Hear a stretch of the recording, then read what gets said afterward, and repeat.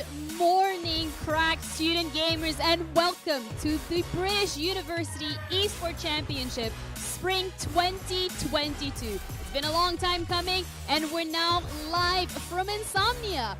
We're back bigger than ever. We have so much going on here.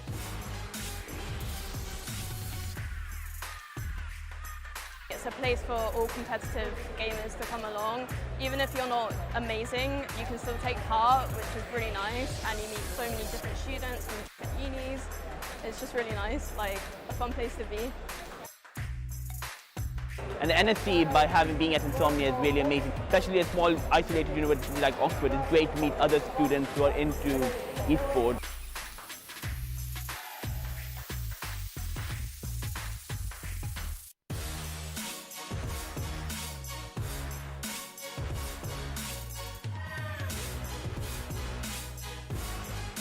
So we've got a spectator area where the student communities come and they're meeting up for the first time in probably 2 years, getting to watch the finals, and then we've also got the teams on stage playing against each other. And then also we've got a student LAN as well, as kind of like a mini LAN in a wider bring your own computer over the weekend.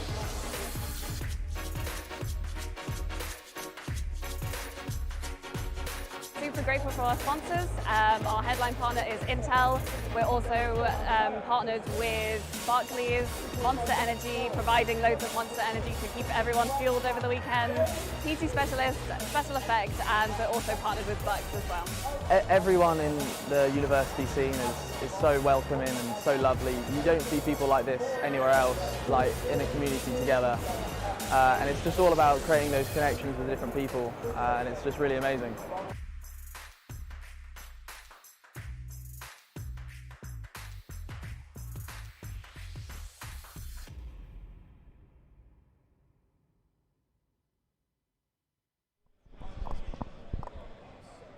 Good morning, everybody, and welcome to the final day of NSC 2023 here at I-70. Now, this has gone by so fast. It felt like, well, I did start yesterday, but this feels like it's only been a couple of hours, but that's not the case. Unfortunately, today is going to be the final day that we're going to be live, but that also means that we're going to be crowning our final winners of Spring 2023. We have some Splatoon going on today, followed by CSGO, and our final game of today, our final game to close it all out, is going to be Overwatch. But before we even head into what we can be expecting today, let's do a little rewind. Let's have a look at what's been happening over the weekend, because everything really started on Friday. We had some Rocket League, and I have it written down here because we have actually quite a lot of winners. So when it comes to Rocket League specifically, UAE Dragons were the ones to be your Spring 2023 champs. We then have UCL Unicorns as your women and non-binary Valorant champs for Spring 2023. Nottingham Trent took it in a nail-biting series as well, and they're your Valorant Spring 2023 winners too. Exeter, however, yesterday, they had an incredible day. We had R6 as well as League of Legends, and the Uni of Exeter just took both of the titles. I don't know how they did it. I don't know what they're doing over there, but they got it sorted, okay? They got esports under lock and key, and we're actually seeing them again today, because today we have Splatoon going on. So the format is going to be a little bit different than what you guys are used to. You're very much used to only seeing the finals taking place here live, but that's not going to be the case for Splatoon specifically. We have two semifinals, and then we're going to be finishing it off with the grand finals here. Everything is live. Everybody's already ready, locked in, and loaded. So when it comes to the first semifinals, we're going to be looking at Exeter versus MMU. So again, Exeter here showing up once again, that esports department really coming through. We have our lovely casters that are going to be taking you through it first, and that's going to be Galaxy and Samage. I hope I'm saying that correctly. I hope you guys are having a good day as well. Hey, there we are. Thank you so much, Janira, for that lovely introduction. And hello to the wonderful people of Insomnia, the NSE stream, and the world. Hello. My name is Galaxy, and I am overjoyed to be here to be bringing you some top-level Splatoon action here. And joining me on this wonderful Easter Sunday is the one and only Samage. How you doing? I'm doing great, thank you very much, Galaxy. How's it going, everybody? Good morning as well. We're going to be looking forward to some little bit of Splatoon action this morning. Hope you've all enjoyed the show so far. Oh no, very excited to be jumping into this Splatoon action. I believe this is the first time that Splatoon has been at the NSC Insomnia finals. So this is, a very, very exciting debut for the game. Lots and lots of teams vying for that number one spot. And of course, not just two teams. We don't just have the final for you today. No. We're spoiling you here today because we have 4 whole teams vying for that top spot. We're going to have 2 semifinals. First of all, Exeter Exeserita will be going up against the Manchester Metropolitan Leviathans. Should be a marvelous matchup. And then on the other side, the other semi-finals, Bristol Blowfish and Cambridge Cambrian Explosion will be going head-to-head. I am so excited to see what these teams bring to the plate. And it's not just what these teams can do for the tournament, it's what this tournament can do for the teams, because the team that gets first place in this lovely little single elimination cutthroat bracket will win a qualifying spot for the Nintendo Splatoon UK Championships. They will have a chance to put their name amongst the very top echelon of players across every range in that championship. So there is a lot on the line besides just the glory here today. Absolutely, yeah. There's only 8 qualifying spots for the UK Championships, and one of them will be played for here today in this grand finals of the NSC event. So far there have been many teams from different universities competing, qualifying for this event, and these are the top 4 that are here today playing in the semi-finals and hopefully the finals as well. Certainly. And so we've got our first 2 teams vying to get into that final. Exeter, the Exeserita team, DB, Spore, Rue, and Seb be going up against the MMU Leviathans, Alf, Placeholder, George, and Oinon. Now, like Gennaro rightly mentioned, Exeter have been on somewhat of a tear for the previous 2 events. Yesterday, they held all the gold as they took home Rainbow Six Siege and League of Legends. And now they have a chance for a three-peat here with this very, very strong representative in the Splatoon bracket here today. And from what I hear, going through the qualifiers, they kind of tore it up there as well. Absolutely, yeah. They had a very clean run in their qualifiers. Did not drop a single set against any of the other university teams. I'm not sure if these guys actually have played each other in the qualifiers up to this point. But as I mentioned, yeah, Exeserita have had a very, very clean run. We've seen them there as well. We have, I believe that's DB on the far right, Spore in the middle, and the other 2 on the left as well. These guys so far have not lost a set. So that I would, I'm not a betting man, but if I were to put my money on it, these would be the favorites to win today. No, certainly these guys have carved out quite the reputation for themselves in the qualifiers. And so despite the name MMU Leviathans, they seem to be the David to Exeter's Goliath here today. They are still absolutely within a shot, though. Do not count these guys out. They've knocked off goodness knows how many other teams in order to be able to secure this spot. So do not count these guys out. I see the wonderful Kenny there in the background. Shoutouts to Kenny, my boy. Absolutely, yeah. Alf, Placeholder, George, and Oinon. That team, they will be looking to... if you take out Exeter in this bracket, then whoever you're going to be facing in our grand finals, they're going to be terrified of you. So certainly a... Perhaps, despite MMU being the Leviathans, Exeserita might be the white whale here for MMU. If they can take down this big target, that will lead big credence to them going into this grand finals. And no, I'm very, very excited. But one quick thing to note before we get into this set. So this is going to be a best of 5 between these 2 teams, but it's not going to be just a best of 5 map, because the first game will be the best of 3 maps, I believe. Sandwich, can you tell me more about this this format we got cooking up today? Absolutely, yeah. It's quite a unique format. Most tournaments don't tend to run this, but it's a good way of incorporating all the modes in Splatoon into one big fat set right now. So what we've got is a best of 5, as Galaxy said. And what we're starting with is a best of 3 of Turf War. So the game 1 is a best of 3. So say, for example, let's say if Exeter win their first match, they win Turf War Wahoo World, and then they win Turf War on Mincemeat Metalworks. Those 2 wins will count as game 1, and the remainder of the set will be played out as a standard best of 5 with Tower Control, Rainmaker, Splat Zones, and Clan Blitz. So bear with us for the moment.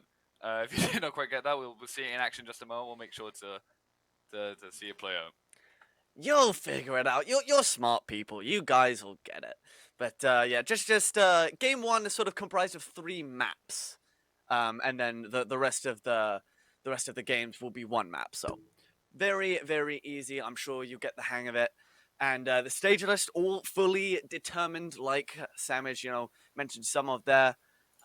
Turf War will be kicking us off for game 1, and then with a variety of maps, then game 2, Splat Zones at Inkblot Art Academy. Game 3, Tower Control at Manta Maria. And then if we continue on to game 4 and 5, that'll be Clan Blitz in Eeltail Alley. And game 5, the Rainmaker in Undertow Spillway, my personal favorite. So I'm definitely holding out for a game 5 here. I love me a bit of Rainmaker. Yeah, Rainmaker game 5, definitely a very, very tense situation, quite a volatile mode. So that could be very, very entertaining if we do get that far. Otherwise, I'd imagine both of these teams have been pretty well practiced in these maps. They're aware of them for the last few weeks, so they know what to look out for. Especially Turf War as well. Not a mode that all competitive players play particularly often. So we'll be seeing these teams' experiences in that immediately. No, absolutely. It's a great way to sort of, test the adaptability of all of these players to, these to this new sort of this game mode that they might not be as experienced in typically, but it is essentially the base function of Splatoon. It is the the most standard method of playing. Whoa! 4 rollers! Oh my goodness! 8 big swings. Okay. Holy moly, what a way to kick off the stream. Here we go then. Excess Arena versus MMU Leviathan. Kick it off in style. We're painting all of the backlines. So this is definitely going to be the slowest rollout of all of the modes because all of the paint counted on the floor matters. Both of these teams are starting to meet in the middle and we are spraying paint all over the place. I know for a fact this was Sports Ideal. We are swinging big as we see the first ink back coming out. That's going to slow down the paint output from Excess Arena. All these explosions from the ink backs. Here comes another one. Ooh, 2 from MM Device. Already going down. Oh my goodness, just yet sucking up that wall as well. Get it into the 4th ink bag in the deep. Oinon trapped in the corner, nowhere to go. And we just got a little bit of coverage right at the back, but Zion just pushing over as placeholder, trying to push forward, create a little bit of space. These walls, by time, allow you to build up that ink, cover as much ground as possible. But, okay, we got another ink back charged over here. Gonna have to pop that immediately to buy time for the respawns. Oh, just trying to slow the approach a little bit. We got an ink back on top of an ink back. Oh my goodness, the ink back can absorb the ink back explosion. That's crazy. Yes, it can. There's very little in this game that ink back cannot absorb. There's another one on top mid here. It's going to completely lock out MMU Leviathan getting into mid. They have their back cleaned up really, really, really well. We see Seb here doing the same thing for Excess Arena. Very important to the force. If you're just forward, if the enemy team have that and you don't, that could be a pretty big advantage for the final percentages. So we see now that Excess Arena being pretty aggressive, pushing up to their plat as well, getting the kill on the right side, and MMU Leviathan are in danger, and it's going to take a lot of effort for them to get out of this match ball. Yeah, I'm starting to paint the high ground as well. When you're not safe on your own high ground, then it's looking pretty dire in this first map for MMU Leviathans. The ink back keeping them locked down on their own high ground, pushing all the way in. A minute left on the clock. We're going to have to see something pretty special here from the Leviathans in order to buy things back. Well, I will say one thing I love about Splat Zones is that we get to hear we get to hear the final minute tune, which is always my favorite part of playing. I know, yeah, it is very, very sick. I love this tune. I've actually heard it very, very little in this game. Not played much Turf War myself, but as we see here, Spore is going very deep in S4 right now. It's a little big swing 1v1 going on bottom right. It's not going well for Onion there. So it looks like Spore still deep in S4, setting up a pretty solid spawn camp. I think he's been there for at least a minute. Yeah, just chilling, setting up the camp, got the campfire, got the warm drink out, and just enjoying some fun campfire songs. just having a grand old time. Here we go, a bit of a push. Last few seconds, Leviathans perhaps with a chance to punish this swarm camp. That ink bank running out as well, but the high ground secured. Placeholder goes down. 5 seconds left on the clock. Surely not enough time for Leviathans to be able to bring this one back. It's a massacre. Rollers squeezing in from either side, and map 1 of this first game definitively in the hands of Accessorita, 63-25. Yeah, some signs of life there from MU Leviathans in the end, because that was a pretty solid spawn count from Accessorita for the majority of the game. Take a bow, gang. Take a bow. Oh, fantastic. They've all got matching emotes. In fact, 3 of them have matching jump as well. I don't know if you noticed. That's powerful, that is. Yeah, definitely a statement there. It goes to show that they're much more in sync than perhaps their opponents may or may not be. So, some signs of life, as I said, from Manchester, but yeah, definitely need a little more work to get past Accessorita in those last couple 30 seconds. At the end of the day, Turf War, some of the most important moments in Turf War is that last 30 seconds. And that's when they show most of their fight. So we'll see it going into this sort of game 1.5 of game 1 now. Yeah, there you go. First map secured. That means Accessorita are halfway through to winning this first game. MMU, they've I wouldn't be surprised to see a loadout switch. To be honest, I was quite surprised. I think we were all quite surprised when we saw 8 massive rollers just all splop down all at the same time, 4 on either side. It was very entertaining, mind you, but I would perhaps, imagine that we might see a loadout switch of some kind, perhaps a range advantage might be in the minds of MMU. But we shall have to see as these players prepare to lock into the second map of Game 1. Going to be heading on down to Flounder Heights, if I'm not mistaken. Flounder Heights, a really cool map that recently added in a update only a month ago. A map all the way from Splatoon 1 back in 2015. So maybe some players some of these guys have played Splatoon 1 before. I know Spore has. I'm unsure about the rest, but they have. So there'll be a little bit of extra added experience there from playing that game. And yeah, so the Flounder Heights, really cool map. A lot of verticality. So if there's weapons like Sloshing Machine, Tri-Slosher, they have a big advantage being able to shoot over walls and over those surfaces. So may see that again, or we may just see 8 big swigs. You never know. That would indeed go hard. That would be quite exciting. But yeah, no, not quite your Moray Towers, but definitely still range and arcing projectile shots might be the name of the game. Stepping into this second map of the first game, MMU still with plenty of chances, in fact, to make their mark. Of course, this Turf War. This best of 3 maps to secure the first game sort of allows teams to take more time, figure out what works, figure out how the opposing team likes to run their game. As we see Accessorita stepping up in the yellow and MMU Leviathans in the purple as we step into game 2, map 2, I should say, of this first game. Okay, yeah, we're actually going to see the reflux coming out from Alf, a really, really popular Turf War pick. Paints excessively well, and it has those kind of missiles that force people to move. And we're going to start off electric here. The T-Tech already going down on the side of MMU. And the missiles are coming out as well. The missiles coming through real quick. Oh wow, bit of a swap of positions there. Oh, the Splatana, or rather the Blingzer Roller coming through straight away. As Exeter are pushing straight into the low ground. Oh, George getting jumped down upon. This Blingzer Roller is causing so many problems, just about hanging on a thread of life.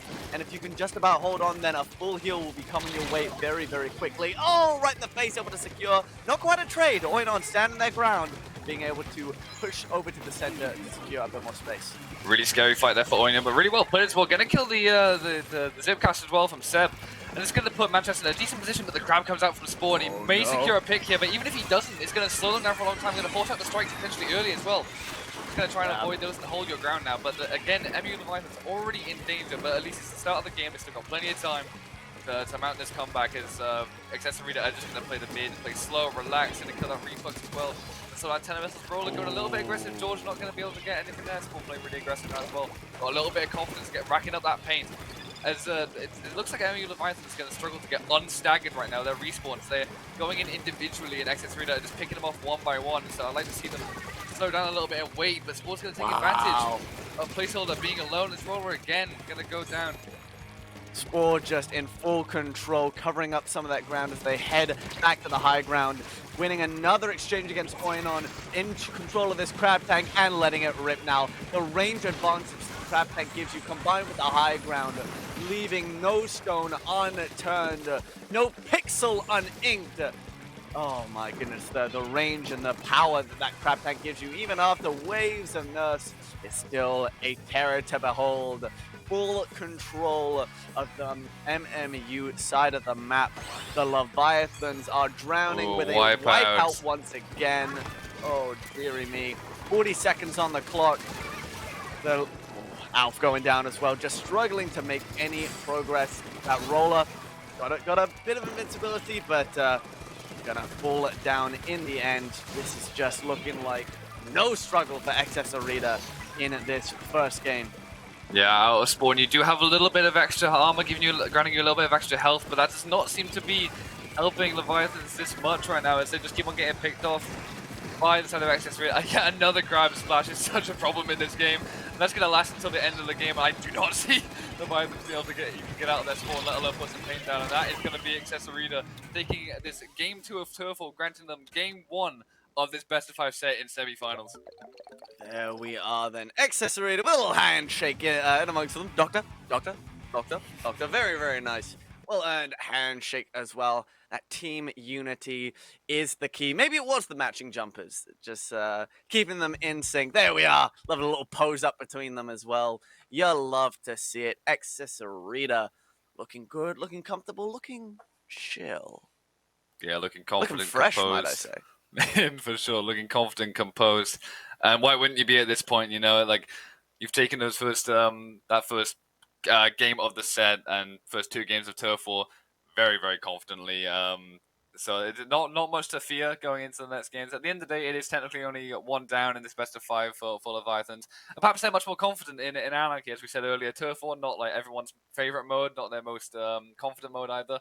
So yeah, especially as well. XS3 had a really strong composition for that mode. A lot of good paint output. The splash, best weapon in the game, best weapon in Turf War as well.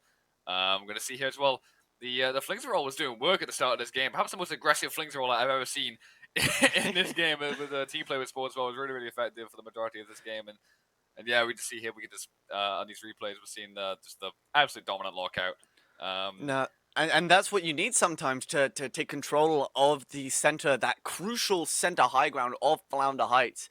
If you have that aggression, that high pace, you're able to get in there and secure that high ground. Then if you have the right composition for securing that for holding that high ground, I should say, once you secure it, you've won half the battle. So definitely gorgeously executed composition and game plan from XS Arena. But if you're MMU, wipe that out of your minds, clear that away, clean slate, because Game 2 is just around the corner at Ink Blot Art Academy. Plenty of time to take control of those splat zones. That's the game mode we're going to be moving on to. So, splat zones, of course, you've got your big zone in the middle. Just cover it with ink and it's yours. And if you've got control of it, then your timer ticks down. Once your timer hits 0, then bang, that's the lot. We're going to be seeing a sort of a similar game to Flounder Heights here as well, like with the verticality of that pillar in the center of the zone. You can see a lot of people abusing holding that high ground as well when they have the whole of the zone, and placing, let's say, a crab tank on that position is really dangerous, and it will basically just hold back the enemy team for the entirety of that crab tank, which I believe is a standard 8 seconds without a special power up. So, yeah, that's going to be really impactful. I don't see someone like Sport switching off the splash at this point. No. And we're probably going to see similar comps here as well, just the kind of thing where it's like, oh, you know, it's paint, right? So, yeah, we're going to see the Explosion switch from Rue here, and the Nautilus and Wiper coming out from enemy Leviathans. Interesting picks. All right, now here we go. No wasting time, no paint in the ground. We are making a beeline straight for that center splat zone as we get down into the action. XS Arena looking to take control. They've got 2 on that middle central high ground, and that could be crucial as a couple are going down on the right-hand side. Alf being taken out first, and then isolation on the right-hand side. Full 3 picked off to kick things off, and a quick retreat from the 4th. They're not going to be able to get out of that easily, though, as the sensor picks them up, and now the high ground already being taken over by XS Arena. Wasted no time. Planesholder hits the deck, and what a start for XS Arena. Oh, that is a really big kill from Onion now. I was thinking, like, Spore had the crowd tank. He was about to be in an incredible position. They can hold for a very, very long time. They do manage to get him out of it, so they're going to avoid that crowd tank with the Zipcaster. He's going to come in and stall at least, and just a little bit more than the stall as well, going to secure at least 1 kill. So going really aggressive, but the stall gets that one too. Really well played Zipcaster there. As MMU Leviathan is going to struggle to get on Staggered. Viper is in, going to try and get some stall, but it's not going to happen. Onion is first out of the spawn. Spawn's already on her, just not going to let them breathe at all. This timer is counting down so quickly, only 15, 14, 13. Strike Strike's coming out, not on zones, that's not going to stall for any extra time. Seb again is going to get 2 down, and I do not see this going any other way. 2-1, and that is game 2. Dealt with. Very, very nicely dealt with, and that wasn't any wild overextension by any means. Sure, you had Spore and Matthew Fox, you know, I believe Seb going in deep, securing that high ground, but DB and Rue were both sat back in the center, just in case anything went wrong. They were in full control, in the perfect position, ready to counteract in case anything went wrong. Just the positions, the coordination, everyone played their role to perfection, and the game plan coming through and bagging XS Arena game 2 on the verge of securing a very, very impressive victory heading into grand finals. I'm actually really impressed with the level of team play from these guys as well. They haven't been playing with each other for particularly long, but they take fights together very often. We saw at the start of that game, they moved in together, and they were picking off each individual player from Leviathans just as a unit. You know, we see here there was always 3-on-1. There we go. So we see from, especially between the 2 aggro players, Spore and Seb as well, there was a lot of good team play from them. And to keep up with that, Leviathans really need to do the same kind of thing. I found them very spread out. Their timings are sort of they're just sort of different, where especially at the beginning, George, the roller, was sort of lagging behind the rest of his team, and it resulted in them, you know, getting picked off 1 by 1 and then not being able to recover for the remainder of the game. Exactly, Leviathans, just each sort of individual singular Leviathan swimming out on their own, but XS Arena, they were the swarm, banding together, picking off each mighty target 1 by 1, and that swarm gameplay was what secured them a very, very impressive second game.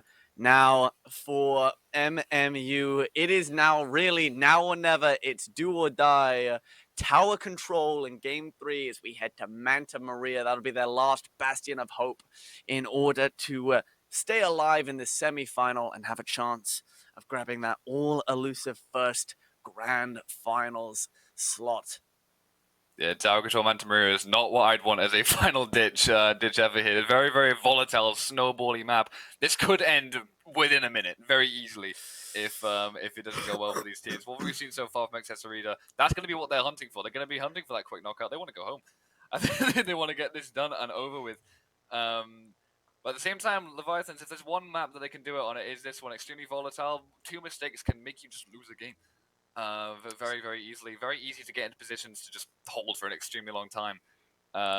Especially with these very aggressive weapons on both sides as well. They can both definitely do it with the compositions that they hold. Certainly. Plenty of potential here for MMU to be able to bring this back. They know what they got to do. Just sort of band together, keep an eye on who's getting hunted by the swarm. And if one player is getting focused, you can sneak in behind the other. Do not get picked off out on your own. Here we go then. Tower control. Let's take one little look at the loadouts here. Range advantage. We're going to see the Aerospray out here. Okay, we're going for some unique weapons. Flash Blast on Tower Control, very, very, can be very impactful, slowing down checkpoints. And the very quick Brio Bomb from the Aerospray as well. Again, probably idea of just slowing down the tower. It seems like they're going for more of a strategy to sort of playing not to lose, I suppose. We're going to see a very aggressive opening again from XS Arena. Not going to quite Here we go. but once already going down. Yeah, there you go. 1-for-1 quick trade there in the center. Got to charge forward there. Oh, hang on. George getting taken down by Rumat's Fox with a jump in. Now sneaking onto the side. Look at the flanking maneuvers. Heading in right round the back. The tower in control of Accessorita, I believe. Yeah, here we go. Rue manning the tower. DV just getting on top of that as well. Spore just throwing in at these bombs time after time. George trying to power up the Booyah bomb, but gets splattered by that ink stamp. High ground getting Mert coin on, going down as well. There we go, bit of control, placeholder, securing that high ground. A little bit of fight back from the heavy splatling here as well. Holding this Spore Mass, really valuable position to be on. Unfortunately running out of ink, so they're going to have to drop down. As this tower is still ticking down, still got one more checkpoint to get through. The airspeed going down, that's going to be no Booyah on the Cassius again, but he's not having it. There's only one player left. It's going to be a massive clutch here, but I don't see them doing it. Rue is on this tower holding it, has not left this entire time. There we go, quick knockout within a minute, as I said. That's going to be Accessorita. A very swift 3-0. That took about, what, 10 minutes? No, that's powerful. That is the synchronicity. That is the control and the game plan. As we see these 4 cheeky little gamers take a bow, handshakes in real life, and they're all posing up. They're confident, and they are holding a very, very impressive and well Accessorita executed victory of the MMU Leviathans. MMU, they fought hard to get here today, but in the end, Accessorita just had the preparation, had the plan, and when it came down to it, it was no struggle. They're going to be taking down the big Leviathans, Accessorita, in the grand finals. And very, very soon, they're going to be finding out who they're going to be facing in that grand finals. As with this very same map setup as well, Bristol Blowfish will be next up, taking on the Cambridge Cambrian Explosion, which I will be very, very excited to see when that happens. But for now, commiserations to MMU. They fought their heart outs, but Accessorita just too strong in the end. Absolutely, yeah. It's they played well. They got here all the way to semi-finals up to the top 4, but Accessorita, they were just on something different today, you know, and have been for a little while. I do feel bad for any team that has to face them in grand as well, because that's one hell of a statement. Oh my goodness, yeah. Imagine watching that if you're Bristol Blowfish, Cambrian Explosion, you know, sitting in the wings watching that. They're just like, so yeah, all right, then. If we even win our first set, we're in for that, you know. But it's at the same time, so yeah, I'd be as far as MMU, I'd be pretty happy with that. Getting here all the way and then losing to the favorite to win. You know, it is what it is. You know, you just gotta look your wins and move on. GG go next. Yep. Well, and we will be going next as well. Congratulations to Accessorita as they move into grand finals. But I believe we'll be heading on to quick little break here. But we're throwing to a quick little interview, in fact. There we go. We got some words from the wonderful Accessorita as we get to hear from them what they have to say about that very, very impressive victory. Let's throw it down. I can see myself on the screen. Thank you, Galaxy and Soundbase. We're here with Spore. So first of all, congratulations. You're here on LAN. Is this your first time? No, this is my 3rd time going to a Splatoon, and I went to one like right before COVID, and then right at the end of Splatoon 2. So this is the first time that I've played Splatoon 3, like on a LAN basically. How has been the experience being here online? I mean, there's people sitting here watching, people cheering for you. You guys are here as, you know, a whole team. What does that do to your performance?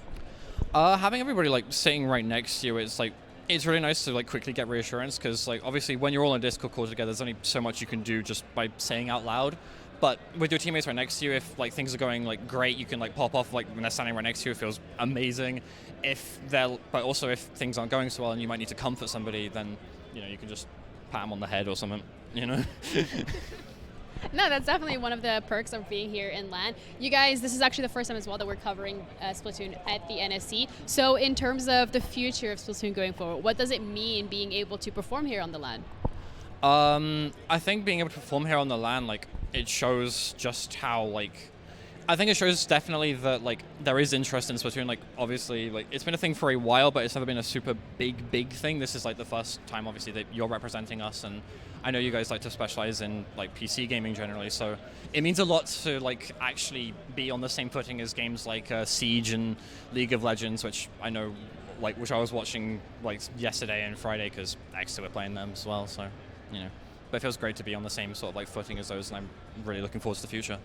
Yeah, a bright future ahead, hopefully so. But another game that's coming ahead is going to be Bristol against Caribbean Explosion. Looking at both of these teams, how they've played, how they've got here, who are you looking forward to playing in the finals? Honestly, whichever one of them wins, I'll be looking forward to. I really want to play Bristol Blowfish, though, because they have Matt. The last time I played at a Splatoon LAN, Matt beat me. I want to beat Matt. That's it. Well, there's a little bit of a rivalry brewing in that case. So he did beat you the last time. Coming into this, is there anything that you've taken away that you think you can use maybe against him, a little bit of a strategy? Well, we played them in week 2 of the online qualifiers, so we learned a few things, like picked up a few things from playing against them then. They didn't actually have Matt that week though, but I've played against Matt like multiple times over the years, so you know, like it's about like combining that knowledge, and I think we can do that effectively enough to, you know, at least put up a good fight. Well, thank you so much for taking the time for the interview. It was absolutely lovely speaking to you. We're going to be heading over to a break. We'll be back with our caster star. It's going to be Galaxy once again with Cambridge. So guys, stick around. Good morning, crack student gamers, and welcome to the British University Esports Championship Spring 2022. It's been a long time coming, and we're now live from Insomnia.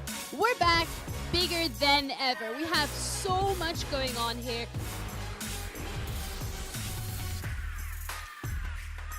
It's a place for all competitive gamers to come along. Even if you're not amazing, you can still take part, which is really nice, and you meet so many different students from different unis. It's just really nice, like a fun place to be. And the NSC, by being at Insomnia, is really amazing. Especially a small, isolated university like Oxford, it's great to meet other students who are into esports.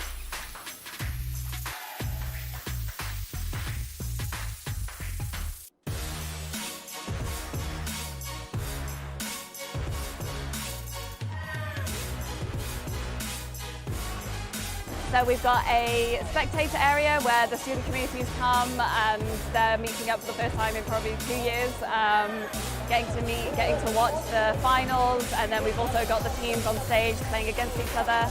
And then also we've got a student LAN as well, as kind of like a mini LAN in a wider bring your own computer over the weekend.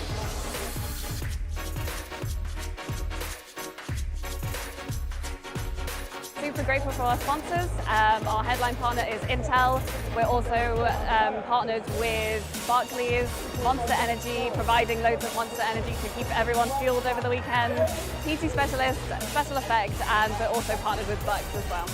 Everyone in the university scene is so welcoming and so lovely. You don't see people like this anywhere else, like in a community together.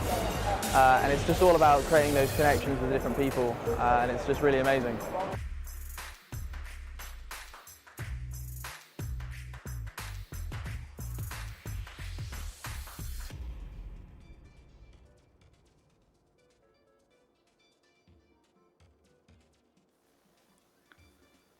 Boom! And we're back. Hello, everybody. Hello, Splat fans, one and all, on this wonderful Easter Sunday. Hope you're all as excited as I am to get into this second Splatoon semi-final. I'm so sorry.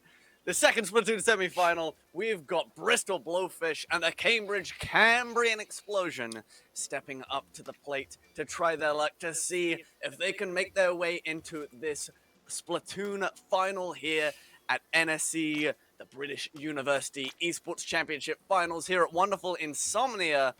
And what we've just seen before that little break there, Exeter Accessorida making short work of the MMU Leviathans. Whichever team makes it through this second semi-final will have a tall task ahead of them, but they've got to focus on the here and now first. Bristol Blowfish and Cambrian Explosion. Be very, very excited to see what these two teams can bring to the plate. And Sandwich, let's once again go over this rule set. Of course, we're going back to game 1, and we're going back to a best of 3 maps in Turf War. Absolutely, yeah. We're going to be seeing the same maps that we just did in the last set, but if you're just tuning in now, there is the way that this set will function is that it's overall a best of 5, but game 1 will be determined by a best of 3 of Turf War. So the first 2 Turf War maps will be having Mincemeat Metalworks and Flounder Heights. Say, for example, Bristol Blowfish win both of those maps. That will count as their game 1 win in this set, and then we'll be going into Splat Zone, Tower Control, Clan Blitz, the usual works for those modes from there on. Certainly. So plenty of time and that best of 3 of 3 maps in this first game to, establish some strategies, perhaps try out something new. Plenty of time to gather data information and solidify your strategy heading into the more conventional modes in the following games of the series. And Bristol Blowfish, they've definitely got big shoes to fill after. I mean, both these teams got big shoes to fill after that Exeter performance. But very excited to see how they do up against one another. Is there any sort of particular player on either one of these teams that you think are the one to watch in this upcoming set? Absolutely, yeah. If you just saw the interview a moment ago, Spore made specific mention of Matthew Fox Ninja, player from Bristol Blowfish as well. A little rivalry between those two. They've played multiple times on LAN. Definitely those two are the star players from this whole event, as far as I know. The two more like higher level competitors that have a lot more experience perhaps than the others. Especially as well, but especially Ninja is an excellent in-game lead. He's also very, very good on LAN, very, very loud player. And he's very good at essentially telling his teammates what to do, because he's got a very good game sense understanding of what the do's and don'ts of this game with the amount of experience. So yeah, definitely watch him as well. So not only is he good individually, he's good at making players perhaps who are less experienced bringing the best out of them, so to speak. So yeah, it'll be really interesting to see him play against Cambrian Explosion now as well. Certainly, yeah. It's so valuable to have leadership qualities. Especially on being on any team, but especially in a game as high-paced and as volatile as Splatoon is in general. That you get taken out so quick, you respawn even quicker, and sometimes you're just not quite sure what to do with yourself in those crucial moments. But if you have someone in your ears going, all right, you got to be here, you got to be there, you got to be wherever I'm telling you to go, and you got to be doing exactly this, that, and the other, then that can really sort of provide inertia to just sort of your raw instincts as a player. And that can be just invaluable. So Bristol Blowfish will be looking to rally behind the leadership of Matthew Fox Ninja going into this set. It is worth mentioning as well, it's quite a pressure position to be the quote-unquote best player in the lobby. You're expected to be the best, you're expected to know the most and play better than not only the enemy team, but your own team as well. So yeah, it's a very, very high pressure role, but I'd imagine we can see him deliver today. Literally just noticed the Maril, Azuril, and Azumarill plushies. Look at them all just chilling there, cheering on the Cambrian Explosion. You'll love to see a mascot or two. Or 3 in this case. A few little guys. Or 3. Yeah, they're just chilling there. Appropriately water type as well. Just ready to chill with the fishes of the Cambrian Explosion. Oh, we got Whooper there as well. Big Whoops. Chilling out. Fantastic, Big Whooper fan myself. Yeah, who isn't, let's be honest. It might give him a little advantage here. Have a little bit of I don't see any of that kind of support on the side of on the Bristol Blowfish, so. True, if you haven't brought the plushies, there it is. Absolutely plushless. Disgraceful. There we go. Yep, no, I'm calling now. 3-0 sweep. Blowfish don't stand a chance because the Cambrian Explosion, they have brought the product of the Cambrian Explosion, the early life in the water. That is what the Cambrian Explosion was, I believe, just sort of the initial sort of growth of sea life as we know it today that would eventually evolve into land creatures and eventually then humanity, which is kind of appropriate to sort of the Splatoon lore as well, actually. If you think about it, for those of you who have played the sort of alternate story mode of Splatoon 3, there's sort of a lot of that sort of evolutionary kind of information in there, which is just sort of very exciting. So thematically, Cambrian Explosion, they are on point right now. So they've definitely won me over. I don't know about you lovely people at home, but they got me on board. I'm rooting for them. Absolutely, yeah. They do have the, let's say, thematic advantage here. As we know, squids in this game, ironically, not a big fan of water. So I'd imagine that is true. They that would is struggle true. against our Whooper water gun. Paint is their water. It's complicated. It's complicated.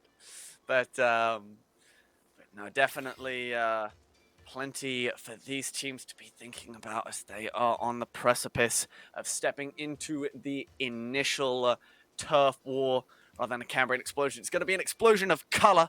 Both these teams will be looking to just cover that initial ground.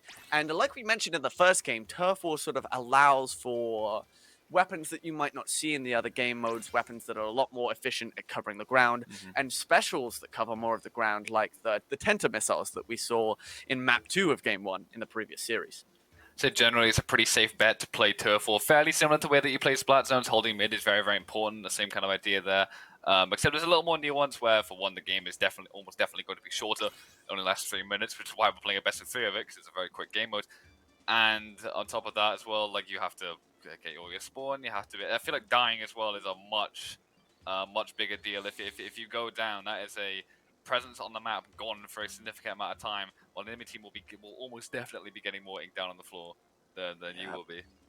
Team uptime is absolutely crucial. The amount of players you have alive is your acceleration, effectively, in covering the ground. And if you lose one player, that's a quarter of a foot off of the gas. And you need to be full pedal to the metal every single step of the way in order to take control of a turf war. It's no easy thing. And Blowfish, Cambrian Explosion, both just taking a second, making sure they've got all their strategies in place, making sure that all of their plushies are positioned correctly. Got to make sure I have you there. That's why I got my fox on the bed. Just, if I wouldn't be able to commentate right now if that fox wasn't there. I'd be like, all of the plushies need to be aligned in order to fully become your best self. Very crucial. Yeah, I got my mascot over there on the left. See him, the little bird, Yeah, mango bird, Mango just Bird. chilling on there. Mango He's Bird. been there for so long. He's been doing that show for like a year now. Let's go. So mascots are important. They're great. That keeps the morale up, I believe as well. We're looking to look at the rosters here for both teams. So this is interesting as well. There's actually 5 players for Bristol Blowfish, and what we're looking at right now is the turf war roster, and one of these players, I believe it's excuse my pronunciation, Daedalus, will be subbing out for Breadstick, I believe. Breadstick. That's the one, yeah. For the Well, Anarchy modes later on. So I wonder why that is. I imagine it's Daedalus probably plays a more effective painting weapon. Perhaps Breadstick plays maybe Charger or something. It's a sniper rifle that's not quite so effective at painting the ground, but is much more effective on modes like tower control or zones even. All right, there we are then. Both these teams lining things up, just securing their strategy. They will be in just a moment. I'm very, very excited to see what these teams can bring to the plate. And of course, once these teams, whichever team emerges victorious, they've also then got to get that information that they would have gathered from watching Excess Arena and MMU play. They've got to convert that into a game plan. So perhaps a little bit tougher for both these teams, whichever one may win and move on to the final. Only one of them. They'll have to have sort of a shorter turnaround between the semis and the grands, whereas Excess Arena, they get this extra bit of time to just secure their strategies, make sure all of their in-game clothing and emotes match as well. Just, Exactly, yeah. Relax, very, very recompose as well. Relax and recompose is very important as well. Whereas obviously the winner of this set will be going straight into grand finals immediately. But at the same time, this is a good way of building momentum. They'll have won the one set, it's like right time for the next one. So they'll keep up their adrenaline and see if they can ride the adrenaline or if they'll crumble to it. Exactly, like a barnacle searching for a ship, you just gotta ride the wave of that momentum, stick on where you can, and give it your absolute darndest shot. And I'm sure both these teams will not be pulling any punches. They fought so hard here to get here, and this is the pinnacle of university esports, to be here on this huge stage at Insomnia in person in this LAN crucible of university esports finest. There's plenty of pressure, but plenty of chance for greatness. You mentioned, the significant LAN experience that Matthew Fox Ninja has. Well, of course, this is a chance for sort of new stars to be forged. This sort of potential raw talent of these players to really come to fruition in this intense environment, and for them to get this LAN experience of their own. No matter which teams win today, all of this will be a crucial experience in not just the Splatoon but the esports careers of all 17 of these players here in this Splatoon finals. Absolutely, So, yeah. And big love to NSC for giving all of these players the chance to be able to have that experience. That's what's so great about this event is that the majority of the players, this will likely be their first proper outing into Splatoon competitive as a whole. Obviously, players like Spore and Ninja have well experienced for the last couple of years, but a lot of the others they'll have started through players like that, through players who have experience. And I know for a fact that Spore's team, XS Arita, they played with someone else without him, and they actually joined Looty Leagues Under the Ink, which was a league that took place at the start of this year. So that was their first outing in a much larger setting, in an online setting as well, which is where Splatoon competitive is most commonly held. So yeah, so it's a big deal. Clearly, these LAN experiences have given them sort of a way in, which can be a lot of people's biggest hurdle with esports. They don't really know how to get started, but this is a good way of doing it, I think. Yeah, it can be very tricky to get in the door. But then, of course, these guys aren't just playing for the experience. I'm talking a lot about the experience, but there is plenty on the line here, because the team that finishes in first place out of these 4 teams here today will earn a ever valuable qualifying spot for the Splatoon UK Championships run by Nintendo themselves. Shout out to the big Nintendo. No, that is certainly not easy to come by, and so plenty on the line to fight for these teams. It's now or never, as the song goes. As these 2 teams, they've got there's a lot on the line. There's a lot to fight for right now. Absolutely, yeah. If any viewers perhaps were watching yesterday, there was the first qualifier for the UK Championships that took place here yesterday. The winner of that was the Flying Dutchman. A relatively new UK team that have been doing things fairly actively for the last couple of months. So yeah, they were fortunate enough to win that. But moving on now, we're going to see Turf or Mincemeat Metalworks again here. Let's see what the weapons we got going on. Here we are then. All right, just a pretty standard layout there for Blowfish, whereas Cameron Explosion got that. Is that a Hydra Spatling? It does appear to be, yeah. Not a very common pick on goodness. Turf War. Definitely risky. I'd imagine this is a weapon that they are most comfortable with. Pretty good at holding the back, but if I'm honest, not much else. As we see, we're going to be a real mess in mid right now. All right, then, yeah, they're just going for full kill power, it seems.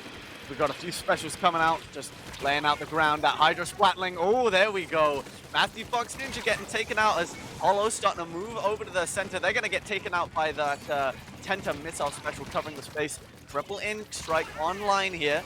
Oh, but never mind, getting taken out trying to climb up that wall. Ahmed with that big, oh, there we go, that Booyah Bomb, but getting answered back with a Booyah Bomb of their own. Ahmed seems to be doing a really good job of holding ground with this Hydra Splatling right now, but gets taken out by Hollow the Tri-Soldier. This is a really aggressive position for them right now, and the Tactical is active. This is an interesting thing as well. In Turf War, Tactical is so strong, as you see there. Going down is not a good thing in Turf War, but Tactical, there's so little risk. You have your cooler active, you respawn in just 1 second, and whatever special gauge you had filled up remains on your respawn. So it's really valuable to have that, as we see the 2 gal has it as well. He can afford to go really active, gets aggressive turf down and die, and it doesn't matter, but it is going to run out just as the Fixer Roller comes out of nowhere and gets that splat. Oh my goodness, that was a jump scare. We need a warning on this stream. Oh my goodness, I was not ready for that one. That flings a roller, bringing in the paint, starting to aggress onto this high ground. It was looking pretty even up until this point, but here we go. The 10 missiles calling in that tactical strike. Might not get out of there alive, but you've done your job. You've covered paint, and you have caused a whole lot of problems here for Cambrian Explosion. They've been blowing up themselves a little bit. There we go, another Booyah Bomb raining down on the high ground. That Hydra Splatling, though, covering up a lot of ground. A Booyah Bomb ready to let rip at any moment. And here we go. Bristol just slowly pushing up onto the high ground. Look at the range on that Hydra Splatling, though. Few shots here and there. 1 minute left, now or never. It's banger time. Here we go. Here come the chomps as well. Don't get too distracted by them. Here come the friends. There's a machine on bottom right just harassing this Hydra. This is where Cambrian Explosion are going to struggle to find a way back in. Their weapons are not, they're very effective at killing, but they're not giving that much else, if I'm honest. They're trying to get that paint down. The tactical is down, that is 2 down on the side of Bristol Blowfish. This does give Cambrian Explosion a route back into mid as they have to, being forced to play more defensive. Holo goes down, but the tactical is active, so they'll be back in just a second. Never mind, but so will these missiles. The Tenta missiles raining down from the heavens, causing problems. Matthew Fox Ninja charging in through the center, flying the flag. They're gonna go down to Holo, but they did their job. The ground covered. 15 seconds on the clock, and another one bites the dust. The Booyah Bomb will be the nail in the coffin. As with only 10 seconds left to go, surely this is Bristol Blowfish's map, locked and loaded in the bag. Nothing doing about that. Map 1 securely in the hands of the Bristol Blowfish. That was a much more interesting game than I feel like we saw the first time without the big swigs.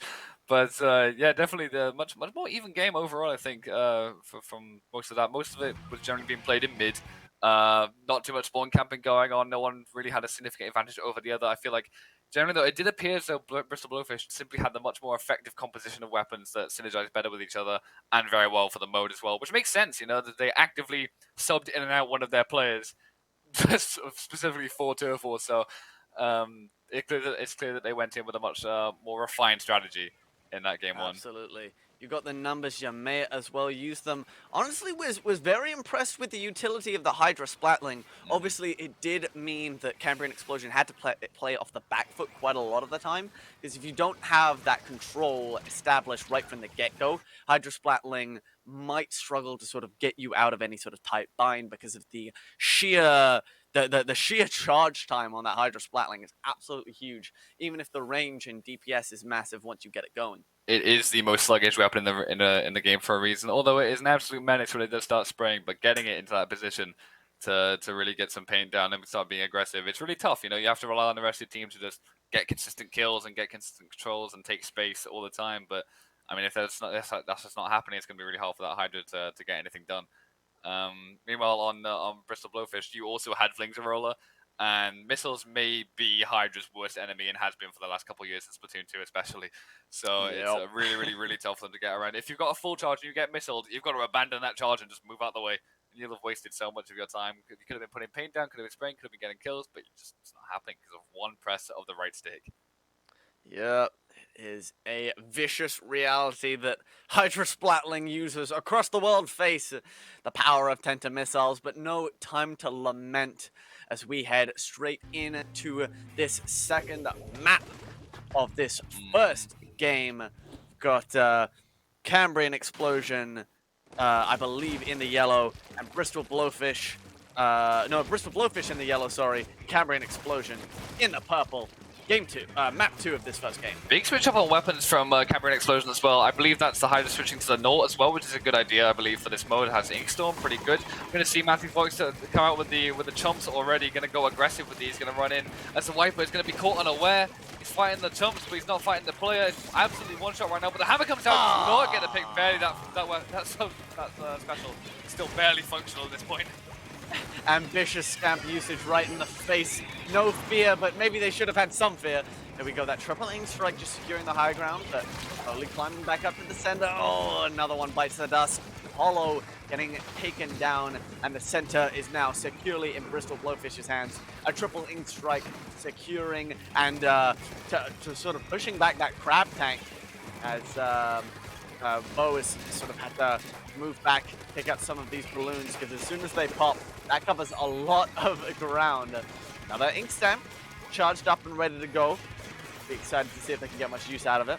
Yeah, we're seeing here Cameron Explosion. Even though they managed to they get pushed back really early, they managed to have a presence in mid and getting that kill on the flank roller really valuable with this on the flank. But here come the chumps as well. Getting a swift double onto Arcane as well. This is really good. Gonna get rid of the chumps. No risk to mute. Here we go. Oh, Ninja getting caught on a web by the stamp. And try and throw that up to the high ground. Look at the amount of work being done on this left flank. Amazing. Really valuable. Here we go. The rain coming through as well. Now hold on, starting to perhaps move over to the center. Oh, gotta get out of here though. Under a lot of pressure. Now remote bomb, and eventually the aggression will fall though. A quick counter kill from Lion. Lion securing that center. It's got that Splatling in hand as well, ready to just rain in the pain. Oh, hang on, that's a Booyah Bomb right in your face. You can shoot it as much as you like. You're not going to be able to take it out. Not quite, no. But for a moment there, Bristol Blowfish were in danger, but they've managed to even it up. So, and they're going into the last 45 seconds here. We've got a very even fight in mid. As I believe that's Matthew Fox again on the flank, trying to get pinned down with his pumps active. But here's a crab tank, sort of very early on the low ground as well. Not a big fan of that. It's going to go down to Arcade the Machine. Very well played, just shooting over the crab, hitting him in the head. Very well done there. As we see here, Ninja is going for the big focus on paint now. Managed to catch Smiley Face there off guard and get one kill. That's going to be a really big pick. So you don't want to be going down in the last 20 seconds. That is an absolutely crucial kill. Hollow gonna hit the deck as well. It was looking so good for Cambrian Explosion for a moment there, but a wipeout is surely gonna seal the deal, signed, sealed, and delivered heading into the next game, because game one belongs to the Bristol Blowfish, blowing the Cambrian Explosion out of the water. Definitely, it's really impressive signs of life there as well from Cambrian Explosion. And managing to get Bristol Blowfish in the danger zone, for even if it was just a split second. So definitely a good shot as well. Pretty fairly even game across the board. But yeah, just again, last 30 seconds in Turtle, man, it's so much more important than the rest of the game. It doesn't matter if you're in danger 2 minutes in. It matters what happens 2 minutes and 30 seconds in, and then 3 minutes in. So the game is not over until the fat cat says so. Certainly so. Shoutouts to my guys, Judd and Little Judd, the cats. I am absolutely in love with the fact that canonically Little Judd is just a clone of Judd designed to be inferior. Yeah, designed to be inferior, but just a little friend. This little guy. He's just a little guy who's finding world domination. Don't worry about it. And every time he loses, he gets smacked. So it's unfortunate. But, forget about world domination. Game one domination. Belonging to the Bristol Blowfish. They were looking good. They were looking comfortable. There was an interesting situation on the flank, just chilling down there with the Splatana Wiper, taking out like 3 or 4 in a row. But in the end, it was just a thorn in the side. And once it was removed, it was plain sailing for Bristol Blowfish, in control of the high ground again for most of that map. Whoever can get onto the hill and sit there is most likely to be comfortable in that matchup. Absolutely, yeah. Maintaining high ground on Flounder Heights is the key to success, because it's really hard to get back into it. You know, if you're not well versed in taking those flanking angles and mixing it up, because people will just catch you out on it consistently. But there was a pretty good back and forth in that game as well. And going into Zone's Inkblot, I'd like to see that again, because this is going to be a map that's pretty difficult to get back in, because you're often pushing back in from high ground, and it's. As a quick reminder here as well, we are subbing out one player Daedalus. from Bristol Blowfish, Daedalus, for Breadstick now. So that must have been, I'm not sure which weapon they were playing, but I imagine it was one of the painting weapons. Yes. Perhaps that's the tactic. In and out with the Daedalus, in with the Breadstick. And, you know, when you've got like a roster like this, when you've got 5, very strong and, confident players, you may as well, have 2 different, sort of strategies in order to get both players to play to their strengths. So I like this from Bristol, just sticking to their guns and having this, plotted out strategy and that roadmap to get to Accessorita in the finals. Yeah, it aligns with what we were talking about earlier with Ninja understanding how to bring the best out of his teammates, obviously understanding where each one's strengths lie. I'd imagine it's like, okay, I know that this guy's going to be good at Turf War, I know that this guy's going to be better suited for the Anarchy mode. So yeah, it makes a lot of sense. We're going to swap him out now for for the remainder of this set after securing that game 1 victory. Oh, and a very impressive victory indeed. But now, forget about turf war. Forget about just haphazardly spraying ink all over the field. Right now, there's only one zone that you got to cover with ink, and that is the Splat Zone at Ink Blot Art Academy. Plenty of painting to be done. I'm sure the Academy will be very happy indeed that for their new masterpiece in the very center of the map. So again, like you mentioned in the previous set, a central high ground that is very, very crucial to control. Absolutely, yeah. As we're going into this game 2 now, probably a little switch up in the compositions, a little switch up in the strategies. Let's see how Cambrian Explosion adapt to what Bristol Blowfish have been putting down.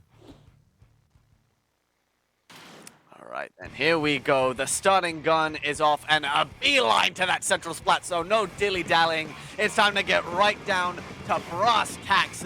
Raining down the paint, and straight away, Matthew Fox into the left. Going to the high ground. Take it out. 2. Lion bites the dust. And another one. Oh my goodness, that is 3 down immediately. Excellent. Matthew Fox takes down 4. That is 4 Little kills dance straight as well. in a row, putting the team on his back. And that little dance as well, really aggressive opening flank, extremely well played. You can tell he planned that. He's like, they're not going to be aware of this, they're not going to know. Immediately, he's going on his kill streak. That is 6. Is it going to get stopped? No, it will barely. It does get stopped. That is 7 in a row for Matthew Ninja as he goes down. But that has put his team in an excellent position as this Carmen on the bottom left is extremely isolated. But at least it's diverting attention from the enemy team a little bit. Yeah, we're already at the halfway point, but here we go with this rain charged up. Gonna get out of the range of that tripling strike, but here we go. The rain gonna start coming down. Tactical on the deck. This is the chance for Cambrian Explosion to be able to make their way in. Ink Strike on deck as well, but the high ground getting challenged once again. Look at the movement chilling on the side of that block. Eventually, Matthew Fox gonna get taken down for his aggression, but he's still forced Cambridge back so far. Finally, they're able to break the control with 12 ticks left on the timer. And here we go, Cambrian Explosion looking to burst into this game and take control of the Splat Zone for the first time. It's weird it could be that strong. Brestly going really aggressive on the Expo. Definitely going to go down to the Carbon there. A little bit overzealous. Probably didn't realize that they were the last alive and their teammates were all out of spawn, but this is clear now. This is where Bristol Blowfish have to unstagger themselves and get themselves back into the game. We see 2 attempting this right flank here. Sheena the Junior gets 1 pick with the Splat Bomb already. This is going to slow down Cambrian Explosion to push now, and the zone is going to get kicked down only to 49. But yeah, it looks like it's only going to be 49 for them for this first push. Still 3 minutes left on the timer, and now that Bristol have taken back the Splat Zone, see the plus 58, 57 below that 12 seconds. They're going to have to get through all of those picks before they count down the main timer. Make no mistake, Bristol Blowfish are very much still in the driver's seat, but it's not plain sailing from here. They've still got to guard for another minute or so before this round is secure. The tactical is out, but the high ground is firmly in Bristol's control. Oh, lovely tactical retreat there. Hollow's going to end up going down. Ink Strike's raining down all of the field of both yellow and purple. But still 10 extra seconds and then 12 after that left to go. It's not looking like Bristol Cambrian Explosion have anything left to offer. 5 ticks left to go.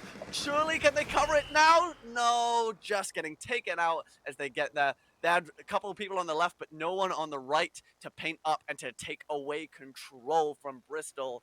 Bristol Blowfish with a very hard-fought W and a lovely piece of aggressive flanking play from Matthew Fox Ninja. Yeah, it was really impressive. A really good idea to go for that extremely fast, aggressive flank at the start of the game to catch Cambrian Explosion off guard. We're going to see it here again. The replay managed to get I believe that was the 3rd kill. Then that was the 4th. He managed to get a really impressive quad kill. 5, 6, and 7 in just a moment here as well with the trade. So a electric opening for Matthew Ninja there. But it looked decent for Cambrian Explosion for a good chunk of that game. They had a decent hold. But unfortunately, I believe that was the carbon roller that went down to a bomb that gave Blowfish just that one opening to be able to get back into the game, though. Yeah, no, just that's all they needed. Bristol Blowfish to just take back control, and once they were there, they just had that much better idea of how to just sit there and maintain that control as well. And Cambrian Explosion, they've got signs of life. They know that they can do this. They are just on the verge of being able to break through this incredibly sort of, well thought through team play of Bristol Blowfish. They just need to find those one or two crucial fights, and that mystical, magical man, Matthew Fox Ninja, has just been causing them all kinds of problems. They can take down that lad, and he's not in the front guiding the troops, then that might be their best shot in order to dismantle the Blowfish as a whole. Stepping into game 3, tower control. Manta Maria, or the name of the game, take control of this tower and ride it to the enemy base. Not easy to do. You need someone on top of the tower in order to keep it moving in the right direction. But both these teams taking a little bit slower time than usual to get to the center, clearly looking to charge up their specials and get those online before fighting for the tower. A slow time for everyone except for Matthew Fox. Again, electric opening, already gets 2 down on the side of Cambrian Explosion, looking for a third, does manage to secure it. He's always with these hyper-aggressive openings from him while his teammate's playing a little bit slower. I mean, it makes sense, man, 52. It's a 2-shot, one of the quickest killing weapons in the entire game. And as he's going deep in right now, going for that right flank, doesn't quite get it, as this second checkpoint even, is about to be cleared. With the bobbler, really good bobbler as well to guarantee that checkpoint, as Arcade is holding off this left side. Tacticooler comes down, but Hollow able to pick that up, not able to cover much ground with it though. The tower is moving further and further into the depths. Oh my goodness, the roller! That's a 2-for-1. Breathtaking and Matthew Fox hitting the deck. Dim gonna go down as well, and there we go. That is exactly what Cambrian Explosion needed. Absolutely, yeah, but that's a big push all the way down to 24, but as we see it, like we just saw how quickly pushes on Manta Maria can happen. So as the Cambrian Explosion managed to not lose within the first minute, which is really, really good for them. Gives them a much fighting chance. The Tacticooler is ready. The beverages are out. People are going to secure that dying. It's no longer a big deal, honestly, as they're going to push it really aggressively. Going to go down to Arcade, as he's going to maintain the control of this bunker. He's just like, it's just spinning with that Zuko. What's he going to do? And he gets the kill! Oh my god! Oh my god! From downtown! That was insane! Trying to sneak a guy on to go down this carbon roller. Oh my goodness, it's doing work right now. Trying to take control of that tower again, pushing it into the depths. Bristol Blowfish on the back foot here. Oh, really well played, maintaining control of the bunker. You know this is an important position that the Bristol Blowfish are going to get to. It's this tower. It's already cleared the first check. Not a hard check to get past, to be fair. The second one, though, is where it's difficult. One already going down. Machine especially can sort of just hold this check forever. There we go. There goes the second. Machine is behind. Waybreaker is out, and they're going to last ditch effort try and get this check, but there is too much time going down. The cooler is out with 2 picks and managed to secure somehow. Oh my goodness!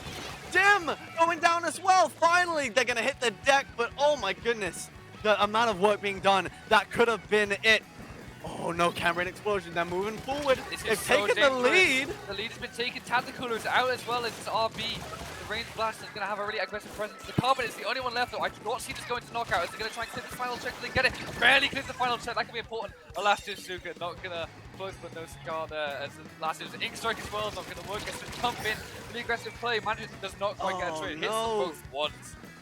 The over-aggression, desperately trying to secure the knockout, might have been the fatal error here for Cambrian Explosion as Bristol Blowfish in the yellow. Sitting on the tower, charging forward. It's going to be easy to get through the center. Now, control of that bunker is going to be what decides how far Cambrian Bristol can get. See if they can take back this lead. Still plenty of time left on the clock, and that tower has not stopped from one end of the map to the other. Someone get onto that tower now! This is looking good for Bristol Blowfish. Excellent. In fact, they did use all their specials a little bit early, but it didn't seem to matter. Their main weapons have been really, really good as well. The tricycle coming out again. That tower is sticking down. Are they going to be able to clear this first check? Yes, they are. Not quite the lead to 9-9. Oh my god! 9 to 10. Oh my god! I can't believe it. Did he get the third? Not quite at the jump. This should be an easy kill for the Carbon Roller here on that jump. That's another one coming in, and they're going to go down. Again. Oh my god, the numbers are piling on. Desperation strikes, just throwing bodies at the tower time after time. But it's still 9 to 10. Just the slimmest lead for Cambrian Explosion. For Bristol Blowfish, they've rallied. They're back in control of the tower. They're coming in for a second bite of the apple. 1 minute left on the clock. but they might be able to secure the knockout here. Not enough purple in sight. 7-9. Bristol Blowfish have taken the lead, and now with 50 seconds left, no, the knockout surely coming. It was so close. It looked so good for Cambrian Explosion on the verge. They had the lead for so long, but in the end, the numbers game for Bristol Blowfish just about secured them the 3-0. The scoreline will read 3-0, no maps dropped. But what an absolute slobber knocker of a game 3. That was such a mess on the tower at the end. That was amazing to watch there. Just the constant jump ins. I believe that was Ninja again that managed to get a clutch triple right at the end. These replays, if we're going to see these replays in a moment, it's going to be an absolute mess of kills. I wouldn't know what to pick if I'm honest. There were so many plays being made on both sides. I was losing my mind at that. That was, oh my goodness. That was absolutely mesmerizing. Cambrian Explosion, Cambridge, pat yourselves on the back because that was a incredibly hard-fought performance. I really hate to see them go down 3-0 because they showed that they had the heart, the fire, and the potential to take at least a game, maybe even the set off of Bristol Blowfish. But in the end, the experience, the leadership, and the perseverance of Bristol Blowfish triumphed. Absolutely, yeah. Well played, the Cambridge there. They managed to, if nothing else, yeah, 100% put on the show. I was going to see these replays here. That double from the carbon, I did not expect that. Oh my goodness, too much action. The carbon roller, that was just such a, whoa. Oh my god, the 720. The 720 no scope with the trip, like the Trizuka. That is a clip for the ages. You may not have won the set, but you took a clip home with you. Look at the absolute ink bath. This is ridiculous. Yeah, we saw it there. Just the tail end of Matthew's rampage in the street of Manta Maria there, on the side of what's it, Cambrian Explosion. Yeah, it's a lot to deal with, man. There was the constant jump. It's extremely aggressive play because at the end of the day, both teams were playing 4 Slayer weapons. It makes sense. They were all running stealth jump. They were all playing really aggressive. They were all constantly jumping back in. One team even had a tactical, which directly encourages that kind of play style. So, yeah. And that tactical sort of provided them the bodies to throw onto the line. In the end, it wasn't enough. Bristol Blowfish taking the dub. And who do we have but none other than Matthew Fox Ninja on the line, ready for a quick interview. Let's throw it down. Thank you, Galaxy and Sam. That is absolutely correct. We have Matt here. We've already heard a little bit about you from the interview earlier. So coming into this, being on LAN, how does it feel being here? Yeah, it's nice. It's fun to be back. 'Cause there's not really been many LANs for a while, you know. But it's really fun being here. It's been a lot of good. Yeah, it's been good so far. We spoke a little bit earlier as well, before the interview even went live, about the fact that you have the LAN experience, Sports has a LAN experience, but the rest of your team doesn't actually have it. So what was it like for them to be sitting here? There's a crowd in front of them, there's people cheering them on, there's a lot of noise. I don't know if you guys can hear, but there is a lot of noise. I mean, yeah, it's kind of a lot for them because the first time playing a LAN, it's different from online. Like, it's very different from online competition, but they're all adapting really well. They're all playing really great, so I'm really happy about that because a lot of people, no matter how good you are, struggle first time on LAN, but they're all really holding up, so I'm really happy about that. Okay, I'm happy to hear. I mean, it was a really quick 3-0, and we've kind of seen the same similar fashion from Exeter earlier today as well. So you guys are going to be playing against them. I saw you guys sitting on the benches earlier when they were playing. You've watched the game. You know what they're doing. So how are you feeling going into that? Mate, we're actually going to clap them. Like, I've played against Spore so many times. He's kind of free for me at this point. Like, I've played this guy in August last year. It was 3-2, 3-2. It really wasn't that hard. So I'm expecting to do the same here today. I heard him chatting about me earlier because he's my biggest fan. But yeah, we'll have a fun time and we'll clap Spore. It's going to be really funny. They think we're better. They think they're better because they beat me. They beat us when I wasn't playing, but it's going to be different now. Okay, you're playing. I was going to ask you for a final question if you have any final words you want to share with your opponents, but I feel like you've already done that. So instead, do you have anything you want to share with the fans at home? Thanks for supporting us. I don't know, Bristol's not been a NSE thing for a long time, so hopefully we'll bring a win home for you guys. Fingers crossed. Thank you so much for the interview. It was absolutely lovely. We're going to throw to a break. We'll be back with the finals, again with Galaxy and Sandwich. Good morning, crack student gamers, and welcome to the British University Esports Championship Spring 2022. It's been a long time coming, and we're now live from Insomnia. We're back bigger than ever. We have so much going on here.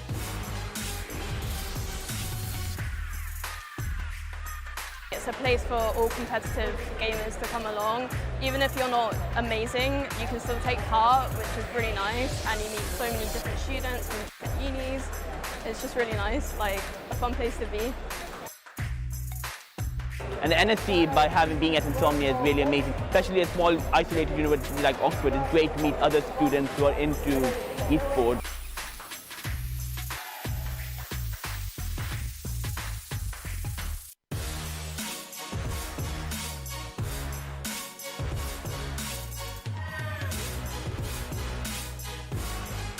So we've got a spectator area where the student communities come and they're meeting up for the first time in probably 2 years, getting to watch the finals, and then we've also got the teams on stage playing against each other. And then also we've got a student LAN as well, as kind of like a mini LAN in a wider bring your own computer over the weekend.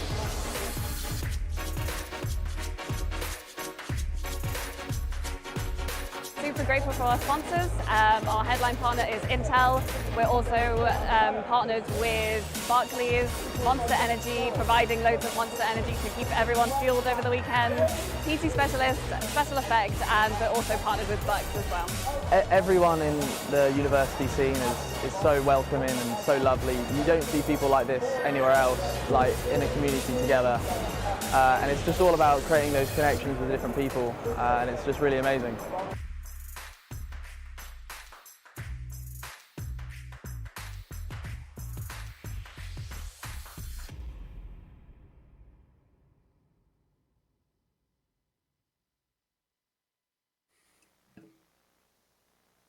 Bang! And we're back. Hello once again, lovely people around the world, people in the Insomnia venue, and viewers of the NSEGG Twitch stream.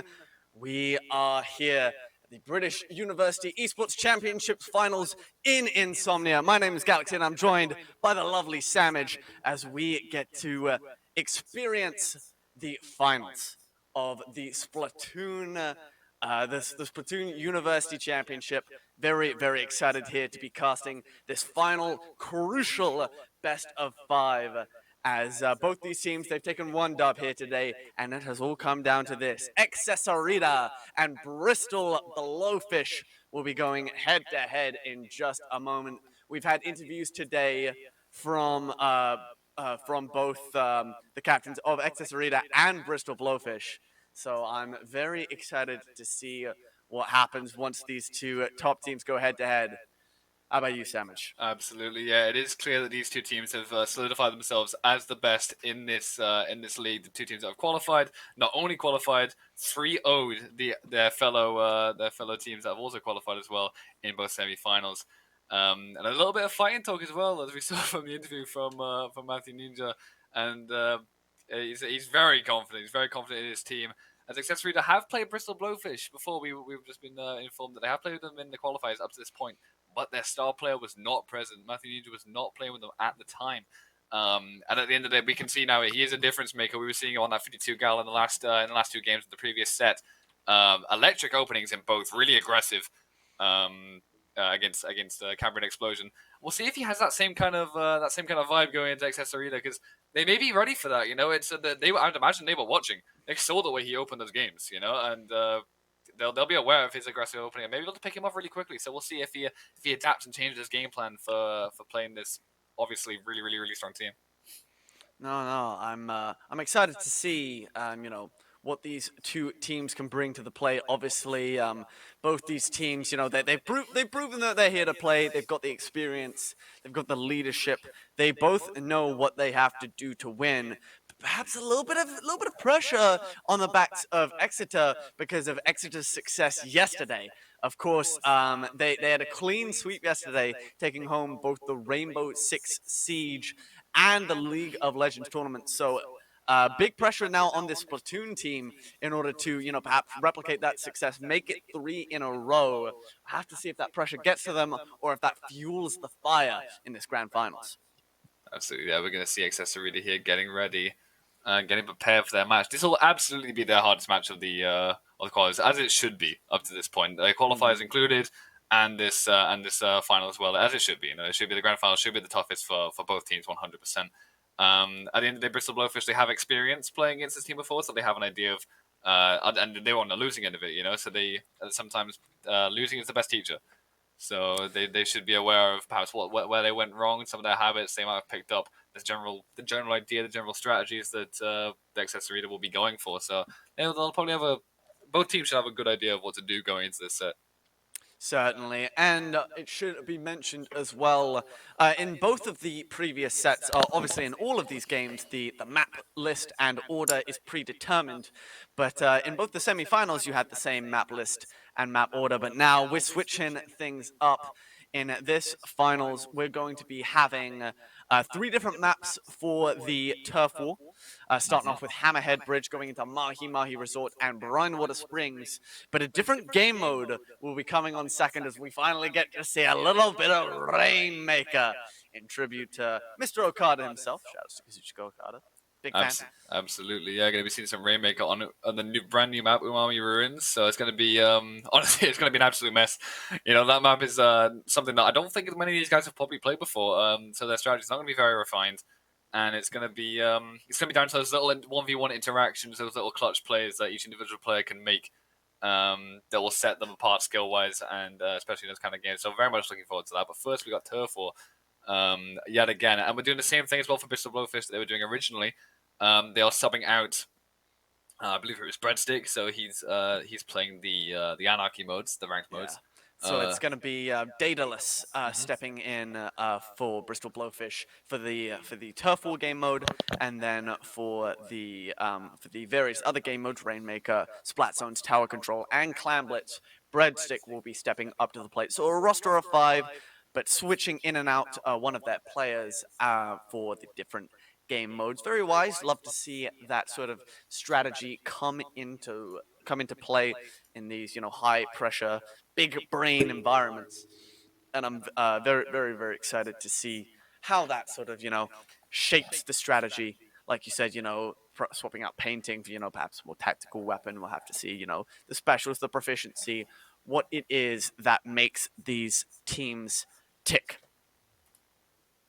Absolutely, yeah. We should begin to, I believe game 1 here is Turf War on what map? Let me check one moment. Hammerhead Bridge, okay, and then Mahi Mahi Resort as well. So definitely some difficult maps to play, very volatile, very aggressive, very small, compact, and claustrophobic, I suppose. You can call these maps. Yeah, it's going to be pretty awkward to see for these teams playing on both. Certainly, and of course, for those just joining us here now, first of all, welcome. Hope you're having a lovely Easter Sunday. And second of all, this first game is actually going to be comprised of 3 maps. So Turf War, we're going to be having a best of 3 maps. As we step into the first one, we're going to need 2 wins in a Turf War in order to secure this first game, as both these teams step up to the plate. No memeing about with the rollers. Accessorita in the blue, Bristol Blowfish in the orange. Here we go, coming flying out the gates on Hammerhead Bridge. Here we go as well. Going to see some very, honestly, like meta combos right now. Some really strong, effective weapons in the metagame. All these top tiers right now. Very good at painting. We're going to see the early Drive Strike coming out. Going to go down, going to get picked off immediately. And the Crab Tank as well. So we're seeing some early specials here. The first time we've probably seen this in this tournament. And a lot of Drive Strikes coming out on the side of Accessorita, I believe. Here we go. The Tenta missiles raining down from the heavens. That rain, trying to, cover a bit of area with it, but Matthew Fox Ninja, he had quite the showcase in the previous game, and now here he is charging up that Crab Tank, ready to just in full control of the center. The Booyah Bomb about to let rip into the center. That's going to allow just a bit more center control. Here we go, Crab Tank and Tripling Strike all coming out. Got a zip liner. Oh no, that's just a complete win in the 1v1. One Crab Tank taking out the other, Spore hitting the deck, and this will be the cue for Bristol Blowfish to push up to the high ground. DB hitting the deck as well. This is the Matthew Fox Ninja show right here. Yeah, this is looking really good for them right now with the Penimus already again. Still 1 minute 40 on the clock, plenty of time, but it is so easy to get locked out on this map, and it's really easy to hold it as well as they're consistently. See, what we're seeing here is that the Accessorita, as they're trying to get back in, they're putting down paint, and then what Bristol Blowfish is doing very well is that they're just taking that paint and getting their specials from it, which means they get the hold, but really a little overextension from the Flinter roll there. He's just going to get knocked out by the Explosion. Here come the Wheel Bomb and the Tri-Strike in the stall for the Prince respawn. Yeah, there you go. Trying to use the rain to push out, but getting stopped by the big pillars of paint. Oh, the crab tank, hold on! All of a sudden, Matthew Fox goes down as well with that flings a roller down. The 4 versus 3 was taken advantage of perfectly by Excess Arena, and now they are deep into the heart of the Bristol Blowfish territory. All 4 of them lined up, ready for a huge face-off. This could decide the game right here. Crippling strike coming down. I'm seeing that as well, but the funny thing here is that they've kind of just forgotten to paint the left and right side of the mid, so the actual turf count is probably pretty even though they're so deep in spawn. This crab tank is not going to stay long for very long, going to get shredded immediately. Absolutely going down there 100% without a doubt. I'm not sure, but I like to think that someone's painting the mid right now. It's like going deep in spawn, DB at the front right now, putting bombs in their spawn as well. With over 1,000 paint with the strike strikes as they're coming out again. Stab going down though in the last 20 seconds, really dangerous. Someone jumped out as well actually out of, I don't know if someone kind of out of fear, but in the last 20 seconds, people starting to go down. Could be getting punished, like you said. Not enough painting of the center. And now with Matthew Fox striking at the heart of the Excess Arena territory. Penta missiles raining in. This could be a buzzer beater. I have no idea who has taken this first map with a wipeout. Oh my god. Definitely a little overextension. Actually, we're going to have to go to the paint count here. This could be close. Oh, 42.7 to 40.6. I think that is Bristol Blowfish, right? Absolutely, yeah, barely. You can see Matt, that little fist bump. No. He is happy with that game one of the Turbo Best of 3. Happy with that. Very, very close win there as well. Definitely, that's really unfortunate from Accessorita. Big overextension into spawn. You know, it's the right idea. You know, you want a spawn camp, but when it goes wrong, it can go really wrong. Especially when you're at that 20-second mark right before the game ends. Oh my goodness. Maybe, I'll tell you what, we had that interview just then from Matthew Fox Ninja. Maybe that trash talk got into Excess Arena's heads. They were like, all right, let's show this Matthew a lesson. Let's get right up in their face, spawn camp them, and show them how it's done. But it backfired at the last second with Matthew Fox Ninja and the gang sliding down the flanks, taking down center, and barely clutching out that first map, just the first map of the first game. 42.7 to 40.6. I think that's a good indicator for how the rest of this series will go. Evenly matched as you like. I am so excited to be getting into the second game. Here we go, baby. Same weapons, it looks like Mahi Resort. Actually, we're going to see a wiper switch from placeholder on Accessorita. And something fun about this map, we've got obviously the low ground with a lot of water. That water, you know, very dangerous for Inklings to be stepping into. And after a certain amount of time, these platforms that are below the water will raise up, allowing for more ground that needs to be painted in order to secure the dub. But right now, here we have Spore and the gang, Excess Arena in the purple, charging forward. Dim gonna hit the deck. Bristol Blowfish on the back foot immediately.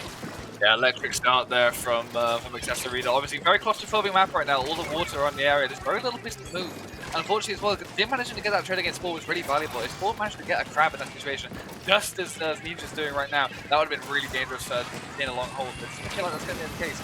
The water will be going down very soon as well, so we'll be able to have much more space, much more paint on the ground. As much as he's going for this very aggressive play on the roof, but gets a trade, so definitely not ideal for him there.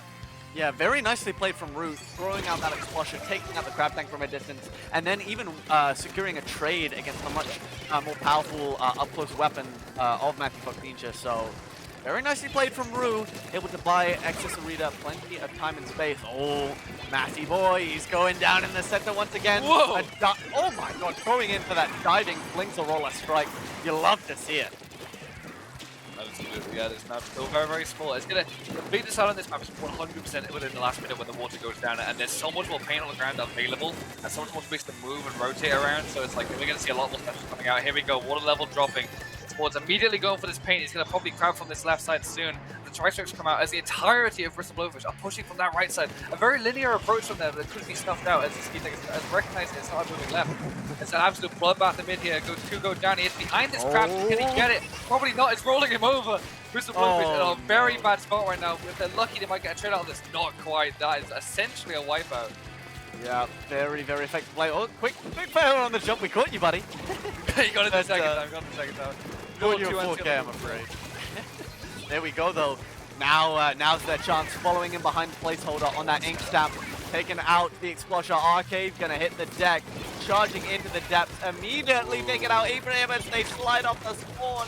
I think they're gonna go down. No, escaping with the tail between their legs. Not even Matthew Fox Ninja able to take down this this powerful force, stepping back, and now the Crab Tank ready to let it rip at a moment's notice. Not even Dim can dive in and take them out in time. Matthew Fox again getting stuck up from behind. The positional play right now is just superior from XS Arita. Crab Tank on the high ground. It's looking brutal. Constant rotation is excellent for he's moving around, he's being elusive. Now the Crab is out since the very end of this push. There is absolutely no way Bristol Blowfish are getting out of their form right now. Spore finally goes down after a minute of wrecking absolute havoc, but it does appear that that's going to be Bristol Blowfish going down in the second game of the Turf War. So first time in this entire event that we're not going to see a Swift 3-0. Obviously, I would have it no different. Oh my goodness. There you go. Accessorator saying, all right, look, you got lucky on the first map. You got away with us, you know, getting way too deep on that high ground. And we are going to put you in your place for map 2. 73.8% of the map covered. A purple tsunami for XS Arita. Bristol Blowfish, they're going to have to fight hard to make the comeback in this third and final map to see who takes home game 1. Absolutely. Quite a statement there from XS Arita. It does appear like they were not happy about that first game. It was very tilting, a very close loss. They were aware of the errors they made, and they were not making such mistakes this time. Playing much more carefully, playing much more aware. And the switch from placeholder to Wiper, I believe that I'd imagine that's their main weapon. Seemed much more comfortable on it, and team playing with Spore, as we see in these clips there, was really effective on that opening especially. So I like the idea from them there. The artillery plate from Rue, you know, just snuffing out that the attempted Crab Tank anytime Matthew Fox was trying to put that up. He was just having to deal with that long-range Explosion. And we see the Spore killing spree, the Crab Tank, the positioning. It was all coming up XS Arita thanks to that lad Spore. And have to see if they can continue that success heading into this crucial third map. Once again, we are still at 0-0. This is just 1-1 in maps for the first game. The winner of this final map of Turf War will take the first game. Then we move on to your Splat Zones, your Tower Control, and if it comes to it, the Clan Blitz and the Rainmaker Splat Zones. And then if it comes to it, Tower Control, Clan Blitz. Reading it in the wrong order there, silly little me. Both these teams just taking their time, taking a little second, being like, all right, we're 1-1 in this first game. We've got to read on what's comfortable, what we need to do. This third map, the Brine Water Springs, is going to be absolutely crucial. 100%, yeah, very open map, very dangerous map, especially for Crab Tank. It does appear that I imagine Accessory are going to have a little bit of an advantage here as well with their weapon picks, because they have an Explosion, which, you know, if you're fighting like E-Liter or something along those lines, it'd be pretty tough for Explo to get the job done, but they're not. Bristol Blowfish are mostly comprised of low-range weapons. The highest range weapon they have is Machine, which is very dangerous, very strong weapon, but Explo is going to definitely have a big range advantage and going to have consistent paint being put down from a very safe distance, so it's going to be very tough to sort of break that wall. Yeah, the range advantage. And like we saw, you know, the Explosion, like a Crab Tank, you know, is vulnerable normally to that, you know, Explosion, but with more flanking, you know, to worry about in this much wider, more open map. There's definitely a lot to think about. Might see a weapon switch from Matthew Fox Ninja or Spore. We'll have to see, but and we'll find out in just a moment. This is your third map that we are stepping into. Bristol Blowfish in the cyan, and Exeter Arita in the pink. Here we go then. This is to secure the first game. Both these two covering the ground. Here we go. Tentacle to the metal. It's time to get into things. Speaking of covering the ground, see Arcade bringing out the Blob Lobby here, do one of the best painting weapons in this game. And it's gonna, like, this is basically what I thought the Expo was gonna be doing for XS Arena. They're just playing with a safe distance and putting down a storm. It looks like they're gonna have a very similar strategy with the custom jet sculpture and the Blob Lover. Peeling on that wall, just putting consistent paint down. and raining down the mid as well with the things. So really interesting strategy. That's a little bit aggressive already. It's the stamp comes out, but it's in a very isolated spot. I don't see him getting done yet. He's gonna get picked up. Manages to get a trade, though, not too bad. Yeah, not too bad at all. Crab Tank in setup in the middle. Matthew Fox taking a lot of damage and gets taken out. Rue with those looping shots of the Ink Squelcher, able to snipe the back of Matthew Fox as he tried to secure the center. Rue is just showing to be the Crab Tank dismantler so far in this series. Fantastic, yeah, that's a very key thing as well. Getting around Crab Tank is not easily done. A couple of patches recently in the game have made it a little bit easier, but well, fair play to Rue. Getting that out of top mid is going to be so dangerous there. But back on board with this lad as he pops over another Crab Tank. Let's try this one on the sides in the middle of a triple Ink strike. Oh, it gets fantastic. taken out as well. Perfectly Excellent positioned. strike. Oh Brilliant my timing. goodness. I can tell that was a very they were so ready for that. I'm almost sure Sport was screaming you saying, now you try to excellent play as well, just getting that pick. Not only golden the crab, kills the crab as well, which is going to be great for the future of this game. Getting a trade out there between the two splashes again.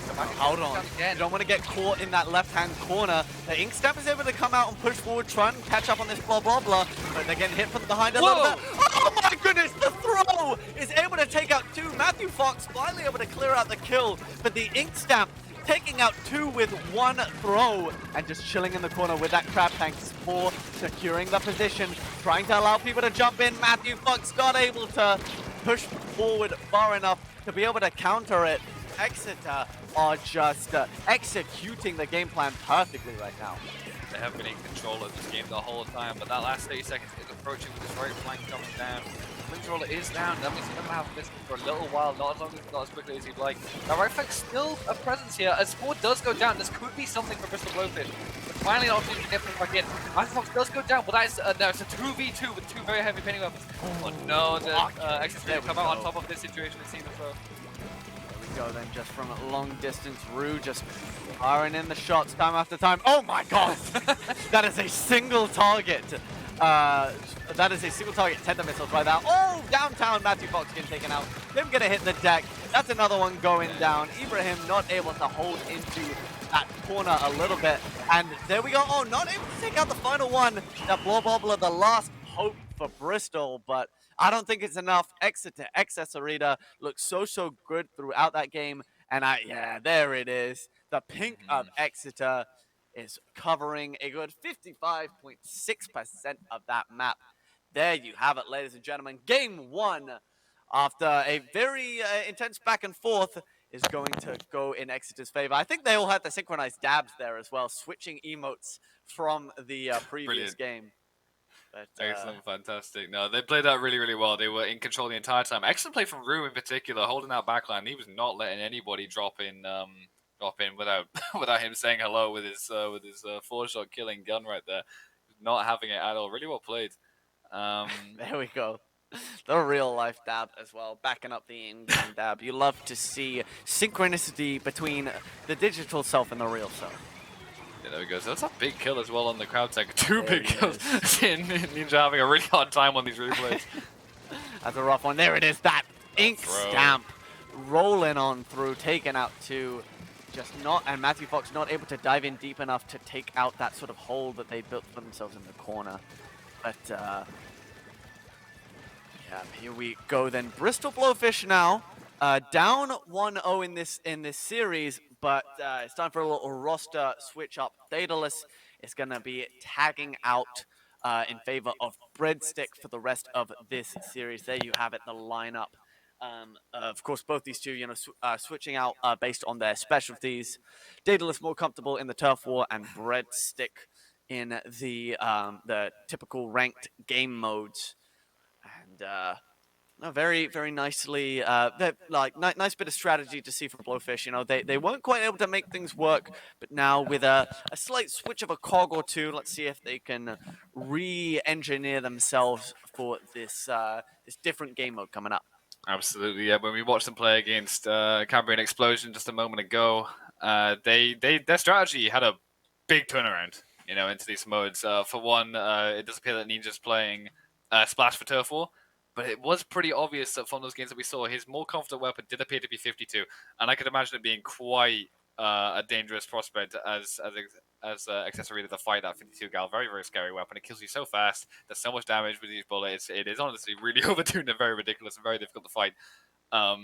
But he's using it and he's doing very well with it. And I saw when I was watching him play there, that a lot of plays he was making as splash, it seemed like he meant to be playing 52. Like the way he was diving on people and going for those kills is that he was acting like he had a two-shot kill weapon. But that splash is 4-shot. You're not going to get those kind of picks playing really aggressive solo. But 52 is made to be played solo alone, really hyper aggressively. So it doesn't seem to fit. Need to play still a little bit more, well, a lot more honestly.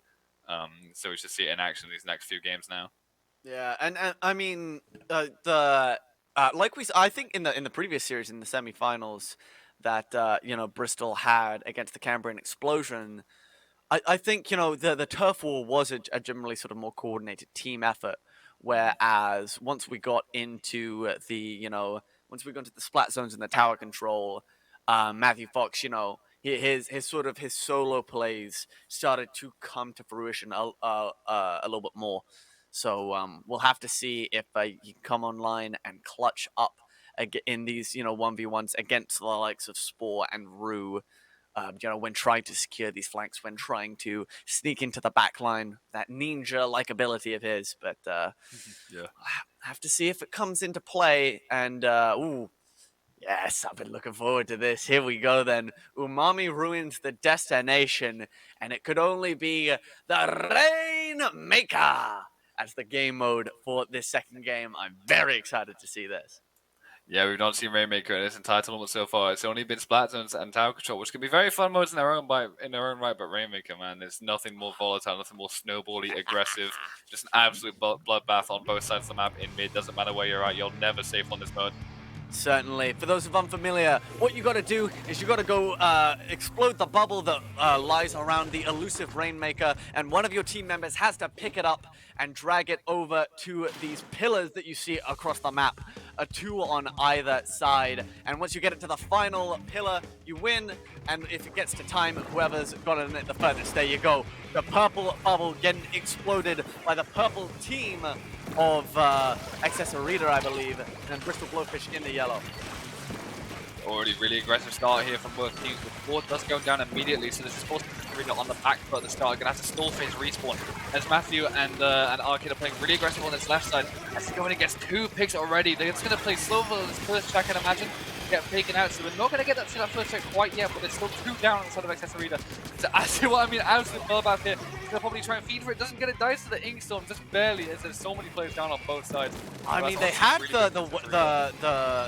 the killer whale onto that bubble, the 5.1, causing as much damage as possible. But, Whoa! Whoa, my goodness! Oh, the kills? No, it's surely not. Oh my goodness! Already to that first checkpoint, the Rainmaker in position, and they're gonna have to burst that bubble again, and will do so. Tri-Strike's coming out, and then Matthew DB's gonna grab Tri-Strike. Here comes the flank from Matthew. Can he get the Rainmaker? It doesn't look like it. The is going so far forward. Carries down all in the 20s. 22 right now, 2 down, gonna get further. 10, 9, 8, 5, 4, 3, 2, 1. Okay. Oh my goodness! Look at the strategy executed there from the yellow, the purples charging straight on through. That was a viciously executed win from Accessorita there. Oh my goodness. I'm not. Oh. Okay.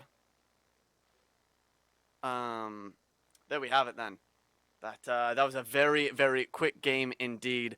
It looked like that that Rainmaker was gonna get completely taken out by that by that killer whale that got set up on the bubble, but it was just that Inkstorm, that purple Inkstorm just sort of raining over the top, able to just about keep that bubble from exploding, buying enough time for the team to get back. But there we are, Exeter taking that game and going up 2-0 now on the verge of being able to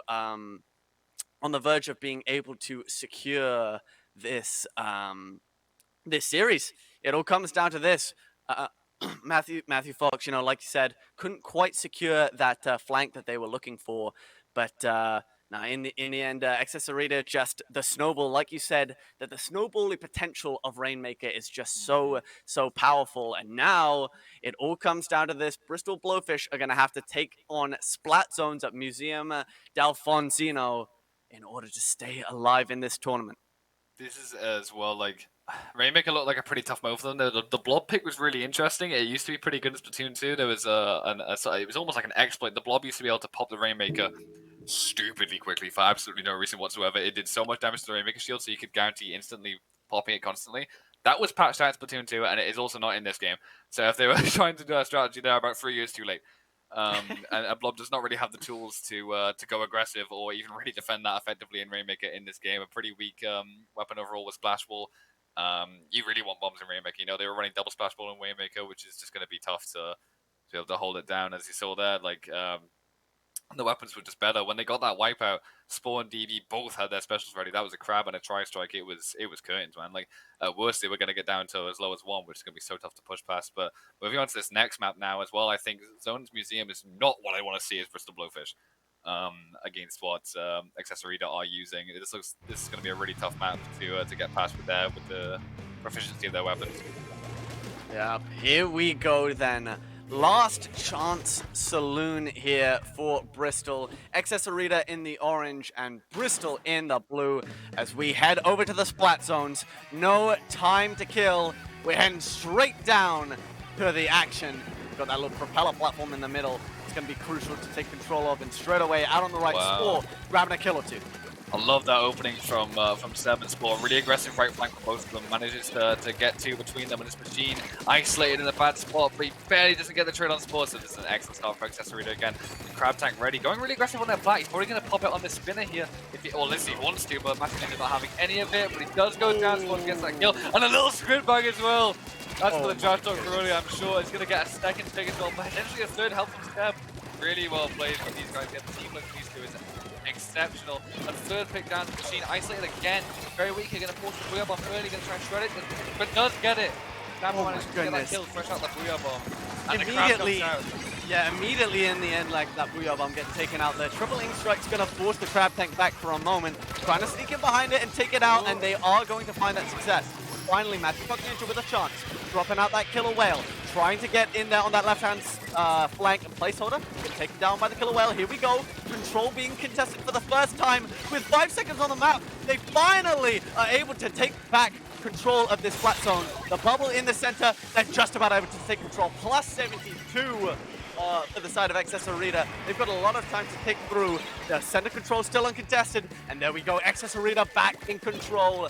Just able to stall long enough. Bristol, they've got a chance, but they've got a long road ahead of them right now. Absolutely, yeah. Sport's got excellent.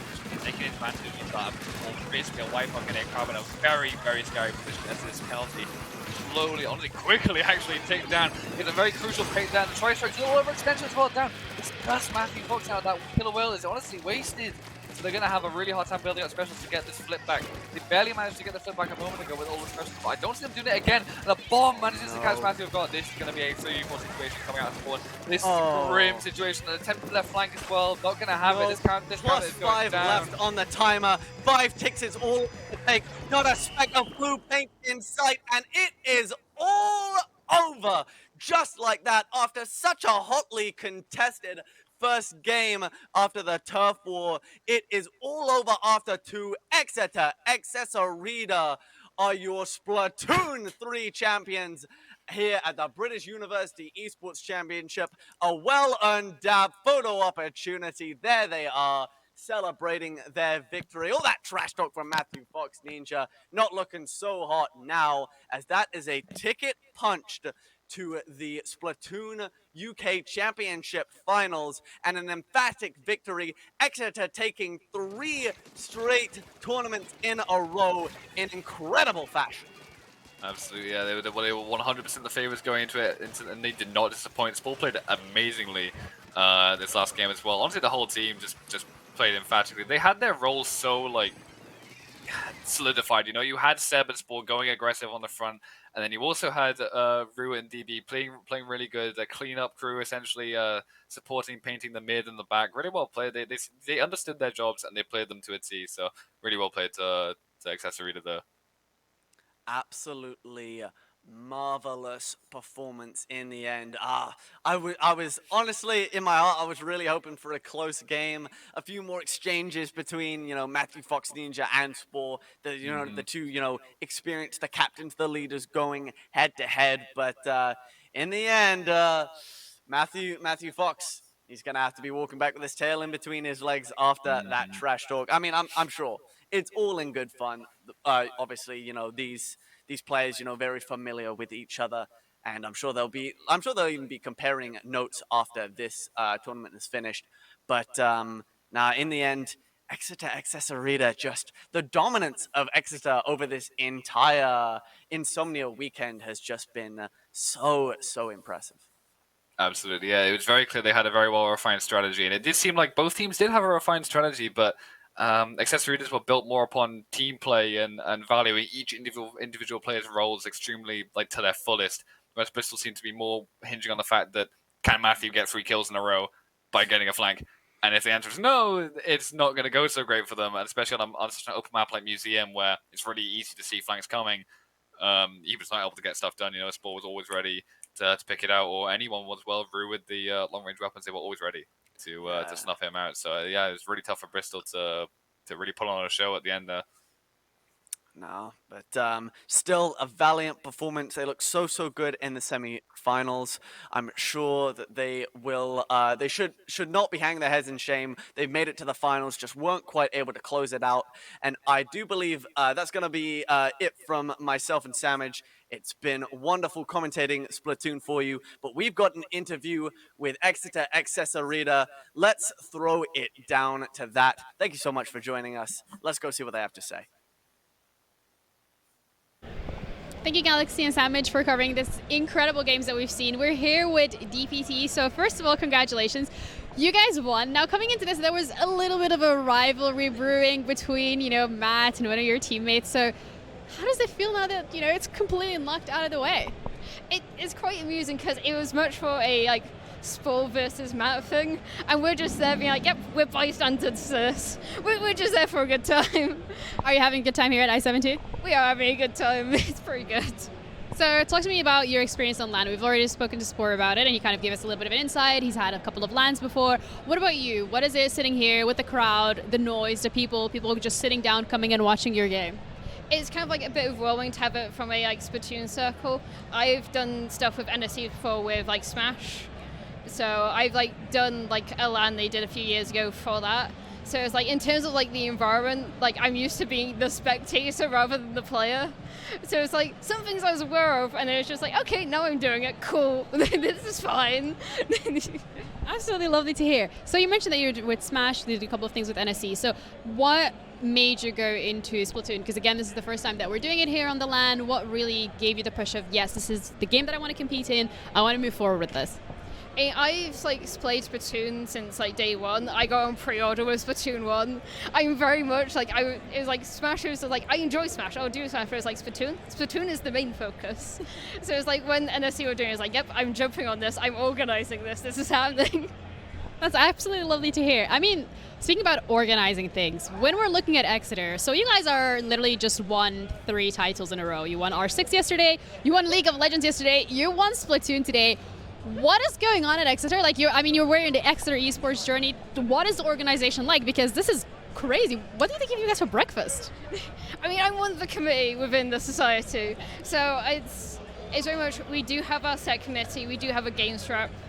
We have the squad officer who then manages individual games rep.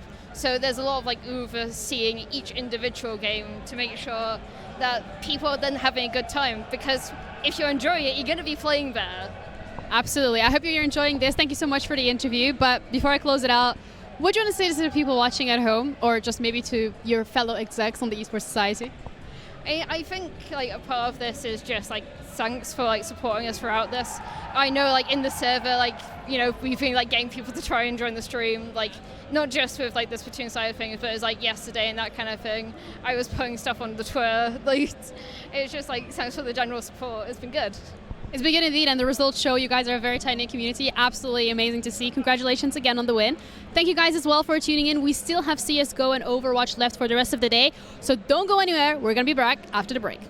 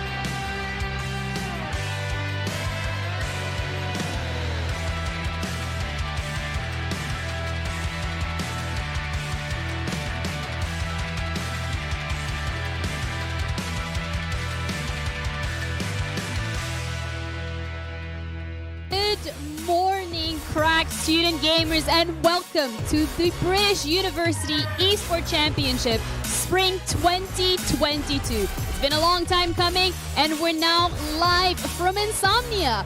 We're back bigger than ever. We have so much going on here.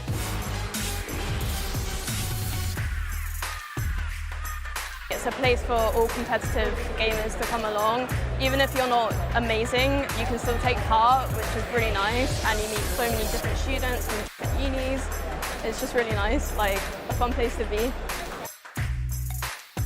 And the NSC, by being at Insomnia, is really amazing. Especially a small, isolated university like Oxford, it's great to meet other students who are into esports.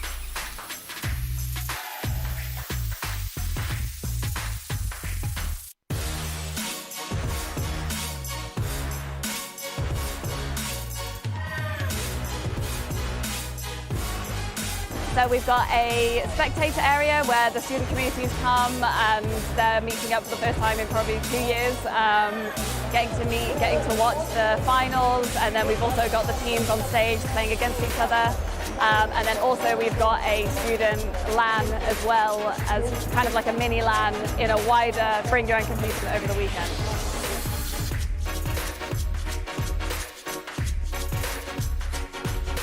Super grateful for our sponsors. Our headline partner is Intel. We're also partnered with Barclays, Monster Energy, providing loads of Monster Energy to keep everyone fueled over the weekend. PC Specialist, Special Effects, and we're also partnered with Bucks as well. Everyone in the university scene is so welcoming and so lovely. You don't see people like this anywhere else, like in a community together. And it's just all about creating those connections with different people, and it's just really amazing.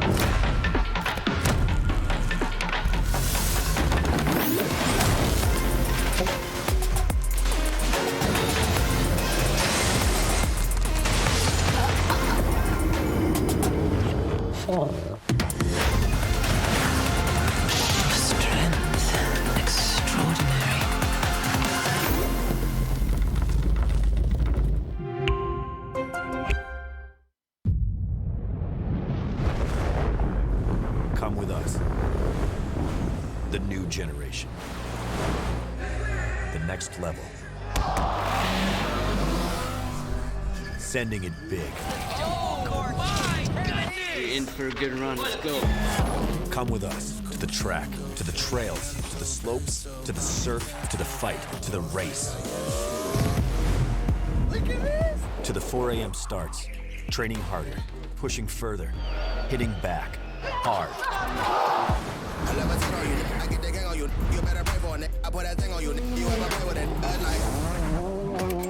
To the fans, to the followers, and the haters. Come with us to the blood, to the sweat, and the broken bones. Cue rehab. We never quit. We never give up. We take control. To the world titles. To the world's first. The world's best. UFC Strawweight Champion. Come with us. We're just getting started. It's going to be so much fun. I promise you.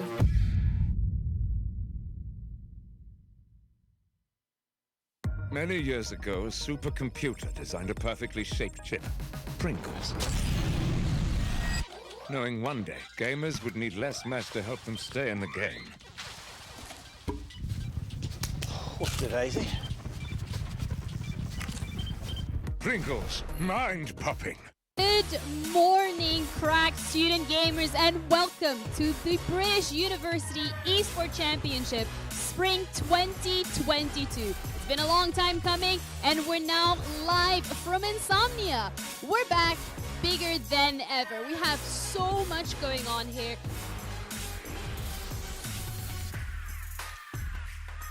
It's a place for all competitive gamers to come along. Even if you're not amazing, you can still take part, which is really nice, and you meet so many different students from different unis. It's just really nice, like a fun place to be.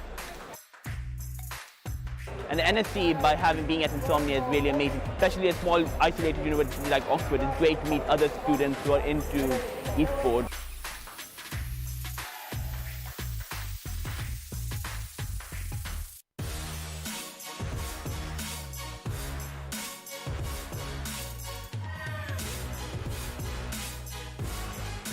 So we've got a spectator area where the student communities come and they're meeting up for the first time in probably 2 years, getting to watch the finals, and then we've also got the teams on stage playing against each other. And then also we've got a student LAN as well, as kind of like a mini LAN in a wider bring your own computer over the weekend.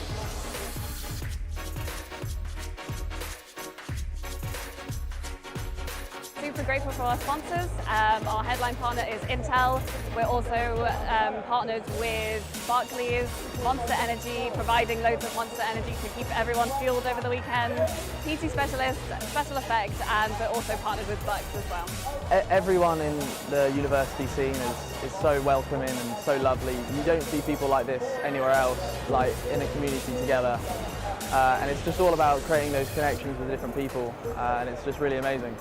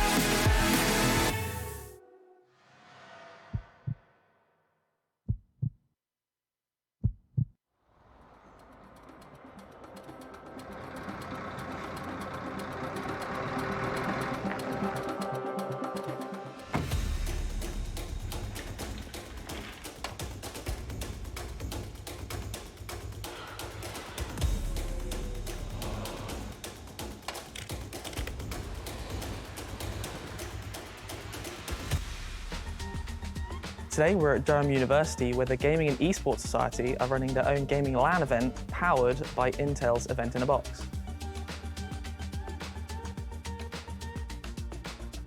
I think it's great to see brands like Intel supporting events like this because it gives the students a sense of belonging and it gives them a sense of identification that this brand is willing to support them in their student-led events. Just having these proper setups really elevates the experience that we're able to deliver. One of the benefits to LAN is it provides a great energetic environment for students to connect with each other in person as opposed to online. It's really nice to be able to have something that we can put up and take apart in over a weekend. Looking at the tech we've deployed behind the scenes, we've got 12 Intel Phantom Canyon NUCs. They have a small form factor and high performance. They're super easy to transport in comparison to big, bulky desktop PCs. The load-in was fantastically smooth, as they're small, plug and play, and you've got all the monitors and peripherals you could ever need from the kit.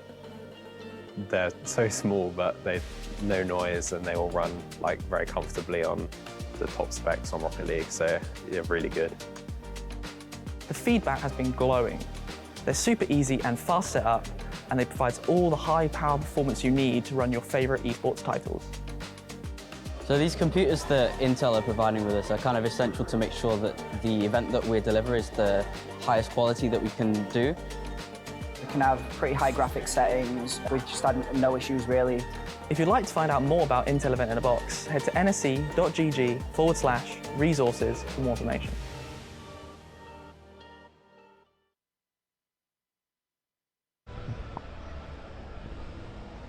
Welcome back, everyone. The second game title of today, and that's going to be CSGO here at BUEC Spring From I-70, I'm Jeannie, your host, and this time around, we're going to be looking at Podbots versus KC Alliance. Now, both of these teams have a little bit of a rivalry going on because so far, Podbots have not dropped a single game this season. But when we're looking at KC Alliance, they've dropped a total of 2 games, and both of them were to Podbots, which kind of brings a question, is it going to happen again? When we're looking at Podbots history specifically, in spring 2022, here on the LAN, they qualified, they were the first, they got the spring 2022 championship, but they lost it in winter 2022, where it was KC Alliance that placed first and were your winter 2022 champs.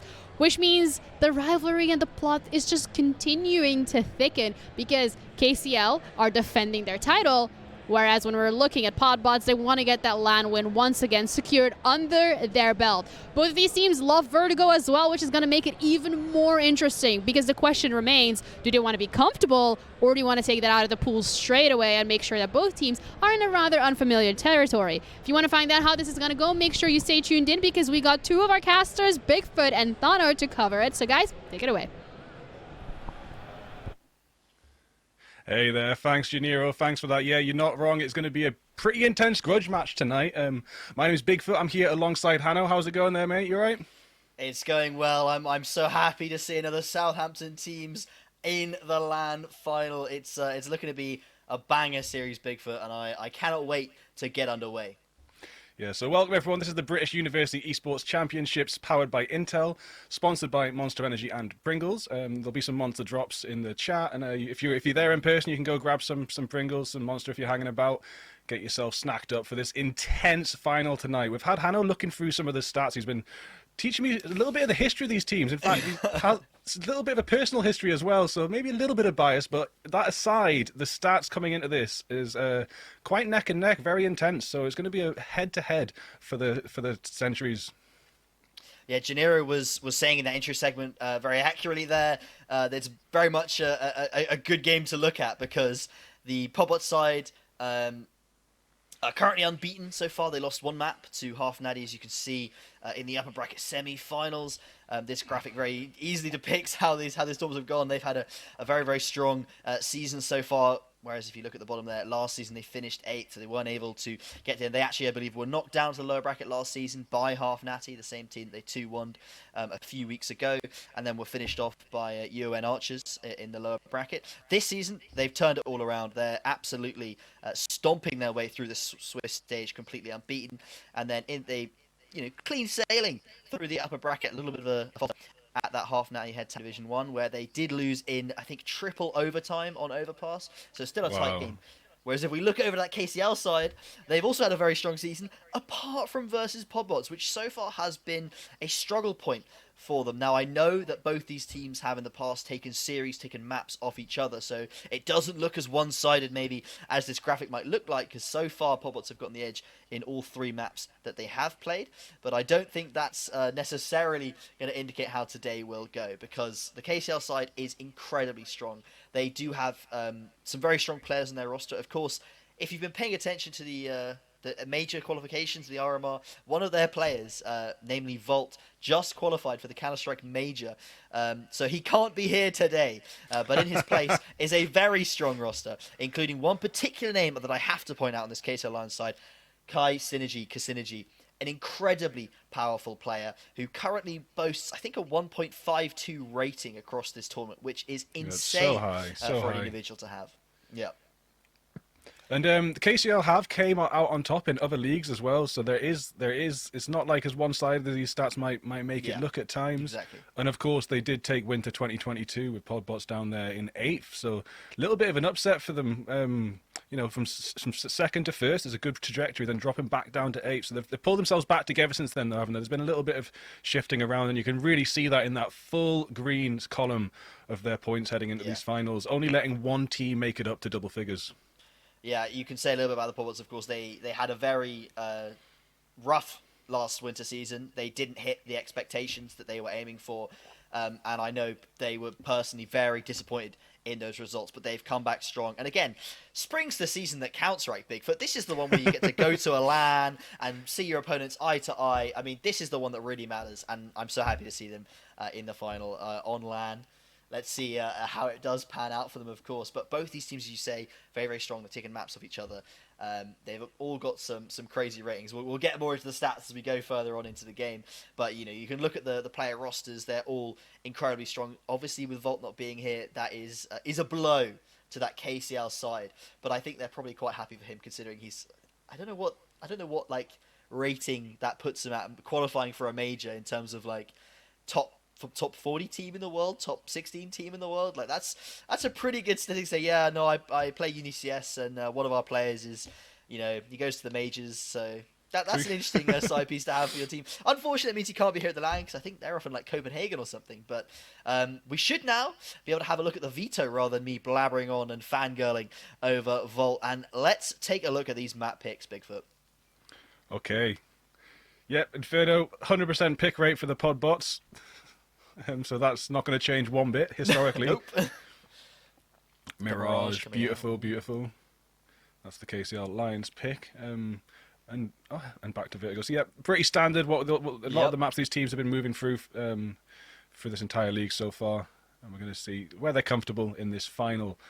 And what you're just saying about that player just goes to show that like University Esports is a great trajectory. You can make it out of there. I know another player or two. I know one last year dropped out of uni to go pro. She was like, "Oh, well, why would I be at uni? I can go pro now." So it can happen. It's a good trajectory. If you fancy yourself a world champion and you're of that university age, get yourself involved. Well, it's definitely a good starting point, isn't it? You get involved. It's a lot of people's first opportunity to get involved in team esports. So I think it's very beneficial for them to get started here and then, go on to potentially greater things. Volt major champion soon. But yeah, just taking a look at those maps, of course, as you were saying, the ones that they've been playing throughout the season. There's no surprises in there. Inferno. That's a staple of both Podbots and KCL. They've I think, matched each other up on it twice this season. The first matchup was the 16-8 to Podbots. The second one was 16-13. So it got closer as the season went on. But they're very familiar with that, and they're currently 2-0 up over KCL on that. So that is probably quite heavily favoured toward them, the correct pick to go for. Followed by Mirage, a map that I don't know if they have played it. Let me just check my statistics here. And here's the players getting ready. They're looking pretty comfortable. They're looking pretty calm. That's important, Yeah, that's a lovely little setup there. They're all matching jerseys, apart from that's Kazam there, second from the left. Not quite in the SVG colours, but again, two of these players, the third in and the fourth in from the left-hand side, that's Ting and Frosty. They were here last year, sitting in these same seats, playing in the Insomnia Spring Finals in 2022. And they came out victorious. So you could say that they have the LAN experience, and they're on like home turf maybe, being back on this stage for the second time. But yeah, so if we do just mention that final map as well, I think Janero said it on the intro piece, Bigfoot, didn't she, that they both like Vertigo. Yeah. It's a map that they both played quite a lot. It was expected to be seen at some point. Left over for last makes sense because I don't think KCL wants to pick that into Podbots as a second map in case it doesn't go their way, as it hasn't in the past. So Mirage is KCL's sort of chance here, I think, to close it out in two if they can, because Inferno's historically close, right? And then Mirage could be a chance to upset. Inferno is that 100% win rate for Podbots as well, so if we do see an upset early on, maybe see KCL Lions take the first few rounds, the entire outlook for the evening could switch around straight away. Really, I think these first rounds are going to be quite crucial. It will be. I think, if I'm trying to remember back to how the veto went now, I think so KCL did choose to start on CT, right? So if they can, as you say, build up 4 or 5 rounds off the bat, you can really sort of just blow out from that point onwards, explode, and end up with 10, 11, 12 rounds on the CT side. If you just build up the first 4 to get your economy going, then the T's might get around in edgeways, but as long as you can reset, have that full buy going in again, you can build a very strong lead, which is what is needed on Inferno on that CT side. You cannot afford to be going evens on that first half, I think. And when we go into that T side, of course, edging out only 4 or 5 rounds on Inferno T side, a lot easier than edging out, say, 9 or 10 if that CT side doesn't go KCL's way. So they are looking to start off strong. And if they can perform that upset on Inferno, then I'd be worried, because Mirage, although it's a map that I know Podbots play, they've had some difficulty in the past. They've had to move a lot of players around position-wise to try and find the perfect fit to make these sites. In fact, their highest-rated player, Frosty, actually plays the B anchor position, which is not something you usually expect from the main AWPer and highest-rated player individually of the team to be playing sort of isolated alone on that B site. But they seem to make it work. So I will be excited when we do hop over to Mirage in map 2. And then I suppose Vertigo is the last one.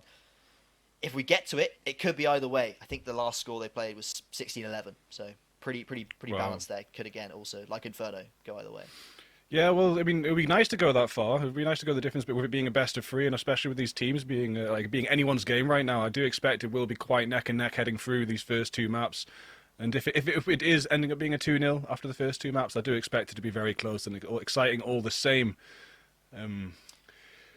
Yeah, I mean, neither of these teams has ever fully stomped the other before. I think there was one map they played on Ancient, which ended 16-5 in favour of KCL, but we're not seeing Ancient in this veto. I think that's been removed very quickly by Podbots. So these teams are both always given good games before, right? So we're expecting bangers to come out no matter what the final result may be. And looks like they are frantically warming up there. They got their Tinker's Monster Energy can there, fueled with the power of the energy drink right there, and hopefully we can get into games quite quickly. I know those monitors 360 hertz, by the way, and some of those players there never seen anything in 360 hertz, so they are going to be feeling pretty excited. A lot of fun can be had when your screen is just like 10 times better than the one you have at home.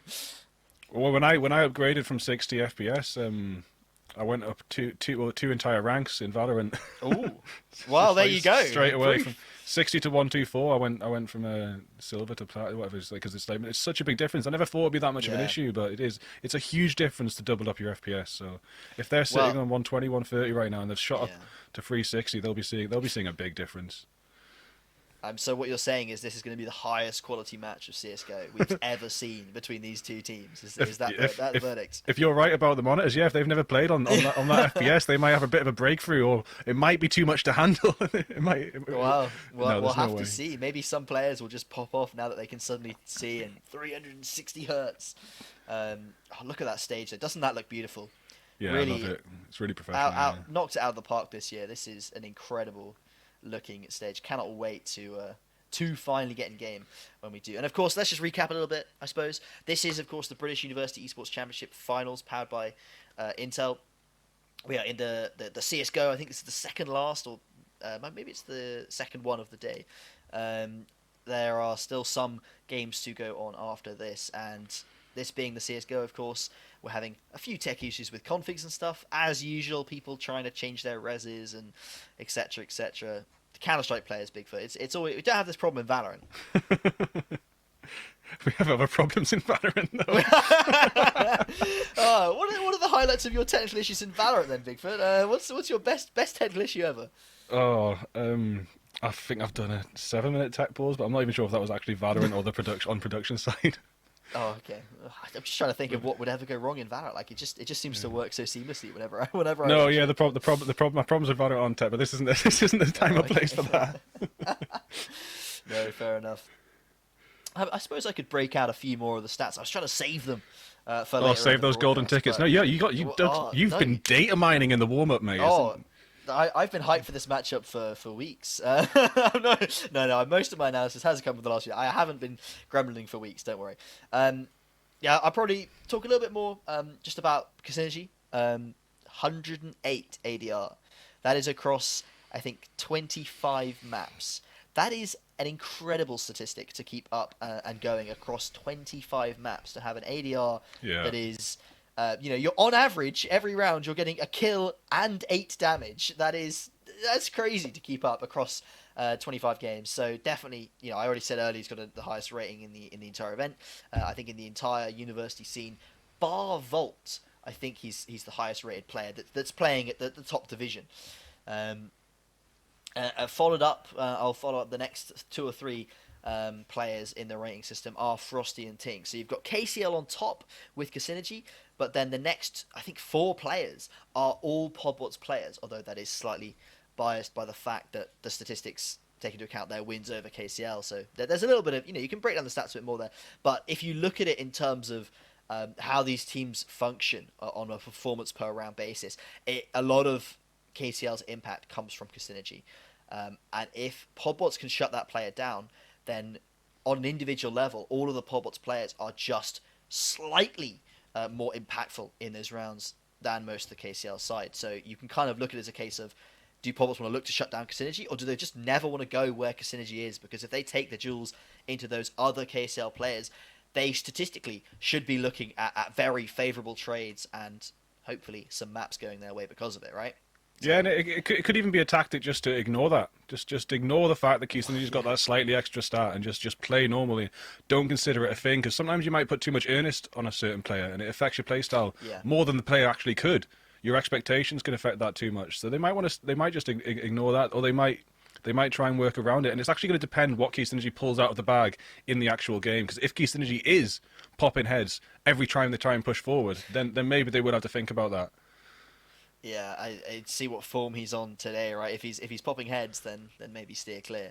I know especially that he is a dangerous fellow over on Vertigo. I think he's their mid player on that third map. So if we do get around to that in the final map of the series, if it is required, I will be very interested to see how he plays it, because he is incredibly aggressive, but he can be so aggressive because it works, and it's a difficult thing to shut down. So if we do get around to Vertigo, that'll be something that I'll try and point out in those rounds that it does happen, and we'll keep an eye on that mid position. But again, we've got a good series coming up with some very highly rated players, Bigfoot. I think anyone could pop off today, right? Yeah.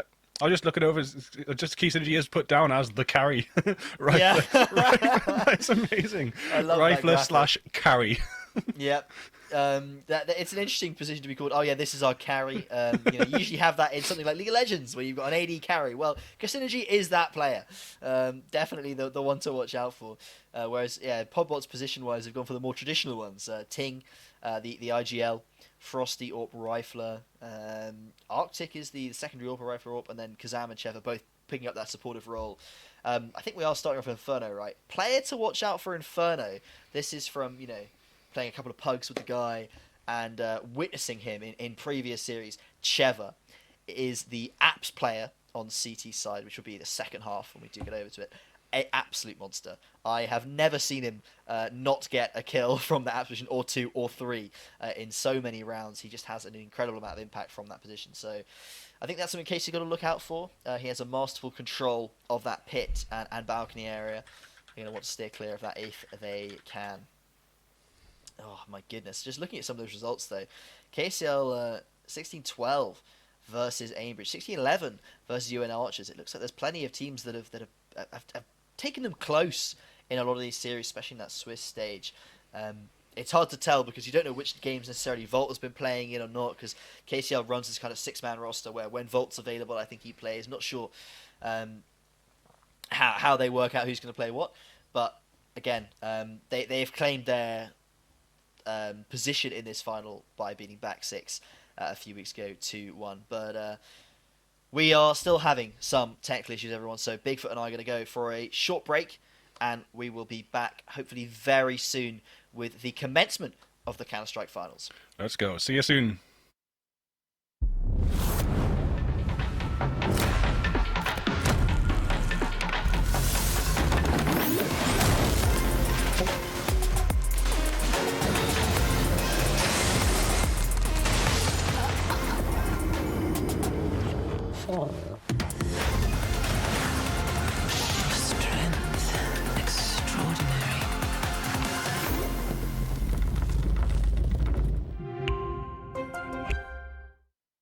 Many years ago, a supercomputer designed a perfectly shaped chip, Pringles. Knowing one day, gamers would need less mess to help them stay in the game. What's it, Daisy? Pringles, mind-popping.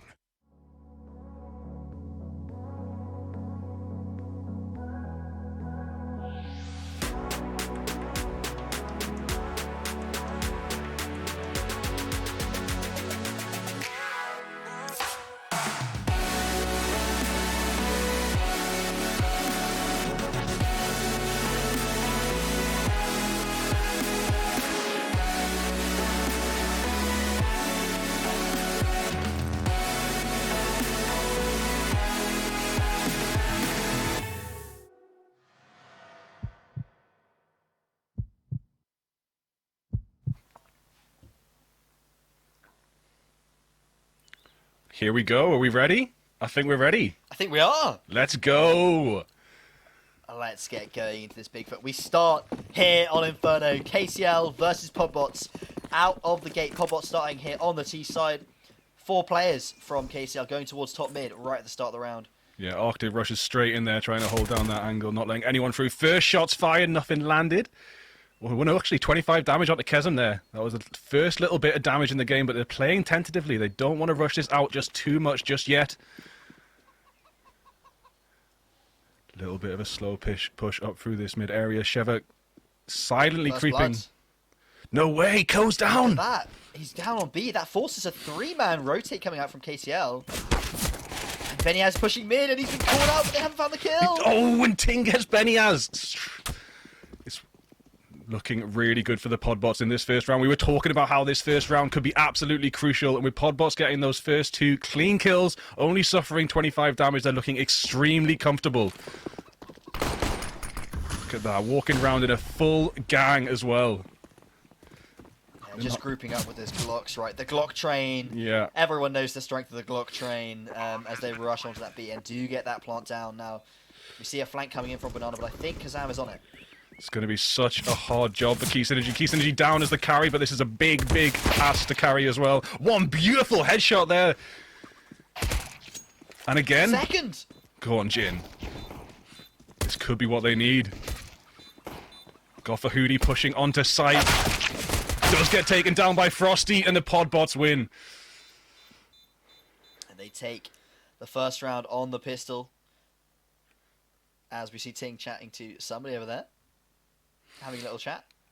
But yeah, so pistol rounds going their way. It was quite a nice little start off there. We began with the 2 players from Podbots walking up Banana, as we do have a technical pause. But let's reanalyze. Let's go back 2 minutes to that pistol round and walk through it. So we started off with Podbots, I think, sending all their players towards ramp 1 up towards bridge, just to see if there's going to be the spot coming across in towards second mid. And then we saw 2 players walk up Banana, and Ku, the sole KCL player on towards that B site, fell very, very early to Arctic, finding a lovely headshot onto him. And that is not ideal for KCL. That forced out the 3-man rotate from that A site, didn't it? And then they're so split up, they have to find something. They walk down mid, and Podbots is waiting for it. They've got the read on exactly how KCL is going to play the round. Yep, and yes, you said it. KCL split up, and it's just not nice to be split up when you've got 5 people with their Glocks out, just staying there completely. There's almost nothing to be done, because almost every kill you get is going to be traded. It's like a guaranteed trade when you're pushing a gang that big. Yeah, it's very difficult to find more than one with the USP without wildly spamming and getting very lucky. And we did see a lovely couple of kills from Jin on towards, I think it was Kazam and Sheva, towards that Banana position. Yeah, they were kind of unexpected. It's a 2v1, and Jin still just delivers the headshots, and that's what I'm talking about with these KCL side. You know, people talk about, oh, well, they've got Volt and Synergy, right? They're the star players. They're going to be carrying them. Oh, they don't have Volt. It's all over. That's not the truth at all. There's other players in this roster that have exemplary performances, and round 1 has already delivered some lovely kills by Jin. It doesn't win them the round, not yet, but it's a glimmer of something to come, right? Oh yeah, for sure. So yeah, intense start, but then having this pause right after that intense start is gonna maybe affect the flow of things a little bit. You know, you want to be in the flow, and gives this technical pause does give one quick chance to reset. But we should be back in the lobby any second now. Yeah, we are. I can give you a fun stat about this. The second round conversion, so as in this round coming now, Podbots have never lost this. When they win the pistol, they have never lost the round after.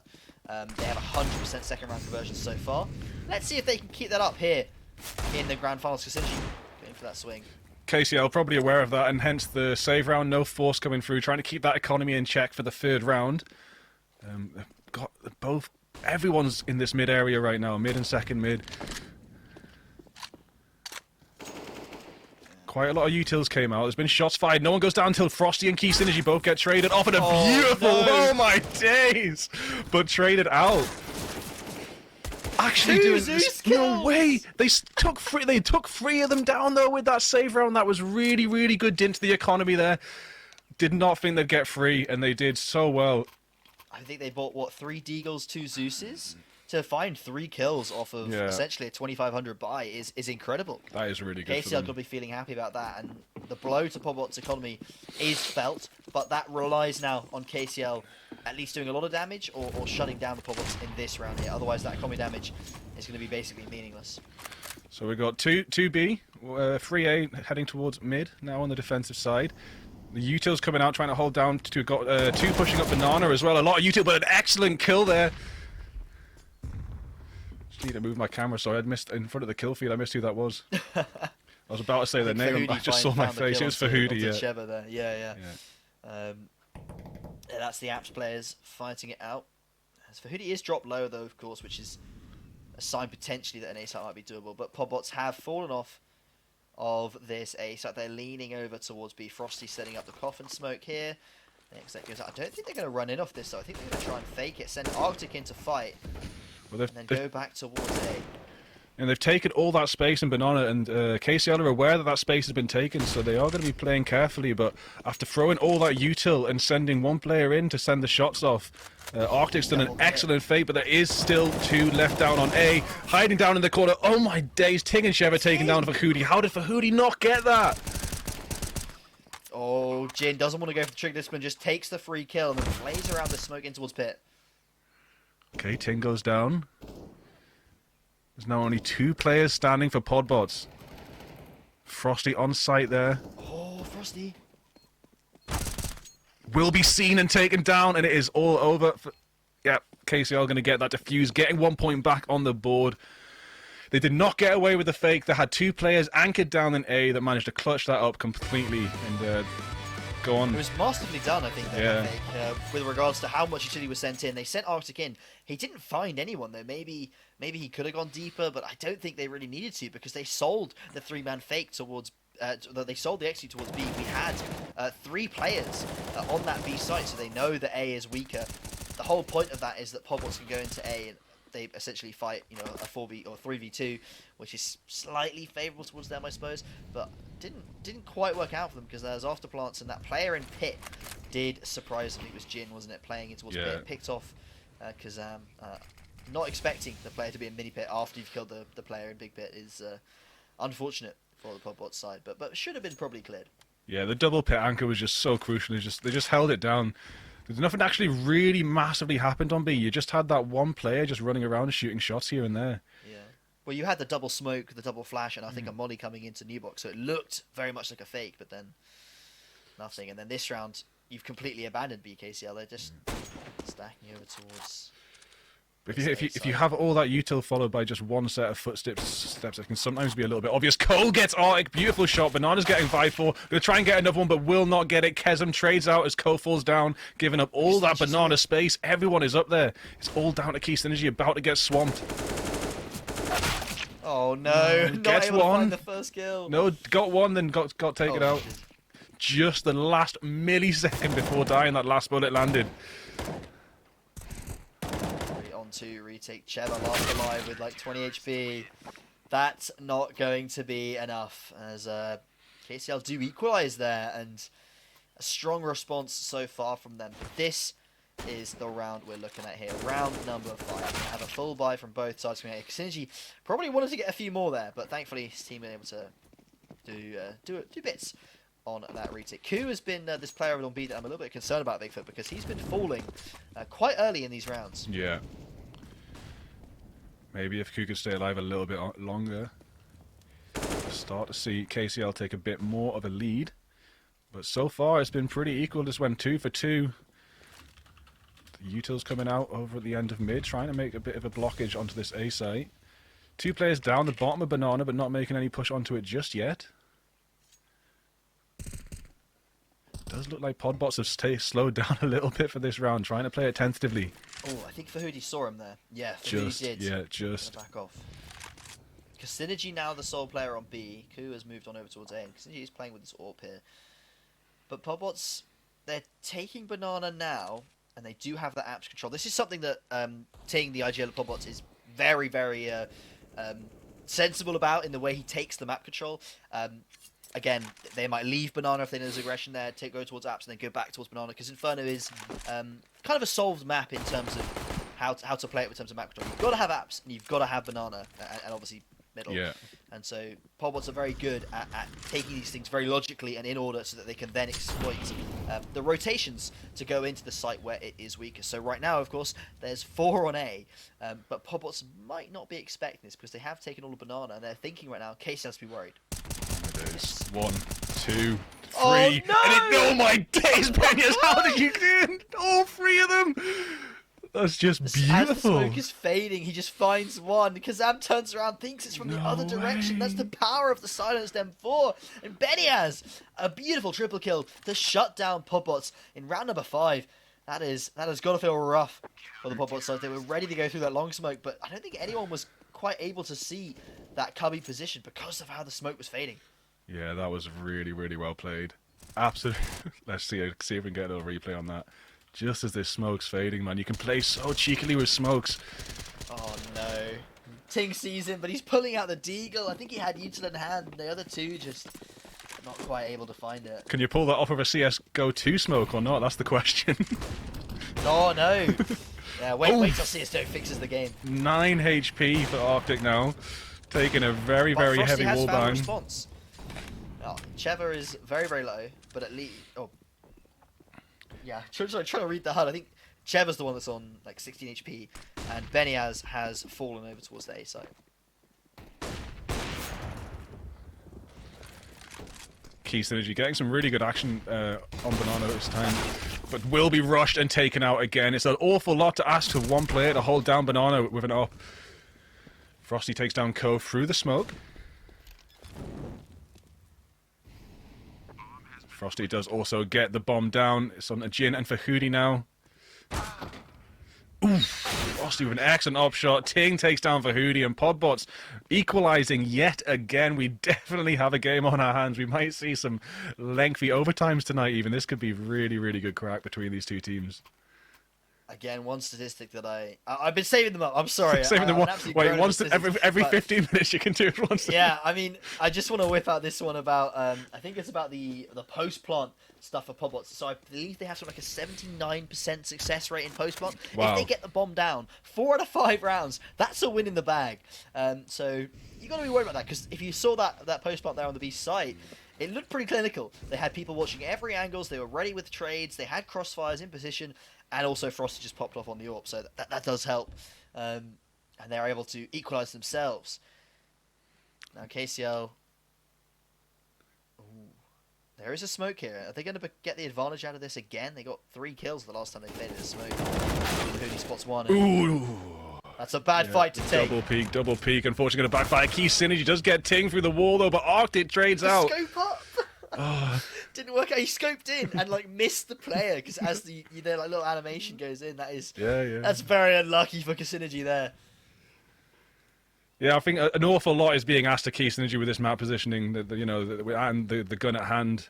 It's quite hard to take down 3 or 4 people rushing you when you've just got the AWP, but Key Synergy do an excellent job of at least getting the first kill every time. Sometimes getting 2, but often being traded out after the first one. It looks like all 3 players now from Podbots moving up to the top of Banana is probably going to be a B execute. 30 seconds left. Stuck in the box, moneyed out. Ko falls straight away, has no chance against all 3 of them. Spike is going to... Bomb is going to go down. Sorry. Blasphemy. But a little bit too aggressive, I think, there from Arctic. Does result in a 2-on-2. Benny has spotted the AWP towards Newbox, though. Frosty is known. It's all really on Sheva here to find the kills. Frosty's just holding the angle. They're not going to peek. Oh, no way. Look at that positioning from Sheva. Just off on top of that coffin there.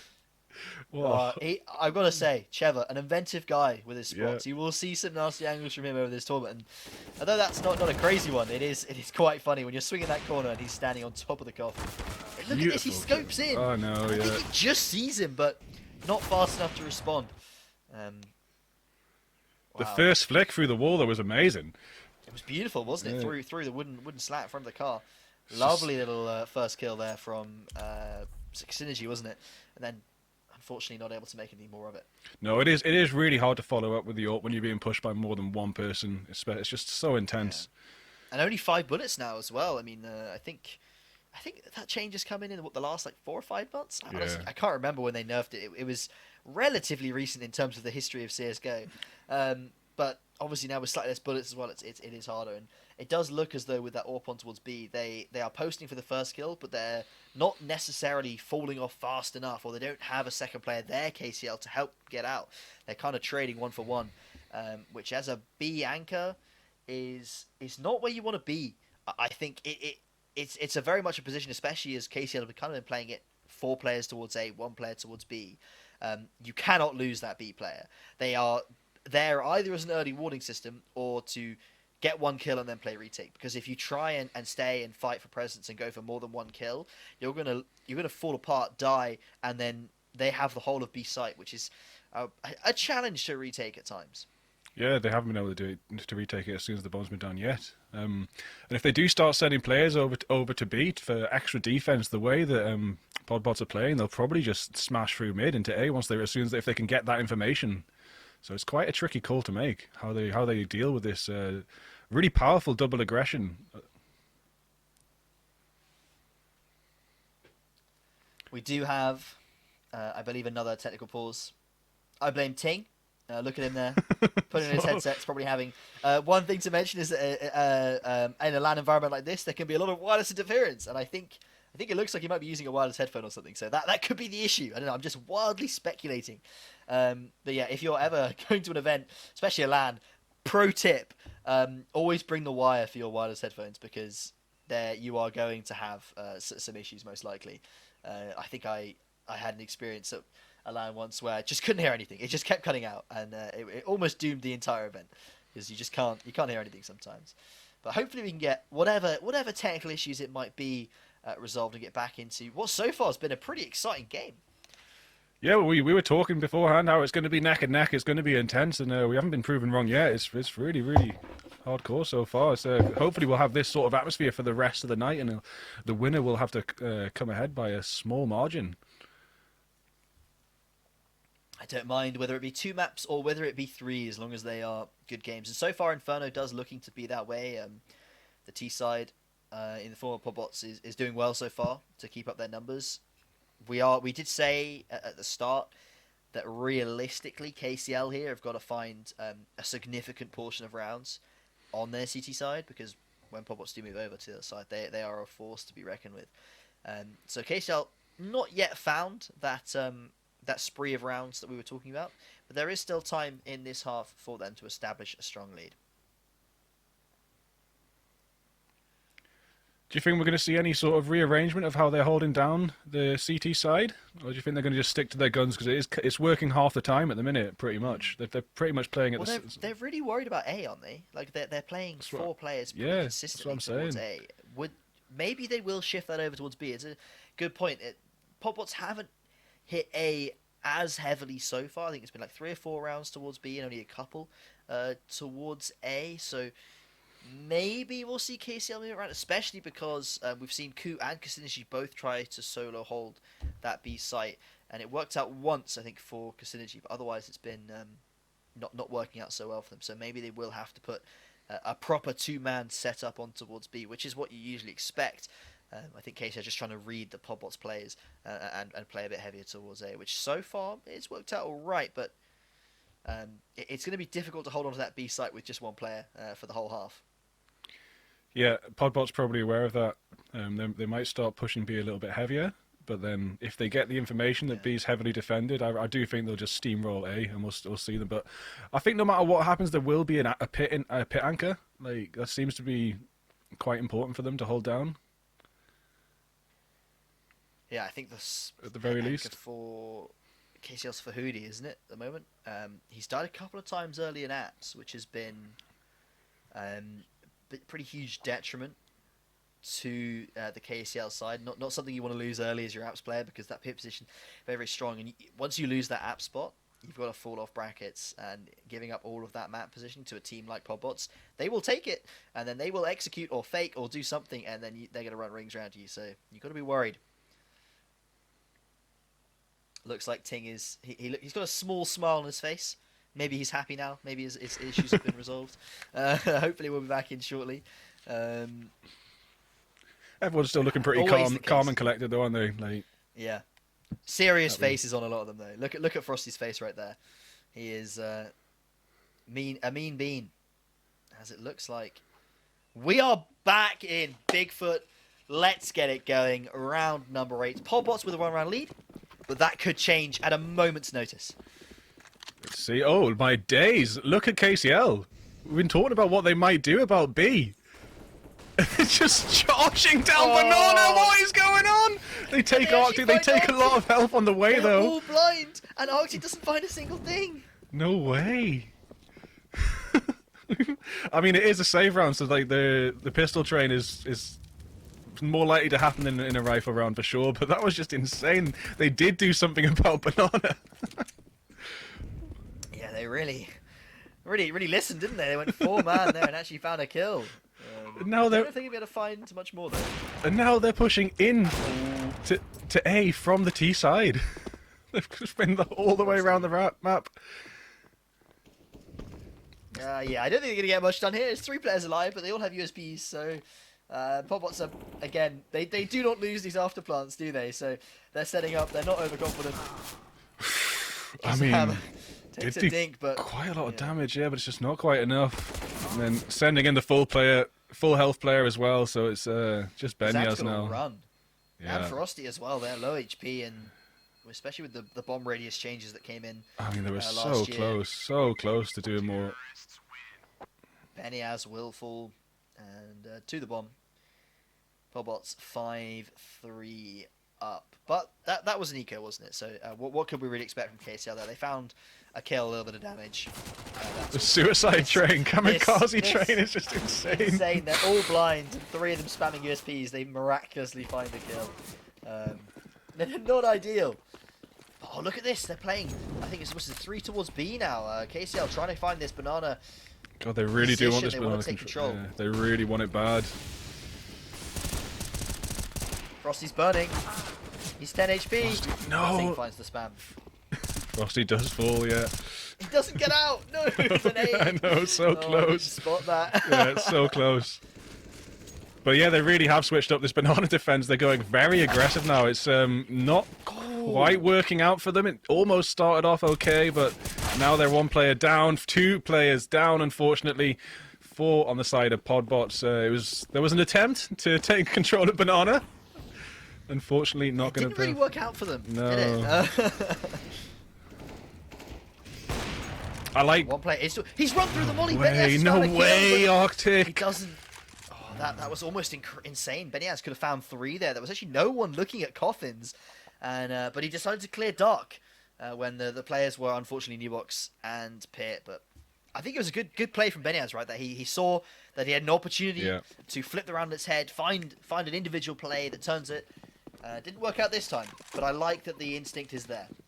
Now there's 3 back to A, so it's not going to be quite so aggressive on Banana this time. And you know, I honestly expected Podbots just to play tentatively, move back from that aggression, but they actually just fought back. They fought for Banana instead of pushing down at A, and definitely worked out for them. So, big respect. Jin with the 5-7 in apps, though. This could be an unwelcome surprise if Kazam and Never don't clear this properly. Oh no, whiffs a little bit. Unlucky. Nice try, though. Chasm does get taken out, though. Oh, accidentally hits his jump key, I think, there, Benyaz, and Trevor will start to run away. Doesn't want to lose his gun to that AK, and I think, is Benyaz able to recover Kazam's rifle? Don't think he will. They're coming back towards A. They've dropped for Hoodie. Yeah, they went from having full Banana control to just pushing back to A again. This has got to be confusing to play against. They're all over the map, backwards and forwards, making noise, making it look like they're going to push, and then retreating and getting the bomb down on A. So now another pretty solid retake situation for them. It looks. Oh no, they do lose 1 player, so it's 3-3. KCL Lions only with 2 pistols and 1 rifle right now, though. It's going to be very tricky to do this retake against Podbots. Yorp on Synergy. So this. There we are. Yeah, they're gonna, with the time, I think they do decide to opt for a save. Getting the AWP out on Synergy and a rifle on Benyaz, they keep those into the next round. That's going to help their CT economy hugely. But that did get a little bit spicy there when it was a 3v3 and they had a rifle and AWP. Maybe the execute or the retake could have come out there, but they take the safe approach, right?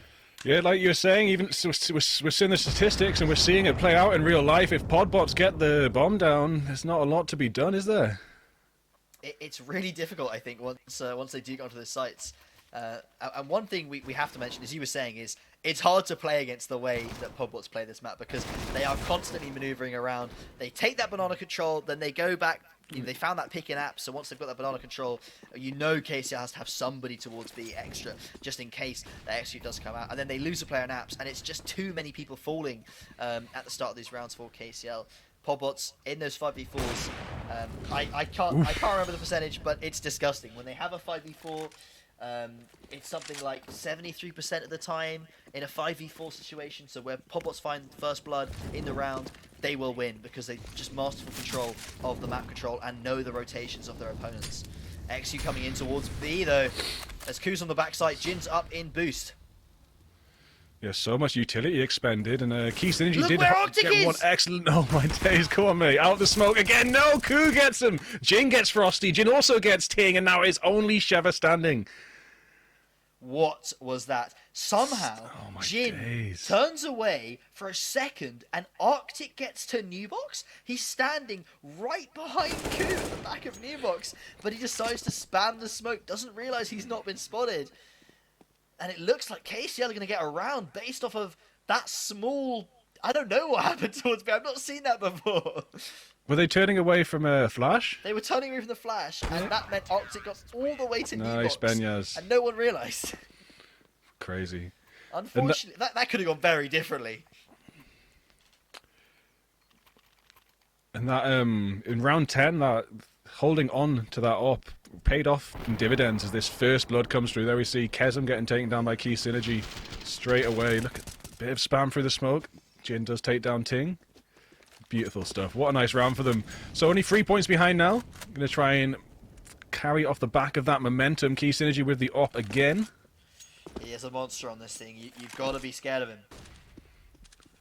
And they are playing towards long. I mean, it's a tough shot to hit, but it's 4 pixel gap. Right. He's gonna hit it. You can't give him easy shots like that, right? Arctic does have the lower part of Banana, but it looks like the main thrust of this Podbots offensive is going to be heading over towards A, and because KCL Lions don't have that B control, they have only the 3 players towards A, where they usually have had that 4. As Bracket's control is being taken by Podbots, we see Jin there starts to think probably whether a rotation is necessary here, but Podbots already maneuvering around. 2 of the players grouping up towards Banana. We might see yet again another fake as Frosty boosted up, has to jump onto top of the balcony. There's a player in Graveyard that I don't think is spotted. Oh my days, Frosty, what a headshot! The millisecond the head pops out, the flick comes through and the bullet goes through. That was perfect. That's exactly what they need. And yet again, it just seems like a bit of a distraction as they're going to make that push out of Banana now as well. Fahudi gets Kesem though. Can Ko get anything? No. Ting will take them down. Jin gets Cheva though. The trades are coming in. It's 3 for 3. Arctic takes Jin down though. Now 3 for 2, and the bomb's going to go down. Going to be extremely hard for KCL Lions. It's just Key Synergy with the op and Fahudi on 13 health. Oh, Synergy finds him through the box, but it's not enough damage to kill. Jumping up to make sure that if another AWP shot does get fired, it hits the legs. That is a smart play there. But yeah, I mean, look at how complicated these rounds are from Podbots in terms of how is KCL trying to read them, because they lose a player over towards A, they hit the bracket utilities coming out, and then 5 seconds later they're executing onto B with full utility, and it's just Ku alone. Now Ku, a very strong individual, IGL for the KCL side, well known in the UK uni scene. Obviously led the team to victory last season, trying to do it again here. But unfortunately, he's playing against the mastermind, Ting himself. IGLing this Podbots T side to perfection. Now, obviously, on T side, I think it's a lot easier to find these rotations to exploit your opponents. When KCL do move to the T side, that's going to be the tell here for how the rest of this map will go. But so far, with a 4-round lead, Podbots have got to be pretty happy with their situation. Will KCL be able to bring out mind games of their own once they're on that? Exactly. That's the aim, right? I mean, because the mind games coming out from Podbots have been amazing. They've been confusing me. I'm like, no. Exactly. And we've got a mini-map with all the players on. Yeah, we've got all the hacks, and it's still don't know what's going on. We got all hacks, and we still don't know where they are. Like, it's crazy. But look at that, so deep into Banana. They're just playing Anchor now. They're not even going to try and vie for Banana this time. So KCL Lions are switching up what they're doing here and there, but so far haven't managed to find the tactic to really like sit into and get a lead out of. So Bahudi yet again fighting that Apps. Doesn't fall this time, but does lose a significant portion of their HP. Gonna have to fall back a little bit, get the smoke down by a little bit of time as the players, they seem to be retreating. Yep, they've retreated out now. Retreated away from Apps, heading towards Banana. Another distraction, but the Anchors just sat there. Ko and Jin. They've barely moved yet. They're just waiting for the push to come in. And here comes the util. I think they know it's about time. But the Anchor's still on A site, and that's the conditioning that Podbots have done as they open up with 2 kills. Only 1 drops for them. That is Kesem. And the bomb's going to go down. Synergy did check that bracket position about 30 seconds ago and realized what was going to be going on. They know when bracket is left that Podbots is going for a B exec, but he just checked it a little bit too late. Wasn't able to rotate around in time to get ahead of these smokes. And that double stack towards first and second oranges, it didn't find much at all. It found 1 particular kill, but you've got to be finding more as Frosty finds Beniaz towards CT, and 4 on 2 yet again. Podbots, they have the bomb down. They don't lose the round. No way. It's just so hard. Synergy, but look at that money. The bomb time is like halfway through by the time Key Synergy and Benyaz make it to site. There's like barely no time left because they're anchored so hard into the A site because they've been conditioned not to trust anything until the bomb's down. But then when the bomb's down, it's too late. Yeah, like the rotation times, and then Podbots, they still seem to have so much. They seem to have the infinite utility glitch. You know, they seem to have so much ready and available that even in these Pokemon. Oh, but okay, this is a round. KCL needs to find something off of that. They have to found come the off the back initial of it. pick. They're 9-4 down. This is where we need to see something from them now. You know, it has been a few of the rounds where they've managed to clutch it out. Has been Key Synergy getting an early pick and surviving. The ones where Key Synergy gets traded out seem to be quite dangerous. And now Key Synergy is still standing. We might see something, but Sheva takes down Fahudi in a 3v1. There is a trade that comes out, but then Benyaz falls as well. And then another trade. We are sitting pretty comfortably for the KCL Lions with 1 player ahead now. Is that Anchor going to be taken out or not, though? The last guy standing in pit. Just going to retreat away. Dunks a nade on towards Jin, but Synergy is now at the bottom of mid, and Frosty, this player in towards Apps, is investigating with the AWP. Both players at the bottom of mid. If Ting turns around here and tries to fight this could be bad. He doesn't check it properly, and Synergy finds his second kill of the round, I think, as Jin finishes off Frosty and KCL find their 5th round. That's an important one to pick up. They were facing down potentially an 11-4 half. Definitely not something you want to do, especially when you're playing on the CT side. But when Synergy finds that initial pick and isn't traded out, KCL have played it pretty well so far, not letting Podbots find that response. And when Podbots are down in the players, of course, it's much harder to take this map control that they've been doing so well in previous rounds. I did like the way they pushed through Banana just to double check that there wasn't anything still coming through. So instead of rotating for their own spawn, they managed to make that push through the T side and end up with a nice flank. Now, a lot of utils coming out earlier on in this 15th round. Banana, no one's really got full control of it yet. The top of Banana is still empty. Oh, Kazam's running through the smoke. Oh my days. Yeah, He's not ready. There's a lot going down in Apps. We do see 1 player coming out on top. That is Sheva. So that is 2 down for KCL Lions. Frosty going to make this push up into the smoke. What can Ko do? Ko can't do anything as Frosty takes them out. It does look like it is going to be extremely likely Podbots get this bomb down any second now as well. And it's going to be a 2v4 retake. And I just can't see it happening. Oh, while there's a lull in the action. Oh, no, because he's just going straight through with a flashbang. No, oh my god, he finds 1, but that's all it'll be. That's so aggressive. A lull in the action. What, mate? I was like, there's a lull in the action. Oh god, he's going in. No, Synergy. Wow, that was bold, but it will not be. But just to bring up a couple of things, Frosty and Ku, the well, probably the biggest name. Well, I don't know. Frosty was the IGL in I think the previous season the Podbots played. So they were at one point both the IGLs of these rosters, and they both used to play each other back when they were much younger, I believe, in some of the UK leagues. So they're very familiar with each other. They played a lot of MM together. Old friends they might be, and they're meeting as new rivals in these finals. But Frosty definitely at the moment having the upper hand over Ku for now. Now here we see the pistol, and it's a B hit. So a bit of yep, it looks like B is going to be pretty comfortably taken very fast. We've got that pistol train again in the first pistol round, you know. Everyone just sticks together ready for those trades, but we've got a train coming in from the CT side as well. Fahoody's getting that bomb down. Arctic takes down Key Synergy. Arctic takes down Fahoody, but co-trades out Arctic. And it's a lot to ask of one player as the 4 push up, and it will not be done. There go the fist bumps. Pobot's pretty happy with that one, pushing themselves to, what's that, 11? Yeah. A strong start for them, and a round that KCL was really gunning for, because when you end the half 10-5 down, and then your opponent picks up the pistol round, the scoreline is likely to become 12-5, and although that is a surmountable one, it's something that KCL can come back from, and I'm sure they have done in the past. It's a scary one, especially when with the way Pobot's commanded this T side. I'm sure their CT side, they'll have some tricks up their sleeve, which I am excited to see.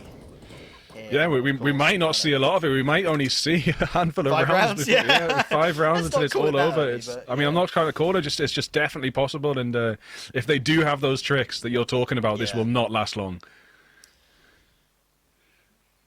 In comparison to what we saw from KCL, obviously KCL moved into this in the latter half of that first half. They started playing again towards B, but we did see a lot of solo B from KCL, and now Pobot's playing the double stack. Ooh, Ting doesn't get tagged there. That's good. Keeps his HP high, which on the MP9 is needed with the slightly higher time to kill than something like a Galil. No way. Ting gets 1. Can Ting get 2? Ting can't. Will be traded out. But there is still Frosty with the hero rifle. Shever as well. Is this a one-way? Bang. Oh, lovely. Lovely little one-way from Kazam. They really go well 2 placed. for 2. No way. Arctic gets another. He finds one, but going 2 for 3 is still fine here. They just need to keep these rifles alive on the Pobot side if they want to keep their economy good, but a good opportunity for KCL to upset here. Yeah, KCL still got the 2 rifles standing. The only 2 rifles they Is the bought. bomb running? No. The bomb's running. Is it's it? going A. No. Oh, my! I thought you meant beeping, like beeping off. No, but the bomb's running across the map. Yes, it is. Oh, my days. They know Ku still on site, and now they've got to cross back. This is so dangerous. Yeah, that's a lot of time. And Key Synergy gets Frosty. Oh, my days. Ko falls. It was Ko that got Frosty. Key Synergy got the assist. Sorry, got the read back to front. Now Key Synergy all alone on the waiting for the defuse to try and come in, but there's not much time left. Cheva has to clear everything. Kasinji's given away his position there. Now Cheva knows exactly where he is with the smoke, the kit, and 2 flashes. Might decide to go for a ninja here. Kasinji's going to have to try and find this player in the bomb. He's run up to Cheva us. gets off it. Yep, easy round the whole map, coming for an excellent angle from above. Key Synergy definitely the carry in that round with a retreat, the plant, and the clutch. Whew. That was a strong decision from Kasinji. King's first kill though. Oh, sorry, mate. That like flash flick onto the head was. But that decision from KCL to rotate on round towards A. Oh Kasinji yeah. just leaving it with the bomb. Beautiful, because then Ku just had a lovely angle through CT, and Pobots, they got outbrained.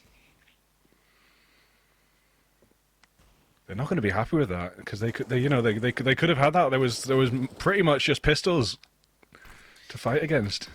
Yeah, it was a couple of Mac 10s, Galils, and Pobots really, they had the economic advantage there. They had a couple of M4s, the MP9s, but despite the B players going 2 for 2, which is, it's the bare minimum of what you can ask for, but it's what you'd ask for from the B players.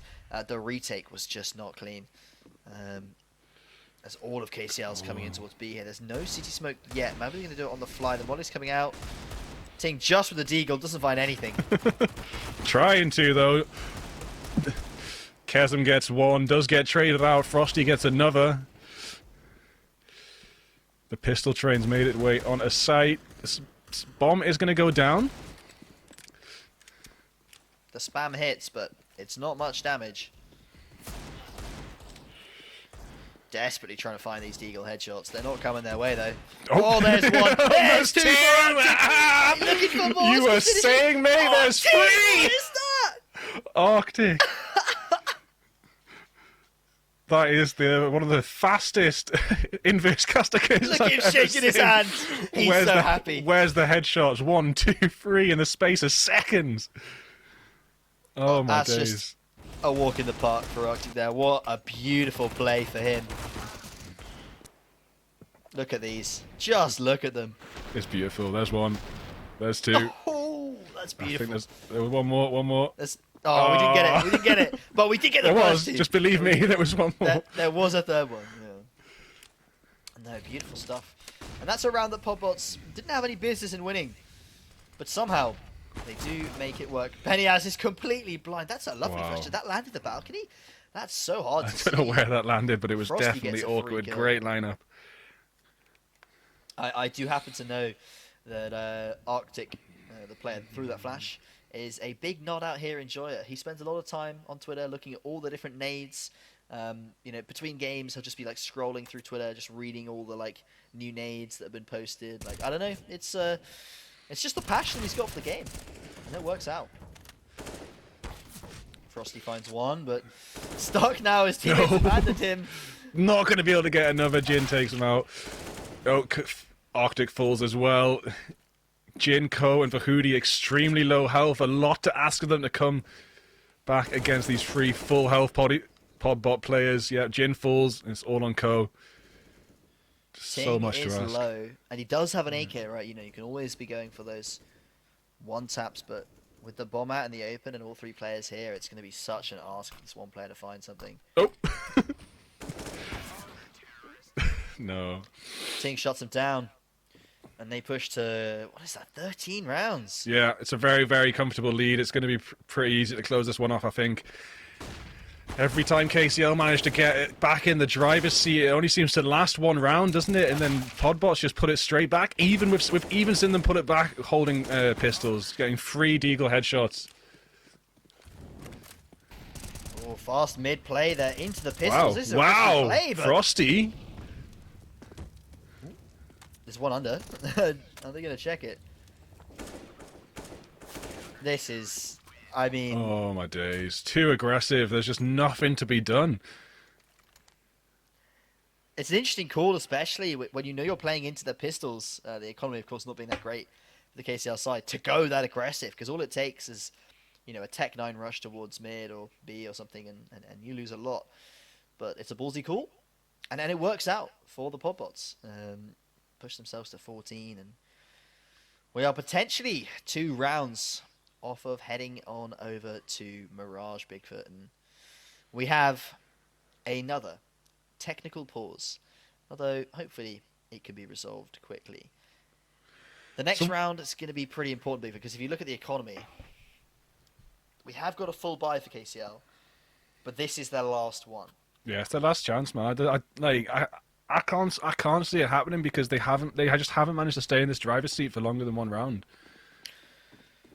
I think, well, they've got 1 round on the T side so far, right? And Podbots are up, what, 4? Yeah, and it was stolen from them with deagles. Yeah, that's true. The driver's seat was just taken back straight away. Triple headshot. Can't believe it. That was the play of the match so far. That is the highlight. Benny has dropped very aggressive towards brackets with no support and falls. So one thing I will notice a lot about this KCL side is that there are a lot of individual plays going on that just aren't working out. And I think that works a lot into teams with a little less coordination. But Podbots, they've run this map 1,000 times. They know where the aggression is going to come in, and they have proper trading patterns set up and ready. Yeah, their trading patterns are beautiful, mate. Really good thing to point out.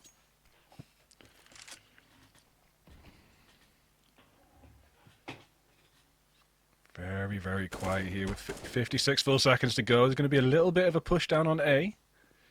But there is a double anchor there. One more player pulling. back up in the long area. There's gonna be a confrontation in long as Jin takes down Arctic. Can you get another Jin? And it will be traded out, so that's 1 down for both.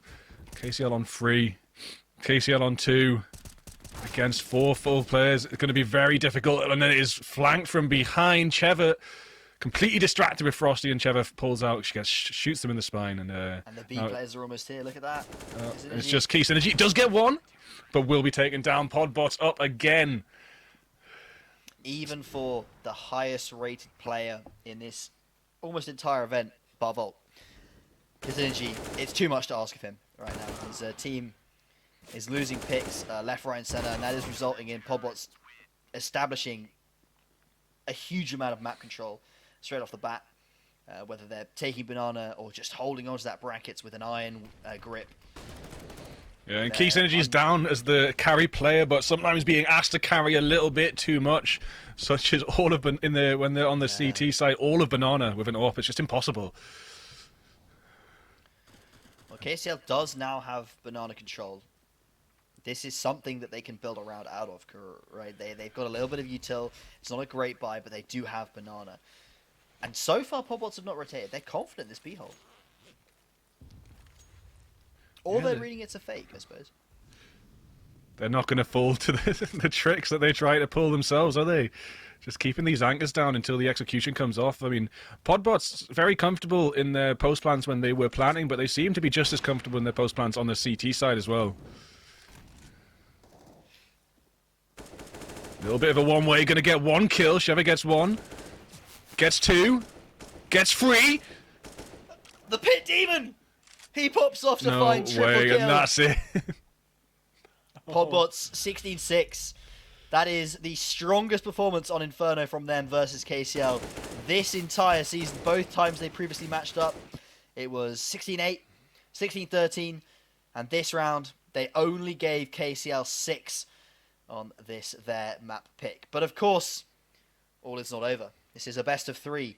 And that was Podbot's choice, so it is expected to go their way. KCL still have a very good shot at picking up on map 2, which of course will be Mirage. And then they will need to win Vertigo as well. Look at this from Cheva, or Kai as he's known. I called it out before the game. You gotta look out for this Pit player. He makes it all work beautifully.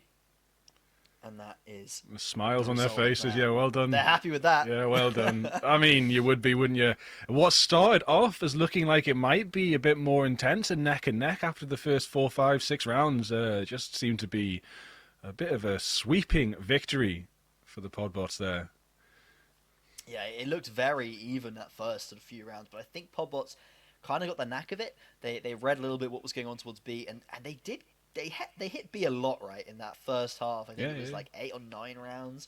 We saw them take Banana, take brackets, go B. And that was a formula that they ran several times. And although towards the end of the half, KCL sort of finally got round to putting 2, 3, trying to take Banana, find something towards B to deny that presence. It didn't work out for them. You know, they went for that round where they tried to take Banana, and they just didn't find it. They got traded 1 for 1, and then... it ended up being another B hit and they fell apart. There was rounds where they played, first oranges, second oranges, stacked on top of each other, trying to find any kind of position where they can at least go 2 for 2 or 3 for 2 and allow that A retake the A players to come in and retake well. But they just couldn't find a solution to the B executes from Podbots, and I don't know if there is one. To be honest, it looked really clean. It's like I was saying in the game, it was hard because they were constantly making noise in apps and short as well. So the anchors had a reason to stay anchored most of every round. Yeah. The Banana control was just very consistent and intense. And the one time the KCL tried to push back didn't necessarily work out either. But that was with pistols that time. But would have been interesting to see that sort of counter aggression maybe in a rifle round. But of course. That was one of my favourite kills of the map. It always is, though, isn't it? The sneaky. I mean, the fact there was 2 Zeuses coming out in the same round. Save round. That was a beautiful save round. I mean, that was when that's the thing. If you can pull back a save round like that, you should be dominating a little bit more in the rifle rounds. But unfortunately, just couldn't put out the bag. On a lot of those save rounds, didn't they, to upsetting Podbots, but they just didn't quite close them out at the time. Interesting interesting fact for you, by the way. The Zeus, the taser, never used to be enabled in NSE. It was actually a disabled weapon. You weren't allowed to buy it, and only this year has it been possible for the Zeus to come out. And KCL using it to great effect. I can't remember how much you buy that thing for. I don't even know what the kill reward is. I so rarely use it. 400, I think. 400? Maybe it's 400. Maybe I have a feeling in my head it's 200. It's a multiple of 200. Yeah. Somewhere in there, right? I don't think it gives you any kill reward, but hey, the chance of getting a gun, definitely effective. Just look at these kills. Some of these smokes, man. Look at this. This is the one, though. Look at that. Yeah, 1, 2, and we never got the third, unfortunately. We don't get the 3, but we don't need to see the 3. We can promise you it happened.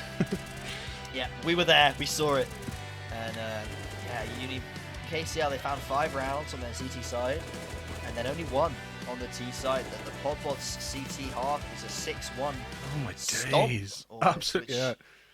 Yeah, tough to see, but yeah, KCL, one of the most dominant teams in esports over the last sort of 12 months, really struggling. It looked like they're on Inferno, but it's not their map pick. We will be going over to Mirage, which is their map pick, hopefully shortly, and that's where we're expecting to see them shine. Right, this is a map where they've picked into it. They've obviously done. Well, I hope they've done some prep for this final. You'd expect so. Done some prep, right? Of course, it's a lot on the line here at the British University Esports Championship. So KCL, though, going into Mirage, they are going to be looking to find a response, right? The Podbots have put on a statement game, 16-6. We're going to need to see something similar, I think, in scoreline responded from KCL, just to give themselves that confidence, right, going into Vertigo, because Vertigo is not a map they've won against Podbots in the entire NSE tournament so far. They've struggled to find the Vertigo. I think it was 16-11, the map they did play on it. So map 3 doesn't look amazing for them. So we need to see a very strong map 2 to give them that confidence. Maybe try and play with the mental of Podbots a little bit, just to try and find something in that map 3. Well, I think Podbots are definitely playing with the mental of KCL Lions in that last game, especially with that save round victory as well. Like, I mean, it was later in the game, so that the mental had already been played with the crazy rotations. Yeah. But when you're holding down a site, you think you've got it anchored, rifles against pistols, and 3 of your players get taken down with 3 deagle bullets. It's going to affect your mental. Like $8,000 gone in a heartbeat because Arctic just clicks, and yeah, it's insane. What can you do? Crazy player again. One of the new pickups for the Podbot side has only been playing with him since September. Incredible player. Definitely showed his worth in that particular round there. Podbots again pick up map 1, and this best of 3. We were hoping for close games. Maybe that wasn't the close game that we were asking for, Bigfoot, but at least it was an entertaining one, as we should be over in Mirage shortly. I think the players back in their seats, getting ready for map number 2. Yeah, there was close moments. There was definitely tons of entertaining moments, but the close moments and KCL getting control just never seemed to last too long. So I think Podbots were just seem to know that map far too well. From both sides as well. Like they just played it beautifully on both sides. KCL, they're having a little chat, as you can see on the cams. Getting their mental, getting their game faces on for map number 2. Oh, there's Hench, walking in front of the camera. Thank you, Hench. We love you, Hench. Hello, Hench. I love the little April Fool's joke this year. Hench coin. What? Hench launching a crypto? Yes. No, it's an April Fool's joke from NSE. Looks like they're putting their headphones in. Maybe we're going into game soon, Bigfoot. There's Ku in the middle, the IGL, the GOAT. If you are interested in, ever learning anything, Ku's the man. Not anything in terms of just everything, but in terms of CS:GO. No, he doesn't know. I don't think he knows. Maybe he does know everything. I don't know. I've never asked him. Depends what he's studying. He might be doing. I don't know. Might be doing a degree in everything. It'd be lovely to know what they're studying. I can tell you what the Podbots are studying. Kai on the far left, computer science. I think the next one's history. Kazam's doing history. It's a rare one to see a humanities player. Most people seem to do STEM subjects or computer science or another STEM subject. I don't know why like 90% of the Counter-Strike player base does computer science, but it's how it turns out. I'm a humanities caster. You are? What do you study, Bigfoot? Oh, I didn't ask earlier. English Lit Creative Writing. Oh, well, I suppose that does make sense. We tell stories, don't we? Well, there you go. The narrative. Yeah, narrative. The hero's journey. Yeah. I mean, you wrote the script for the final, didn't you? You wrote how all the rounds were going to go, so we know exactly how it's. We're not actually. This isn't live. We just completely wrote the script for this, of course. No, but I'm taking notes for my movie equivalent of Rocky for the esports. the Podbot story. Yeah, all the players are actors. It's absolute. It's drama. It's actually a drama school production with Bigfoot as the lead writer. Oh yeah, I could name the rest of the Podbots things, but I don't think anyone wants to hear that. Wow, look at those champions right there of previous seasons, typing away in chat. Doesn't look like they're warming up there. Hopefully that's Kenny cajoling them. Come on, guys, get on the server.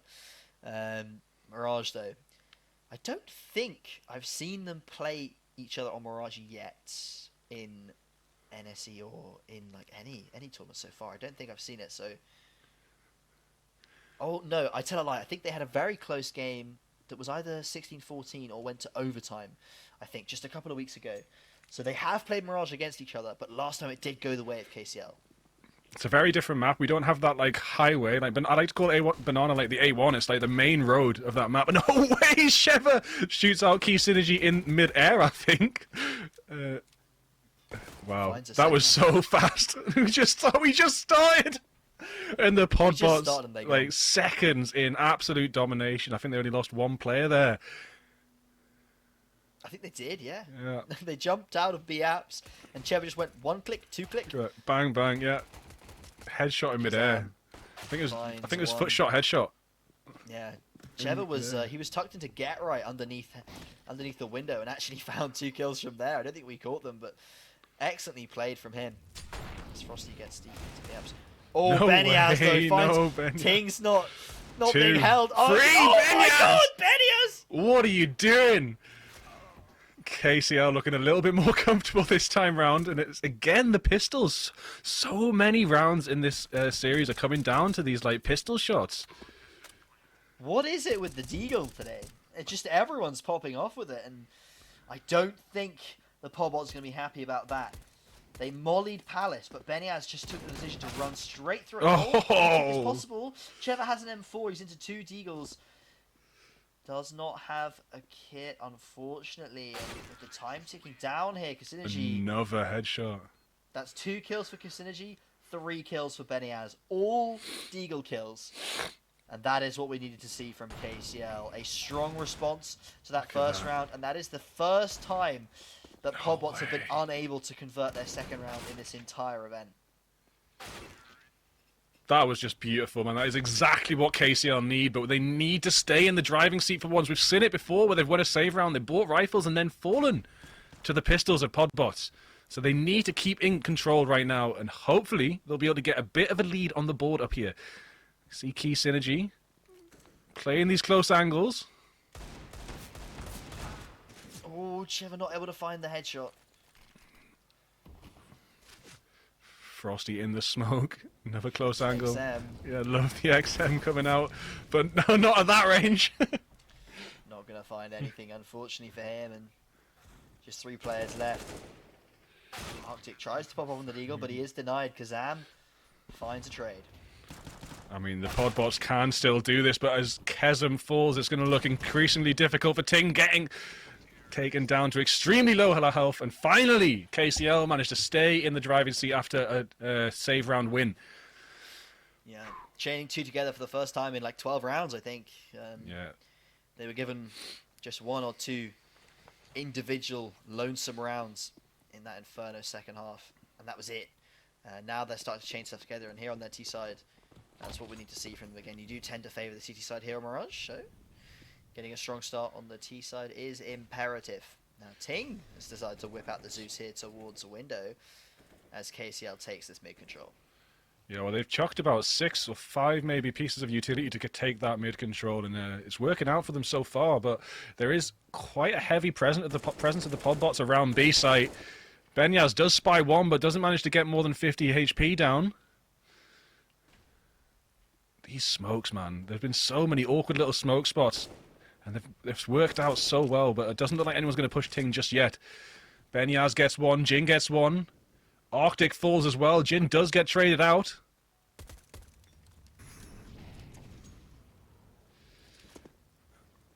Got Frosty and Ting on the back foot now. Bomb down. Timer ticking away. I mean, it's a USP. I don't think there's anything to do. Maybe get the Zeus. No! It did too much damage. It was too far away, and Ting gonna feel rough about that one. Denied the AK. Well, as KCL take the 3. At least we're seeing a few players celebrate the new meta, the new NSE meta. The NSE meta. Just buy a Zeus on your eco rounds. If you're allowed to. Didn't know that was a thing, but yeah, apparently people are using it to great effects. Apart from Ting, who whiffs, but it's fine. Spikes in spawn. Pobble's going for mid control, pushing very, very aggressively, and Ting shoots his teammate, I think, in the back, but does find the trade at least, and Frosty's not going to be happy about that one. Spike's still in spawn though. They're just getting some information, playing for map control. I'm so sorry, mate. Valorant cartoon game bad. No. You've got to pull me up on that. I already did one blasphemy earlier on. I blasphemed earlier and I noticed I blasphemed then and didn't even notice. Oh, I've said so many Valorant words over my broadcast over the time. It's just so easy to say, isn't it? Like.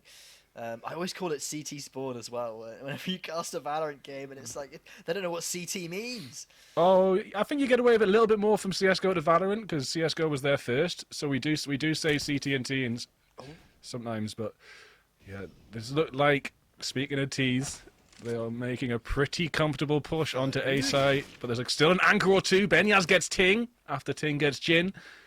Kesem and Shev are going to have to pull this out of the bag. The bomb goes down. Some excellent damage onto Benyaz. It won't be enough, though, as this 2v3 retake is going to be... Oh, no, Kazan is finds enough. the headshot. 2-on-2.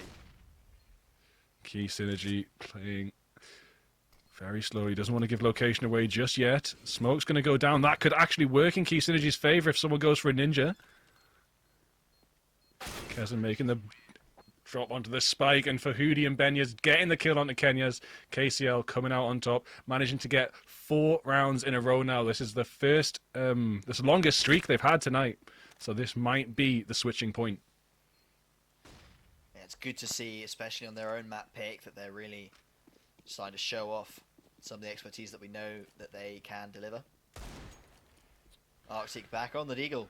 Probably confidence through the roof right now after the last game. Looking to find some more. We do have, I believe that's a scout, over towards Kazan. I mean, once you've hit a bunch of those headshots, you're going to be feeling confident buying that Deagle later on. That's true, and confidence delivers you kills. Yeah, as long for as sure. you swing with confidence, you're going to get the kill. Looks like KCL is just taking this map control. They've got all of B apps, they've got all of mid, and they're starting to walk back into ramp. It does look as if it might be an A split based off of this, and Podbots, they're moving players over towards B. This is not the read. Oof, Benyaz takes down Arctic. Pretty crucial kill, to be honest. Kesem falls as well. Jin is out ramp very fast. And there you go. It's just a clean-up crew at this point, isn't it? There's no real opportunities left. Frosty would like, I guess, to save an AK here, but that's all he's going to really be able to do. And for that, he would need to find a kill. He might. Benyaz, oh, just turns away a little bit too soon, maybe. Benyaz is heading this direction. Does get one bullet off, but doesn't land. Now location given away. Benyaz probably going to go down for the hunt as well. Key Synergy comes around the flank. Frosty does fall, and KCL. Flawless round. Every single player standing at the end. Their economy is starting to build up extremely comfortably, pushing the Podbots back again. But now the Podbots do have a full buy. They're going to try and grasp control. But 5-1 to the KCL Lions. These 5 rounds as well are built purely off that Beniaz play from round number 1, where he runs through the Molly Impalis, where the comp player just for a split second isn't looking. He finds that very small timing gap and delivers a triple kill based on the back of it. That's an incredible read on what was going on, as well as mechanical on that Deagle, just to find all 3 kills in perfect formation as KCL's running on in towards A. There's no jungle smoke, and Arctic's there on the cross with an AWP. Extremely aggressive push in this time from the KCL Lions, and the bomb is going to just go down extremely.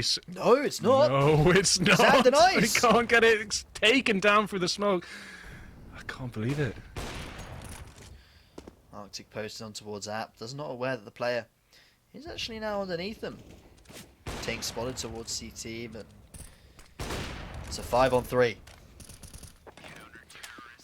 No, it's just too aggressive. I can't. Yeah, it was maybe getting too confident, just trying to walk onto site and just put the bomb down in the smoke without clearing all the little nooks and crannies out there behind the site. So confidence maybe getting a little bit too inflated.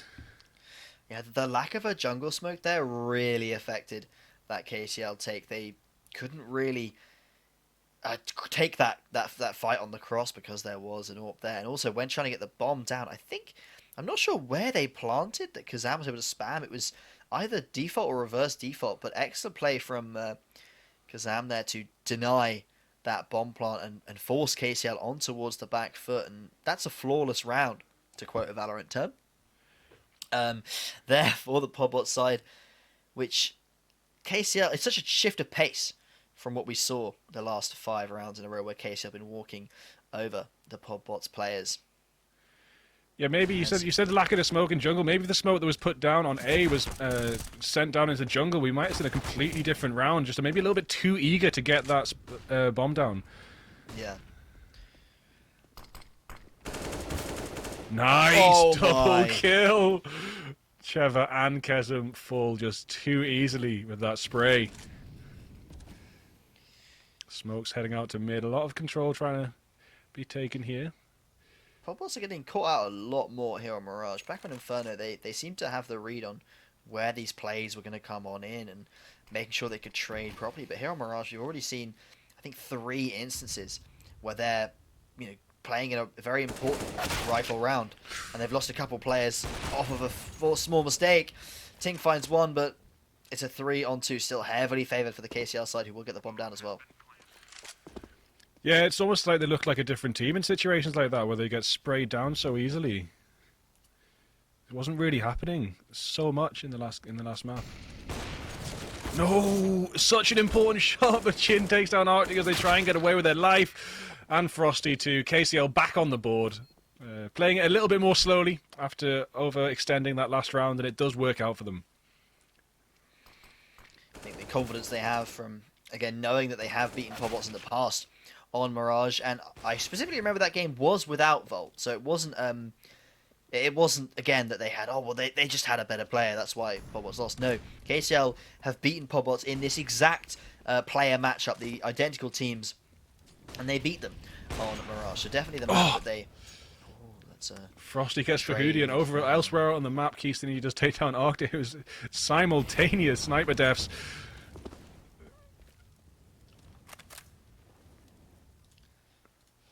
Mollied off on short. Jeva has to give up that presence. He's now starting to walk back in though, but Jin's top con already, and they're ready to go through. If Jeva doesn't start checking this quickly, this A split's going to come on out, and there's only Ting, the lone man, 1v4 on the A site. This player has a 1.35 rating and is an absolute demon on the server. Can he pull off anything at all? Benya sent a smoke down. Keystone is going to get the spike, spawn bomb down. The grenade doesn't do any damage though, unfortunately. It's a nice little aim, nice guess, but a little bit too far. Playing a little bit further back from sight. Benyaz does get taken down. It looks feasible. Does look feasible. That distance could work in the favour of Podbots. That distance isn't going to work in the favour though, is it? And KCL Lions pull out again. That's such a difficult angle to get through, especially with an AWP.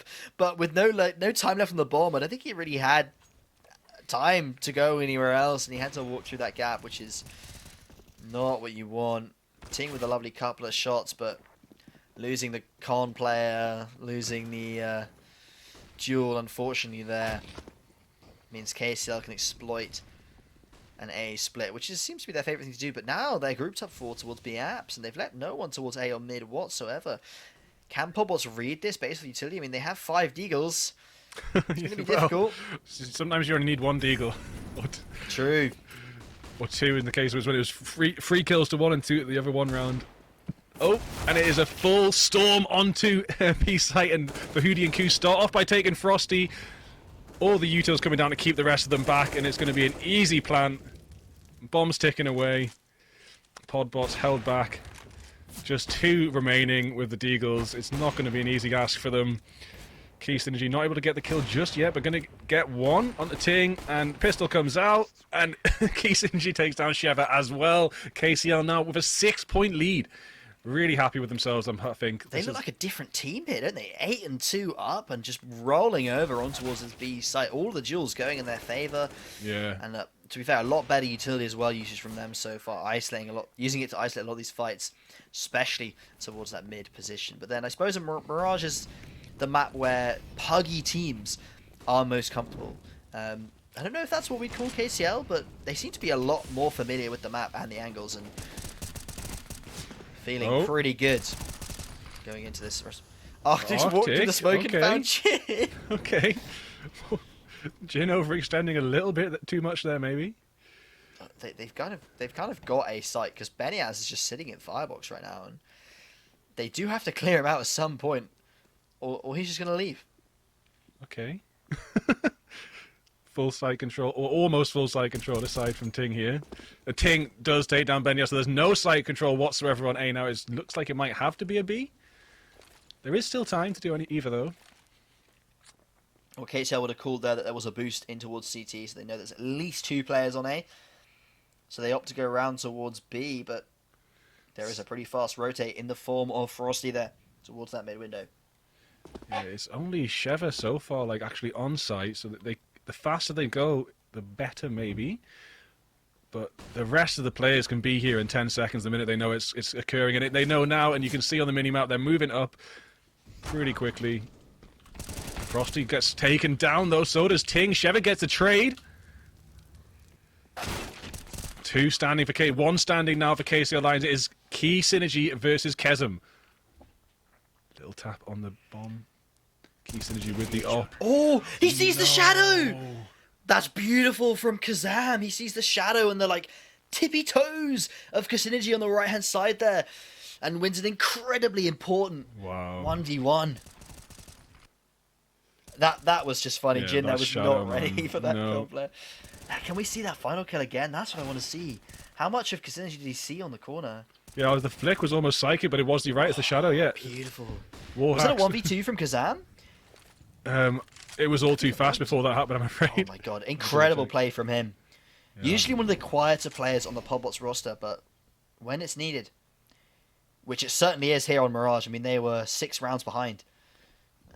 To get a 3rd round there is important, and if they can just build up to maybe 5 rounds in the half, Podbots would be pretty happy, I think. Finds an opener again. Trades coming in. It is 1 for 1 until Sheva falls, and now there is only 3 on the side of Podbots. There's 3 on each. The kills are coming in thick and fast, and now it's Frosty and Ting up against Fahudi and Benyas. Everyone else died so quickly. Looking like map controls favouring B for the KCL Lions. Do have an awkward spot for Benyas, though. Pushed up. Will they expect it? Now the plant is going down for KCL, but in the 2v2, I would still favour Podbots here. They have like something crazy, 40% chance. Oh my days! At getting a retake. Frosty finds the 1, and it's a 1v1. But this time, it's Ting in the driver's seat for Podbots. No way! The legs through How the much wall. did he see of him? Must have just seen a pixel and got those shots off through that little bit of wood. Does his arm like stick out behind that? That's so unfortunate. Must have been a pixel, yeah. But Ting, again, that's 2 clutches in a row now. Podbots, 1 from Ting, 1 from Kazam. And yeah, it seems to be in these retakes, Podbots are actually doing quite well when they have the players alive to do it. Yeah, the stat that I was trying to get out before the action started happening, 38% of the time when Podbots go for a retake, they succeed, which is actually scarily high if you think about it. That's, oh yeah. I mean, if you round up, that's 1 in 2. But if you round down a bit, it's 1 in 3 retakes, which is pretty crazy considering the amount of times you'll go for a plant when the round is done and dusted. That means that in a lot of these scenarios where they're even, 3 on 3, and the enemy gets the plant, they are still kind of favoured. Frosty big apps push. Here. No way, Frosty gets 1 blind. Fahudi will fall. Arctic will fall. Frosty might be able to get he's still alive. Frosty's still in that position. Might be able to get more out the back of it. But the rotation is coming through. Oh, they know. Yeah, they Cheva's spamming towards the bottom. They know it's coming in underpass. Kazam's looking at the right-hand side, though. No one's covering underpass. Might be a flick if they push out. Oh, they're boosting up, but I think Ting's in window, and they just get a timing on him. That is unlucky, and beautiful play from KCL to find that timing. Benny has 1v3. Yeah, they weren't going to let KCL do that rotation. Ooh, yeah. So it might have seemed like they know a little bit less about this map, maybe, or a little bit less used to it, but when that rotation came through, they knew exactly where to hold. They weren't going to let them get to the other side whatsoever. And now they have 5 points on the board. It's looking a little bit more comfortable for them. Yeah, I think 5 rounds is one of the sort of minimum bars of entry to winning Mirage on your CT side, because T side is historically the much more difficult side, and now with 5 rounds and 2 rounds potentially on the board, Podbots might be, especially as well, if you take a look at the KCL economy, if Podbots win this round, KCL will be on a force buy on the last one. So something Podbots want to keep in mind. If they can just force out a victory here, they could potentially go to 8-7, which is a much better scoreline for them, because KCL looked like earlier on they were running away with the game. They're looking a little bit little less like they've got a plan on the minimap this round. Sort of just trying to get some information first. They haven't really vied for mid control. They've had various successes in that mid area, but this time they're just completely ignoring it. Heading down towards a ramp. And there's only 2 players here, so Podbots are going to have to play retake and give it up. They find the lurk underpass. Yeah, Key Synergy. It's all on the action here on site. Key Synergy could have got some dirty kills, but was taken out. Ko's going to get the bomb down. Arctic spamming through the smoke. Doesn't find anything, but Ting almost gets a kill from a long way away. 20 meters away with an MP9. 5 on 4, sorry. Trades coming in. Very difficult. Bomb is halfway down the timer. Podbot's going to have to show some aggression, but Arctic and Frosty drop, and so does Sheva. KCL lines out back on top. Podbots were super worried about Palace there, but KCL, I don't think they'd shown that second player ramp. They'd kept that player in reserve, making sure that they didn't show too late in towards that round, so that Podbots had to be worried about the walk-around flank going towards Palace. Smart play from whoever that was, didn't catch the name. But anyway, KCL playing that after plant very, very well. They get their first round in a hot minute as they push themselves to 9 and might be able to make it double digits here as the Podbots buy is really, really poor. There's no trade coming out. Arctic, no trade. Arctic gets away with it. He does get taken out on the other side. But there's a second player in con. That was some sneaky positioning. He's gone for the FAMAS. Fahudi. No! These cheeky little spots, man. The smokes have been so interesting tonight. So many kills through a smoke, through the edge of a smoke, through a one-way. 2v3 in the retake. A Deagle on Ting. A FAMAS on Kazam. We need some magic here. Speaking of magic, mate. Jin almost just gets, collateral headshots. Almost gets the double kill and does get to KCL Lions up to double digits. Going to be looking very happy with that, I think, if we see a shot of them. Really well done. Well played half, and they've definitely got a chance to take this out in the next half. bringing us to a third map. Yeah, a quite quiet CT side from Podbots. This is it's worrying. The last time they played Mirage, it was a lot closer on their CT side, and they ended up the series. Obviously, I think it went to OT, or it was like 16-14. It was really tight map the last time they did play Mirage. It's looking a completely different game here. Quiet games from a lot of the Podbots players who were exceeding their expectations back on Inferno. Something has definitely changed. I think it's more than just the map. 4 players from Podbots rushing in towards B. Ku has found 1, and that's all they really need to ask from him, because now a 5v4 retake on the pistol, much more achievable. Yeah, and we've got Chasm making the rotation, but hot on Chasm's tail is Benyaz. Rotation coming extremely long from Benyaz. Benyaz miles away from the fight, but it does not matter as Key Synergy and Co hold it down. It is just Chasm pushing in now, and won't be able to find anything, I don't think. No, does get one. Does find one. Might be able to find another. 2. Actually, no way. They're not the bomb. What? Oh. Yeah. There's only one way he can swing, I guess. I didn't think you would find a single one there swinging into 3 people, but he's having a game though. Kazam is usually one of the quieter players on the Podbots roster. He's been ridiculed before by his teammates. I can tell you that before, and he's showing them up today. 17-12 so far on Mirage. Not quite enough. Yeah, a bit like the story we had from Synergy. He had loads of kills, but not enough to find them in Inferno. Right? You just 16-6 was that scoreline, of course, on map 1. Valiant effort there to try and take control of B, but shots were just too good on the side of KCL, and it looks like they're still too good. 2 players fall for Podbots. Haven't even... The Mirage from KCL just looks so much cleaner, right? Everyone looks so much more confident, especially Ku and Benyaz, who have really stepped up since that Inferno game. And with a 6-round differential, likely to be 7 after this one, KCL look to steam ahead with Matt. Oh, no way. Someone's behind them as well. Will, yeah, absolutely steaming ahead. Complete mid-control dominance. Yeah. 12-5. The 7-round differential. And it's only increasing right now.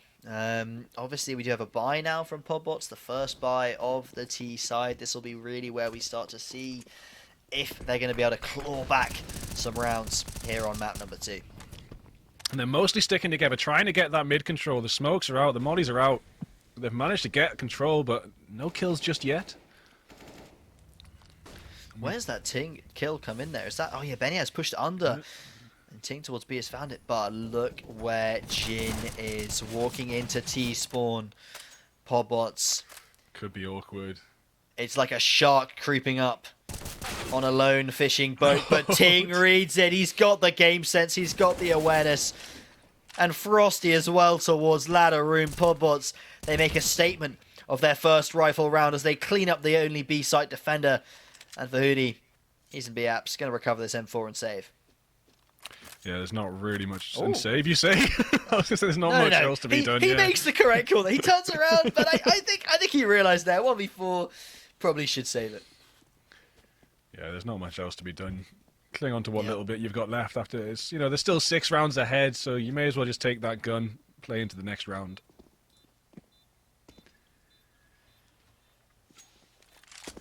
Podbots, they're going to close this gap a little bit, but I don't know. What do you think they have to really come up with here? Because this is one good rifle round, but they've got to keep this up for a while, right? To really find a chance at winning map 2, right? I mean, I quite like the way they played that one. I was saying earlier on, you know, a lot of these, well, nearly every single pistol round was in a pistol train. All 5 players just rushing down, and they made a 4-person train with the rifles there, and they didn't really run it down. They they pushed in slowly and they watched their flanks out. So maybe power in numbers is a bit of their key to success here. We'll have to see if they repeat that again at all. KCL lines are spread out quite a lot across the map, so you gang up on them a bit. Might be able to pull a little bit out the bag a little bit faster maybe. Got a tactical pause from Podbots coming in, so they're probably talking about exactly what we're talking about, how to continue this momentum. Yeah. I would be very interested to see what the IGL is saying to them. Ting having a chat. I know, for example, that they had a team bonding night yesterday. They went to Travelodge and they had dinner together. So, you know, the chemistry... Travelodge dinner. the chemistry is there. They're, you know, well prepared. If that isn't a catalyst for team synergy, I don't know what is. Oh, Arctic doesn't quite find the head and gets dinked in response. Very, very low. 4 players swinging. Wow. That's too much for Fahood. And it's Power a in 2-for-1 numbers. trade. See, if 4, there's not much to be done against a 4-person swing. So the power in numbers is assisting them a little bit. Still do have Ting hanging around in spawn, like not giving up the bomb, making sure that A site is still an option. But well, here goes Jin again. He's going to push T spawn, and guess who's waiting for him? This time he's not going to be as aggressive, though. I think he recognizes that the same story could happen again. I love this angle from Cheva. This is the kind of stuff that you pick up by watching final like these. There's a little gap there in the box. Arctic is going to full, but will it be 2? It will not be 2. Ting does get the trade out, but Arctic, only on 18% health, will be taken down extremely easily at that close angle. Benyaz is in position to defend. Oh, beautiful shots from Benyaz. Ting. Ko will fall though. Ting getting a beautiful headshot in. Oh, did he just bait there? Did Ting just bait by like standing up and crouching so that? I think so. I don't know if that was an on purpose play that he like crouched, stood up, crouched so that the player was looking at him rather than at stairs. That is so smart.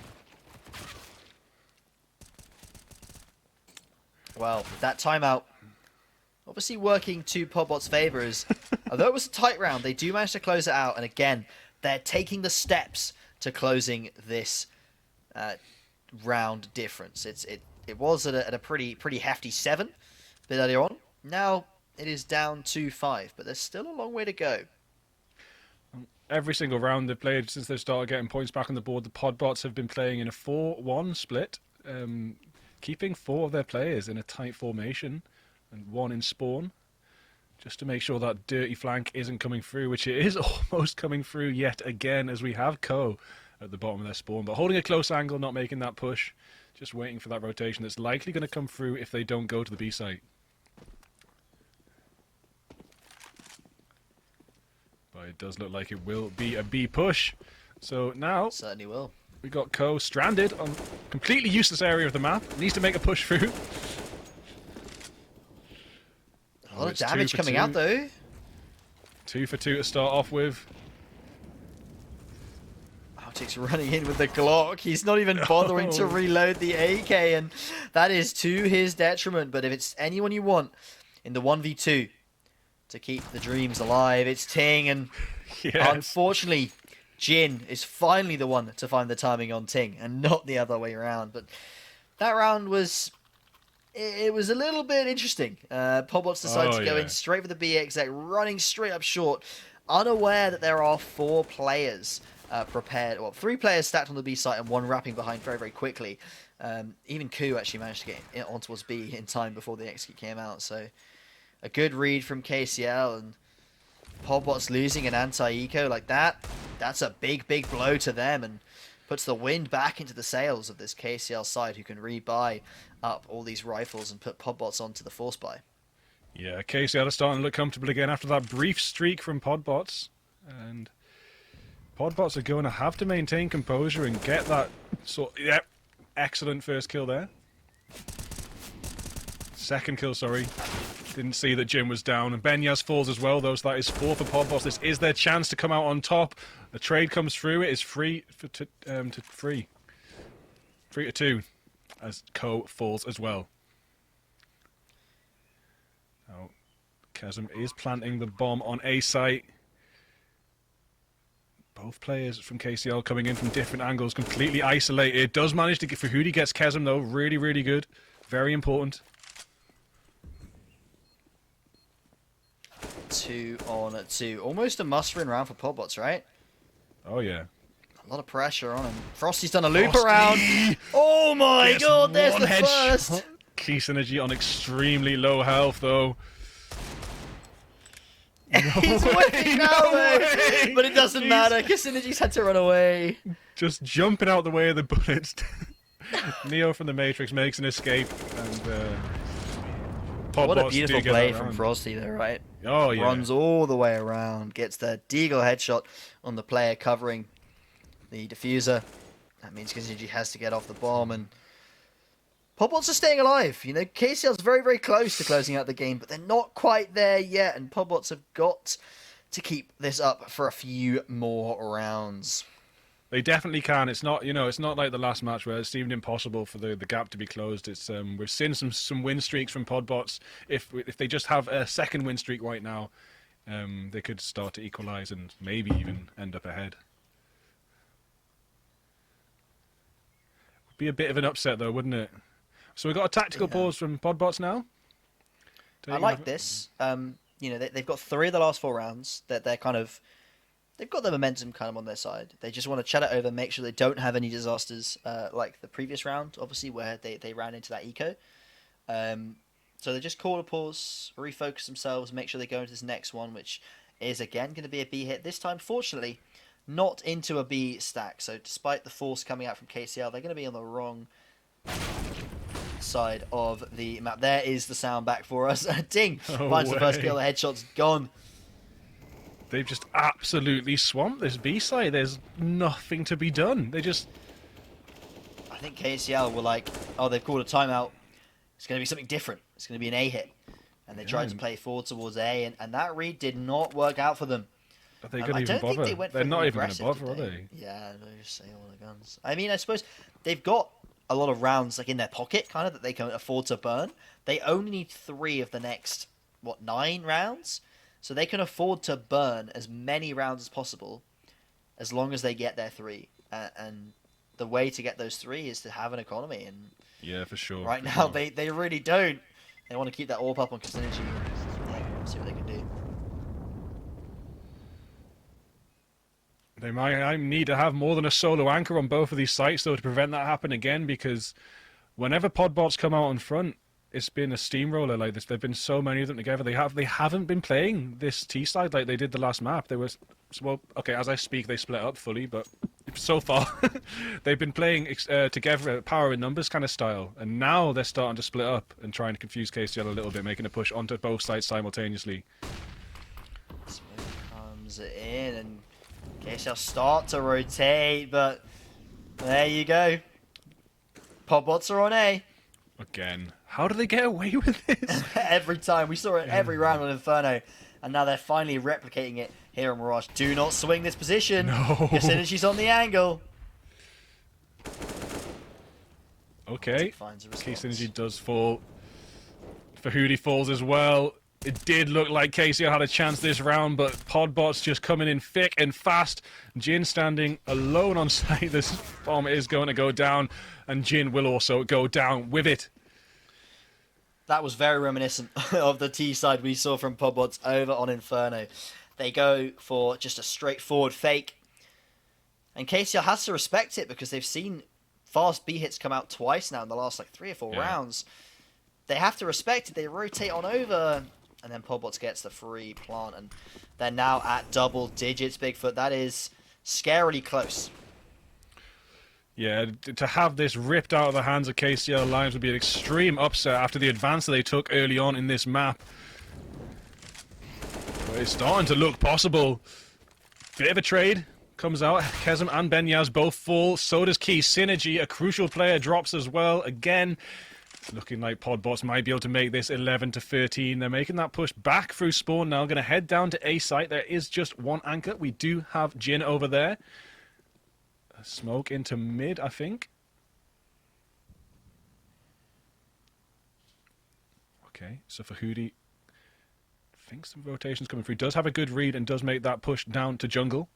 There's going to be 2 here, but 3 players running in, and they have utility. No, for Hoodie drops. Do they clear Firebox though? Arctic might stay in Palace and nice. Does clear it, but these Deagles, man. Bit ridiculous how effective they've been, isn't it? It's been ridiculous, mate. So cheap, but so effective. Yeah, Ko not going to be able to get much off the back of this. Going to just pick up the rifle and run away. Yeah, just save that gun, carry it into the next round. The player that's popped off so far for Podbots on the T side, got to point him out. Ting, currently 21 for 16. Very, very quiet on the CT side.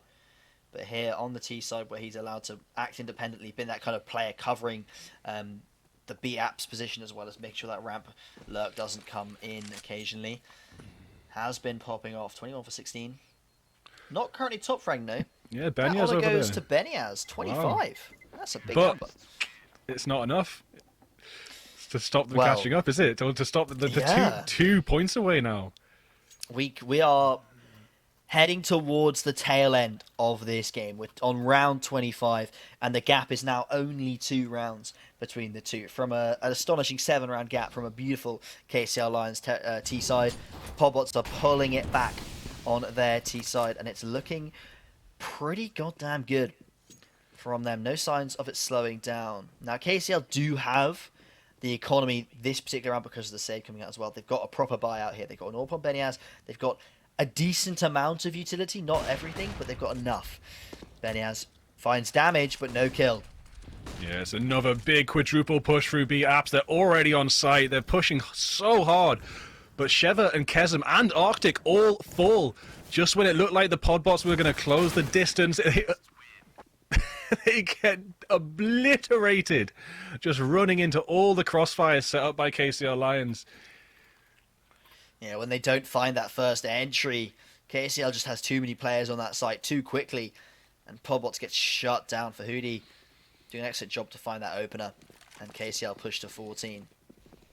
I mean, at least KCL are starting to crush through that power of numbers thing that Podbots had going, because it was working out really well for them. But if you can set up the crossfires on the site and just let them run in, it's not actually that hard to clean up. You just need the same power in numbers where they're rushing into. And it looks like that round they did have it.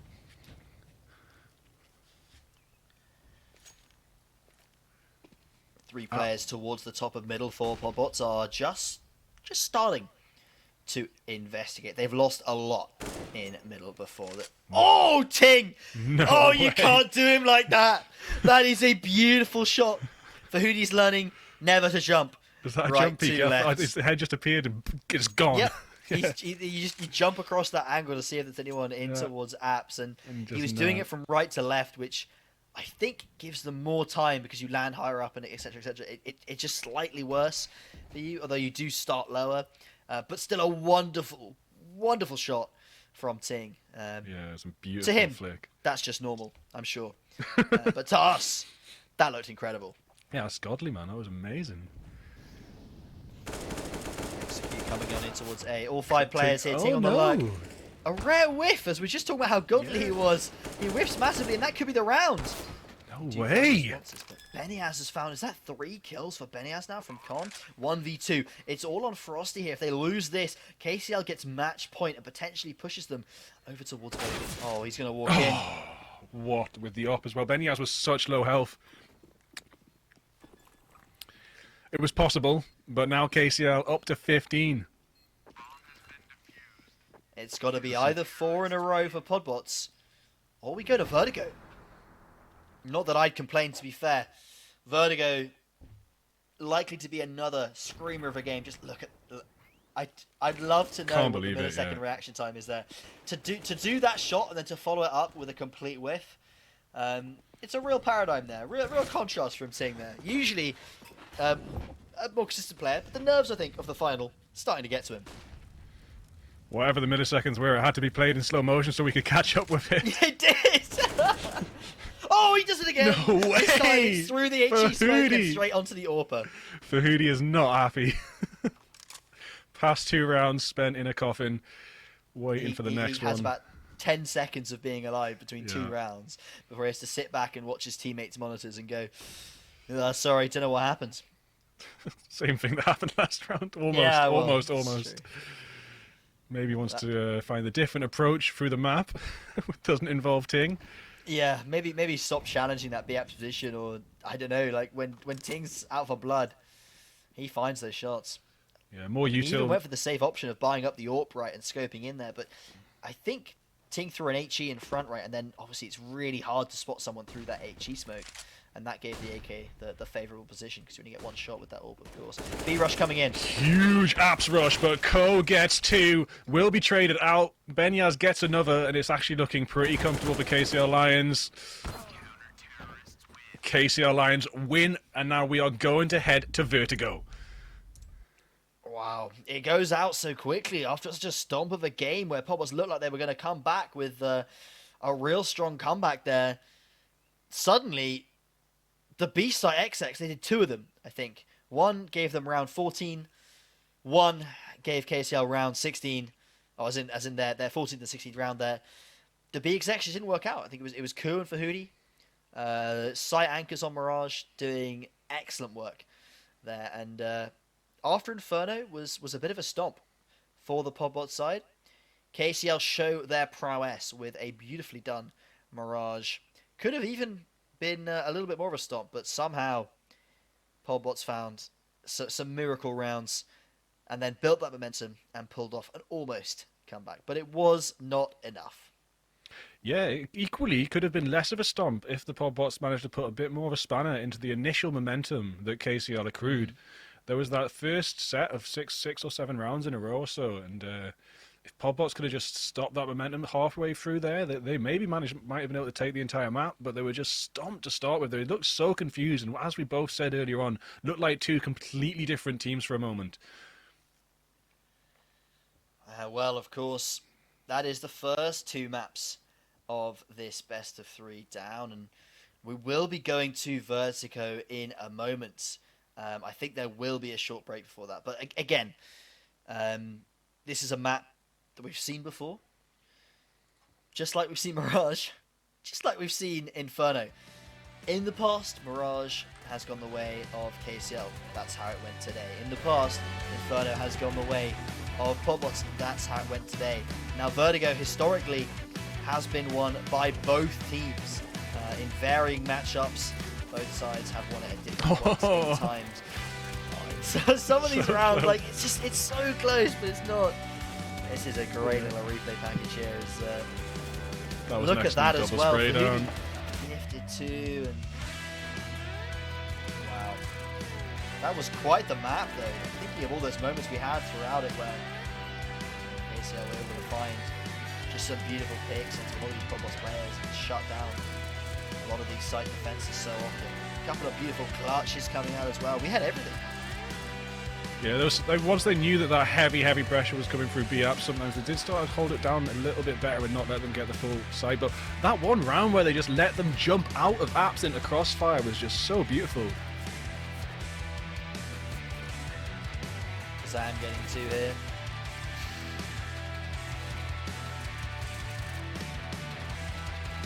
Had a stomp of the game in the end. What did he end up on actually? It was like 30 kills. Top of the scoreboard, pretty sure, for the KCL side. Not usually one of the players. Usually outshined by Kiss Energy, but not happening here today. And that lovely shot there from Team. That's just please crazy, have the whiff as yeah. well. Please have the whiff as well. No, they didn't include the whiff. Not this time. And then again, look at that. So consistent on towards B. But yeah, an excellent game from KCL to equalize the series scores 1-1. Bigfoot, it looked a little bit shaky when Pop was on that comeback, but KCL have pulled it off. They take Mirage, and we should be heading over to Vertigo soon. But before we go over to Vertigo, I believe we'll be having a short break. We'll be back with you, hopefully, very soon. See you soon.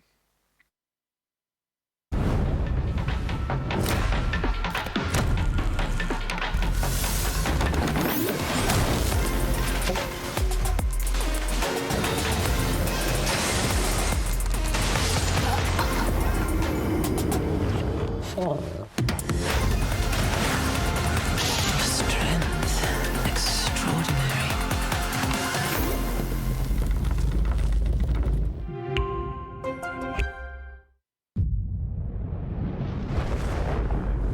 Come with us.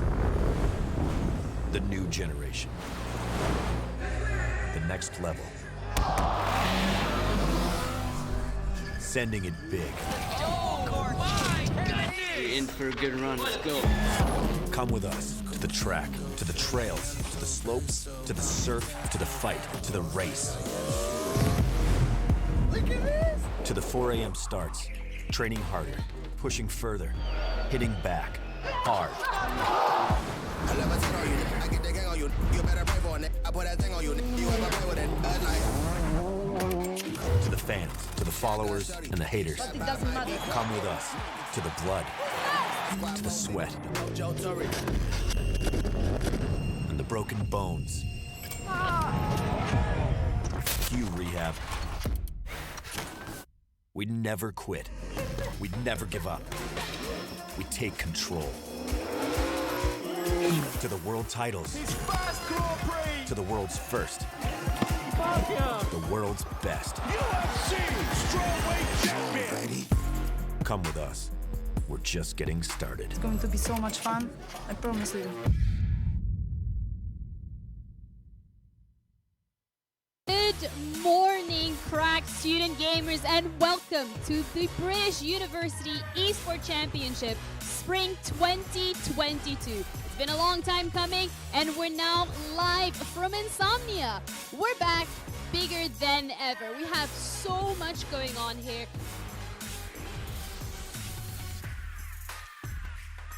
It's a place for all competitive gamers to come along. Even if you're not amazing, you can still take part, which is really nice, and you meet so many different students from different unis. It's just really nice, like a fun place to be. And the NSC, by being at Insomnia, is really amazing. Especially a small, isolated university like Oxford, it's great to meet other students who are into esports.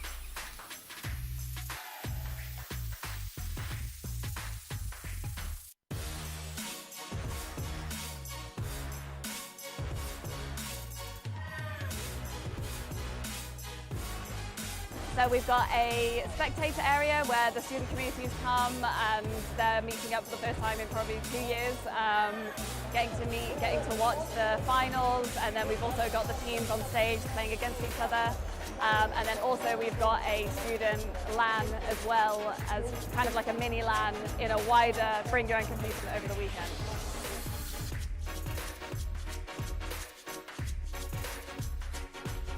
Super grateful for our sponsors. Our headline partner is Intel. We're also partnered with Barclays, Monster Energy, providing loads of Monster Energy to keep everyone fueled over the weekend. PC Specialist, Special Effects, and we're also partnered with Bucks as well. Everyone in the university scene is so welcoming and so lovely. You don't see people like this anywhere else, like in a community together. And it's just all about creating those connections with different people, and it's just really amazing.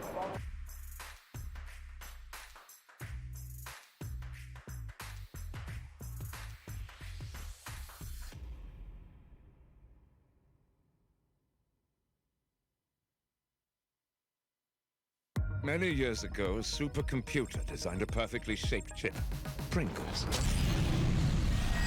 Knowing one day, gamers would need less mess to help them stay in the game. What's the daisy? Pringles, mind-popping.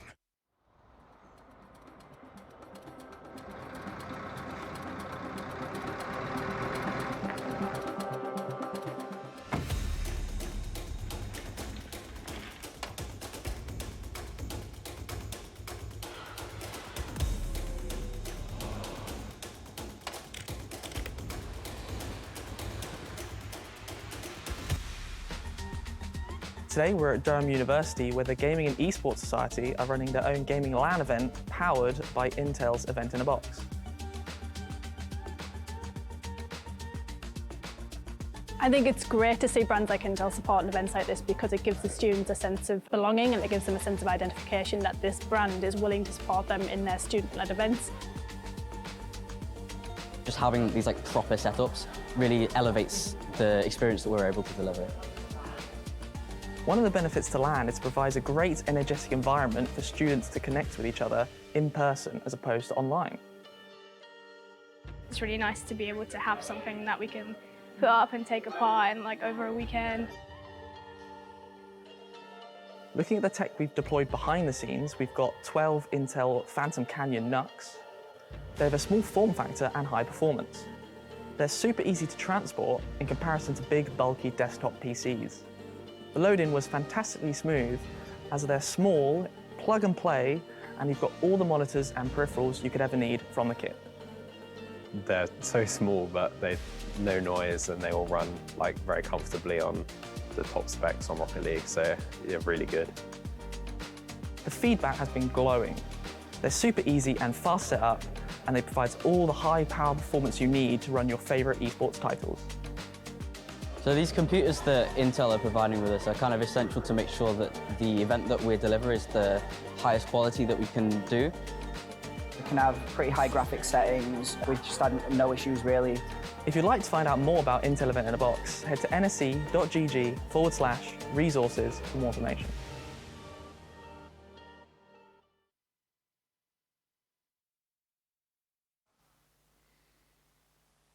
Welcome back to... It looks like KCL Lions have won the first round! Oh my god, it's crazy! That was fast. We sadly have joined a little bit late, and we didn't get to see the pistol. But, well, quickest round in history from KCL, winning in about 1.5 seconds. No, yeah, so the pistol round goes their way. Wow, we do have replays. Replay. That's Lovely. perfect. No way, Oh they just my swamped God. it. That's what they did. Yeah. They just It's to beat the stormed strat, onto doesn't it? site. Yeah, I mean, you know, you almost guaranteed a trade in these situations if you... So. Anyway, we're into round 2 now. We do have the smokes on ramp holding them back. Benya spraying through as well. For who he takes a couple damage. shots, yeah. Oof. Finds 2, lovely little spray down there. Ting and Arctic though, accelerating on towards the other side of. Found a little bit of damage, and now they're wrapping behind this B player. Not sure where they are though, and they've actually decided to fall off back. Frosty really wants to get that bomb, but it is stuck in the hands of those CTs by the metal bridge, of course, and they're going to run back down middle. Frosty dropped as Ku flanks Ting and Arctic. I did look for a second that, like, Fahudi might have dropped to the lesser weapons there, but managed to make it out with 2 kills, fortunately. But now Fahudi does drop as I'm talking about it. Unfortunate. Oh, beautiful shot onto Ting from Benyaz. Benyaz going to get another one onto Arctic, and KCL get the second round on the board. It did look for a second there like Podbots might have been able to pull something out the bag with the weapons they picked up, but KCL comfortably 2 ahead, and going to be happy with that, I think. It's really, really important for them to start off good on this map, carry on what they managed to achieve in the second game.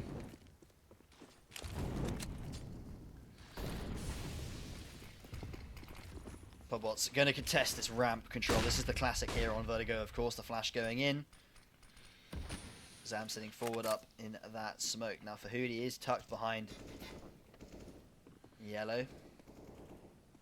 He's in 51 as that spot is usually known.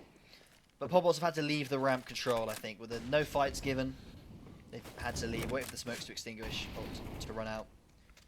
And they can start to make some fights. Yeah, Fahudi holding down that fence spot, gets an excellent kill onto Chasm through the smoke, just sees a little pixel, starts to spray through. Sheva's right there as well, but will take down Fahudi. Fahudi just trying to flick a little bit too late. Another trade is about Benyaz takes Ting, but the trade doesn't come out just yet. Looks like Benyaz going to get away with their life. 3 on 4, not favourable for the Podbot side, but at least this time they do have the bomb in hand. And Ku, the sole player towards B. This has been where weakness has been found before for the Podbot side, is finding this player on B alone, which is why KCL do have synergy to move over from that mid position to help him out quite a lot. And Ku gets burnt out, mollied out. Spots a player, but is spotted in spots. So much util as they push on her site.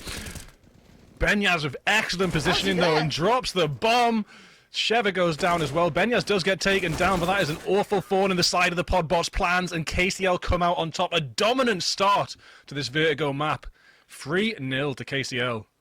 I didn't even see how Benyaz got that flank, but it's something that I've recognized KCL seem to be able to do a lot. Whether it's Benyaz or Synergy, they're always right behind you when you execute in on towards B or A. They somehow, no matter how you hold your mid and your B, they always get the right timing. Which, you know, it's a miracle, frankly. Yeah, I'm going to try to keep more of an eye on the minimap to see how and when these flanks come through on Vertigo. It's pretty of an awkward map if you have someone right behind you when you think you've got a clear entrance and you just... The bomb's making its way to catch up with the players, and there's Benyaz.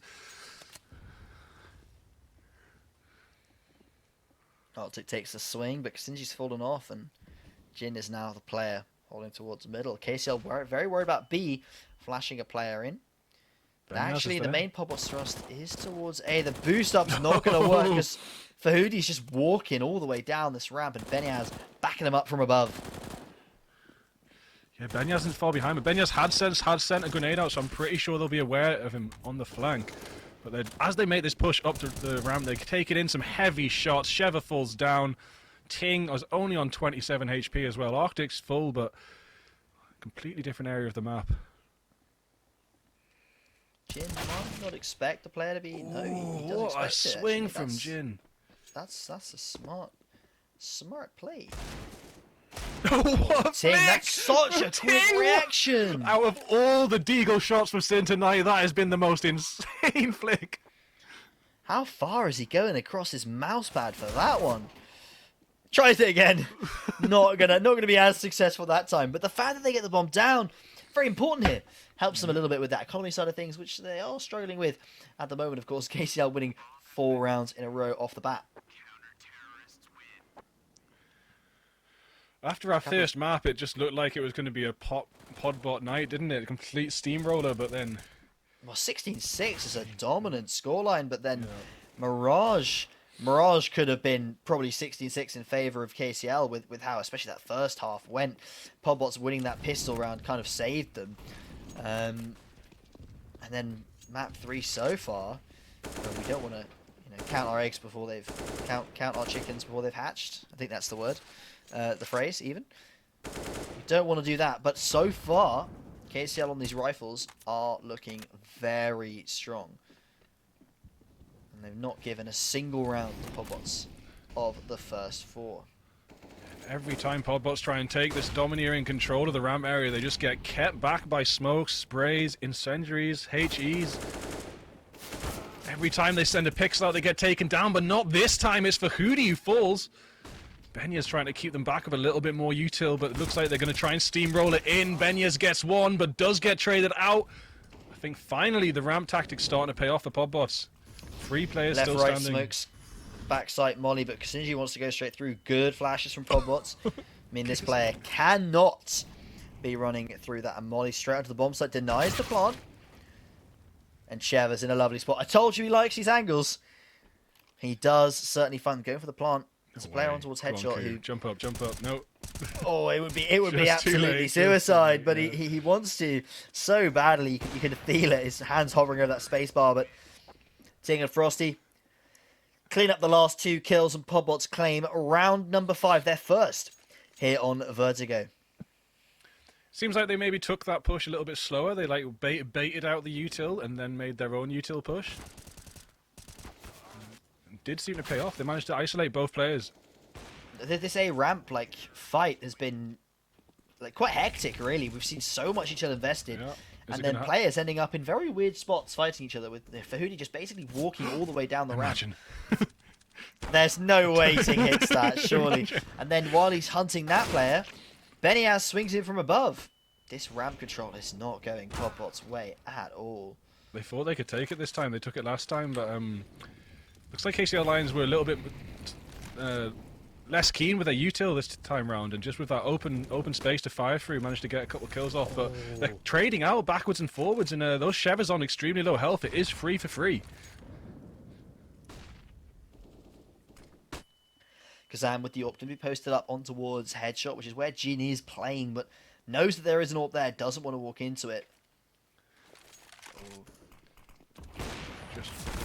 Kazan finds one through the smoke. Oh, almost found another. Cheva's the one that finds it to 1v1. And Frosty wins it out. Podbots take a second round. It was a bloody and brutal affair, but they do manage to close on round number 6. I was just about to say I would not be surprised to see a Podbot pause, because the last map, every time they started to get an anchor in, So Podbot tactical pause, trying to maintain control that they've managed to grasp back in these past 2 rounds. Their economy's back on the board. They're looking happy, and they've forced KCR Lions into a pistol round now. Yeah. If anyone's new to the broadcast and hasn't seen the first 2 maps, I suppose we could quickly run over them. This is, of course, the British University Sports Championships, powered by Intel. Sorry, I don't have time to do it. The B rush is coming in quickly. Look at that. Kazam is up. Arctic is killing. And the mid players will fall as Podbot's gunning straight for that round number 3. Well, Jin gets one, but yeah, it's not going to be enough. Fahudi going to try and get one more, but I'm pretty sure Frosty's just going to hide out now, and it is keep that gun on the board. Yeah, that's it. Going to be burnt to a crisp. Fahudi falls. Podbot's almost closing the gap. Did he die? Did he die to the fire, or did he die to being hit by the Molotov? Did we? What, like the momentum of the glass bottle hitting him in the face? I didn't see. I just saw in the kill feed what happened. I didn't actually see how. I hope it was just. Otherwise, that was really rare. Otherwise, we should have called that out. Oh God! It's possible. Yeah, no, he did die pretty much the minute that ball hit him. I don't know. That would have been pretty. Oh God! I wish I'd looked closer now. Kazam. Again, the early entries on B going their way. They've identified where the weakness is, and they are exploiting it. They know they can get these early picks on B. Wow. And it's working out so well for Podbots right now as they... Well, KCL's already called it. They're going for the save. I mean, it's Podbots will equalize. One thing Podbots have definitely showed that they're really good at so far is conditioning their enemy and then playing around that conditioning. So that heavy A ramp conditioning just completely thrown out the window, and with a storm in B now, and it's always going to throw the KCL Lions off every time they do this.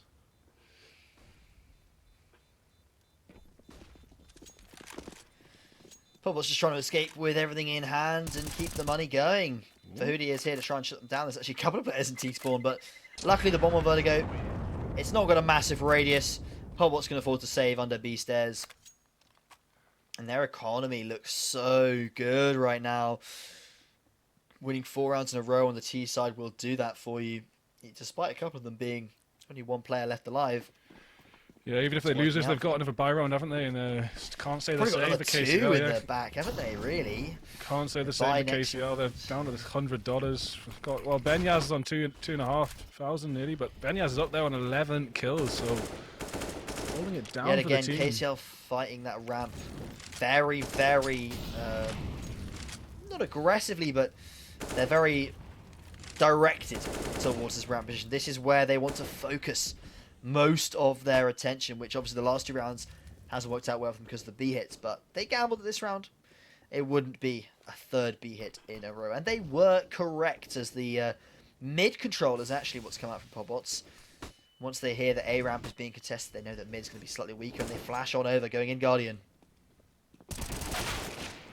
Oh, 2 fall now for KCL. 3 fall is another really, really good aggressive push from the Podbots. They get the bomb down comfortably on the B site. Absolute silence here as Fahudi's creeping around trying to find something. But it's just too much to ask. There's not enough time to get this round, so gonna have to just wait to hope for an exit frag or 2 if Fahudi is lucky. Yeah, realistically, just carrying 2 guns out of this is the most they can hope for. Podbots have already got such a strong economy that it's going to be... it's going to require a little bit more than a couple of kills at the end of the rounds to really get them onto a reset. But yeah, here in the final map of this best of 3, Podbots take the lead. They haven't had the lead since the first round of Mirage. I think they won the pistol of Mirage and then failed to ever take the lead back from KCL throughout the entire rest of that map. Of course, on Inferno, it was the opposite story. Podbots had pretty much every round to their name, bar the 6 that KCL managed to sneak in, 5 of which were on their CT side. Here, of course, CT side on Vertigo, it's hard to say. The way teams play Vertigo, it can really vary between... where you start to favour them, especially in the RMRs recently. T-side has definitely been where a lot of teams' rounds have come out from, so Podbots hoping to make as big of a dent as they possibly can here. on this T side, as we do have a tactical pause from KCL. Yeah, they're going to try and regroup after this pause and come up with a bit more of a solid defensive plan, because the past rounds, Podbots have managed to steamroll onto site yet again, and power in numbers again. They're all in the same stack, trying to push up ramp yet again. We got Benyaz kind of pushed into a corner with all that util. So much smoke, so much flash. Benyaz does get one, but hot on the trade. Chesm and Arctic with the util and the shots.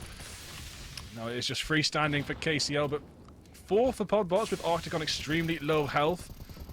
Sheva is going to get the bomb down, and Q blocked it, so it bounced into the smoke. Unintentionally for sure, right? I mean, yeah, unless that's crazy. Zidazine just down with the header. Yeah, exactly.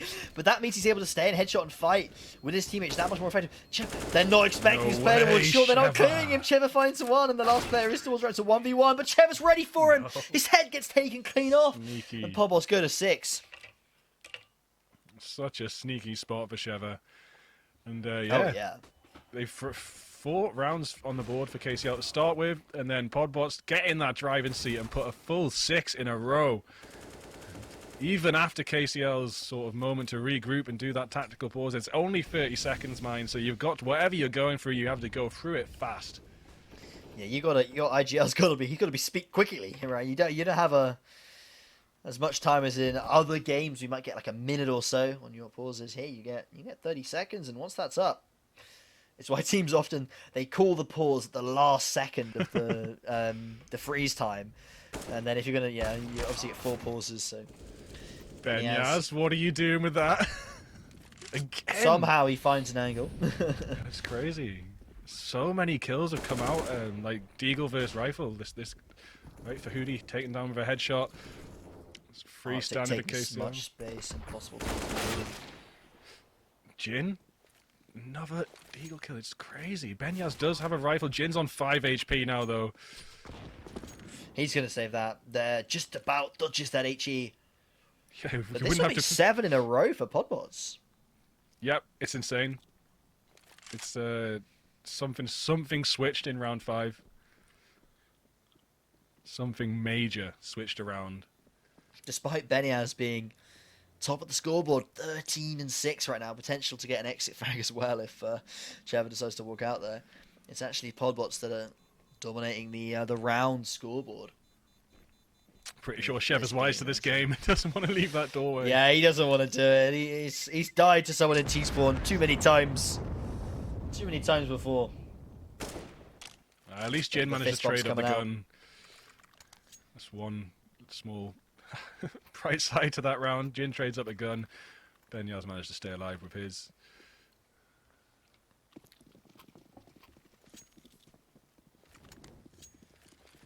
KCL, they've decided to go for the double AWP here. They're changing it up to see what they can find with it. Q on this B site finds the early entry. That is key.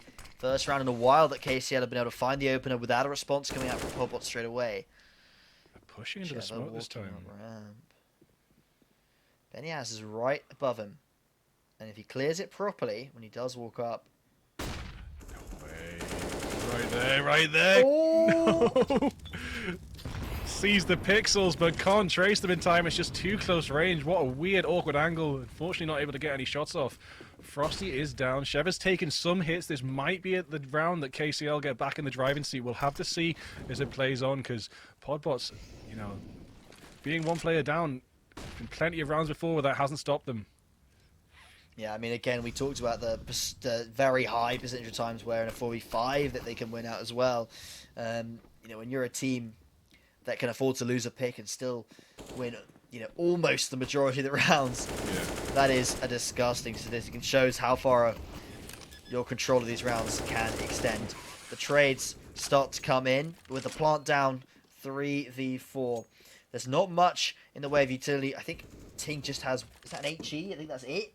No one else has anything on the side of Podbots, but Kazan gets a free kill that's not traded.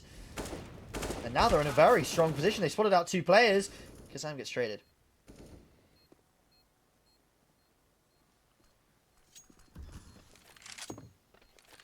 Go on, Ting.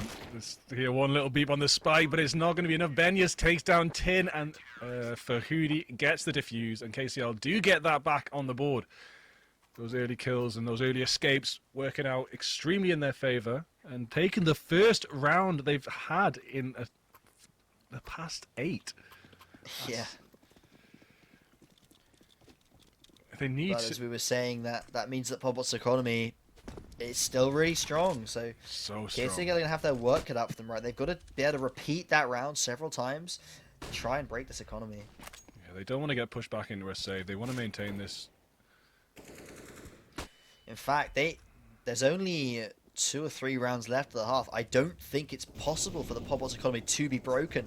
No. They're going to buy this round, next round, and the following, and there's nothing KCL can do about it. So KCL have now got to win 3 rifles in a row, and if they lose a single one, they're reset. Yeah, they'll probably be down at those Deagles. No way, Frosty! Frosty should be dead there. With that. You get away with that. There's no way you just spray through the wall and take down Ko either, Kesem. Too good. A little bit of a, missed couple of shots there from Ku means that Frosty able to fall off and only actually loses 10 HP, and then, as you say, Kazam through the box. And then they rotate off the back of it as well.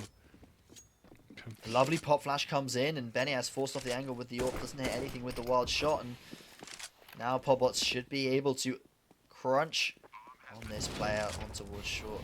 Peeks on out, the bomb is down, Benny has stuck behind the molly now. Ting's kind of scuppered himself there, but it doesn't matter. His entire team is just popping off. Such a cheeky rotation, and it just pays off in dividends.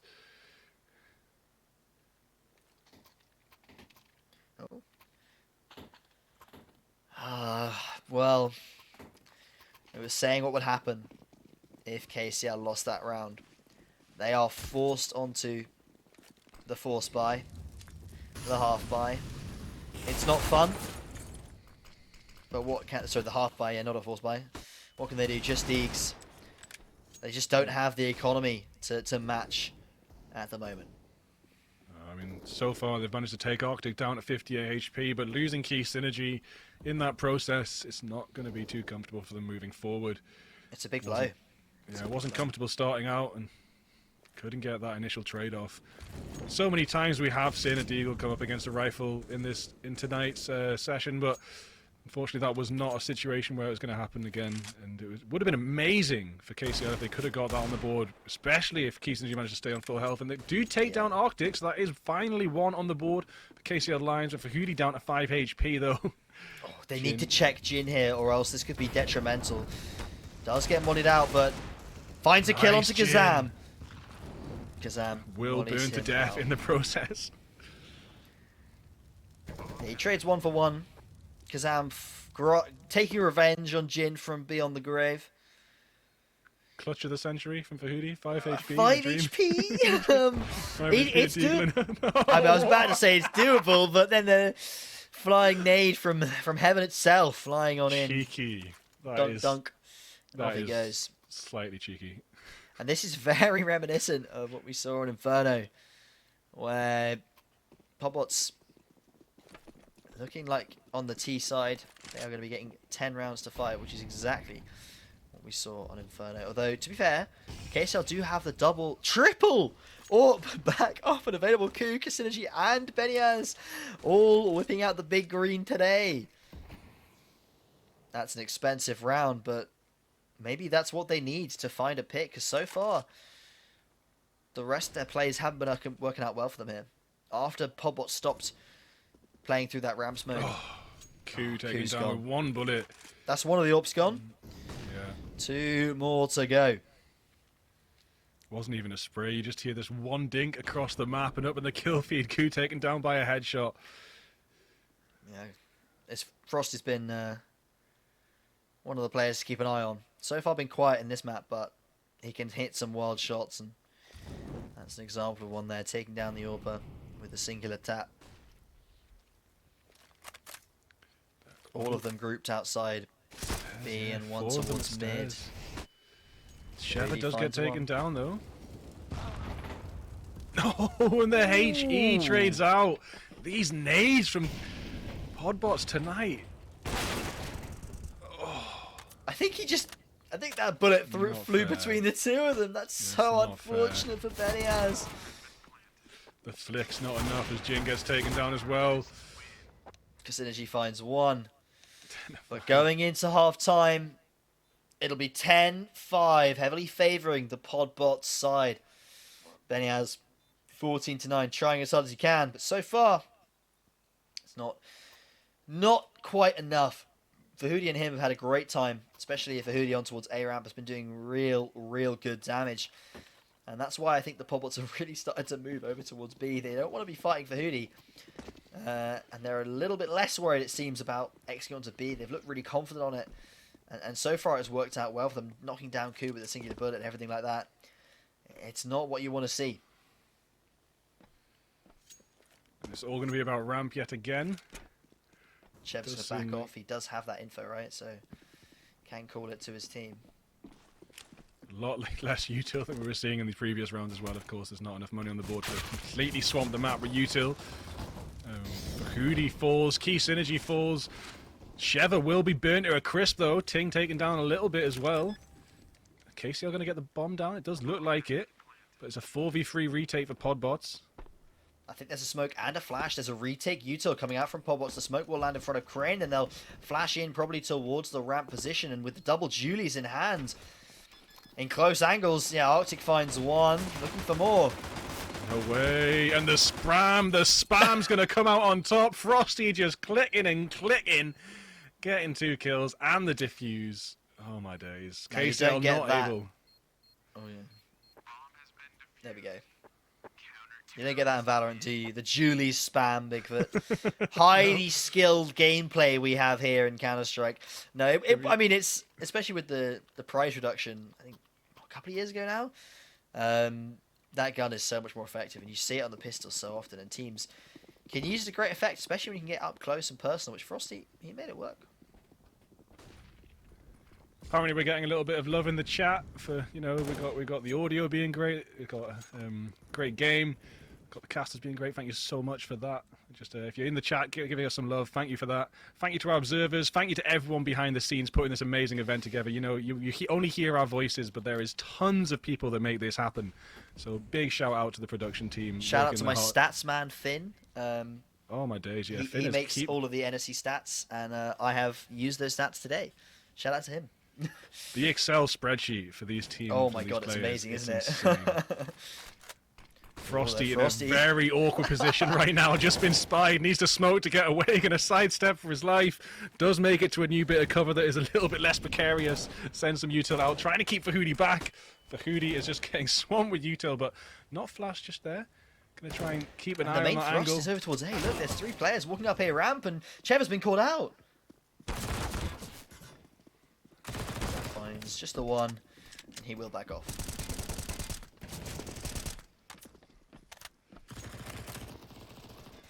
Key Synergy down. That's a big loss for KCL Lions. A spray through the smoke though, and Code falls as well. Frosty.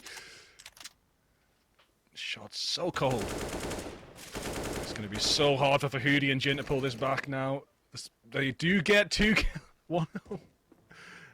Looking slightly more possible. 2-on-2. Both players. Oh, sorry. Both sides have 1 player on slightly lower HP. Gonna go for the plant. This is the time where they have to get aggressive. Now that the plant is going up, they find one. They're looking for Jin. Down he goes. And the Podbot side, although it got a little bit dicey there, you know, Jin finding one, Fahudi finding the other, turning it into that 2-on-2. It looked really good.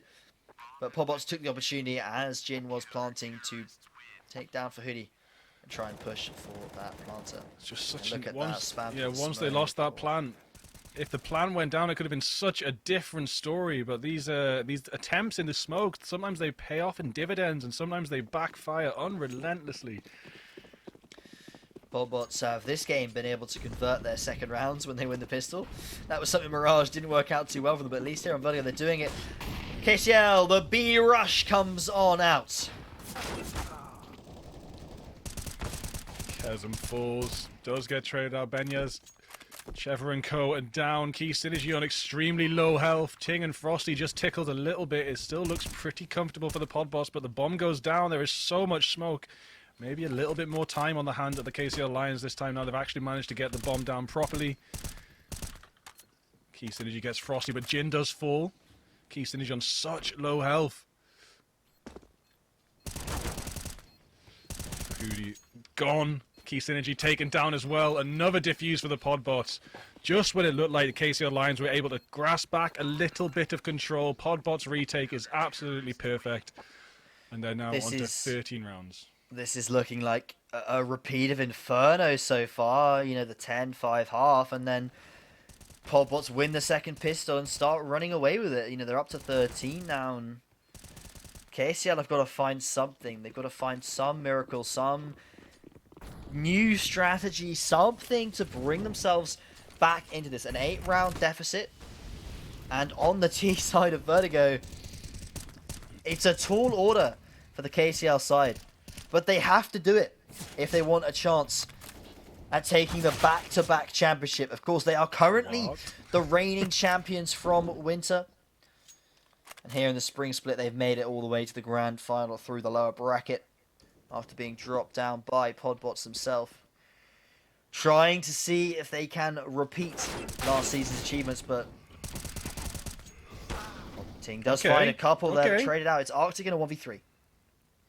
So the first round where they've really managed to like take control on the T side. It's your job as the T side to take control of the momentum, take control of the pace. Did he hear him stepping? Yeah, he knows it's B, right? No. I think he did. He can hear. Yeah, he can hear them. He can hear them. They can't hear him. But you are correct in that they have actually finally found an edge in this round. Okay, Arctic Arctic sneaking. It all away from him. If Arctic does this, is going to be an absolute tragedy if Arctic gets away with this. No, will not go. It's just in too sneaky of a place. Arctic could have wallbanged that, maybe. if he had the wall hacks that we have, you know. Yeah. Gods, we can see him. He's right there, Arctic. Go on, just spam it. You know, Counter-Strike would be a lot easier if you could see through walls. I've always said that. No, it would be ideal, but I think there's something called, you know, competitive integrity or something that prevents the installation of any such software. Damn. If only. But now they managed to take control, you know, dictate the pace a little bit. They need to continue that. They have to close the gap by 7 rounds. It looks pretty impossible, or at least extremely difficult. Something to get this out of the bag. The only upside for them is that Podbots, you know, they don't carry over that economy from the previous half. Arctic on the Deagle. You can never discount the guy. Yeah, these Deagles, man. Ting flashed off. KCL should get the plant. Yeah, Jin does get the bomb down. So much smoke. It's holding the Podbots back. One rifle in the hands of Ting.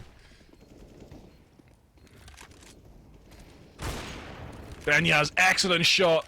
They all just fall in seconds. KCL Lions getting all kills in about 3 seconds as they try and make their way onto site to get that bomb. There will be no chance. So that is 2 in a row now for the Lions, closing the gap, but not enough to be saying they're sitting comfortably just yet.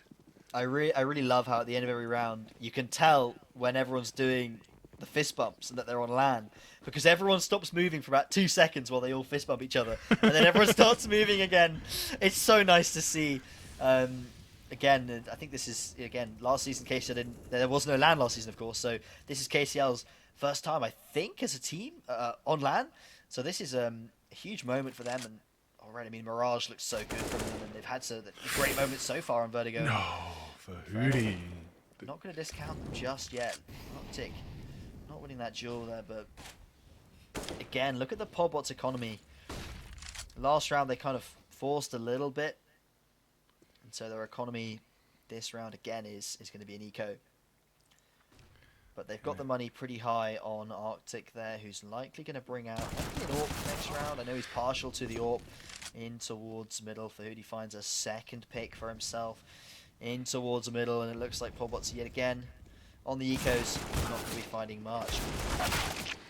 Yeah, and for once, Fahudi doesn't even take a shred of damage when going up against that pistol, so sitting comfortable. Frosty on the sneak, gonna get one beautiful headshot there, but there's gonna be too many angles to pay attention to and will be taken down by Ko.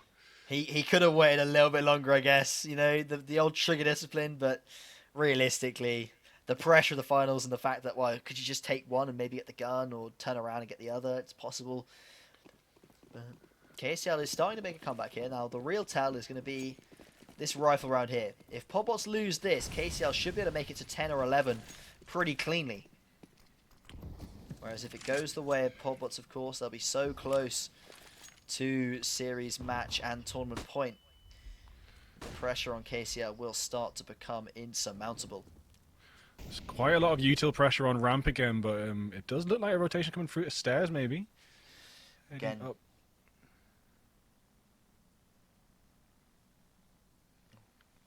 Frosty is the sole player here. How Arctic does have a believable. quick rotate, but... Oh, the smoke misses, and Frosty's trying to live on the back of sight. Spotted out, finds one. Quickly traded off. Arctic falls as well. Looks like the ramp util was actually quite convincing to start with, but we do have... Nope, the Podbot's gonna... I was going to say the Podbot's moving over for defense, but now they know they're going to get swamped. It looks like they're just going to try and save now. I think it's the same opinion that KCL had, of course, the same rationale that KCL had in Mirage, right, is that when you've got enough rounds to burn, it doesn't matter whether you win 16-14 or 16-9, as long as you win the map, right? And so Podbots are correctly so of the opinion that saving here, giving themselves a buy round in the following round to come, is much, much better than throwing their lives away in that B site retake, especially with the amount of utility that we can see. KCL had the molly, the flashes. They could have easily defended that bomb for another 30 seconds. Wow, 13-9. It's only a 4-round difference now. It's 8 rounds difference earlier on. So that's been slashed in half. The KCL Lions gripping themselves together, maintaining control, doing some really good map control. Even a little sneaky rotation or two, taking a leaf out of the Podbots playbook, and it is paying off for them.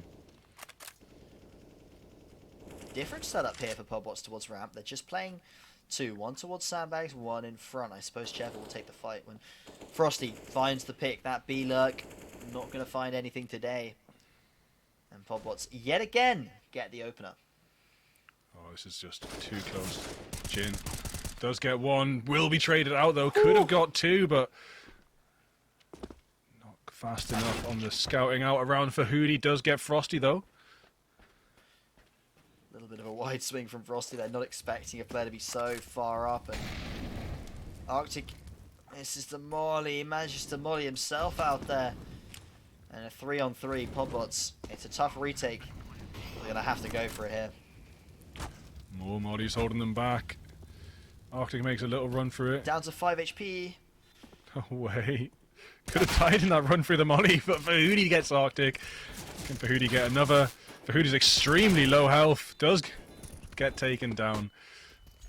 Tink finds the player towards White Box, so it's just an AWP with 2 players alive and just the AWP up. This is doable. You can only take one shot really through the smoke. And Kazam finds him! What is that? Headshot straight through the side of that smoke as Podbots push themselves to 14, the most unlikely of retakes. Did not see that coming. That shot through the smoke was just either they saw a pixel that we were unaware of, or that was one of the luckiest shots of the evening. What is that? Might have seen the foot, to be honest. There was a little gap in the bottom of that smoke. Could have seen the foot.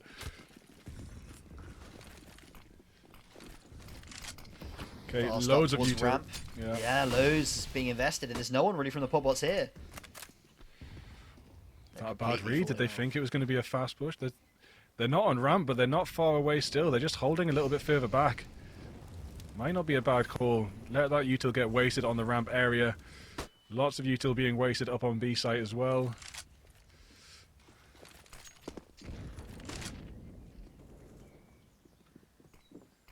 They're up very close here and dropping the left and right side smokes. Podbots clearly going to be playing for a retake scenario here. KCL, they want to get this bomb down, taking as little util damage from the prepared nades as possible. They're scared to go in and plant though. Benyaz's going to go for it. Yeah, Benyaz will get that down. Yeah, this is going to be interesting. Pobot's 5v5. Let's see how this retake pans out. Yeah, they invested so much util. Maybe the fake util up on B was unnecessary. It's hard to say now, but they're sitting in the post-plant situation with nothing can be awkward. Because there isn't actually loads of util in the pockets of Podbots as well. Sheva gets traded out for Fahudi.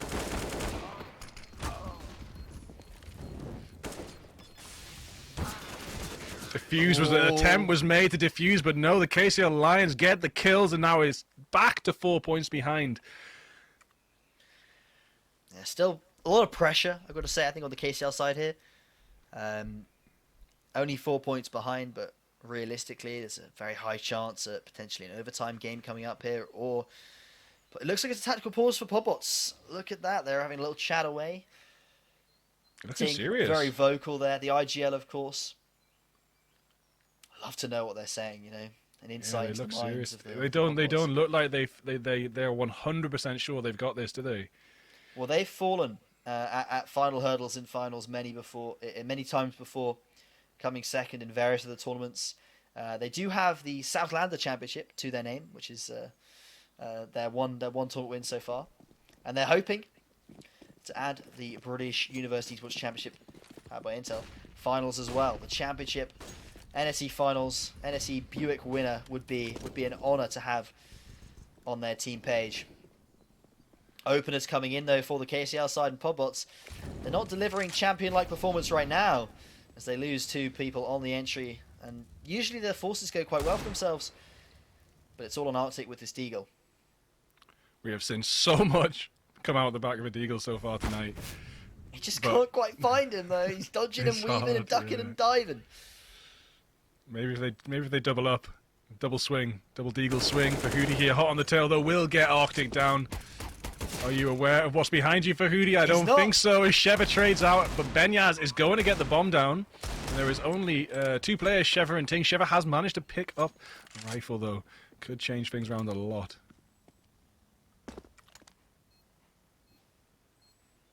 Maybe a little bit too far away to do anything. Ting, not going to be able to get this out either. Damage or a gun, surely, right? There's no kit. Sheva has 3 pieces of utility and an AK in hand. Saving that is massive. It's a lot of money to get on the board, yeah.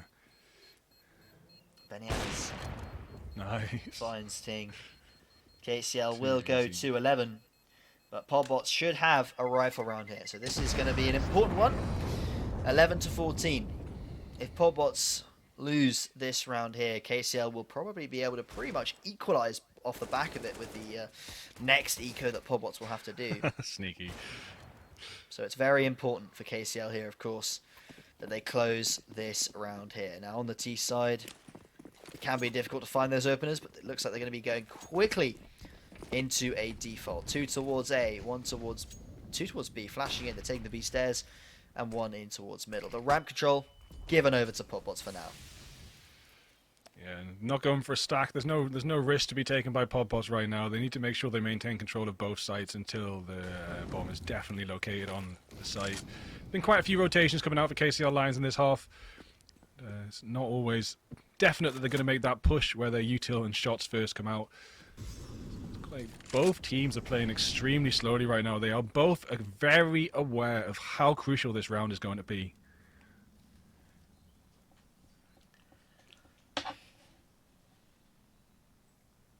Very, very sneaky up to ramp. Not a single no sound. noise at all, yeah. Podbots, they're worried. I think, are they going to go for a... No, they look like they're going to go for a boost there. 3 players, though, here towards the A site. They're ready for the extra to come out. They just don't really have much utility. The flash in is perfect! Kazam finds 1 off the flash of Ting, but Sheva gets traded onto. Kazam finds a second. Kazam finds a third! He's looking for more, but he's done enough. Surely it's a 3v2 right now. The molly goes on towards the planter. Benyaz doesn't get burned at all. He lives through the flames. KCL managed to get the spike down amongst all that chaos. Their players are dropping left, right, and center to Kazam, but the bomb still goes down. Triple push coming in now, though. There is a trade, but now it is all on Benyaz. Ooh, and can't Frosty find the gets the header. headshot. Frosty ducks behind the little orange box, I guess. And that's Podbots to 15. They are currently sitting on series point. That is Thanks to Kazim's. incredible. Kazim with a beautiful free K there. Kazan got to be proud of his performance right now. Top fragging right now for the Podbot side. Maybe not the server, because Fahudi and Benya's having a great game, but for the Podbot side, top fragging. And that round single-handedly delivered by himself. Kalam is going to be pretty happy with that one. 3 kills towards short, of course. Now here, this could be the final round of the NSE season. Frosty drops down. What is that?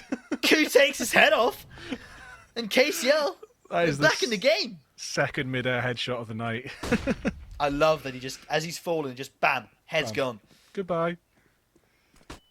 I mean, it was a very bold attempt to jump down blind like that. God, look how far they up short. Are they going to expect this player towards... Oh, it does get modded out. Cheva able to play off the side of this smoke. Plays on top of the balcony. Not quite. Does get one. Ting gets Jin. Cheva in an extremely awkward spot. Could get some amazing surprise kills. Going to spray down, but we're going to be taken out. Knocked off the side of the building. Benyaz planting the bomb down. Arctic last one standing. Taken down to 68 HP. Does find 2. Key synergy left. And trades out. He right-clicked the silencer. Arctic nearly did it. He was so close. But he right-clicked the silencer on the last kill. And then he had to swap to his USP. But it's still so much damage that the KCL economy is suffering. 2. And there's a silencer. Look at that, he right-clicks it. It's so unfortunate for him. A little bit of a mistap there. KCL can afford to buy fully this round. Maybe even the next, so we could be looking at an overtime. Oh, it would be an ideal end to tonight, though, to get this to overtime. The trades are coming in thick and fast again. Only 3 standing for Podbots. 1 rifle in hand, but KCL still got 4 standing, all full bought. Frosty, not quite going to get burned. Not quite. Oh, does get burned down to 12 HP and will be finished off by Fahudi. No, it's just Ting standing. Don't think it's going to happen. Oh, what is that? 3 more to go. Go on, Ting. He's going to go for it. He has to go for it. Maybe. Oh, no. It looks like he's going to take the AK and he's going to run. Oh, they're trying to chase him, though. Oh, he's full blind. 2 players pushing in.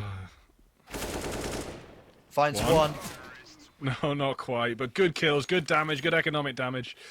Won't make it out the other side, though. Podbot should go for a half buy here. And then the whole thing will hinge on the full buy in round number 30. Look at these eagle shots tonight. The last time these 2 teams played, Podbots were unable to close it out in regulation, despite being 15-14 up and having a 1v1 at the end. Fahudi, first kill. Will they repeat goes that? Down. It's going to be... Oh my days. It is going to be a 15-14, isn't it? We might need to use the entire of regulation to decide who the winner of this NSE tournament is. In fact, we may require more. Overtime is still on the cards, ladies and gentlemen. There could be so much more to come. Key synergy. Hiding behind a scaffold pole. Gets 2. Protected by a little yellow bar of scaffold. Cheva then, unfortunately, learned to find him. That's not ideal. Arctic and Frosty, the ice-cold duo. Not going to be able to find much here with these Deegs, I don't think. If they could save an AK, that'd be nice, just to get... Oh no! There it is, the first knife of the series in the 29th round of the last map. This Synergy stabs Frosty in the back. Wow. One last tactical pause now for the Podbots as they try and get this back together. If they lose this round, overtime it is. We've got to get that on the replay. Love Lovely. to see Good. it. Love to see it. Lovely to see that. Oh my god.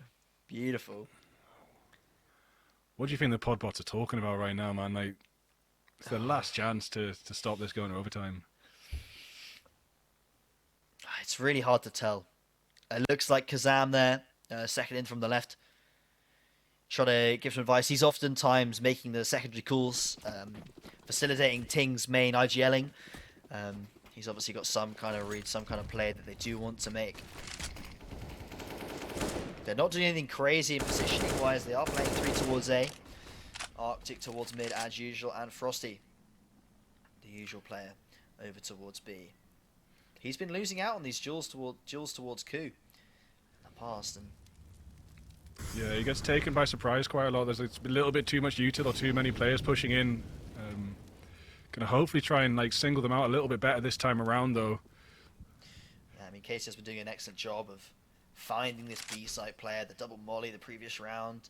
In fact, both teams have really been focusing on hitting B around Vertigo, and it has been working.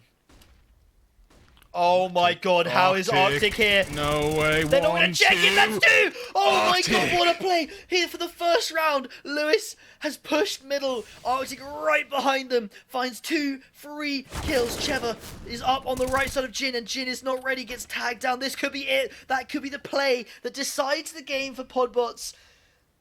He's literally sitting in T-spawn. This is incredible. Yeah. The flank of the century, really, really clutch. That's probably what they were talking about in that tactical pause. That's incredible. Kesem does drop, though. Beniaz didn't see Cheva's arm, and Cheva might be able to walk in towards short. They hear the players running away from A, and they're going to start rotating. Of course, Kazinji has managed to acquire the entire of this B site for himself, but Arctic's behind them. And Frosty's found the kill. It's just one player left alive. KCL Lions are faltering at the last hurdle. They could not make it to overtime as Podbots claim Vertigo 16-14. And the reverse sweep could not occur. KCL, they will take a second place. And congratulations to Podbots, who after a rough winter season claim the important one, the LAN, the spring finals, 2-1.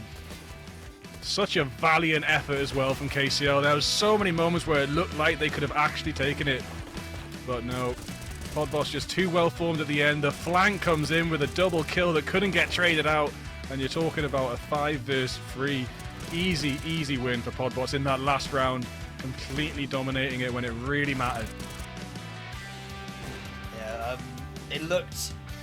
We were both saying in Inferno, wow, Podbots just looks levels above, right? But that all changed when we went over to Mirage, and then this Vertigo. It was as close as we could have wanted. We used the full 30 rounds of regulations. I would have paid to see overtime, to be honest, but I cannot be anything but impressed with the levels from both teams here. Podbots able to edge it out here on that last round, with Arctic delivering a key round with that flank through middle. And shout out to Kazam as well, earlier on finding that triple kill from that short position. Without that, they wouldn't have been able to get towards 15. An incredible performance from both sides. That was such a good moment as well. That molly, by the way, apparently that molly, it was the molly that killed that player on towards Guardian. I had confirmation on that. There's so many great moments here on Vertigo. What a way to end not only this final and crown our champion, but all the way to end the NSE season. Yeah. And this is the beauty when you filter out all these teams to the 2 most intense teams, and the finals are just always insane. Look at that. So many moments that could have gone the other way as well, isn't it? Close round. Look at that Kazam finding the head through the smoke. And just so many excellent moments. Incredible series. A pleasure to cast that, Bigfoot. I've had a blast watching both these teams rocking it out on the server. And the grudge will continue because, am I right in thinking the KCL took a different league, and so there's 1 victory for each team now? Is that correct? Yeah, of course. I mean, there's still NSE Summer potentially to come. Maybe both teams will be playing that. Who knows? I don't know, which of these students will be returning next year. I know for a fact that Podbots has no one graduating from their roster.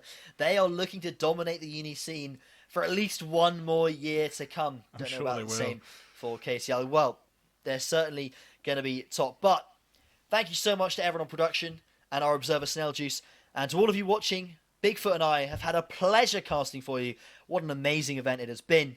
Truly. But we now have over live at the event, we have the IGL, the captain of the Podbot side, Ting, with our interviewer, Gennaro. Over onto them. Goodbye. Thanks, guys. That was such a long game. I mean, you could just see it in the replays. It took like about 30 minutes to get through all of them, but talk me through your emotions right now. I'm quite happy with that. I know the end was quite a push for us. Like, it felt like they just kept winning T rounds. They knew exactly how we were playing, but we managed to push some rounds at the end and managed to win the grand final. Yeah, you did. You're a little out of breath. I can My heart was beating. It's 16-14. It was so we played them in Newell finals, obviously, and we went 15-14 up, and we threw the last round so hard. So it's just a relief that we went 16-14 against them. I don't think I could have dealt with overtime. You're getting flashbacks from the last time you guys played them. But coming into this, it was kind of a rivalry that has already been established throughout the season. So what do you have to say to your team? Because you guys pulled through. That was a 3-mapper. I'm very proud of my team. I mean, I know we all put a lot of work in, especially Kai, Callum. We did a lot of offline stuff. Josh and Arctic as well. We all just put work in. We played ESCA beginning of January just to get some team prac in, to get some practice. And, I guess it's paid off. So, yeah. It did pay off indeed. I mean, you guys now are going to go celebrate, I assume? Yeah, I mean, I don't know what I'm going to do. I'm still getting all the emotions in. I'm sure everyone's happy. It's just a lot of emotions coming right now. Just along around the entirety of I-70, I think that will get all the adrenaline out of your system. But I hope you guys really enjoy it. Thank you for the interview. It's so lovely to see the energy coming out of you guys. You guys are absolutely incredible. We're going to be coming back after a break with some Overwatch. So thank you guys for watching. Don't go anywhere.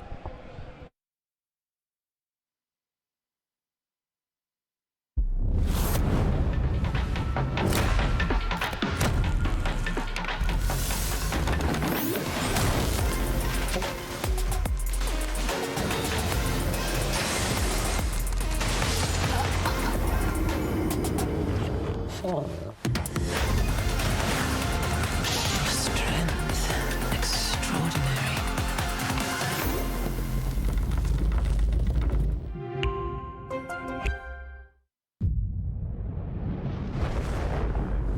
Come with us. The new generation. The next level. Sending it big. You're in for a good run. Let's go.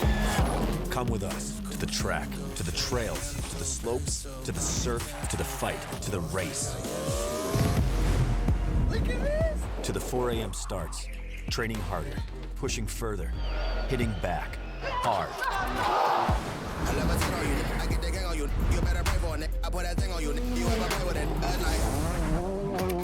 To the fans, to the followers, and the haters. But it doesn't matter. Come with us to the blood, to the sweat, and the broken bones. You rehab. We never quit. We never give up. We take control. To the world titles. To the world's first. The world's best. Come with us. We're just getting started. It's going to be so much fun. I promise you.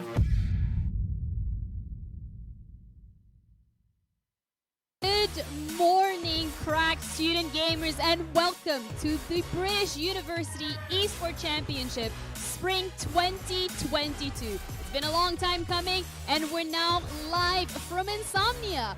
We're back bigger than ever. We have so much going on here.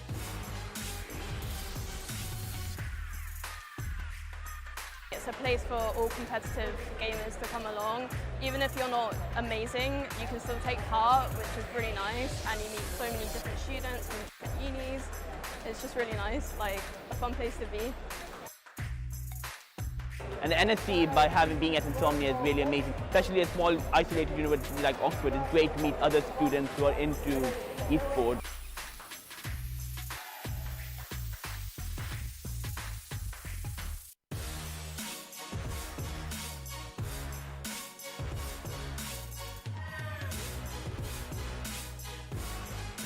So we've got a spectator area where the student communities come and they're meeting up for the first time in probably 2 years, getting to watch the finals, and then we've also got the teams on stage playing against each other.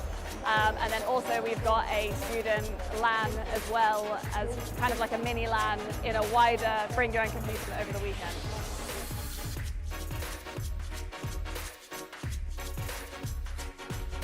Super grateful for our sponsors. Our headline partner is Intel. We're also partnered with Barclays, Monster Energy, providing loads of Monster Energy to keep everyone fueled over the weekend. PC Specialist, Special Effects, and we're also partnered with Bucks as well. Everyone in the university scene is so welcoming and so lovely. You don't see people like this anywhere else, like in a community together. And it's just all about creating those connections with different people, and it's just really amazing.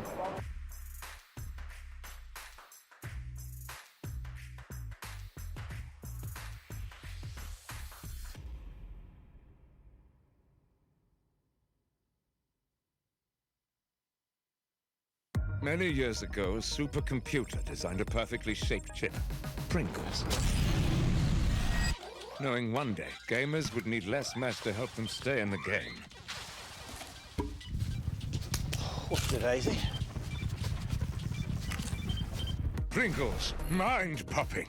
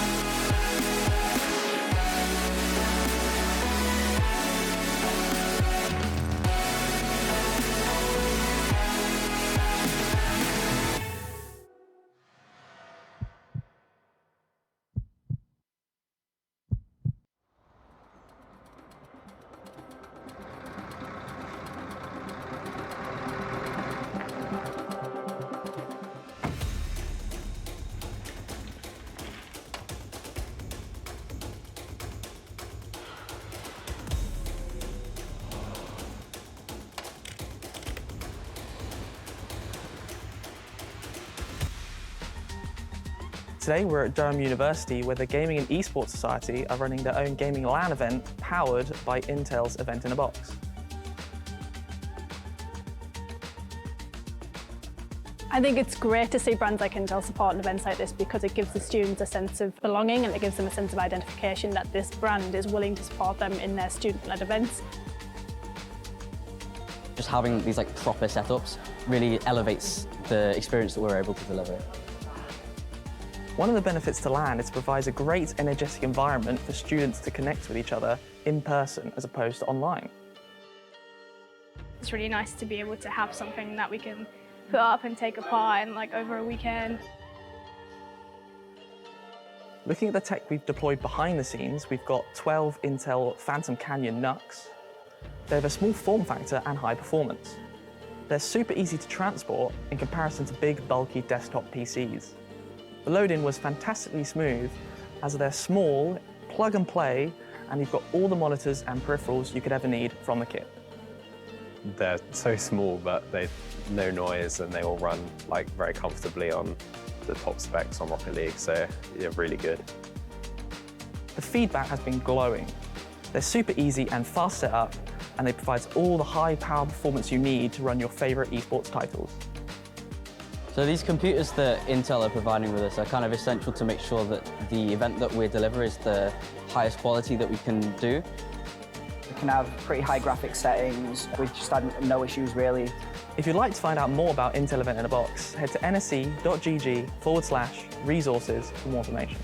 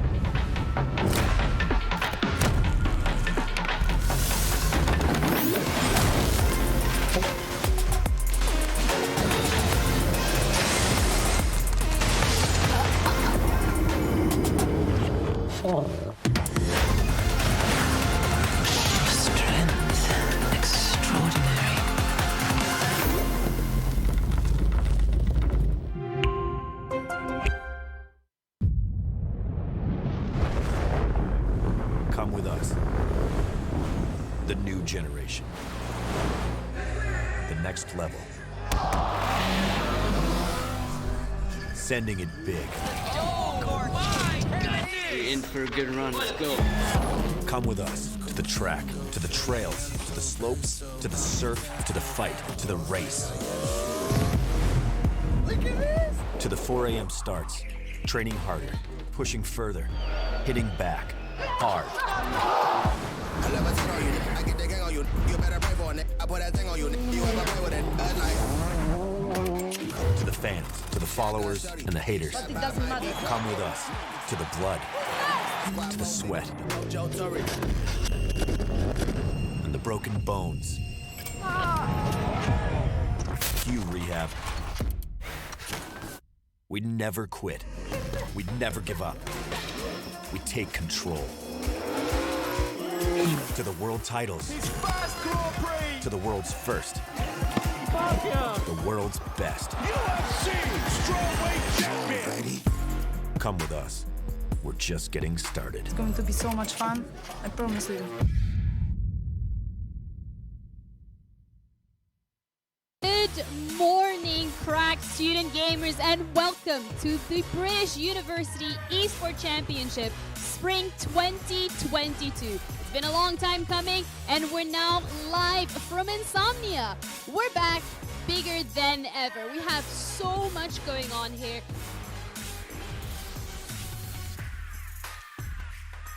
It's a place for all competitive gamers to come along.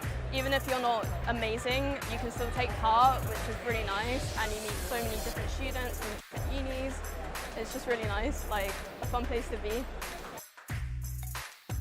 And the NSC, by being at Insomnia, is really amazing. Especially a small, isolated university like Oxford, it's great to meet other students who are into esports.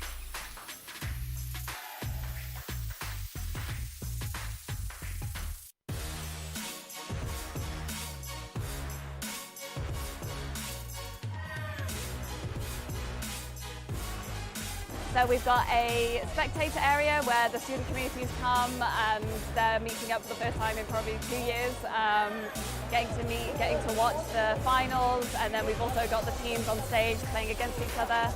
And then also we've got a student LAN as well, as kind of like a mini LAN in a wider bring your own computer over the weekend.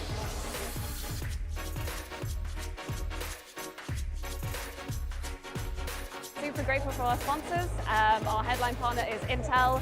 We're also partnered with Barclays, Monster Energy, providing loads of Monster Energy to keep everyone fueled over the weekend. PC Specialist, Special Effects, and we're also partnered with Bucks as well. Everyone in the university scene is so welcoming and so lovely. You don't see people like this anywhere else, like in a community together. And it's just all about creating those connections with different people, and it's just really amazing.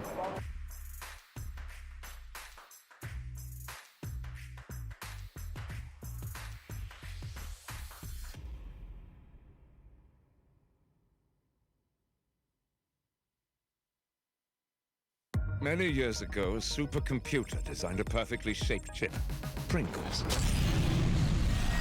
Knowing one day, gamers would need less mass to help them stay in the game. What's the Daisy? Pringles, mind-popping.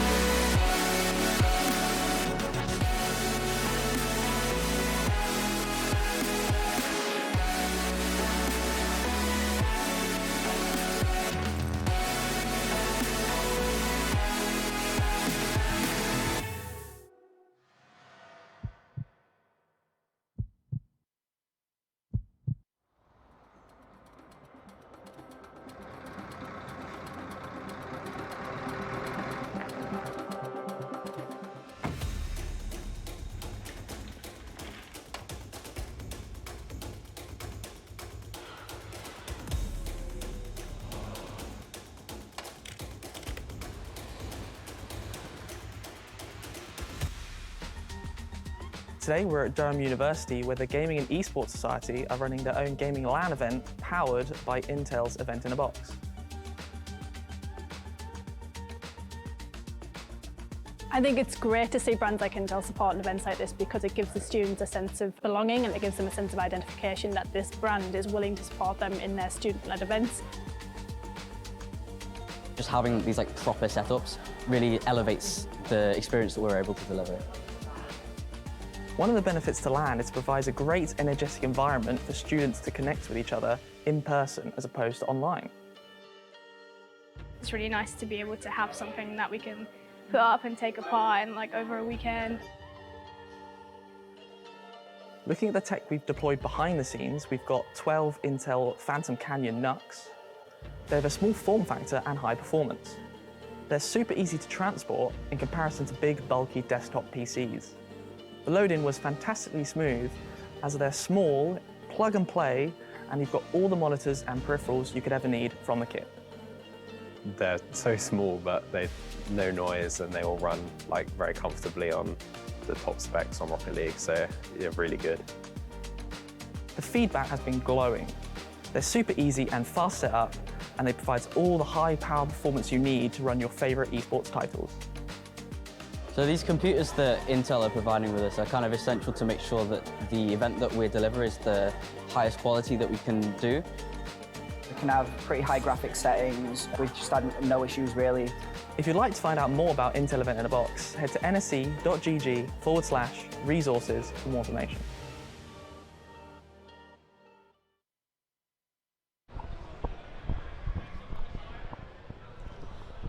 Hello everyone, welcome to the final games here at NSC for BUEC Spring 2023.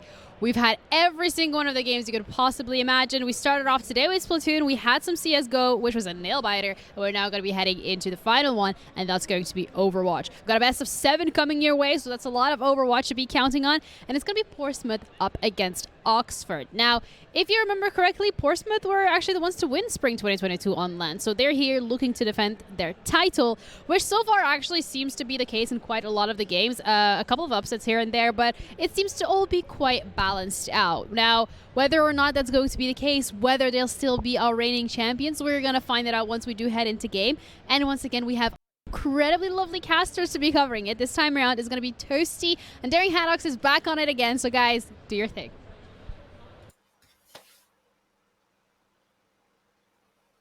As I said, welcome, ladies and gentlemen, boys, girls, and MB to the NSC Spring 2023 British University Esports Championship powered by Intel finals. We've got a good game coming up here. As I said, the Oxford Omnics facing off against the Portsmouth Paladins. And Portsmouth Paladins, they've got a pretty good track record in these finals. They've been to pretty much as the NSC started this tournament ring, except for the most previous one. The most recent one, the Winter 2022 finals, they came third instead of first. But other than that, it's been pretty much gold star from them. So, Toasty, why don't you tell me a bit about these teams? Yeah, well, Portsmouth Paladins, like you say, a team that has had just so much history in various, university-based tournaments. Of course, we've got them winning recently, Newell, so that was a pretty big one for them. They ended up, I think, 4-0ing Kent in that one. Very big win for them. They were very proud of themselves, and I think being on LAN going to be a bit of a different experience for them, but certainly not an unwelcome one. They got the roster they've had for quite a few years, actually. I Don't Want to Be You has been here for multiple years, like we see there, since 2018. That is 5 years of competing in NSE. So they have some pretty good veterans on their roster. But let's talk a little bit about Oxford, right? Because they're sort of up-and-comers. They haven't actually been in the finals in the past 3 NSE tournaments. We've had them sort of not placing in Winter 21 and Spring 22. The most previous one, Winter 22, as you can see there, we have them in 16th. So this is actually quite a big step up for them. They came 16th, and then they jumped up all the way to at least second here, potentially first if they take the victory today. What are we thinking about that? Well, it certainly could be a bit of a David versus Goliath type system. You mentioned how the completely different scenario on LAN, but Portsmouth Paladins, they have their experience, whereas Oxford, this is their first time, never mind on a LAN, but first time in the finals. So we'll see how the pressure really gets to them when it gets into the nitty-gritty of this best-of-5 series. Yeah, for sure. And the thing is about Oxford as well is that it's quite an underdog story for them. In previous tournaments, of course, like we say, Newell was one of them. They've had quite inconsistent results, losing to teams like Durham, who didn't make it too far in NSE this time around either. So the fact that they got here and actually beat Warwick, they've beat the likes of Durham, getting revenge on them for that previous loss, right? It showed some improvement from the Oxford side, so I think they could really bring a surprise against the Portsmouth Paladins today. Here are the rosters, of course, as we see. I think the one I want to point out for the Portsmouth Paladins, and I think me and you are both very hyped to see this player, it's Lukey Boy right there in the middle, the DPS superstar, the flexible Zarya player. I'm gonna let Lukey Boy cook today, okay? There are some picks that Lukey Boy can pull out that will definitely blow the socks off our crowd. Absolutely, absolutely. I've seen him. I casted the spring finals last year, and the sheer carnage that he wreaked upon the Warwick Angels was a sight to behold, that's for sure. And previously he's been on that tank role as well as the GPS role, the flexible ball player who came in. Sometimes they swap things around, but they only have 5 players on this roster. So unless they want JJPT on the DPS, I think this is what the roster are going to see from Portsmouth. Yeah, Portsmouth here, tried and tested roster. Just put Lukey Boy on DPS, put Rift on DPS, you'll be fine. JJPT, a very serviceable ball player and a Winston player, so a lot of that dive-based stuff, but no slouch on the Reinhardt either. And for the Oxford side, again, a lot of unknowns here, right? We've not seen them in NSE before. We don't know what their tendencies are as a team, their stylistic preferences. It's going to be a case of, getting into that first map, seeing, sort of feeling it out, and for Paladins, I think, specifically, seeing what Oxford are all about, because at some point in the past, right, they've probably gone against them in other tournaments, even in NSE potentially, but I things could have changed, right? It's been quite a long season of NSE. Yeah, absolutely. I believe from the record, the Oxford team did lose to Portsmouth in the group stages of this tournament, so we'll see if they're out for revenge. As I said, David versus Goliath. So Portsmouth, they do like to play that dive composition with the monkey, whatever. What do you think is the best thing for Oxford to do then in order to disrupt that dive and get the win here today?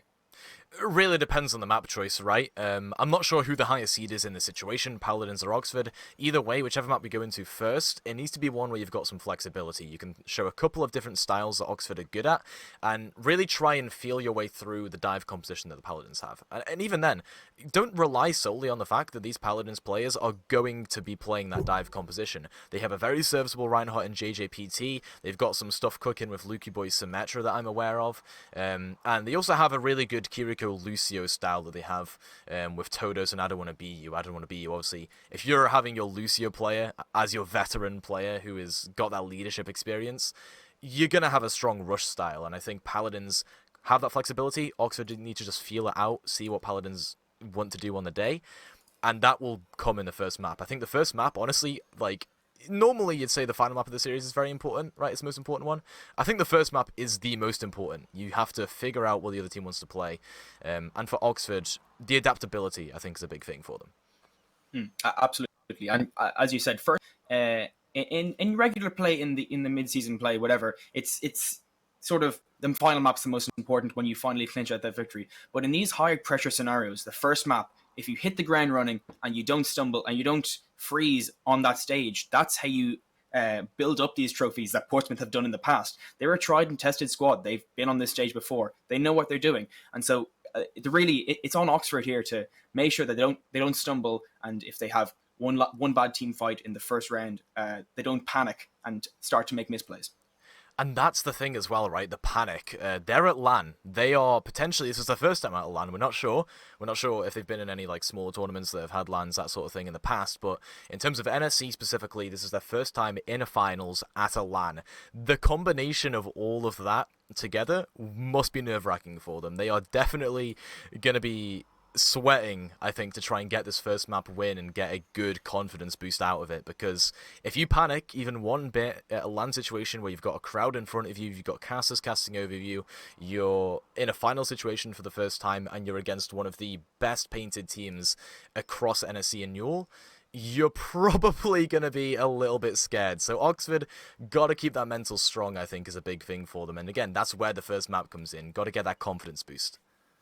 Oh, and not even just not in front of the people at the event and the people at home. They're also in front of their opposing team. They're right beside each other, as you can see. So maybe we'll see some empty Monster Energy cans or empty Pringles cans being chucked across the stage as the maps get into the, as they start getting into more scrappier type stages. Hopefully not, but it's always a possibility when tensions get high at these LAN events.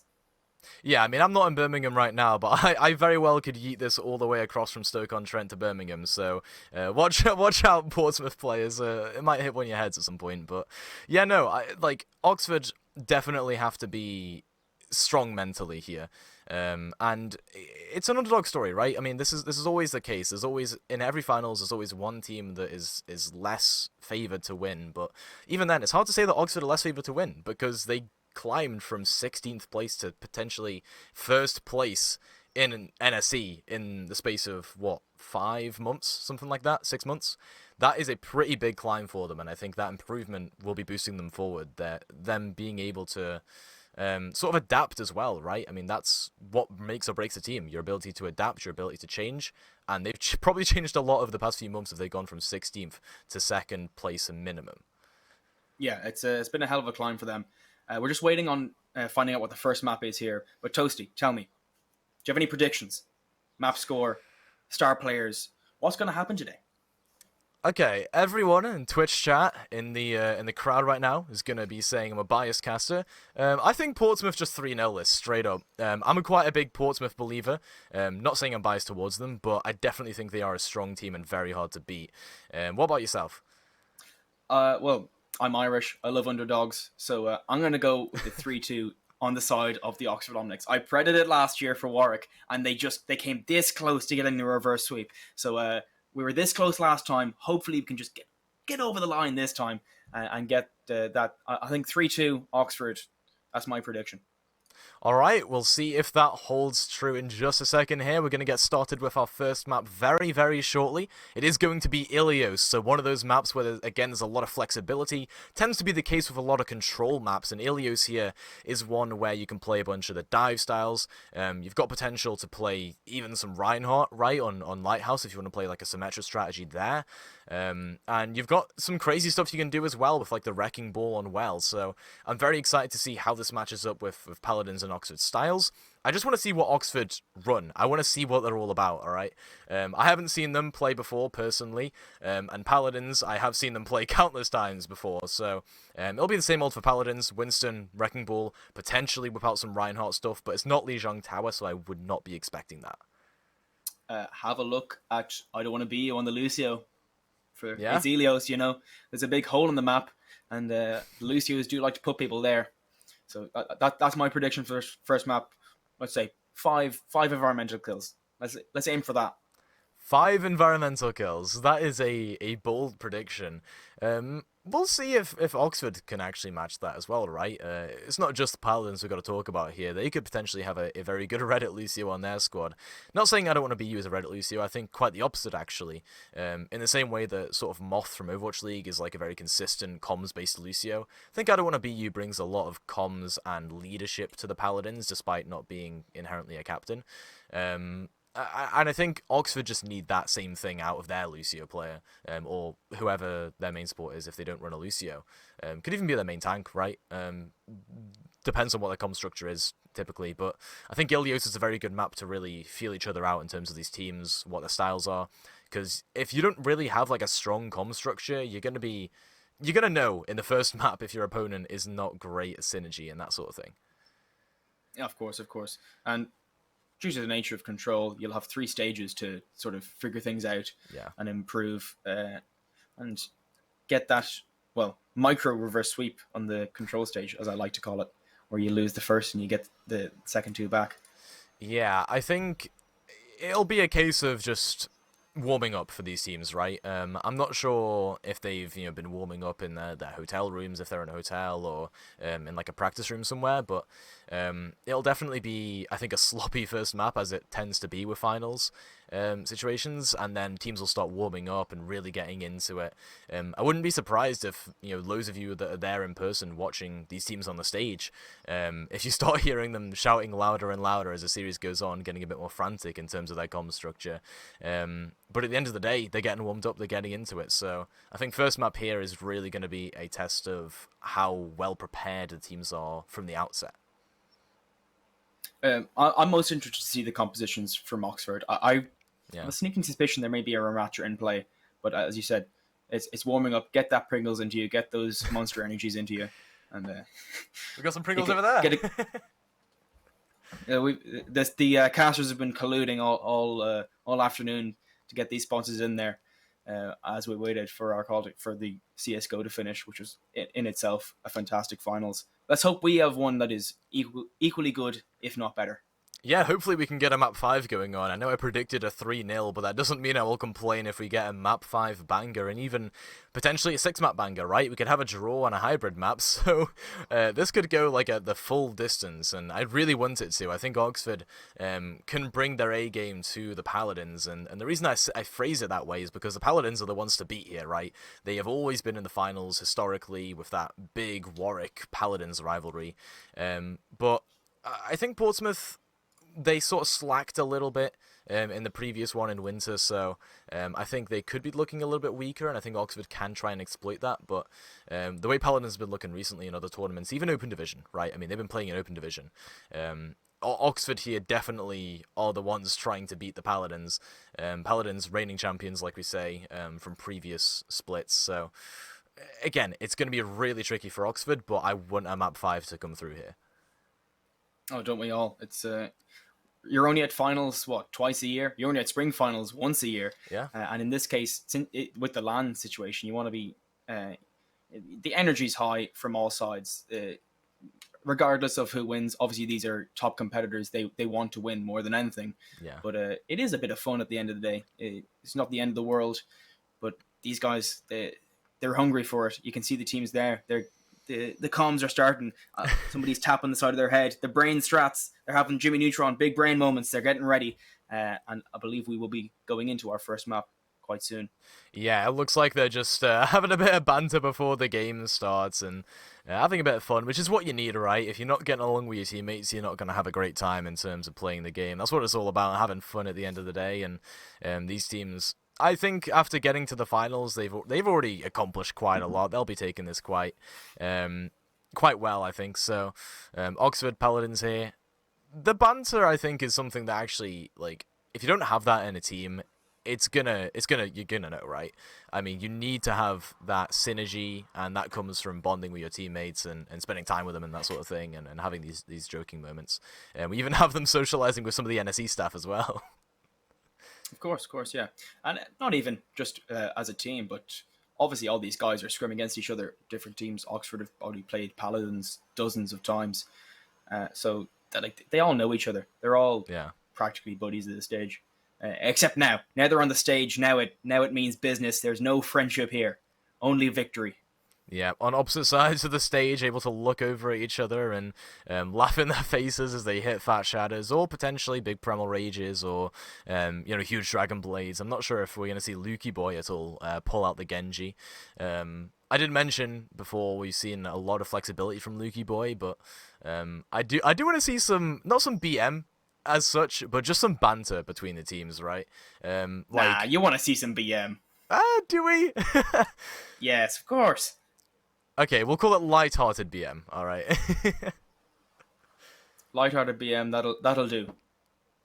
Yep, for sure, as it looks like these players are just getting their final checks done at the minute, just making sure they're all good to go. And Turn on your monitors, get ready to go. Yeah, make sure the monitors are actually turned on. I wouldn't be surprised if some technical issues crop up during the game. This is Overwatch we're talking about, this is Blizzard Entertainment, or sorry, Activision Blizzard now, that we're talking about, so could be quite, messed up by the technical issues from Spaghetti Code, but we're right in here. Looks like we're in Australia, starting off and well. Yes, we're 7 seconds and counting till we can see the initial team compositions that we're going to be seeing in this first map of best of 5 in the NSE Spring Finals British University Esports Championship, powered by Intel. Yep, for sure, and right from the get-go, we have some craziness happening on the Paladin side, okay. JJPT going to be rocking the Reinhardt here on Well, something that I was not expecting to see, but is welcome nonetheless. I don't want to be you on the Lucio here, as predicted. Lukey Boy, Cassidy, Rift Symmetra probably goes back to the Mei, something like a Reaper here. I wouldn't really expect the Symmetra on Well. And off we go. We have officially started. We've got the Ramatra from the side of Oxford, as I don't want to say I predicted, but as I thought might happen. Really good against that Reinhardt, just to sort of punch away whatever Lightvoid on the Ramatra, puts up the shield, ready to go, and it is the Paladins with the Reinhardt versus the Omnics with the Ramatra. It's poetic. It had to be like this. Shrek goes down low on the Cassidy. He's going to get healed right up by Finn. Taranti, they are on the Lucio, just moving around having a great time. Rift goes very low on Symmetra, but everyone, it's a bit of a skirmish at the moment, not much happening as Oxford are pushed off the point. Yeah, Oxford taking a bit more of a passive position, just trying to play around this corner, because Lightvoid taking a lot of flack from that Cassidy. Oh, Lamp comes out, but JJPT goes down first. That's actually huge from Oxford. Taking out that main tank, especially in a Reinhardt composition, it is just enormous. And Lamp comes out from Portsmouth, so once that goes down, there's nothing protecting them. They may have Todos on the Baptiste, but he has to jump away to safety. Lukey Boy takes down Taranti. Oh, Lukey Boy on the Cassidy takes down 2, and Todos and I Wouldn't Want to Be You, they managed to pull it back. That was amazing play from Portsmouth. Yeah, really good stuff from Portsmouth. I know JJPT sort of went down early there, but it was really good stabilization from them to just play around this cage area positionally. And because of how long that fight went, I Don't Want to Be You and Taranti both building up towards sound barriers. So we're already looking at a pretty big ultimate fight, and we're only a single fight in. Portsmouth Paladins probably want to go aggressive here. Very healthy economy for the Oxford Omnics, and JJPT goes down first again. That is unfortunate. The wall comes up, tries to boost Lukey Boy out of the line of sight of the High Noon, is unsuccessful, but nobody goes down. Symmetra wall comes out, and this is a bit of a scramble here. Rift goes down next, and Taranti on the Lucio. They are on a hunt, and they have victims in mind. Yeah, Todos managed to escape with his life. Yeah, Todos gets out there, and JJPT falling first yet again in that fight, and actually getting almost caught out by the Blizzard here, but re-engages. Oh, and here goes JJPT on the Reinhardt. He starts swinging. Shrek is gone. Who's next? 100 health in the dream. Will he stay alive? He's got the lamp, but no, it's not enough. If Finn just had maybe one more grenade, it might have been enough, but the lamp going down so early there just leads Lightvoid.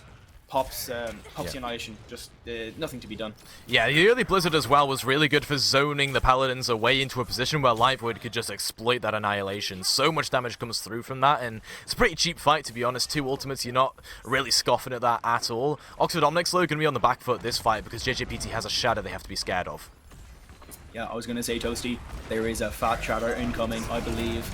Oh, goes down, gets 2, Lamp comes out immediately, but he can't swing because Lightvoid on that Ramatra just starts punching away in that Annihilation form. So not really much coming from that Shatter other than positional gain, but Finn goes down next to JJPT on the Reinhardt with those double fire strikes. Rift onto the Hanzo now is a very interesting pick, but he gets 2 with it, so obviously it's working. Lukey Boy takes down Shrek, and that will be the fight win for Portsmouth. 21% and counting, but they have to play perfectly now.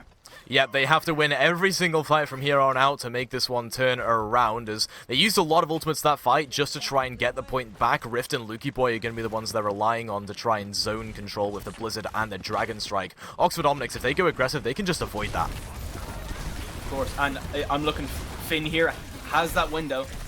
It is up now. Will it be used? Who knows?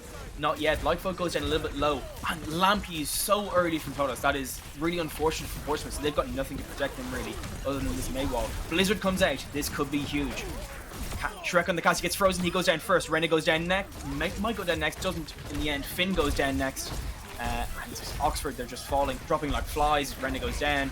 No DPS line. Nearly no tank. Now no tank. And that's Portsmouth getting the next fight win with quite an economical fight, only using that Blizzard. Yeah, because Rift went down early, so I was going to say the Dragon Strike would have been useful, but it's good that Rift went down early, because now they saved that, and for this final fight coming up, you have 4 ultimates to play with if you are the Paladins, and because these fights have been quick, Oxford haven't caught up. This Dragon Strike to zone early could cut up the team.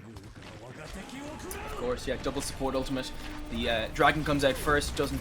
Oh, Finn has to use the lamp to try and stay alive in that dragon strike. That is really important there. Rene takes out I Wouldn't Want to Be You, and there's no lamps on either side. Anyone who dies, dies, but Light Void has the rampage, goes nuts. Shrek on the Cassie, takes out JGPT and Lukey Boy, and that's 99 to 99. Oxford take the first round. Pretty cleanly as well, right? I mean, Oxford, sure, they slipped up a little bit in the middle of that round there, just based on Portsmouth retaking it, but I like how they re-engaged at the end there. Instead of panicking when the Dragon Strike came in to try and cut their team in half, they just moved as a unit. Someone shot called that they should go aggressive, use that Annihilation, and just int into the Paladins. And it worked perfectly because the lamp had to be used early from Toto, so I Don't Want to Be You couldn't really effectively disengage properly as well because of the Maywall. So good stuff from Rene and whoever the shot caller is from the Omnix there. But now we move over to Lighthouse. This, again, will probably be a rush mirror. You got the Ramatra versus the Reinhardt, but a bit more dynamic because there's a bit more high ground to play around. And of course there isn't a big hole in the center. I'm very sad that I've had, I believe, 0 of my 5 environmental kills that I wanted, but maybe we'll see it in this one. There is a big hole in the map in this one as well. Wall comes out early from Luca Boy, so the main mirror, lots of construction going on. Both May walls have come out. JGPT goes for the charge, does not get anyone, but at the moment Paladins do have control of the point. Yeah. And that's just so much damage coming out from JGPT on the Reinhardt. He swings that hammer like it's going out of fashion. Both lamps going out early. It's such a scrappy fight this. Taranti goes down first on Lucio. Rene goes next. Finn is next. They're just dropping like flies. As soon as that one Taranti goes down on the Lucio, that just little bit of sustain in these mirror compositions, everyone just drops like flies instantly. Yeah, and this is where Portsmouth Paladins thrive as well, when they can get a singular pick off, just based on mechanical advantage or positional advantage as well in that situation. It works out well for them. They had control of the point initially, so they're actually accruing percentage quite quickly now. Oh, and Taranti goes down early. That's just the classic window fire strike combo. So easy to spot. But takes down Taranti early. That's twice in a row that Taranti's gone down first, I believe, which is not ideal. Light Void super low, has to use the lamp, but looks like the Paladins will be disengaging here. Yeah, Paladin's going to give up some space and actually give that high ground over to the Omnix, but look at this TP, the Shatter soon as well. Massive slam from JJPT, takes out so many, but Shrek with the Dragon Strike gets 2. It's looking very even right now. It could be anyone's game because Finn and Lightfoot going down with the ultimates. JJPT gets Taranti again with that Fire Strike. Taranti not having a very nice time against the Reinhardt at the moment. JJPT goes back to the point, and the Blizzard is invested from Rene. Shrek in the backline has to stay alive, runs to get that health pack. Rene goes down. Yeah. I'm not sure about that investment of the Blizzard, because Oxford do not manage to take the point. Yeah, Paladin's still in control and now pretty much approaching last fight territory. They love these situations where they can play with the chaos and they have a Blizzard. They have a beat this fight. They can go so aggro with this and Oxford Omnix have nothing to counter it. 4 ultimates and a dream is what they have, and will they even need to use them is the question.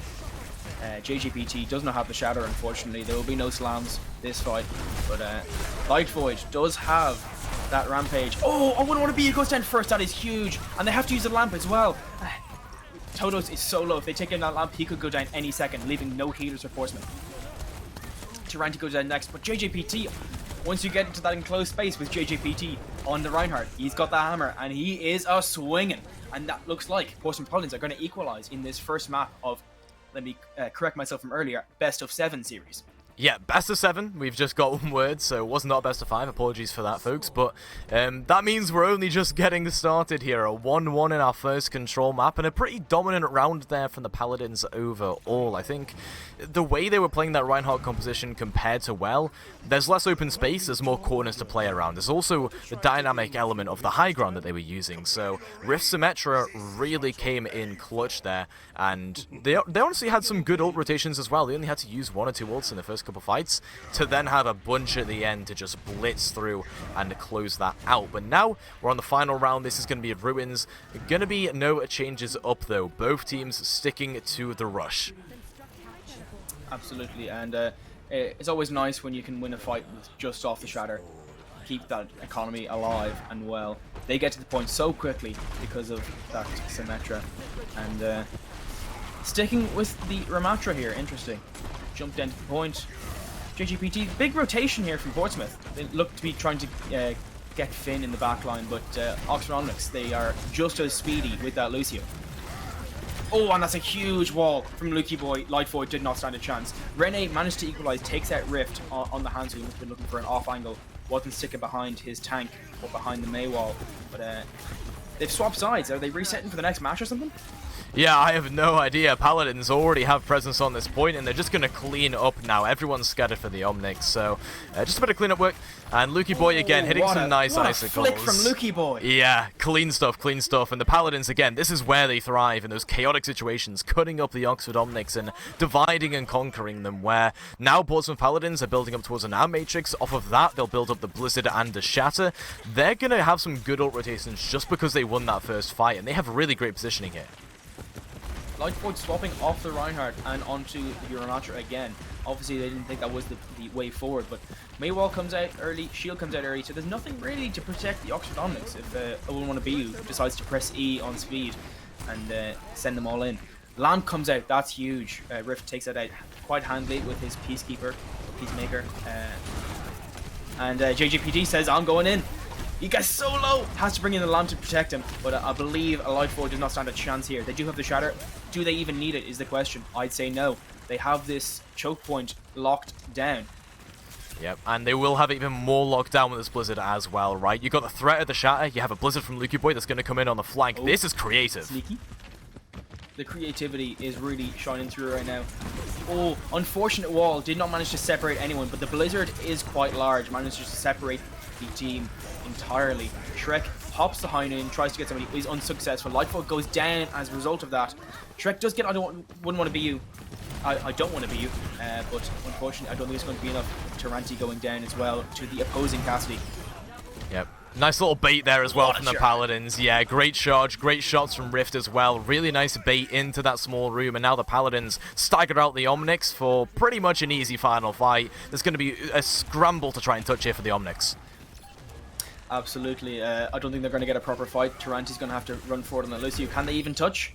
Does not look like they can touch, and there it is. The Portsmouth Paladins take the first map in this best-of-7 series. And like you said, it's a mini reverse sweep there on Control. The first round goes to the Oxford Omnics, but once Portsmouth Paladins realise that they are going for this aggro style where they are not letting Portsmouth Paladins exploit positioning, the Paladins played a bit more passively. I don't know if you noticed, right? They waited for the Omnics to come to them. They waited for the engage to occur, and then they split them up in some way, whether that be a Maywall, whether that be a Blizzard, a Dragon Strike. You can see from the replays here, of course, this was the first round where the Omnics, losing fights just based off of space control. Lukey Boy hitting nice shots in a Blizzard, and JJPT heading the charge, isolating off Light Void in many situations. The ones that the Omnics won were just based off of really good ult usage, and I think that's a nice dynamic we've got going on between these teams. Absolutely, yeah. I wonder, is it a thing of... So there was obviously 3 stages.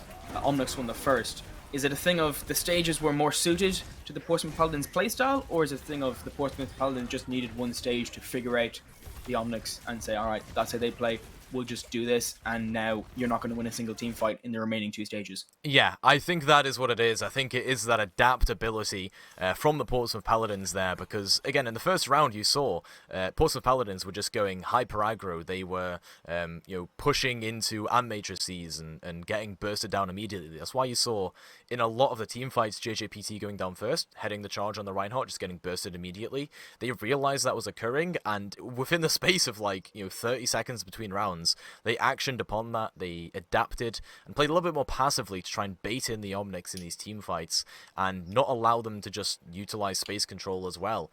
I think the way they were using... you could say it was the map architecture, just playing around corners and avoiding the spam, getting up close and brawling, and really cutting up the Omnics positionally. That's what we want to see from the Paladins, and that's what they're known for. They're known for these really subtle positional plays. I mentioned this in previous games I've casted of them in the past, right? Obviously you wouldn't have known, but it's something that I've known them for quite a while, is just that space control, the positional play. It doesn't have to be mechanical ability at the end of the day. Absolutely, absolutely. I'm worried about Oxford Omnics though. Yeah. That was a pretty crushing last two stages. So as we were saying before we got into this, got into the series, we hopefully what they can do is they can turn around and say, okay, we got the first one, we lost the second two quite handily. Now let's how can we adapt to the adaptation to us, and hopefully they don't mentally boom and just spiral out of control in the remaining 3 or more maps of this series. Yeah, for sure. I think it's about Omnix doing damage control at this point, realizing that that first map is not as significant as they perhaps thought, that they know the Paladins are going to play positionally. They know that, honestly, and again, I mentioned this on the first round, is exactly what the Omnics are doing. They know they need to play aggressive. They just need to deny the Paladins having that chaotic team fight where, a couple players are split off and get isolated off by Lukey Boy or JJPT, which I think were the main two getting a lot of the kills there, because they were the ones heading the charge in terms of, say, Void Light got isolated or something, right? In those situations, you just hard focus their Matra, JJPT and Lukey Boy being the main ones to do that with the May Walls and just swinging in on the Reinhardt. So if Omnix realize that is the case, then I think they'll be sound to just adapt in the next map. Based on a usual map rotation, I would imagine this will be a hybrid or an escort map coming up next, which gives you a lot more of a dynamic playstyle in terms of the map architecture constantly changing. Means that Paladins will be a bit more all over the place, I think. Mm-hmm. Yep. Well, we're just waiting for our second pick for map 2, which of course will be going to Oxford Omnics as they are the losers. One player that I think we should take a moment to think about or highlight is Rene, who maybe it's back a day at the gym, but that guy was hitting some nasty shots in that first map. Yeah, for sure, and I think it's a case of not just the shots that are being hit, but the target focus alongside the team as well, right? If you're playing these rush compositions, what you want alongside your team is to be shooting the same target, or isolating the same target, and going for that one person. In the first round, like we say on Well, that was JJPT. Oxford Omnics just said, shoot the Reinhardt, break the shield, through the Amp Matrix, and Oxford Omnics were able to do that. Rene being the one to get many of those final blows in those situations, and I think that just shows some really good target focus from the team as a whole, but also the Rene is able to hit shots, and if that mechanical difference can come through in a couple more situations, maybe a bit more frequently, a bit more consistently, I think we could be seeing a lot more of those early pickoffs happen to JJPT, or anyone else on the Portsmouth side, to be honest, right? It's just about how Omnics approach the team fights. Mm-hmm. And another thing to consider is, so obviously Portsmouth had that team play. They had this for years, but Oxford, specifically on that second round, Lighthouse sort of fell apart a bit, and Taranti was the person getting picked a lot at the start of team fights, specifically by JJPT on the Reinhardt. It's a pretty basic combo, that window fire strike. That's something that really shouldn't be happening at this level of play, but it was anyway. It happened, I think, at least twice. So that is something that they will have to address in these few seconds between two maps. I could be wrong, but it looks like we might be having a substitution. Oh yeah. I don't want to BU has fallen ill, it seems, and I believe it is Toxicinator might be coming in for him. So hopefully, I don't want to BU is, well, obviously not fit to play, but doing all right in the general sense. Yeah. Insider knowledge, alright? Well, not really insider knowledge. I think everyone knows this if you've watched Portsmouth games. Toxicinator, or at least so I've heard, and so I've seen for one map at one point, comes in for Wrecking Ball comps. Toxicinator, the one time I saw Toxicinator play was, again, in a different tournament for the Portsmouth Paladins, played Brig. So this signals to me a bit more Wrecking Ball stuff, a bit more Zen Brig potentially.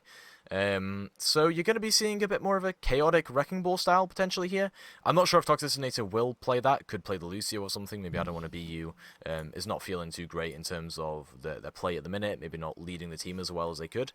But Toxicinator is, I feel like, the brain behind the team here. Very much, the manager, I guess, of the Portsmouth Paladins.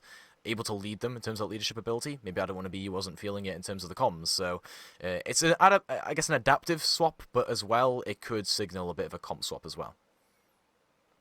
It'll be interesting to see as we get into our second map what they decide to go with. A Brigitte and a Wrecking Ball I'd very much like to see that, specifically how Oxford would react to that. Yeah. Because I don't think a Ramatra in that situation is really going to be doing all that much. They might have to swap it up a little bit. Any ideas what kind of compositions Oxford could be coming out with to deal with a situation like that? My personal opinion is that when you're playing into Wrecking Ball, you either play a hard anti-dive composition with like the Torbjorn, the Brig, probably like a Baptiste, or just anything anti-dive, right? Anything that can give you more survivability for that initial engagement, you could play, or you could just mirror it. You can straight up mirror the Wrecking Ball composition if you feel like you can win a Tracer duel, if you can win a ball against ball mirror, if you feel like your backline can survive a little bit better than the enemies. That's what I would love to see here. So it's either that mirror or it's a more anti-dive-esque composition. It just depends on if, like we say, Paladins even play that. We are on King's Row, but Portsmouth are renowned for playing Wrecking Ball on King's Row anyway. However, they're going to stick to the Reinhardt, Oxford stick to the Ramatra, so ignore everything I just said. Toxicinator is here to just play Lucio. Well, of course, they are on attack, so these compositions are not final as of yet. I could be wrong in saying this, but I believe Toxicinator is playing remotely rather than at the LAN, so that could be a major disadvantage for them going into this next round. Potentially, but I think Portsmouth Paladins don't really mind as much. They probably play online together all the time, so it shouldn't be too much of a detriment here. What I will mainly be looking at is how the style of the Portsmouth Paladins changes accordingly to this Lucio. Because, like, if I don't want to be you plays Lucio and Toxicinator plays Lucio, what's the difference, right? Oh! And the Bastion coming in from Rift. You love to see it. The wall comes in, but that's not going to be enough. Finn uses the lamp immediately. Both lamps being played. JJPT goes for the charge, misses entirely. Swing and a miss, unfortunately. Finn goes down first to the very hammer of JJPT. They like playing ball on King's Row, but they like playing Reinhardt even more. And they've got complete control of the point right now. Taranti tries to hide on the Lucio, but that's just not happening. When Rift's on the Bastion, you just gotta run for cover. That was quite a creative play, I have to say, from the Paladins. Using the Symmetra, just speed boosting completely across to the point and splitting up the Oxford Omnics. Now this was, again, what I was talking about before, splitting up the Oxford Omnics, but in a different way. They were doing it aggressively this time instead of passively. Oh, that's just it. Really, I love plays like that. Just get creative. Wall comes out. Taranti on Lucio comes in. They are just sort of jumping up and down. They're not going to get anything there. No boops to be had, and Rene does not have the wall at the moment. Simwell comes out first from Lucky Boy as he's being attacked by Rene. Tries to like 50 HP and a dream, but no matter how much TP dancing you do, you're not going to stay alive in that situation. And Shrek on the Hanzo, just sort of taking control of these long sidelines. Rift kills Rene, does get the revenge, so it's not over yet. Yep. Fight still progresses on here. Annihilation actually popped. That is a very creative play. The Shatter coming in, knocks Lightfoot to the ground, and Rift is waiting there with the Gatling gun ready to unload lead directly into his skull. Oh, that is a bit of a pot shot from Rift there to take out Finn on the Baptiste. Yeah. Ultimate Economy looking pretty healthy from the side of Oxford. Luckily didn't invest too much into that fight. Yeah, I mean, they can come back here and re-engage, right? All they use was the Annihilation, and that's not really too significant because you have a Blizzard and a Beat building up two very important ultimates for a mid-fight. Whereas Paladins, they just have to rely on some burst damage from Rift here. Ooh, Rennie nearly gets caught out trying to hide behind the wall, but Shrek, with the Dragon Strike, gets Toxicinator. I believe that is Toxicinator's first death of this round so far, and as a result, first death of the series. But it looks like Portsmouth will be retreating just a little bit as Shrek takes out Lucky Boy in the Hanzo 1v1. Yeah, some early kills coming through there from the Omnics just based off of the Dragon Strike. Oh, really good, and they are going to go aggressive, yeah. Going to clean up on a couple of these players, but they might actually regret it. Portsmouth are coming back with a beat. Just a little bit too late there from Toxicinator. If they'd managed to get Rift and keep Rift alive, that would have been huge. But unfortunately not, and that is a huge Blizzard from Rene. Takes out JJPT and Toxicinator, who is unfortunately not incapable of using that beat ultimate at this moment. I think they're going to want that back, to be honest with you, next round or next fight. Yeah, Toxicinator definitely had the right idea, go aggressive and try and punish the Oxford for going aggressive themselves, but with the May ultimate on board, Rene just uses that, backs off, and then baits them in. So Portsmouth Paladins now going to be in a bit of a neutral fight until they can build up the Ant Matrix and get around the corner with that. And JJPT just moving forward. The Taranti does have the beat, so that could be the difference maker. Window comes out, but nothing from it, unfortunately. Oxford just moved back, and they're just chilling. Happy days. Window, don't care, not my problem. And that is more or less the only tool other than the Shatter that Portsmouth have. Lucky goes down first to Taranti. That's huge. What is a massive slam from JJPT? I don't think he's gonna get Rene, but I don't think they're gonna get much else with it. He goes down super low, and Shrek takes him out. I liked the idea from JJPT, but it wasn't meant to be. Like Void finally taking out Todos. Yeah, obviously Annihilation form, and he's gonna punch Toxicinator to death, I think. Yep, Toxicinator gets pummeled to death there, and I think Portsmouth Paladins, again, they had the right idea. They tried to use mid-fight ultimates to try and clutch up against a sound barrier, but Taranti's sound barrier was still fading by the time the Shadow went down, and Oxford Omnics had an Immortality field to play with. So Oxford, they are still in a position where their ult economy is safe and sound. They have an Annihilation and Ant Matrix. They can use these either passively or aggressively. Very flexible ultimates, which the Portsmouth Paladins, they have to play around. They have to find something big with this Dragon Strike, whether it's just as a single kill or a full split on the team. Big rotation coming in from Portsmouth. Lukey Boy nearly gets Taranti on the Lucio, but is unsuccessful. Window comes out, and oh no, that is a very, very angry Ramatra in the front line, just blocking at the moment. Rene goes down first, super low. Oh, that's just beautiful from Portsmouth. They see that ultimate coming out from Ramatra, and they just hide. Give it a few seconds. He'll calm down. Doesn't manage to get any value with it, essentially. Yeah, and now it's all about cleanup. Yeah, I think Shrek goes down and a couple last players, yeah, just some stragglers. Portsmouth Paladins there, though, that early pick was really good for them. Light Void just going down and having to come back from spawn, so JJPT now building up towards another Earth Shadow, which I want to see get used a bit more, I guess, aggressively this time around, right? It was used in the mid-fight last time to try and defend against a sound barrier, but who needs a Shadow when you have that? Well, that is a very aggressive charge from JJPT. Man's on a mission. Obviously, he's got Toxicinator, has that sound barrier to back him up, but is it touch the spawn door challenge? Unsure, maybe. They back off a little bit. They give up a little bit of space here, and Oxford Omnic's going to take the high ground next to where the cart will push by. Toxicinator can deal with this pretty well, though, with the sound barrier on board. Very healthy ultimate economy. The Blizzard comes out first, though, from Rift. Does not manage to get... Oh, nearly gets Shrek, but Shrek just about gets a head drop to survive. But with JJPT and Toxicinator in the front line, the Oxford Omnics are dropping like flies. 1 minute 49. Taranti tried to stay alive, and Lucio tries to hide, but unfortunately Lukey Boy does have eyes, so he can see you. Dragon Strike is coming out directly into spawn, and JJPT on the Reinhardt. He is swinging. Finn, Taranti, Rene all going down, and it's just Light Void trying to stay alive here on the Reinhardt. Not going to be doing that for very long as he goes down to Lukey Boy. They managed to cap with over a minute. I think that could be quite essential when it comes to the second round. Yep, for sure. That'll mean that they're not going to go into a situation where it's, just less than a minute remaining and time gets adjusted in that extra innings. They will just have a minute 26 straight up, which is really good. That gives them basically 2.5 fights to work with in those extra innings. But I mean, Portsmouth here, quite impressive, I think, right? They got off to a slow start on that first point. Well, sorry, not the first point, the second point, where they were just struggling. Oxford Omnics had a pretty good grip on the defense, especially with the way they were baiting Portsmouth in, using ultimates, and Portsmouth were trying to clutch up. They were trying to make these huge plays with mid-fight ultimates and trying to flip the script, but Oxford Omnics staying consistent on the second point, not quite so much on the third point, where Portsmouth decided to go aggressive and prevent those ultimates from being used in the first place. I mean, Taranti died at the end of the round with a beat still in hand. So it just goes to show that Portsmouth, they realized again mid-round adaptability there, where they realized Oxford were relying on ultimates and rotations to try and outplay Paladins, so Paladins just used them first, and that was how they won the sort of third point there. Yeah, nothing more tragic than finishing a round still with an ultimate available to use. Hopefully Taranti will not be doing that again this round.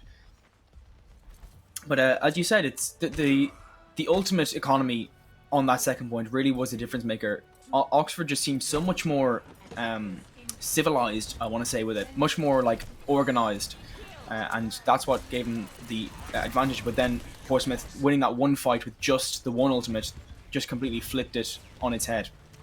Yeah, for sure. I think as soon as Portsmouth get momentum going, that's when they really start to kick off, and they can do that right here with the rush comp.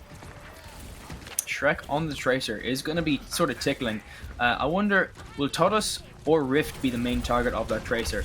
Oxford obviously moving forward to the point, sort of splitting off Portsmouth. They're very divided at the moment. Has to use the recall, so won't have that for a good 10 seconds. Now, Todos goes down first to Taranti. That is rather unfortunate. And Taranti gets rift as well. I mean, we said it before. I don't want to be. It was not the only Lucio in this lobby, and I think Taranti is saying, "Put some respect on my name right now," as they cap first point in almost as quick as a time as Portsmouth did. Yeah, and Taranti as well, almost doubling Toxicinator and ult charge rate, 61 to 38. Very good stuff for the Oxford Omnics, and these supports I think are really somewhat like a pair I want to highlight for the Omnics, because they're doing so well at keeping Light Void alive against a Reinhardt that just keeps pinning them into a wall. So very scary stuff for Light Void, but the supports are there to help out, and they're bloodthirsty as well. You can't ask for any more. Yeah, that's really good play from Taranti, but I do like how Portsmouth here have this, they have the choke, which is enormous for the Reinhardt. JJPT going down a little bit low. Todos tries to keep up. Shatter comes out, gets a few. Doesn't look like it's going to be resulting in any eliminations, but Oxford Omnics are solo, and Rift gets Shrek on the Hanzo. That is always so satisfying when you get the Tracer with that single log flume shot from Hanzo. Yeah, for sure. And now it's just a bit of poking right at the choke, trying to find their way through the Omnics. They're probably going to use an Annihilation to break in here. I do hope so. Light Void goes forward, pops it eventually as soon as he goes low. JGPT goes first, Todos goes next, and that is exactly as predicted. Well done. They just move forward. Light Void presses Q. They did have that Kitsune Rush, which just, once you don't have cooldowns to worry about, just press buttons and people start dying. Yeah, I mean, the Kitsune Rush basically is a mini Total Mayhem game mode, right? You just run in and just use everything as you get it, and generally Paladins didn't really have a chance to disengage. Toxicinator had already used the amp at that point, and now look at Rene. Sneaky here with the Death Blossom. Sneaky, sneaky. We'll see. Will anything come from this? And now they don't have the Baptiste with the Immortality field to use as well. Goes back to the front line. Ooh, get back. Start hiding again. It's much more fun. Lucky Boy does have this pulse bomb. I wonder, that could... There's not really many great targets. Goes in, does not get anything, but does force out the sound barrier. Or, no, yeah. Oh, and Rene with the Beyblade. Gets Todos, gets Rift, and Shrek with JJPT as well. This is a blistering fast speed from the Oxford Omnics. It really is. They did not struggle on second point in the same way the Paladins did, and it's clear to see that in those really winding streets phases of these maps that the Omnics actually do quite well. They did invest a bit into that last fight, but so did the Paladins, so they just got to watch out for JJPT's Shatter here, which Light Void, it's going to be hard to block with just that shield, but we'll see. Well, it's going to be hard to block, but who are you going to shatter with is the question. Rene goes down low, but just has that Wraith form. Does not manage to get away with it though, as Rift takes him down, but gives his life for it. I wouldn't be making that trade personally. It's equal footing right now, both missing one DPS and one support, but Light Void going down to Lucky Boy, that just tips things in the favour of Portsmouth. Maybe they can get some sort of defensive hold here and really reset how they are doing on this third point. Yeah, for sure, but look at the re-aggression from the Omnics. They're just pushing Paladins away with just that DPS pressure, but Rene needs to be careful. Rene solo manages to get out, does not give his life at this time. Light Void does have the ultimate there. Finn goes down to the Shatter, manages to stay alive, but Shrek is not so lucky. JJPT gives his life for that. I'm not sure I'd take that trade, to be honest with you, if I was JJPT. Oh, and Rift goes down to Rene. Again, it's the combination of the Kitsune Rush and that ultimate from the Ramatra, which is just so powerful. You can just walk forward and press W and press mouse 1. Yeah, it works every time. You're just boxing them like a fish at that point, and I think Light Void here loves that combo specifically. Shrek is going to invest a Pulse Bomb now to get an early kill. Love that. That's a huge pick from Shrek there. That could be game defining, as Rift did have the ultimate. So there will be no barrage coming in from above for the next couple of seconds. Uses it from spawn. I think quite a wise maneuver. No way to disrupt it. Oxynizer is coming up to the sand barrier, which could be crucial. Uses it immediately. They're clinging on for dear life here, as Rene is just doing so much damage. Has that Death Blossom so soon, but Rift takes him down. They can't use it. That is huge from Rift. Rift on the Tracer gets 2, is looking for a third. Shrek is super low, gets the third. 3k from Rift. Toxicity steals the 4k. Unfortunately, there will be no ace here for Rift. But I think he'll take the 3 and run with it. Yeah, Rift swapping onto the Tracer there after using the Bastion ultimate, so just putting out an immense amount of value during that team fight. We'll actually stay on the Tracer here just to try and duel out against Shrek, because the issue is the Shrek is constantly pestering the backline, finding early kills. Paladins can't stay together when JJPT has to worry about protecting the squad from a Tracer. You really shouldn't have to do that as a Reinhardt either, so they're going to see if they can go aggressive this fight with that duel against Rift against Shrek. One look at Rene here, has the Death Blossom, that could be... Shredder comes out, not really successfully, but Rene in the backline once again gets Tuxinsinder, gets Todos, Light Void, pops the ultimate, Taranti takes out Lukey Boy. This is not looking very good for the Portsmouth Paladins, but they will be just so close to having equal times. I don't think anyone's going to be able to touch here. Toxicinator tries it, but 137 to 126, a very even map so far. Which it didn't really feel like, honestly. The Omnix got held on third point a little bit, whereas the Paladins got held a bit on second point. That's why it doesn't feel too similar in terms of the time banks, but a little bit more there for the Omnix. 137. That's like maybe an overtime push, like a difference potentially. So Paladins here gonna have to make good use of their time, because they will have a little bit less time to work with in overtime situations. But the main reason I think the Paladins struggled on the defense was, again, Shrek. Shrek constantly pestering the backline, Rift, as well as Todos, I think, right? Those two players having to invest just anything they can to try and deal with that Tracer, whether it be Todos' Immortality Fields, or Rift trying to duel them out on the Tracer, or use the tank form just to stay alive on the Bastion. It was just very tricky decision making for Paladins, right? You pay attention to the Tracer in the backline and try and deal with that threat, or do you go hyper aggressive, let the Tracer find a kill, and trade out? It's a very big dilemma for the Paladins, which once Rift goes over to that Tracer, it gets solved a little bit, but at that point Rene had a huge Blossom, so just unfortunate timing, where the Omnix are starting to realize their win conditions in these team fights, right? The Kitsune Rush mixed with the Annihilation. You've got Rene's Death Blossom as just a sole win condition, and this is really good understanding of the game from the Omnix as we get a pause here. Ah, lovely. Perfect timing for the pause. Yep. Likely some sort of technical issue, but at least it didn't happen mid-fight. Could be worse, you know? Yeah, I mean, it could have happened mid-fight. I'm not sure what the issue is, if it's like a headset issue or... And it looks to be on the side of the Oxford Omnix, unfortunately. I think, as you said, the key there is the DPS from the Oxford Omnix really stepping up in that last round. Obviously, with the Death Blossom, Rene, just press Q and you spin around with a bunch of shotguns and you kill the entire team. What kind of adaptations do you think Portsmouth should be making in order to counter this?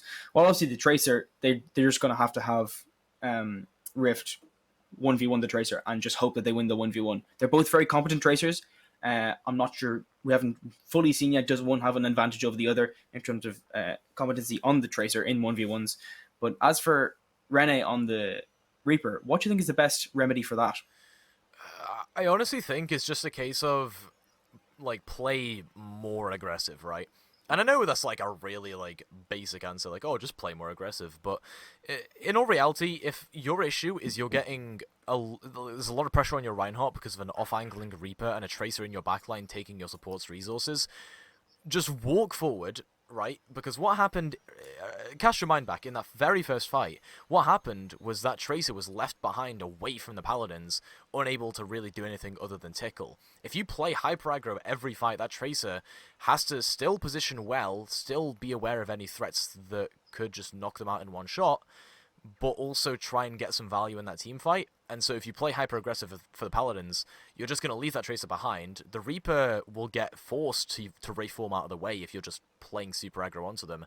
And yeah, it's going to be a situation where JGT probably falls 9 times out of 10, but as long as you're getting picks before that happens, or you're getting value before that happens, or whittling down Oxford's resources, I think that's what it comes down to for the Paladins. But they're a very decisive team in terms of their shot calling and their playmaking, so I wouldn't be surprised to see them in this break right now, even if there is a tech issue, just discussing that specifically, right? How to deal with the Reaper, how to maybe force that Wraith form out a little bit more often, not let JJPT get just chunked down by shotgun blasts time and time again. Mm-hmm. Yeah, and that even was something we saw to a certain degree, especially on the third point of Oxford's attack, that JJPT was going in and trading. And I think I mentioned how I personally wouldn't take that trade, but they ended up winning the couple of fights in which that happened. So you could be right there in that just press W. We're going to lose our main tank, but he's fine. He'll come back. So long as we win the fight, that's all that matters. Yeah, exactly. And I think obviously it didn't work very well on Illy as well, right? I mean, JJPT was falling and that was causing teamfight losses, but that was a situation in which the ultimate usage of Oxford was just really good and isolating JJPT all the time. The issue now is that JJPT is feeling a lot of pressure from the Reaper, feeling a lot of pressure from the Ramatra. The backline is feeling pressure from the Tracer, so can't really support JJPT as well. And it's a combination of those three things. If you can deal with any one of those three things, the whole thing stops working. It's like a machine with cogs in it, right? As soon as the Tracer's removed, or as soon as the Reaper's removed, or as soon as that Ramatra goes down, everything else doesn't really fall into place properly. And I think if you break that well-oiled machine that Oxford Omnics are right now, I think the Paladins are going to have a really good shot at taking the second map and running away with it, right? Having that half-time 2-0, being very confident at the half. And I think right now they're discussing probably, how to do that, how to remove the Ramatra, how to get rid of the Reaper, which again would just be a case of going aggressive, leaving the Tracer behind, just removing the Reaper's Wraith form or getting the Ramatra to use Nemesis early. And there's only an 11 seconds difference in the time banks, so really it's like you're starting the map again, just minus 2 minutes. I think it's 137 versus 126. I don't think we're going to see another Bastion strat from Portsmouth, unfortunately, as much as it pains me to say. I think that was a one and done type thing. Yeah. I would like to see it, but I mean, it happens, right? Maybe they think it's so surprising to have the Bastion that they won't suspect it twice in a row.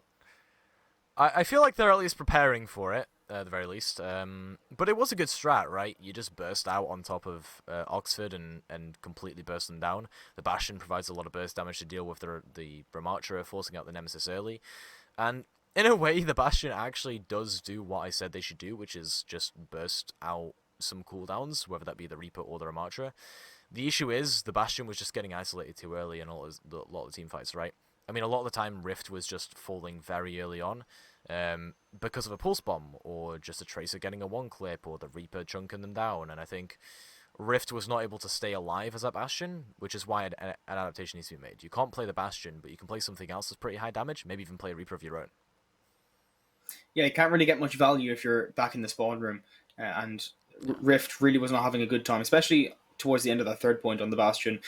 Yeah. Obviously pulled it out of the hat with that 3k to keep them alive in the map very early on, laying down the oppressive fire on the Bastion with the ultimate, and then coming on the Tracer getting the 3k.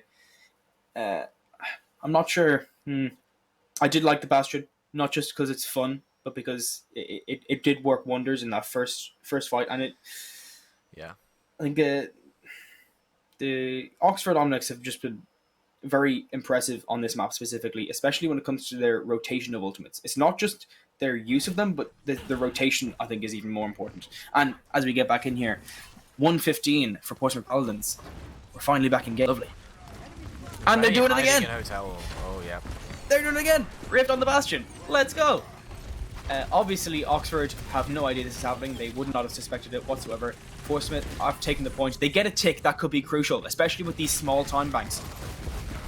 that has completely eliminated the possibility of a draw unless both teams cap fully. Lightfoot goes down first. Rift is so low, they have to keep it alive. Rene goes down next, and it looks like Portsmouth are going to be able to take this point unless there's some hero plays from Shrek and Taranti on the Lucio and the Tracer respectively.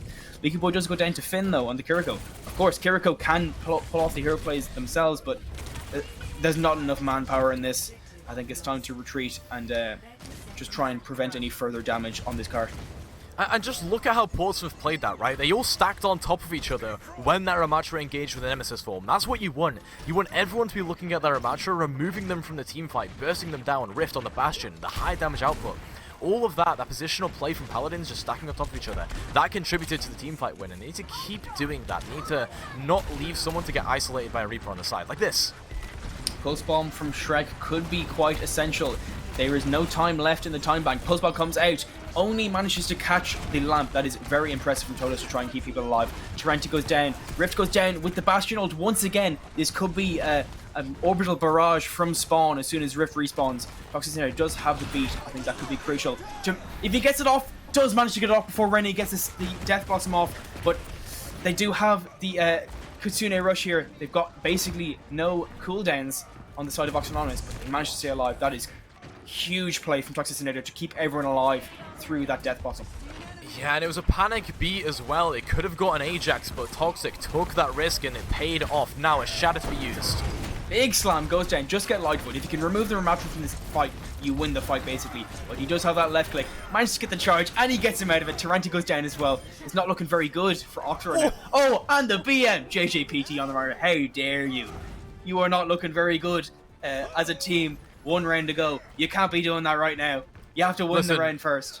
I said at the start of the game I wanted some BM, and JJPT is getting in the heads of the Oxford Omnics. They are blitzing it through the streets phase, and they will have a solid overtime here. You cannot complain so far. But they got Lukey Boy up on the high ground for High Noon as well. Rift's going to take the duel with Shrek. It is High Noon. It is 12 o'clock. So we'll see what Lukey Boy can do here. Pops it. Does not manage to get anyone, but does manage to zone people off the card just for a little bit. Shrek comes out with the Pulse Bomb, does not get anyone.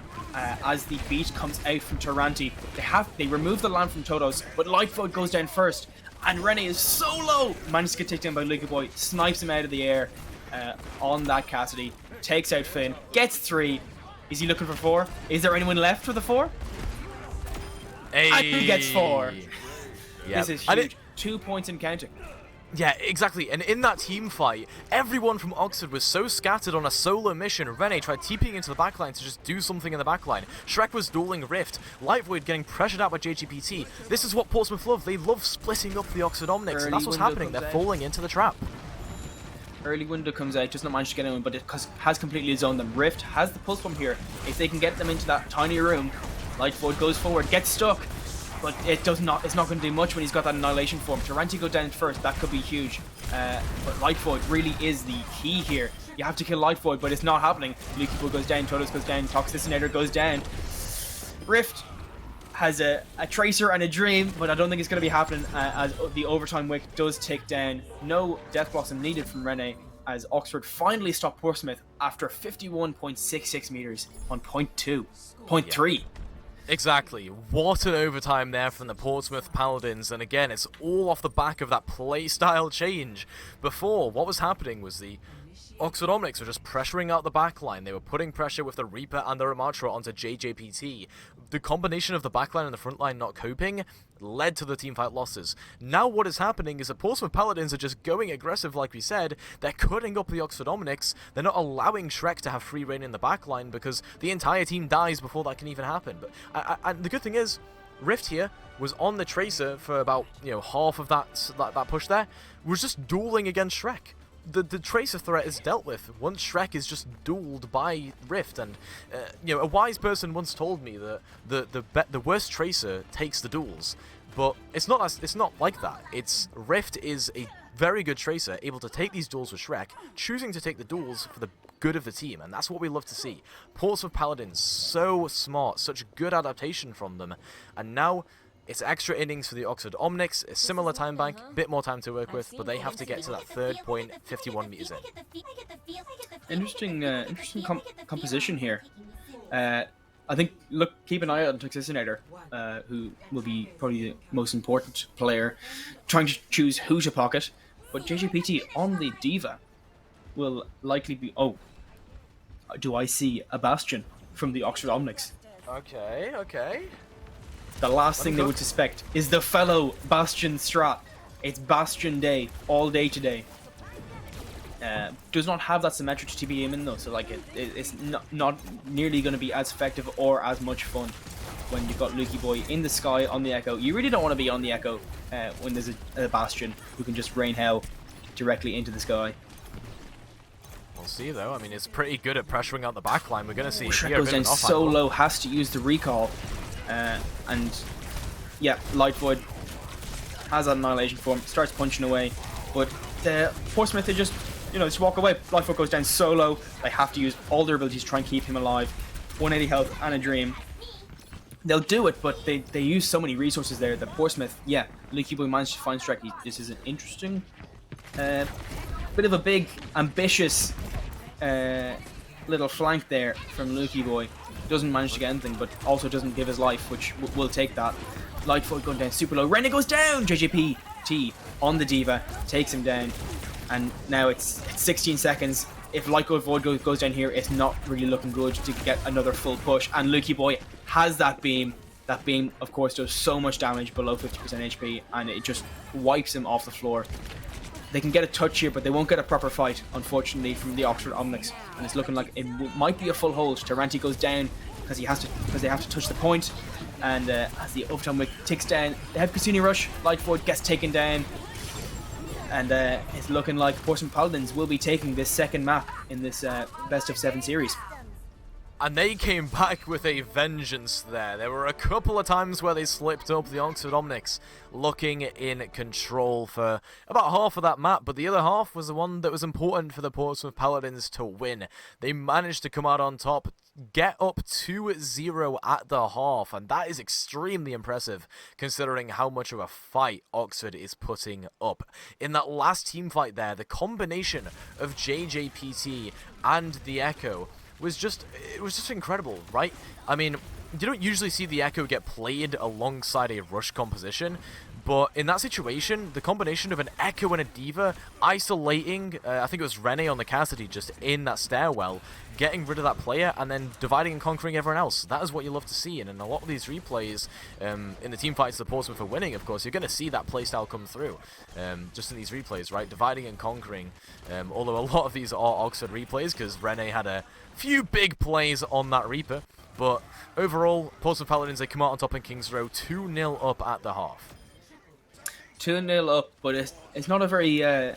well, the first map was quite a dominant 2-0, but this map, definitely, they earned that map. Oxford, I think they have to be a little bit bitter after that one. They were so close, but as soon as the overtime round started, Portsmouth, they just got a second wind, and I really liked that Diva composition, and I think that we'll likely be seeing that again if they struggle against this Ramatra, which we've been seeing so much of from Oxford, because it, as you said, just divides the Cassidy. Cassidy can't do much, and once you've got that beam below 50% HP on the Ramatra, just beam, he's gone. Yeah, exactly. I mean, the Echo there was really good alongside the Diva to just get rid of Rene, get rid of the Ramatra. And at the end of the day, Portsmouth Paladins, they adapted again, right? They saw a situation in which they could play the Echo and try and isolate some players in the back line, use that Diva to its fullest. And again, like I say, you don't usually see the Echo played with like a Reinhardt, which is why they played the Diva instead. They go aggressive into the back line, they try and get a bit of a pincer onto some of the squishy players, and that's how you want to play that. It wasn't exactly the Wrecking Ball or the Winston or the Reinhardt that I'm used to Portsmouth playing, but you really cannot complain about them playing the Diva there. That was immaculate stuff on the defense, and a well-deserved King's Row. Absolutely, absolutely. I believe we're going to a short break now, so stay tuned, and we'll be back in a couple of minutes for Map 3 of this best of 7 series.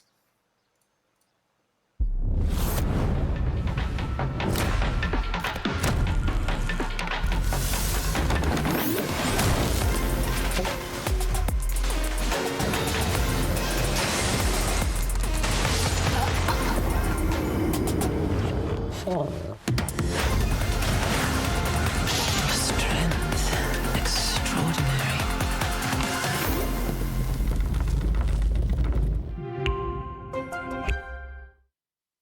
Many years ago, a supercomputer designed a perfectly shaped chip, Pringles. Knowing one day, gamers would need less mass to help them stay in the game. Whoopsie daisy. Pringles, mind-popping.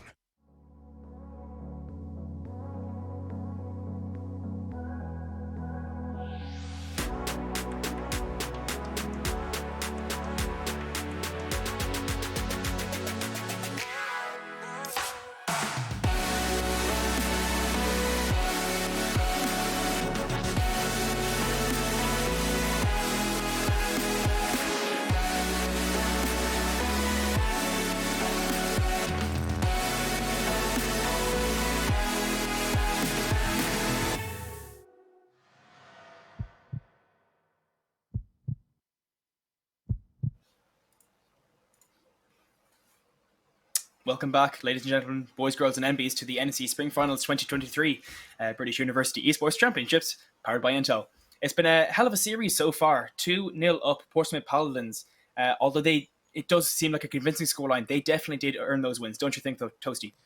Yeah, I mean, the first map was a little bit dominant, I have to say, especially with the last 2 points, but like you said, I mean, King's Row, such a deserved, earned win there for Portsmouth Paladins. They were at a disadvantage for half of it, like I said. I mean, situations where Oxford Omnics were really in control, Portsmouth Paladins then adapt, and this is exactly what I love to see from them. This is them, of course, up on the screen.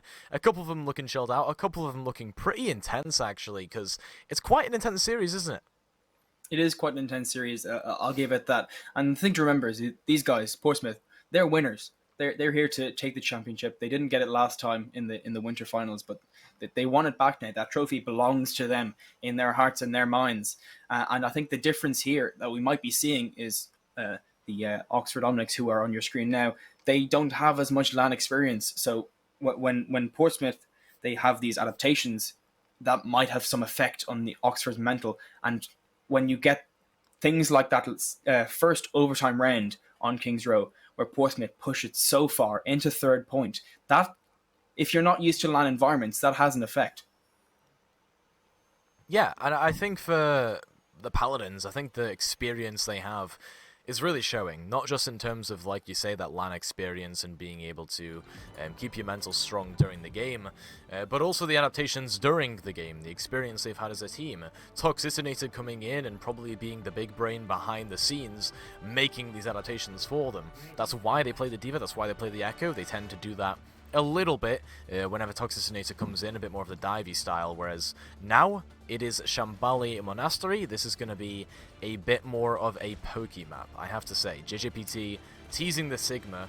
I will expect Rift to stay on the Hanzo, and I wouldn't complain about Zenyatta, is all I'll say.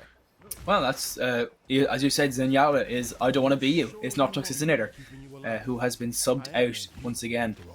Not much of a difference in the heroes they were playing between map 1 and 2. So obviously, I Don't Want to Be You is feeling a little bit better, and they prefer to have that LAN team environment rather than having somebody playing online as we get into this third map of this best of 7. Yep, exactly. And Oxford Omnics, they're going to be playing, again, the rush composition, so what they want to do is not let Portsmouth Paladins poke. They want to go aggressive, they want to deal with the Sigma early on, and maybe try and just rush onto I Don't Want to Be You or Rift. I Don't Want to Be You goes down a little bit early. It goes down very low early from Shrek. On the gets those storm arrows right into it. There's no way you're going to survive that. Doesn't matter if you're a robot or not. Goes down immediately. JJPT goes down next. Rennie on the May. Nuki Boy goes down so low, but is not able to stay. It's a huge and very decisive team Oxford Omnics to start with. Yeah, just an early kill, right, from Shrek. Deals with the threat of I Don't Want to Be You. And so Portsmouth Paladins going to swap it up a little bit. We're going on a Zen here for Todos and I Don't Want to Be You. I quite like this. It gives a bit more support to JJPT in terms of that frontline pressure. Got some anti-nades that you can use onto Light Void. Allows for a bit more passive play from the Oxford Omnics that the Paladins can exploit. Yeah, absolutely. Look like they're coming up the left side here. A little bit of a rotation going on. Just, again, poking, which is what they want to do. Rene gets the anti-nade. Oh, and Shrek! Jesus! on the Hanzo, gets the headshot into Lukey Boy. That's just a complete read, and now Rift goes down so low. I don't want to be you is so low as well. That's just got to be complete reset from Portsmouth. They're not getting anywhere here. I think they need to rethink how they're going to approach this first point. Yeah, whether it's a read or just a sonar arrow, it doesn't matter, because that kill came through and it was extremely crucial. Portsmouth Paladins, they're struggling, okay? They're struggling to find their way in here. Oxford Omnics, very good at the space control. Light Void, the mix of, I guess, Light Void and Rennie in the front line brawling versus Shrek and Fin Fun having this really pokey style. I love it. It's a nice dichotomy, and I think Portsmouth Paladins don't really know how to deal with both threats at once. And now a lot of ultimates building up from all sides here, so things could get messy. This might be an opportunity for Portsmouth. Good Gravitic Flux, for example. Maybe Nano the Tracer strafing go and get a pick onto Shrek or maybe onto Rene. Nothing used yet. Oh, Dragon comes out from Rift, does not get anyone, and a big blizzard from Rene. Massive blizzard from Rene. But that is such an investment from Oxford Omnics. 3 ultimates used. Yeah, 3 ultimates used. I mean, you can complain, I guess, but with the space control they have and the fact that Paladins have made some swaps and are continuing to make swaps, I think it's fine. You have a pretty equal ult economy. You've got a Sound Barrier and a Dragon Strike to use here. The one thing I am worried about is what you're going to do about the Nano boost, because if JJPT forces the beat from Taranti, what's going to happen about the Nano from Todos? Absolutely. And Rift here on the Sojourn, I quite like that actually. They could get some cheeky headshot kills, specifically onto Shrek is what I'd be looking at. Light Void takes out JGP. Oh, and Shrek again! Lukey Boy is not having a very nice time on the Tracer, especially when Shrek is in the lobby. Takes down another, takes down a third. Will it be 4? No, it will not be 4 this time, but close enough. 3 will do. Yeah, Paladins. I mean, I would ask what they're cooking, but I can see the point. I can see the vision, right? You're trying to poke out, but you're playing so close quarters, right? JJPT just getting brawled against by the Ramattra in that team fight. You can't let that happen. Light Void needs to be controlled in terms of that space, so JJPT going to force their way through the sideline here, but they need to use some ultimates to try and open this up. Not a lot going for Oxford Omnics right now. If they can bait out that Sound Barrier, that will be a good start. Finn goes down solo, has to use the lamp. They were unable to get him. I believe that rock would have been the killing blow onto Finn if Taranti had not popped that Sound Barrier. But now, Portsmouth, they have the resource advantage, except for the fact that they don't have 2 supports. Blizzard comes out, takes Todos. They have no supports now, which is really not the ideal situation when you've got 0 seconds left on the clock and you basically only pushed it around the... This is really not looking good for Portsmouth. It really isn't. I mean, they do have the better spawns for the stall, but even then, it's going to be so hard to make any play happen from just a couple of players with no ultimates on board. Portsmouth Paladins, they get full held, and the Oxford Omnics looking immaculate on that Ramattra comp. Again, I've got to give credit to the dichotomy of the way they're playing. They've got a core that's rushing and a core that's sitting on a high ground and poking away, as well as the healing coming through from FinFun. It's really good, and I think Oxford Omnics have really figured out how to deal with a passive style that Portsmouth were playing. For example, on Ilias, they were playing a bit passive on Ilias, and Oxford have figured out how to deal with that. Granted, it's a different comp, but it's still the same style. It's still, you're trying to play a bit more pokey, you're trying to play for baiting the Oxford Omnics in, but Oxford aren't having any of it, and I'm all here for it, honestly. Paladins, not sure what they were cooking in terms of their comp there. Could have swapped it earlier. Don't think the Sigma's the right choice. But alas, they are on defense now, and it's all up to them to try and win every single fight in this round. It's an interesting one from Portsmouth. The Reinhardt, I suppose, each support picks a person. Todos will take care of JGPT, and then I don't want to be, we'll just stick to Lukey Boy and just maybe get picks, hold the corner, and then let Rift harass FinFun on the Tracer. Maybe that's what they're going for. It's a bit of an interesting composition.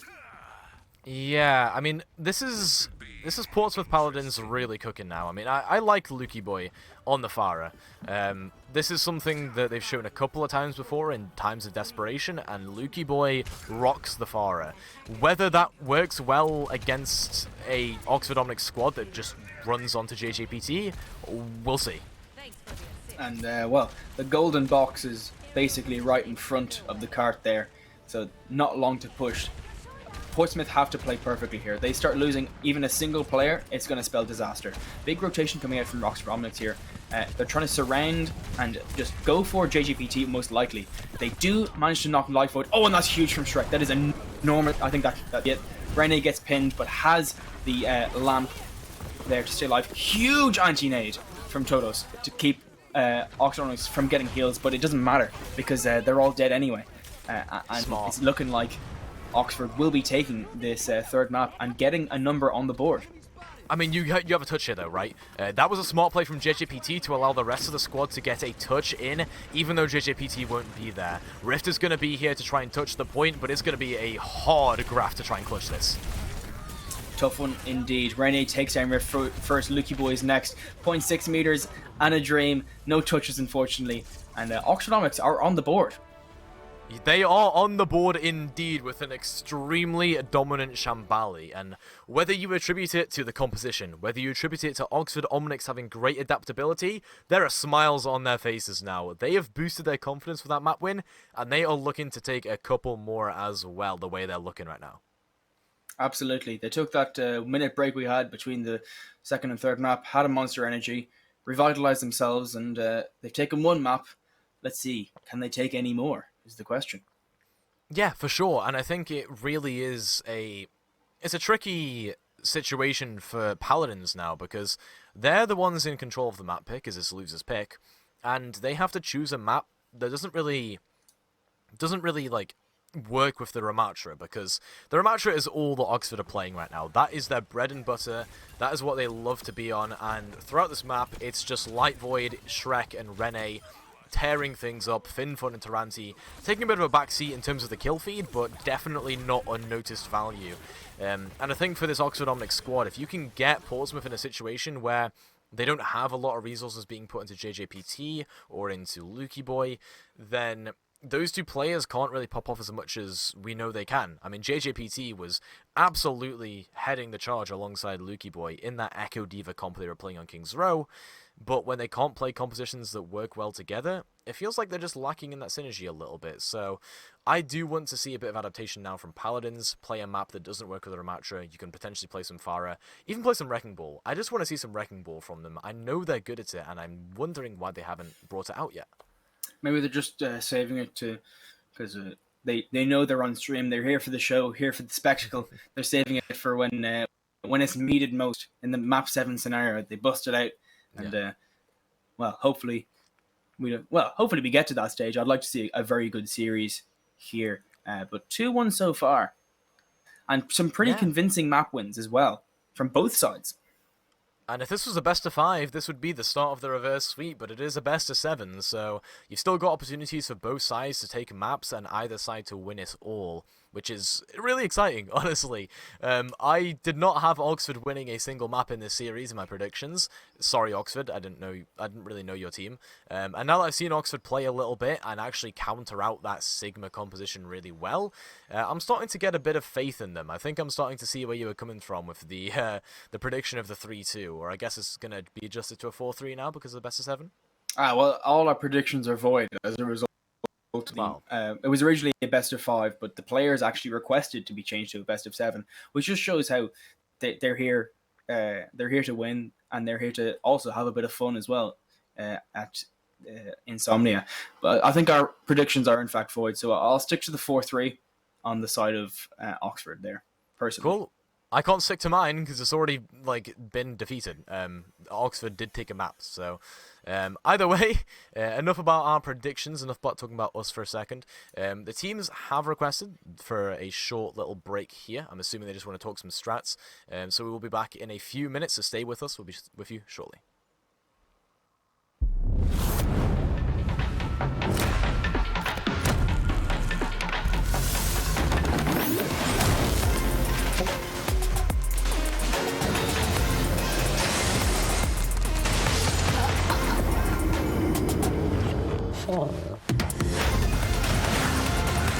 Strength extraordinary.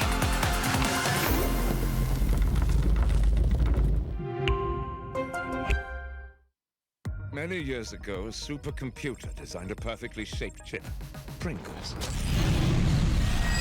Knowing one day, gamers would need less mesh to help them stay in the game. What's it, Daisy? Pringles, mind-popping.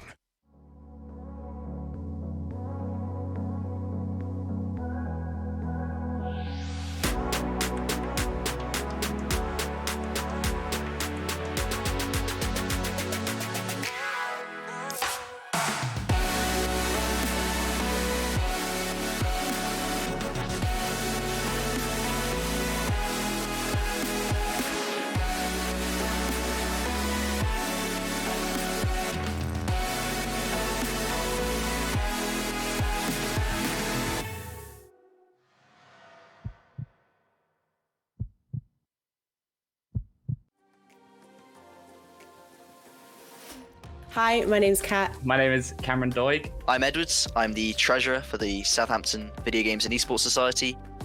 I've met a lot of students that say they've benefited from Southampton Video Games and Esports. There's a lot of events we run that are a lot more casual, that we run together with our student support services. They're called the Student Hub, and their whole aim is to be as accessible and be the welfare point of contact for any Southampton student. They really like working with us because obviously we get a lot of students that are often cloistered at home, don't really like to go out socially, but if we run a cool video games event for them, they'll come out and they'll enjoy it, and there's welfare representative there that if they feel they need to talk to, they can go and have a chat with them. Hopefully that takes a little bit of the stress off of people from the academic side of university, because it can get quite intense. I want the esports industry to feel like an inclusive and a diverse place. The PAC is a entirely women and non-binary exclusive community that we run here at Warwick Esports. We went from 3 women in our society to over 100 women and non-binary members. So it's really done really well for them, and they feel like they have a safe space. Giving people that space to go where they feel safe and they feel like they can actually have a good time, and everyone there is of the same mindset as them, I think is really, really crucial, and it makes everyone feel better about the university experience. Especially during the pandemic, kind of having this community that still tried to do things even though they couldn't meet up has helped so many people. The UK Dota community, I know everyone came together. We were, especially in the height of the lockdown, we were playing every single night together, had everyone in a big Discord talking to each other. We all just got through it together, just played games, did what we do best. We're all just idiots on the internet, talked to each other when we needed it, and all these communities sprouted from something like Epic Land that meant everyone could meet together and form these friendships. When you're around a bunch of stressed people, it makes you more stressed. So when I had an essay due in my degree, for example, everyone in my degree group chats would be freaking out and they'd all be so negative, and I could just go to esports and be like, hi guys, and the people that are doing maths will be fine, or at least not as stressed as I am. So I think that's something that really calms me down, is the ability to be able to talk with other people that have different stuff going on, because it really puts it into perspective for you.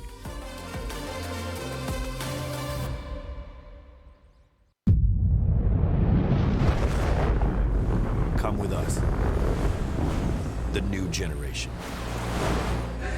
The next level. Sending it big. You're in for a good run. Let's go. Come with us to the track, to the trails, to the slopes, to the surf, to the fight, to the race. Look at this! To the 4 a.m. starts, training harder, pushing further, hitting back, hard.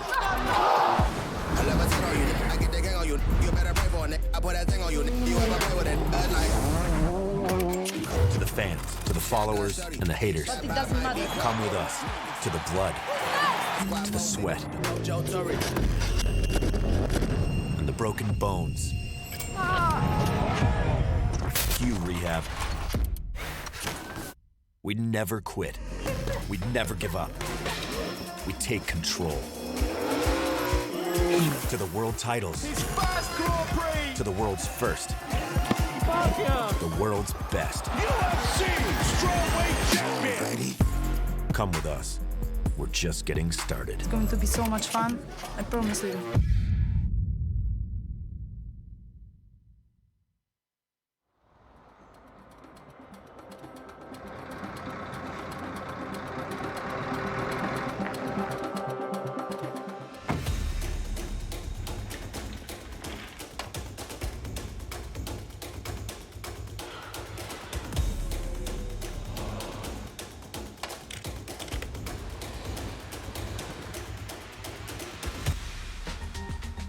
Today we're at Durham University, where the Gaming and Esports Society are running their own gaming LAN event powered by Intel's Event in a Box. I think it's great to see brands like Intel supporting events like this, because it gives the students a sense of belonging and it gives them a sense of identification that this brand is willing to support them in their student-led events. Just having these proper setups really elevates the experience that we're able to deliver. One of the benefits to LAN is it provides a great energetic environment for students to connect with each other in person as opposed to online. It's really nice to be able to have something that we can put up and take apart and like over a weekend.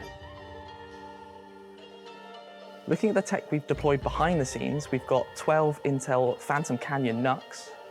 They have a small form factor and high performance. They're super easy to transport in comparison to big, bulky desktop PCs. The load-in was fantastically smooth, as they're small, plug and play, and you've got all the monitors and peripherals you could ever need from the kit. They're so small, but they've no noise and they all run like very comfortably on the top specs on Rocket League, so they're really good. The feedback has been glowing. They're super easy and fast set up, and they provide all the high power performance you need to run your favorite esports titles. So these computers that Intel are providing with us are kind of essential to make sure that the event that we deliver is the highest quality that we can do. We can have pretty high graphic settings. We've just had no issues really. If you'd like to find out more about Intel Event in a Box, head to nsc.gg/resources for more information.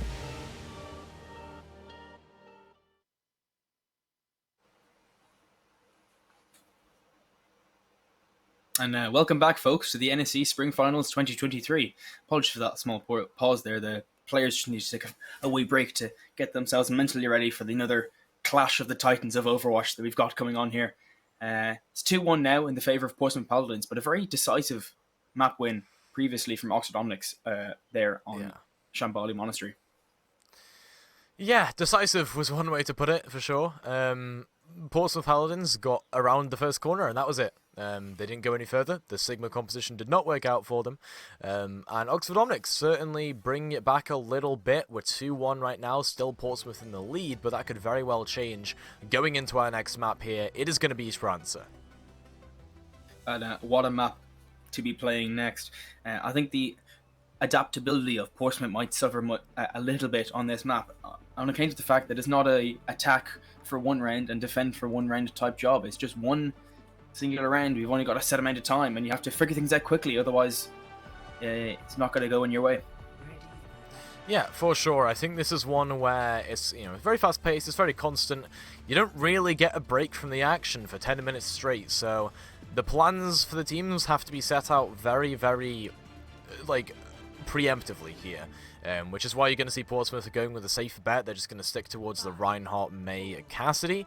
And then for Oxford Omnics, you have a DC. So they are not prepared, clearly. I think they would much prefer to have 5 players rather than 4. I think I'll support them on that one. It'll be much more entertaining to cast and to watch if there was a full team. But another DC, these things happen. It is Overwatch, technical abilities. Thank you, Activision Blizzard. Yeah, but we have got, I think, Serene back in the game now. Just a bit of a DC there. Probably had to restart their game or something. Either way, I'll get sorted pretty shortly here. And with 3 seconds to go until the game starts, there's going to be 2 players I have to pick for Oxford Omnics. I'm assuming they figured out their comp, though. They've had 8 minutes to figure it out, so I should hope they know what they're playing. Probably the Ramatra style they have been the entire way through. That Hanzo May Ramatra style was extremely good. Yeah, it really did work fantastically for them. And the Hanzo, just constantly picking off Lukey Boy, headshot after headshot. There's nothing Lukey Boy could do in that situation. The whole idea was to try and split up their composition, but if the Tracer's dead, it's not really going to be that effective, is it? Yeah, exactly. And so, you're going to be looking at probably the Hanzo May Ramatra here. I don't really want to see a Tracer at all, to be honest, from either side. Oxford Omnics kind of had their Tracer dealt with on King's Row very well, just by the aggressive play of Portsmouth. And so, Portsmouth, their initial idea was to counter it with the Tracer, but they just played differently, stylistically to deal with that Tracer. So I don't really want to see it from both sides. I just want to see typical stuff, the same thing we saw on Ilios and King's Row in a way, right? Just that Ramatra versus Reinhardt brawl. And I've just been told we're going to go to another break because we're having a bit of another technical issue from one of the PCs. So we'll be back shortly. This time, finally, we'll get Map 4 underway.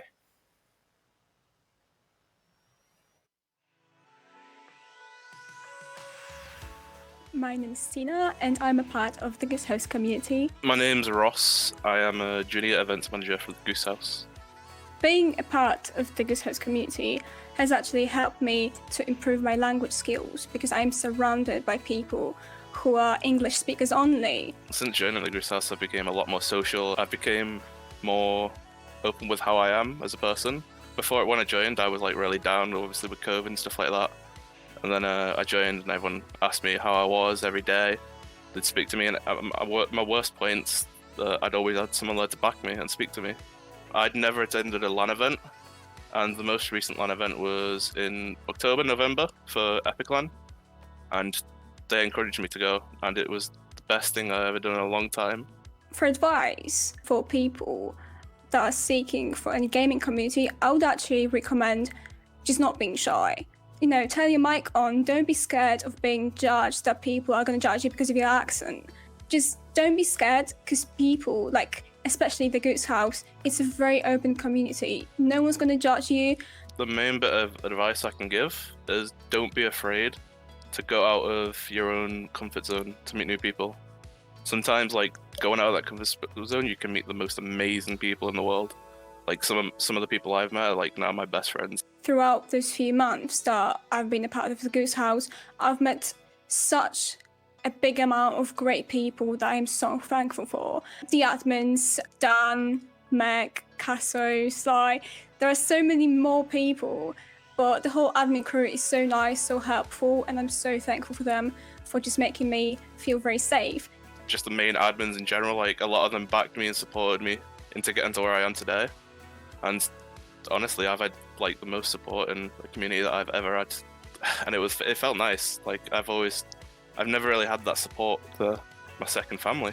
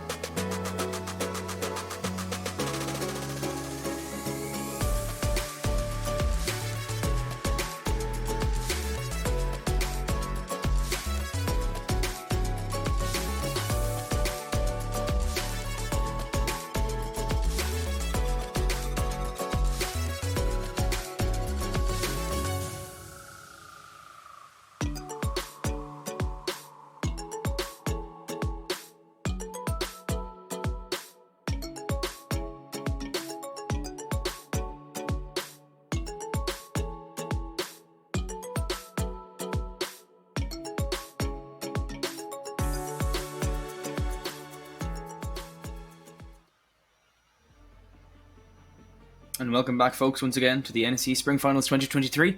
Sorry about that pause, just a bit of a technical issue, but I believe we have everyone successfully in the lobby now. I think it was Rene on the side of Oxford Omnics was having an issue with his PC, which hopefully should be rectified now, and we can finally get into this fourth map.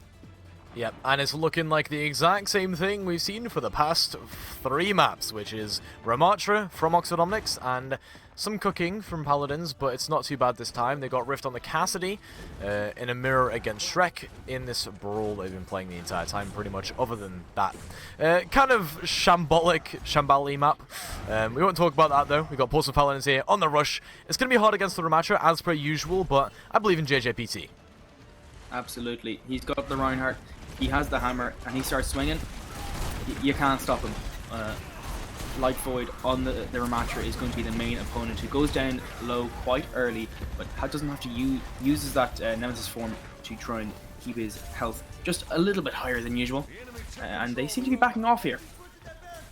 Ooh, yep, quite a large wall there from Lucky Boy separates them. Light Void goes down so low, has to use the lamp to try and keep him alive, but the lamp comes down from Portsmouth as well, so there's no immortality on either side at the moment, as Portsmouth take the initial lead in terms of push percentage. Yeah, and a bit of a rotation up to the high ground here. What's this? Rene going on top with the Mei, tries to get some icicles down there. They're sitting ducks if they just stay on cart, but obviously, so Portsmouth are a little bit more intelligent than that. They're going to leave. Rift goes super low on the Cassidy, but goes down eventually. Light Void. Lucky Boy, I believe, maybe next, goes down super low. They have the lamp up, which manages to stay alive. Rene goes down. JJPT so low, gets taken down by Light Void, and yeah, Oxford managed to. It's such a scrappy fight. The window comes from Todos, but he does not manage to survive to get much value from it, as Lucky Boy is the only one left on this cart with a dream. Light Void managed to just punch them in the head, and that's Lucky Boy done. Yeah, Lucky Boy finally goes down after stalling for a little bit, but that means that Lucky Boy has now beat Rene out in terms of getting that Blizzard online first. JJPT has a Shatter, so it's all about this, I guess, Rhine versus Ramatra ultimate matchup here, I guess, for this team fight. You want JJ to hit a Shatter, but Light Void can just rampage for everyone with that Annihilation. And they touch before they lose the lead in terms of progress. That could be quite large. JJPT does have the Shatter here, moves forward. I think he might use it quite soon. Super low. They have to use the lamp to try and keep him alive, and Rene's Blizzard is enormous. JJPT hiding in the corner trying to stay alive. Rift takes down Shrek, but I do not think it's going to be enough in this situation to keep Portsmouth going. And Lucky Boy falls last on the side of Portsmouth Paladins as Oxford Omnics take the lead. Yeah, Lucky Boy's Blizzard was first, but Rene's was better, right? A couple of players got isolated there from Oxford Omnics during that Blizzard, for example, Light Void, but the peel was there. Fin Fun managed to immortality them, and just in time, the Annihilation and the Blizzard came through. But Oxford Omnics did use a lot of ultimates there. Pretty expensive fight for them, so Portsmouth gonna get easy control of the bot back, because Oxford are kind of scared. And I would be scared too if I was going to go up against JJPT, who's trying to get blocked by his own teammate! Lucky Boy, no! How could you have done this to him? Uses the Shatter, and that's a tool that they're really going to want to have back.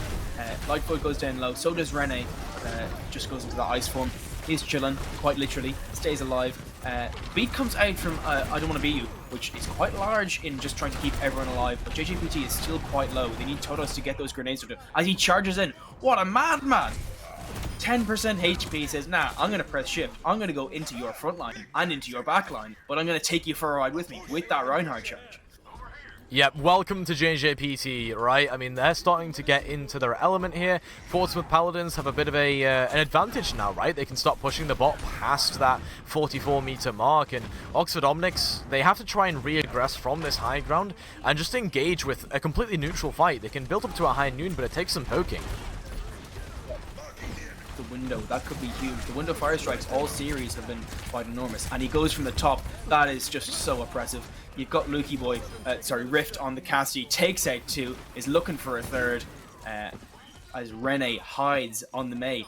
Does have the Blizzard, decides not to use it quite wisely, I would say. Oxford does have quite a healthy ultimate bank, but Portsmouth are pushing forward. They have forward spawns. Yep, so Portsmouth now have activated their forward spawns. They're going to have a Shatter and a Blizzard. This is actually really good for them because the part of the map they're going up to is quite good for baiting Oxford in and just using that Blizzard. But again, Rene's going to use it first. Lucky boy puts the Blizzard down. JGPT gets Rift and Todos going down. That's really not ideal. FinFun goes down. It's a very equal fight right now, but you don't have the High Noon from Rift who goes down first and popping the Annihilation from Light Void will seal the deal on this fight. Rene, I believe, got 3 there. Huge value once again from the Blizzard. Rene really his own on that May. Yeah, Rene's really impressing me here for the Oxford Omnics alongside FinFun as well. The positioning always good to be able to keep the team going. So forward spawns are now denied, but Portsmouth have regrouped and they're going to come from the high ground this time around. They have a really good vantage point for Rift's High Noon. And they will have that sound barrier a lot sooner than on the Oxford Omnics, which could be quite crucial. Light Void goes down quite low. Oh, and he's cornered. He's surviving there. Window comes out from FinFun. Does not get any value from it because the rest of the team is already dead. Rene gets JGPT and Todos. I'm not sure it's really going to be enough. There's just so many people alive here for Portsmouth. Using that ice form, FinFun goes down next. I think also Rene does not manage to run away. JJPT just being a Chad there, I'm not gonna lie. Like, Shrek's High Noon was dealt with by everyone on Portsmouth except for JJPT kiting it. JJ then tanks the High Noon with a shield and just pins Shrek against the wall for the 2nd time this map. That is just incredibly aggressive Reinhardt play that I love to see from JJPT as everyone regroups here for the Paladins. And Oxford actually taking a while to get back, so it works. They get to regroup. They do have this Blizzard coming up again. Rene is about to lap Lukey Boy, which I'm not surprised by. Rene has been doing enormous work. What goes down to Todos? The combination Icicle from Todos and Lukey Boy.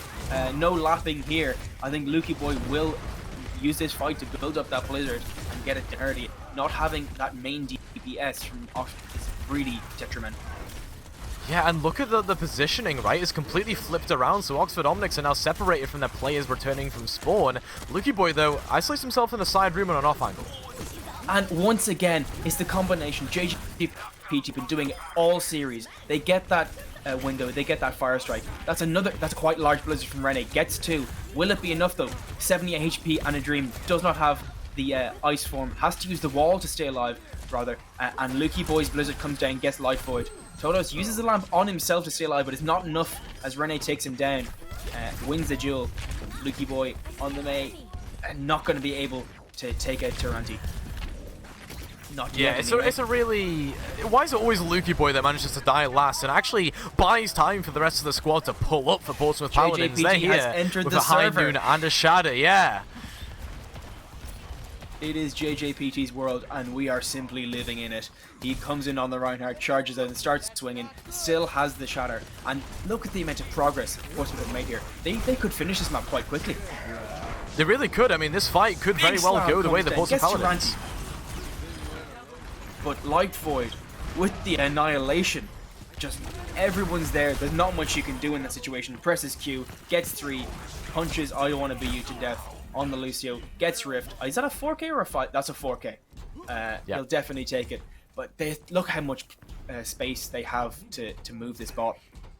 Yeah, like by the time it gets back to the barricade, Portsmouth Paladins will have another recontest coming in from that high ground where they can again build up a little bit of poke towards the Ant Matrix and the Blizzard, so they can take their time, choose their battles, choose where to engage. Oxford don't have that liberty. Whereas Oxford do definitely have the ultimate advantage, that's for sure. They do have this sound barrier, which I think is going to be most crucial. But again, Rene has the Blizzard, and I don't want to be goes down first. That is huge. Never mind winning the team fight. That's going to delay their sound barrier build-up by so much more. Rene going down to the end is not ideal, but it's not a huge issue in the long run as a result of using that Blizzard so early and winning that team fight so effectively.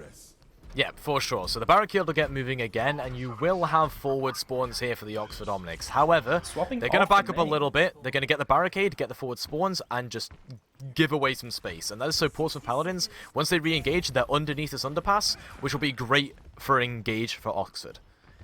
Rene on the Soldier now. It must be leg day somewhere. He has certainly been doing back day in terms of the carrying in some of these rounds, but we'll see. Swaps back onto the Mei. Obviously, they decide that's the strategy they want to go with. Window here for Todos, I think, could be quite large with JJPT, who goes down super low on the Reinhardt, but they don't manage to heal him up in time. That's quite bad, unfortunately, for Portsmouth Paladins, not being able to stay alive there, and everyone's just so low now. There's no way I'd see a world in which Portsmouth win this fight.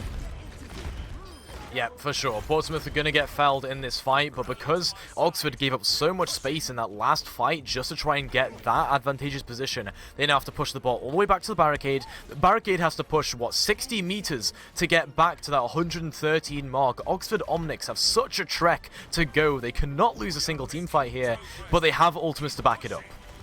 And never mind losing a single team fight, they can't even leave the point, so their positioning is going to be forced the entire time. Use the high noon. JJPT just completely blocks it, walks into it, says, no, that's fine. And that's 4 ultimates coming out from Portsmouth Paladins. Rift gets 2 with the high noon. JJPT goes down to Shrek. But so far, they're staying alive. So many ultimates going down. Light Void goes down with the Annihilation form. That could be quite huge. Lukey Boy brings up the wall. It's the Mei 1v1. You love to see it. Shrek goes down on the Cassidy. This has been such a quick fight from Portsmouth Paladins. And the overtime whip burns down. And Portsmouth Paladins take the map, going up 3-1 in this best of 7 series. Yeah, Portsmouth Paladins back on form. They play the Reinhardt comp. They take my advice. They get rid of the Sigma. They stopped cooking, and now they're back to cooking gourmet meals. So this is good stuff. 3-1 now in the series, taking it to match points. And it's incredible stuff how they can just adapt and switch back to that style so quickly. I mean, look at some of these replays and the ways that these fights were being taken by the Portsmouth Paladins. Granted, some of the replays here are of Oxford, but a lot of them are Portsmouth are just playing super well positionally. I mean, look at this isolation there onto Light Void, right? Situations like that, where you're just pummeling someone into a corner because you're playing positionally well, is something that Portsmouth are very good at. And I've been praising their positioning all game, other than on Shambali, and it's clear that the only map they lost was because of bad positioning, because of the comp they were on inherently. So, really good stuff from Portsmouth so far, and I think they could close out the series very much in the next map or so. Well, they are on series point now. 3-1, Yeah. They only need 4 to win. I think it's safe to say that JJPT decided to win that map. There were some heroic plays on the side of Oxford, but when you got a Reinhardt in your face and you got so much support, that's the thing. Like Portsmouth, they've been in these tournaments so long. This support line, and they support each other. They're the best of friends. They've been playing together for years now. So they just know, okay, JJPT, he's going to do his thing. He's going to go charge in. He's going to like connect onto Shrek. He's going to get the pin. He's going to shatter 4 or 5 or 6. Maybe somehow it's Overwatch 1 again. And so they can trust him to do that. And they know, he knows as he's charging in, he has the support to do that. Yeah, exactly. And it's those situations where they're just constantly like pinning in and going aggressive, and somehow JJPT comes out of those situations alive. I think they've really tackled the issue of the Ramatra versus Reinhardt matchup, right? In a lot of the team fights that Oxford were winning, it's because the Ramatra can just pummel the Reinhardt into a corner and kill them off. So JJPT doesn't give them that opportunity, just goes aggressive, pins a squishy, makes that a trade, turns that into a winnable team fight for Portsmouth, where in a lot of situations, it was Lukey Boy as well, clutching up in sort of, 2v2, 2v3 scenarios in a couple of those fights, right? It really is a team effort overall, but they are coalescing around JJPT. And you gotta admire at least the heroics on the DPS line from Oxford. They were trying their best. That Mei especially was just so dominant, but unfortunately it wasn't enough there. As we go into possibly series point in this finals. Yeah, series point here. This is where it potentially could all end, and I honestly would not want Oxford to go away with just one map. I think they played way too well on Shambali for that to be the case. Even if technically, again, the things I pointed out about Portsmouth on Shambali, right, the compositional weakness, the positional weakness, was technically their mistakes that were being exploited. Even if they fix those, I do want to see Oxford get a couple more maps, just off the back of their own incredible play. We'll be heading in, though, to our next map pretty shortly here. It is going to be a control map, so I'm curious to see which one it is. I've got some gameplay sounds, but I cannot, for the life of me, remember which one it is. Or maybe that's just the background of the stream. Who knows? We'll see. We're going to the map soon, so we'll see shortly. Yep, exactly. And I do think that if you're going to go to a map here for Oxford, it kind of has to be, I would say, Lijiang. You want something that's really good for the Ramattra. You want something that's really good to utilize the Mei with, because Rene has been a really big strength for them. And boom, there we go. It's Lijiang Tower, because we did hear that in our ears. So Greatest color caster of all time. Knew exactly. Crazy color caster, yeah. And this serious point. The Reinhardt is quite strong, specifically on this point. Light Void on the Reinhardt right now. Is that a Bastion I see? Is that a Junkrat I see? Let's get crazy. What on earth are they cooking?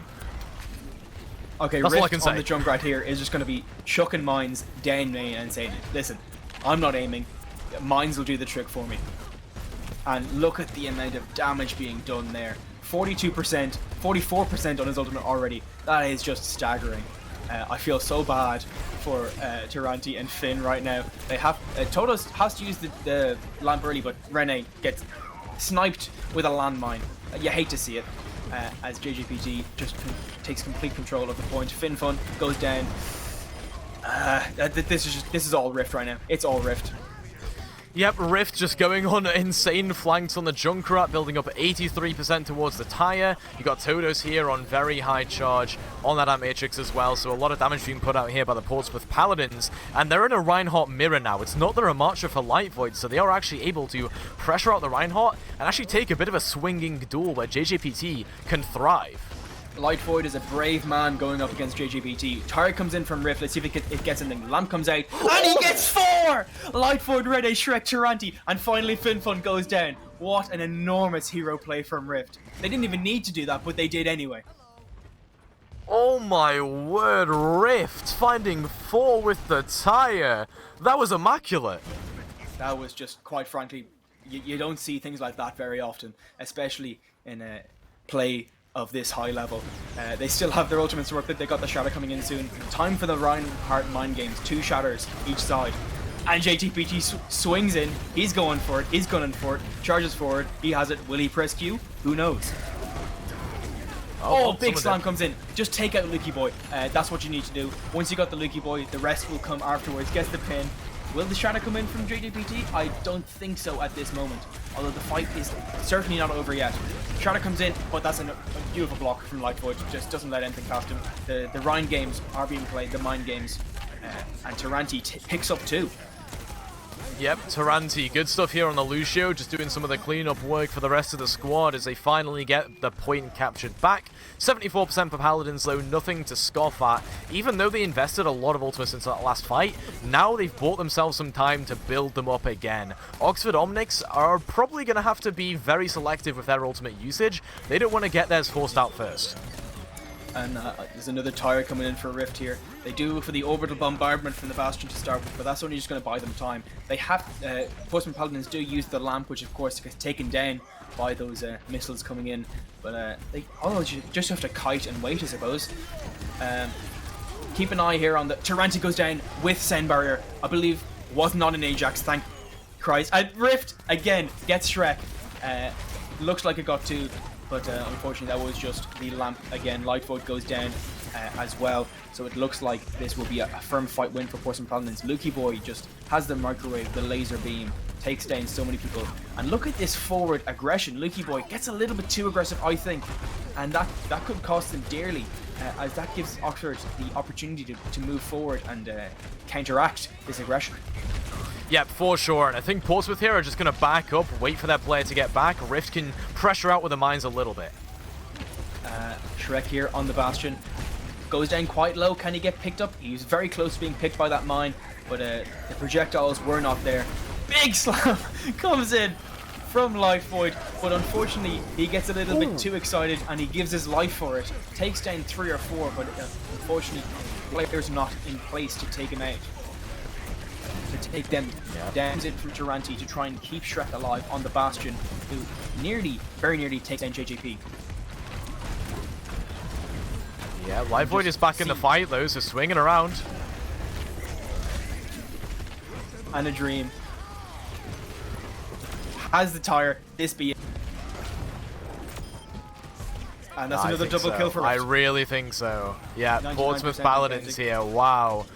What a good fight there for Portsmouth Paladins. It lasted so long, but they clutched it up, right? Oxford Omnics had so much aggression going for them early on in that team fight. I mean, JJPT was feeling it, but turns around, hits the Shatter, buys some time, and then once Light Void had returned from spawn, it was just a case of playing more aggressive. Portsmouth Paladins, they charge in, they force out Taranti's beat very early on in that long extended engagement, and in the midst of it all, they flip it over. So they just take up to 99% and then just win the team fight. Very, very good stuff. And Portsmouth Paladins now, series point, they're on map point, they are literally 100% potentially away from winning the entire finals. Now this is a situation you love to be in if you're Portsmouth Paladins, and they're just going to keep going with what they're comfortable on. Putting Rift back on this Bastion, they're going to cook up some stuff. Rift has been doing bits on the Bastion all day. JJPT teasing us with that ball to start with, but decides to stick with the Reinhardt, which has been doing enormous amounts of work. Just not even as a hero, but just in terms of ego. You are Reinhardt, you are the big German man, you swing your hammer and you kill the enemy team. Taranti goes down low, but Portsmouth take firm control of the point here before it unlocks. I do want to see some boot plays here from I Don't Want to Be You, but I think it's a bit too late for that now. Yeah, I didn't get any of my 5 environmental kills in the first map. I was very disappointed by that, but Shrek goes down low, gets healed up, of course, just sort of popping shots on the Hanzo in the backline. I would be scared if I was Lukey Boy right now, because we saw what Shrek did on the Hanzo on Shimbali Monastery, and just did there to Todos. Losing out on that Baptiste healing is really unfortunate. But the Baptiste Finfun does go down low himself as Lukey Boy and JJPT go into the backline, and it's just such a scrappy fight right now. It's anyone's game at the moment. Taranti goes down so low. They do have that Bastion, they have the lamp. Is it going to be enough? Nobody's capped yet as well either. Yeah, a bit of a contest coming through there from Taranti as they're going to look for, I'd imagine, just a re-engage with the rest of their squad. Shame Rift couldn't find that final stagger kill, but look at the ultimates now for Portsmouth Paladins because they were the ones dealing most of the damage that fight. Orbital bombardment incoming, and they get Light Void. That's the lamp coming in from Finfun just a little bit too late to save their tank there. They're not going to lose too much time about it as a result, but even still, you're happy with such a clean fight and disengage. Yeah, we're not going to talk about JJPT as well, missing the Shatter because because of the shield from Light Void. So, bit of an MTD there from Light Void's part. But now Oxford Omnics, they're coming in with ults and an early kill from Shrek. Love that. Yep, Lukey Boy once again should be fearing this Hanzo. Brings the dragons in, goes through the window. Windows deployed from both sides. Not much ground given before Rene goes down to JJPT, but losing out on Lucio, it's again, these are such scrappy fights when you've got these compositions on this map. It's so close quarters that everyone starts going down. Yeah, Same DPS are down here in. for Omnics though. Same barrier comes in from Taranti, but gets enough value to get everyone out alive, but I'm not sure how long that's going to last, as Rene, Lukey Boy is not having a very nice time on this traitor. Headshot after headshot, brings in the Blizzard, takes down JJPT, Rift goes down, and that looks like a good fight win from Oxford Omnics. They can finally get some percentage on the board. But pretty much exactly the same as the last point. 73%, 1% less here for the Portsmouth Paladins compared to last point. But, they'll come back into this and they'll be in one-fight territory as soon as they flip it over. I mean, Portsmouth Paladins have time to work with. Oxford Omnics, they have an Annihilation. That is it. Light Void has to find huge value out of this Annihilation and go so aggro into the Portsmouth Paladins when I Don't Want to Be You can just sit there, use a sound barrier, and JJPT can re-aggress as soon as the Annihilation fades. And JJPT coming in with the fatty shoddy potentially. It's there. Shield has been used by Light Void. Window comes out. Not window. Lamp comes out. Oh, that is just brutal from Light Void. I really like that early engage. But Lukey Boy trying to bring these back. I don't think it's going to happen as Shrek takes down I Don't Want to Be You. Yeah, kind of a questionable beat there. A 2v4 beat coming through from I Don't Want to Be You. It was just them and Lukey Boy. If it was I Don't Want to Be You and JJPT, maybe Rift, I would understand it, because then Rift can use the ultimate and you can really snowball that. But a bit of a wasted sound barrier there for Portsmouth Paladins, and I don't like that. They've wasted a huge asset. And the orbital bombardment is coming in. Does not manage to find anything. Nearly gets Rift with the... Oh, and there we have it. The first environmental kill, I believe, unless we've missed some earlier, that's a very clean fight win from Oxford Omnics. They only used the one ultimate, the Dragon Strike, which isn't really the most powerful ultimate to begin with. And they have the Sound Barrier, and they will have the Blizzard soon. And it's last fight territory here. Yep, and so they're going to make some swaps. Lukey Boy, I'd imagine, is going to go over to the Pharah. Oh, no, Rift is on the Pharah. Okay, so they're going back to this Wrecking Ball comp, finally whipping it out after so long. And will it work out? That's the question. Is it a bit too late? I feel it might just be they sort of need a little bit of time to get it set up and work with some ultimates. They do have the Dragon Strike with Lukey Boy, which they're going to use immediately. Let's see if that gets anything. Does manage to get Shrek and gets Taranti, and when it goes down, that is enormous from Porcelain Paladins.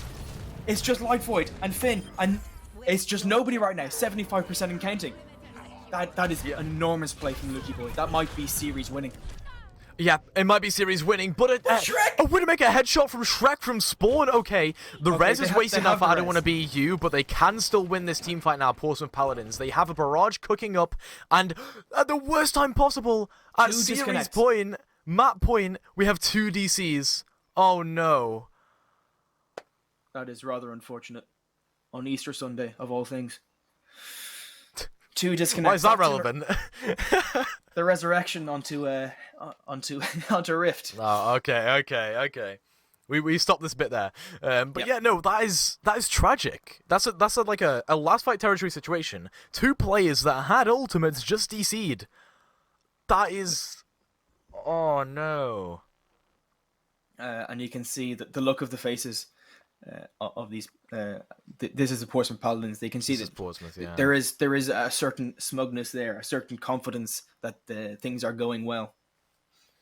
I mean, yeah, they are. The enemy team just lost 2 ultimates. Lukey Boy's cooking up... Sorry, not Lukey Boy. Rift, in fact, on the Pharah is cooking up a barrage. They've got a good final fight ahead of them here, and the issues being investigated. I mean... It seems to have just been a simultaneous PC crash, maybe an electrical failure, but either way, this is not looking good for the Oxford Omnics. If I remember correctly, it was 67% and counting for a barrage for Lukey Boy. That might just be the series determining once we get back in here. 2 lost ultimates on the side of Oxford. That's got to be devastating after you've come this far. Yep, for sure, but listen, I wouldn't throw away all the chances of the Omnics, okay? They have a couple of ultimates in reserve, yep, so they can use those, and if they can win this fight before that barrage comes through, they actually bring this to, I think, 1-1, and then we'll go to Night Market as our pretty much decider for Lijiang, and then we can see a potential comeback from the Oxford Omnics, but it takes a little bit of grit, I think, to get through this, right? They are smiling, they are joking, they are having some banter, so I don't think their mental's affected too badly. Yeah, which is obviously very good to see in these high-pressure environments. They're still pretty good at the game. They know what they're doing. Shrek hitting some nasty shots. And by the sounds of it, looks like we might be having a restart. Yeah, I mean, we'll see what happens. Well, I mean, we're going to... I guess we'll find out soon, but... yeah, I mean, it's just a case of, I think, for now, Omnics just either... If it is going to be a restart of that one round or the map, just going back into a fresh slate, right?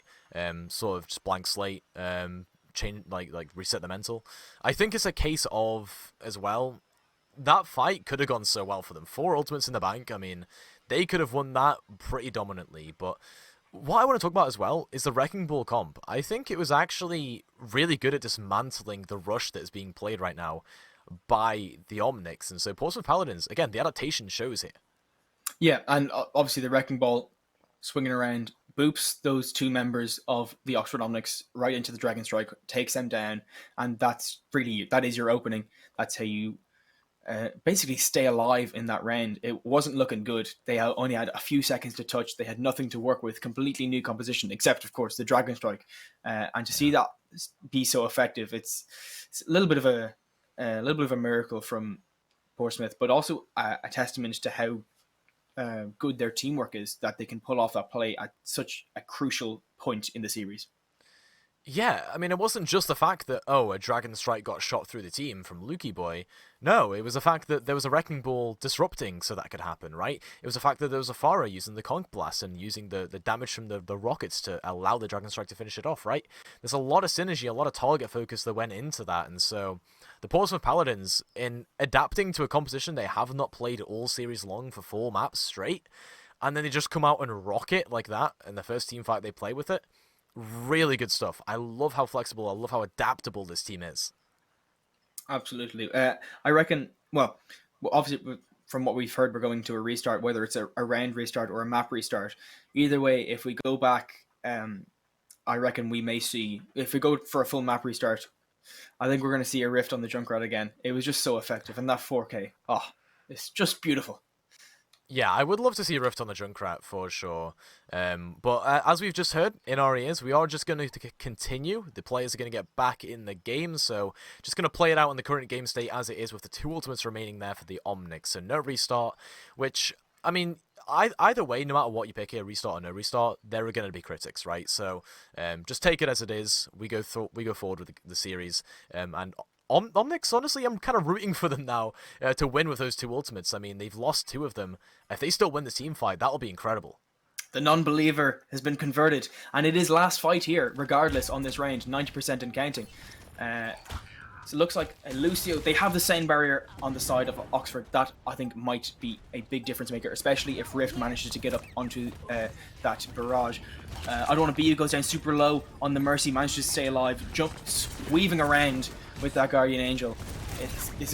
Both teams have a very scrappy composition right now, so it could be anyone's game. Rift, I believe Rift has the barrage. JGPT takes out Rene and uses the barrage and gets killed instantly by Shrek. That is tragic from Rift to go so far, and takes out Anobi as well. So there is no mercy, no resurrection to be had. Lukey Boy goes down next, again at the hands of Shrek, on that Tracer, who has decided we're going to round 3, we're going to map number 6, we're going to everything. Yep, exactly. The Omnics just come back into this, they roll through with that Wrecking Ball composition, and Shrek narrowly avoids their own Pulse Bomb. That was close. That could have been a little bit embarrassing, but I don't think it's going to make much of a difference as JGPT goes down, I Don't Want to Be You goes down next as well, and Rift follows shortly afterwards. It's just 2 people contesting the point at the moment. All of Oxford are alive at the moment, and that will be Oxford Omnics keeping themselves alive in this finals. Yeah, we are not going to talk about how the Oxford Omnics almost C9'd that point. By a couple of milliseconds, they touched that point again. The overtime wick burned away while it was in Portsmouth possession.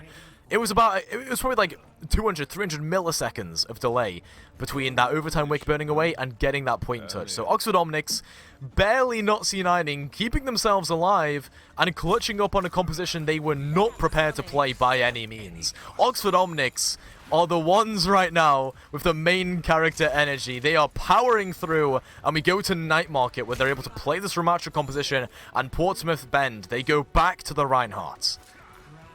And a Rift, I'd say, most likely will not be staying on the Symmetra unless they want to go for a cheeky TP tactic, and they're sticking with it. Straight to the point, and then just set PT, and then you're happy days. So they have the point first. The Ramatra does throw the directly on there, but it's not going to get much value. They are set up now. They're very happy. FinFun goes down a little bit low, but it's just poke at this stage. Yep, exactly. And then there's going to be a TP as well, I guess, at some point here from. Oh, quite a big wall there from Lukey Boy. But it is a separate wall from Rene, which completely negates its effects. Nearly got Light Void trapped, but wasn't enough. Oh, and Lukey Boy goes down to Shrek. Shrek has been a menace on the Hanzo this entire series, especially on Shambali Monastery. Gets Rift as well. It's all Shrek in the kill feed. It's all Shrek in the kill feed. Yeah, lovely multi-kill coming through there from Shrek, and that's exactly what we want to see from this Hanzo player who really showed their prowess on Shambali, but it started to become, I think, a facet of the Oxford Omnics to play this Hanzo, and now Portsmouth Paladins, they are cooking. Sojourn, Pharah, Doomfist. What on earth is going on? I quite like the look of this, actually. It'll certainly be interesting. Pharah, of course, not going to be having a very nice time against that Ramatra from time to time, but That's okay. Comes in from the right side. A little bit of flanking going on. Just poking away. So much poke damage. And Shrek goes down first. That is unfortunate. As FinFun gets punched off the map by JJPT. Having a great time on the Doomfist. Such a convincing and also a neutral fight win from Portsmouth there. Yeah, it was a neutral fight, so Oxford didn't use any ults, and neither did Portsmouth, because they had none, right? So they've started building up now towards a barrage, which will get accrued during the next fight. I assume Todos will build up that trance pretty shortly as well, because that high damage Zenyatta, and then JJPT on the Doomfist, going to get a multi-slam, will get that Meteor Strike. So very strong engage coming up if Portsmouth can just buy time. That Discord Orb is just so impactful, especially against the Ramatra. His whole thing is stability, but Rift goes down early to the Blizzard. That's rather unfortunate, especially when had that overclock so soon. But Lukey Boy goes nuts with the barrage, gets 3, goes down himself, but I don't think it really matters because everyone else is dead. The teabag as well. JJPT, the tactical crouch, even though Lukey Boy was the star of the show for that team fight. Portsmouth Paladins, I mean, they are feeling themselves right now, and all it took was 2 ultimates during that team fight to make that theirs. Now they have a trance and an overclock. These are powerful ults we're dealing with here, and Portsmouth Paladins are in control of the point. They can play as passively as they want. Rene goes onto the Tracer, obviously not happy with the current situation. It's desperation time, this last round, this last fight. Well, not last fight yet, but could be soon. Rene goes down, tries to harass the Zenyatta, but Toto said, no, not today. I am the main character, not your team, it's me. And he takes him down. FinFun goes down as well to the overclock. Toto's giving his life in the end to Taranti. The bloodthirsty Lucio in the backline takes down Rift as well. Everyone just fighting for dominance, trying to be the #1 character, but at this stage Portsmouth seem to be pulling out on top. 77% and counting. This could be last fight. It really could be a last fight, and considering that Oxford Omnics have been fighting back so hard to try and make Lijiang theirs, and all they're relying on is Light Void's Annihilation, this is going to be one heck of a team fight. You've got a trance and a barrage for Portsmouth. This is powerful. I think the barrage is what you want to be looking out for, but that trance could be so useful. Especially against that window coming. Oh, that is such a huge boot from Luke for JJPT. Just knocks Lightboy off. There's no chance there. It looks like Portsmouth have done it. They have done it. 3 maps and counting. About to get their 4th. They will be winning the NSC Spring Finals 2023 British University Esports Championship powered by Intel. What a series. What a series is all we can say about that. That was incredible. And the looks of relief on these Portsmouth players' faces after they just battled back from losing that Lijiang Garden map. That was an incredible showing on that Pharah from Lukey Boy. Rift, playing the Sojourn as an adaptation, has barely pulled that out and looked incredible on it. Like, multiple of those teamfights decided by the railgun shots. JJPT, the Chad Reinhardt, just locks the Doomfist, gets in there, boops an Annihilation off of the map. That is an incredible play, and like you say, that was series winning. Portsmouth, very, very deserving champions here, and Oxford, unfortunately they go home, but a great improvement from their winter results, being 16th, going up to 2nd now. Honestly, props to both teams for giving us an incredible match to watch. The scoreline really does not do it justice whatsoever. Yeah. Portsmouth obviously fighting tooth and nail, had some very dominant maps, had some very unfortunate maps. In fact, the only map they end up losing is one where they really did nothing.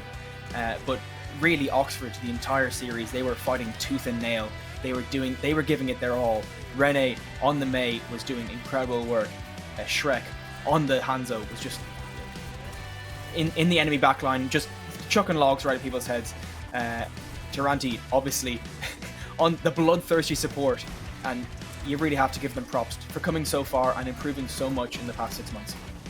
Yeah, for sure. Regardless of this result here, you know, Portsmouth coming out with that first place, being the champions. Either way, it was an incredible match, just an excellent watch, I think. You know, anyone who's just tuning in or missed it or missed any of the maps, go back and watch them all. Even Shambali, right? Oxford putting up an excellent performance on that map, but Portsmouth, the other 4 maps were all theirs. And honestly, there's 2 players I think we really have to give huge props to for that, and I think that's JJPT and Lukey Boy. always the stars of the show for Portsmouth, and granted, supported by the rest of their squad. I don't want to be you, Todos. Just incredible players supporting them. Rift, especially at that last map, looking amazing on the Sojourn, and even picking up the Farah on Li Zhang, right? I think everyone here pulled their weight. JJPT and Lukey Boy, though, there's just always just a delight to watch. That was going to be my next question. If we're thinking of player of the match, I think it is JJPT's world, and we are simply living in it, especially on that Reinhardt character. Yep, the funny Reinhardt character, and even the Doomfist towards the end. Granted, the Wrecking Ball was pulled out as well on Li Zhang. I think Li Zhang was kind of the map where they all just brought a ton of stuff out. And yeah, even Rift's Junkrat, right? They pulled that out as well. Look at these Riptides just constantly getting value. 2 kills, 1 kill, 4 kills. I mean, just incredible value. And I think everyone on both squads here pulled their weight today. Absolutely.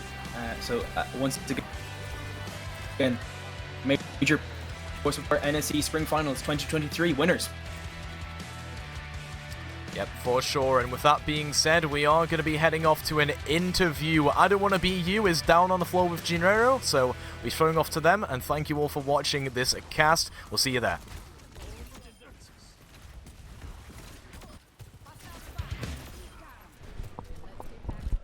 Yeah, that is right. Indeed, we are actually here with I Don't Want to Be, which is quite an interesting name, but this is actually the first time for the entirety of Spring 2023 that I'm going to get to do this, and that is I can give you a little coin. You can hold it up to the camera and make everybody at home jealous, but you told me that you are now kind of a collector of these? Yeah, I have 3 of these. We've won NSE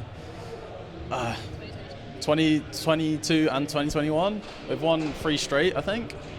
So it's been really fun. Yeah, so another one for the collection.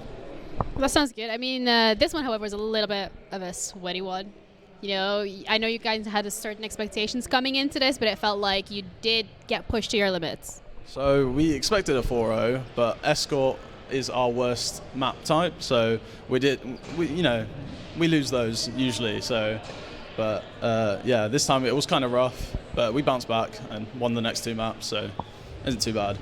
Yeah, so here you are now for the interview, because you guys did win, by the way. But when we're looking at what it was like to play on LAN, I know you guys have had the experience before. You were here for Spring 2022. I remember doing one of these interviews, which is really funny because I don't remember much.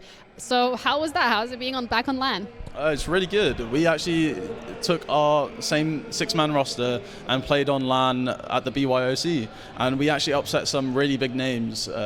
We upset Mind Goblin and Frog Esports. It was really good games, and we came top 4 overall. So we got prize money from there, prize money from here. It's been a good weekend for us. A good weekend indeed. So to close this out, what would you like to say to those watching at home and to those supporting you all the time? Uni Esports is where it's at. It's really fun, and it takes you places like Insomnia, and I don't know, it's so fun. I love these boys. Been together for 3.5, 4 years, so it's been really, really good. Okay, well, thank you so much for that. I hope you guys enjoyed the celebration and the prize money from both of your wins. Thank you. Thank you. Well, that was it from us here at I-70 BUEC Spring 2023.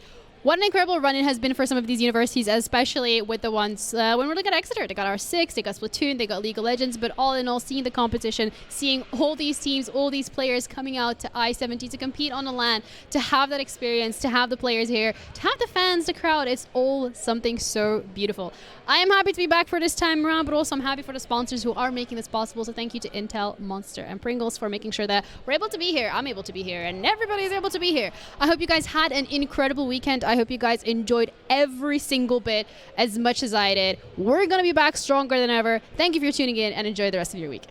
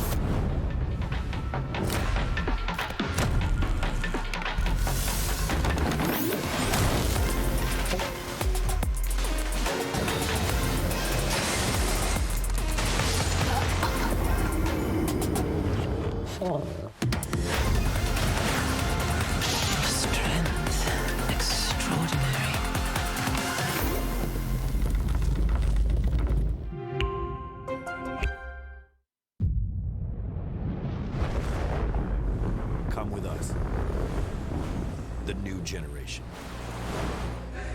The next level. Sending it big. You're in for a good run. Let's go. Come with us to the track, to the trails, to the slopes, to the surf, to the fight, to the race. Look at this! To the 4 a.m. starts, training harder, pushing further, hitting back, hard.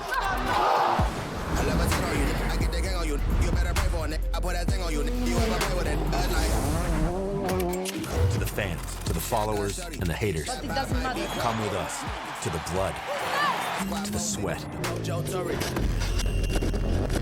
and the broken bones. Cue rehab. We never quit. We never give up. We take control. To the world titles. To the world's first. The world's best. UFC strawweight champion. Come with us. We're just getting started. It's going to be so much fun, I promise you. Good morning, crack student gamers, and welcome to the British University Esports Championship Spring 2022. It's been a long time coming, and we're now live from Insomnia. We're back bigger than ever. We have so much going on here.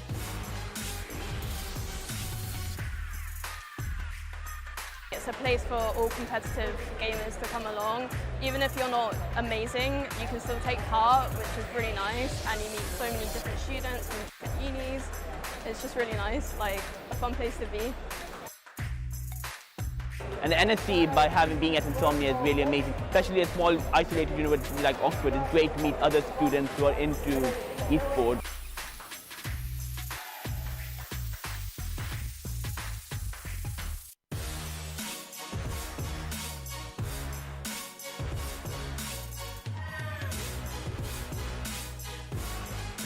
So we've got a spectator area where the student communities come and they're meeting up for the first time in probably 2 years, getting to meet, getting to watch the finals, and then we've also got the teams on stage playing against each other. And then also we've got a student LAN as well as kind of like a mini LAN in a wider bring your own computer over the weekend.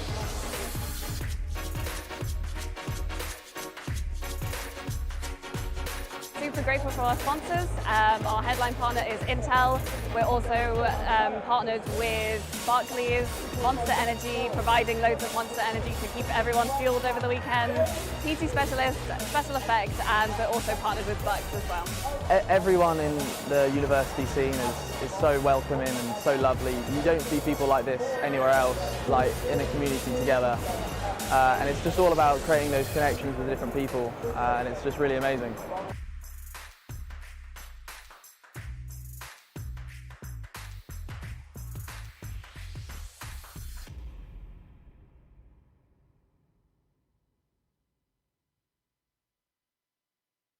Many years ago, a supercomputer designed a perfectly shaped chip, Pringles. Knowing one day, gamers would need less mess to help them stay in the game. What's it, Daisy? Pringles, mind-popping.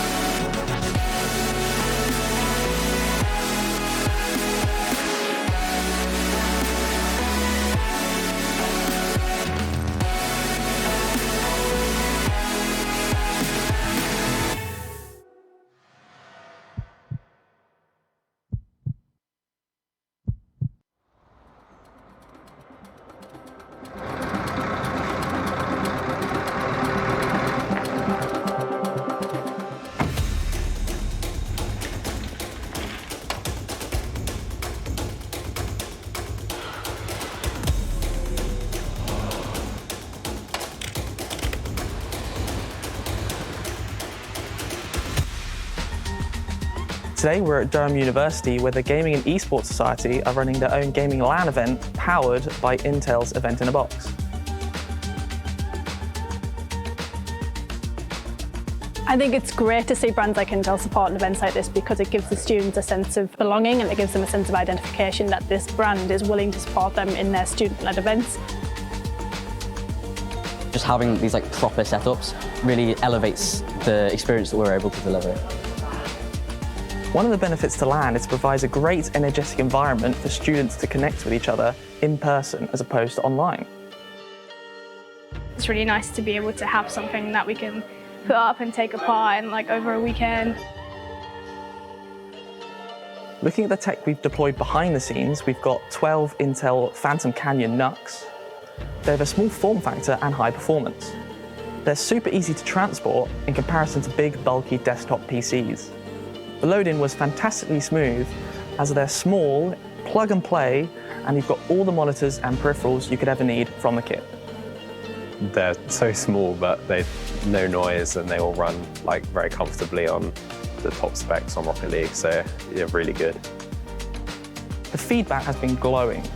They're super easy and fast set up, and they provide all the high power performance you need to run your favorite esports titles. So these computers that Intel are providing with us are kind of essential to make sure that the event that we deliver is the highest quality that we can do. We can have pretty high graphic settings. We've just had no issues really. If you'd like to find out more about Intel Event in a Box, head to nsc.gg/resources for more information.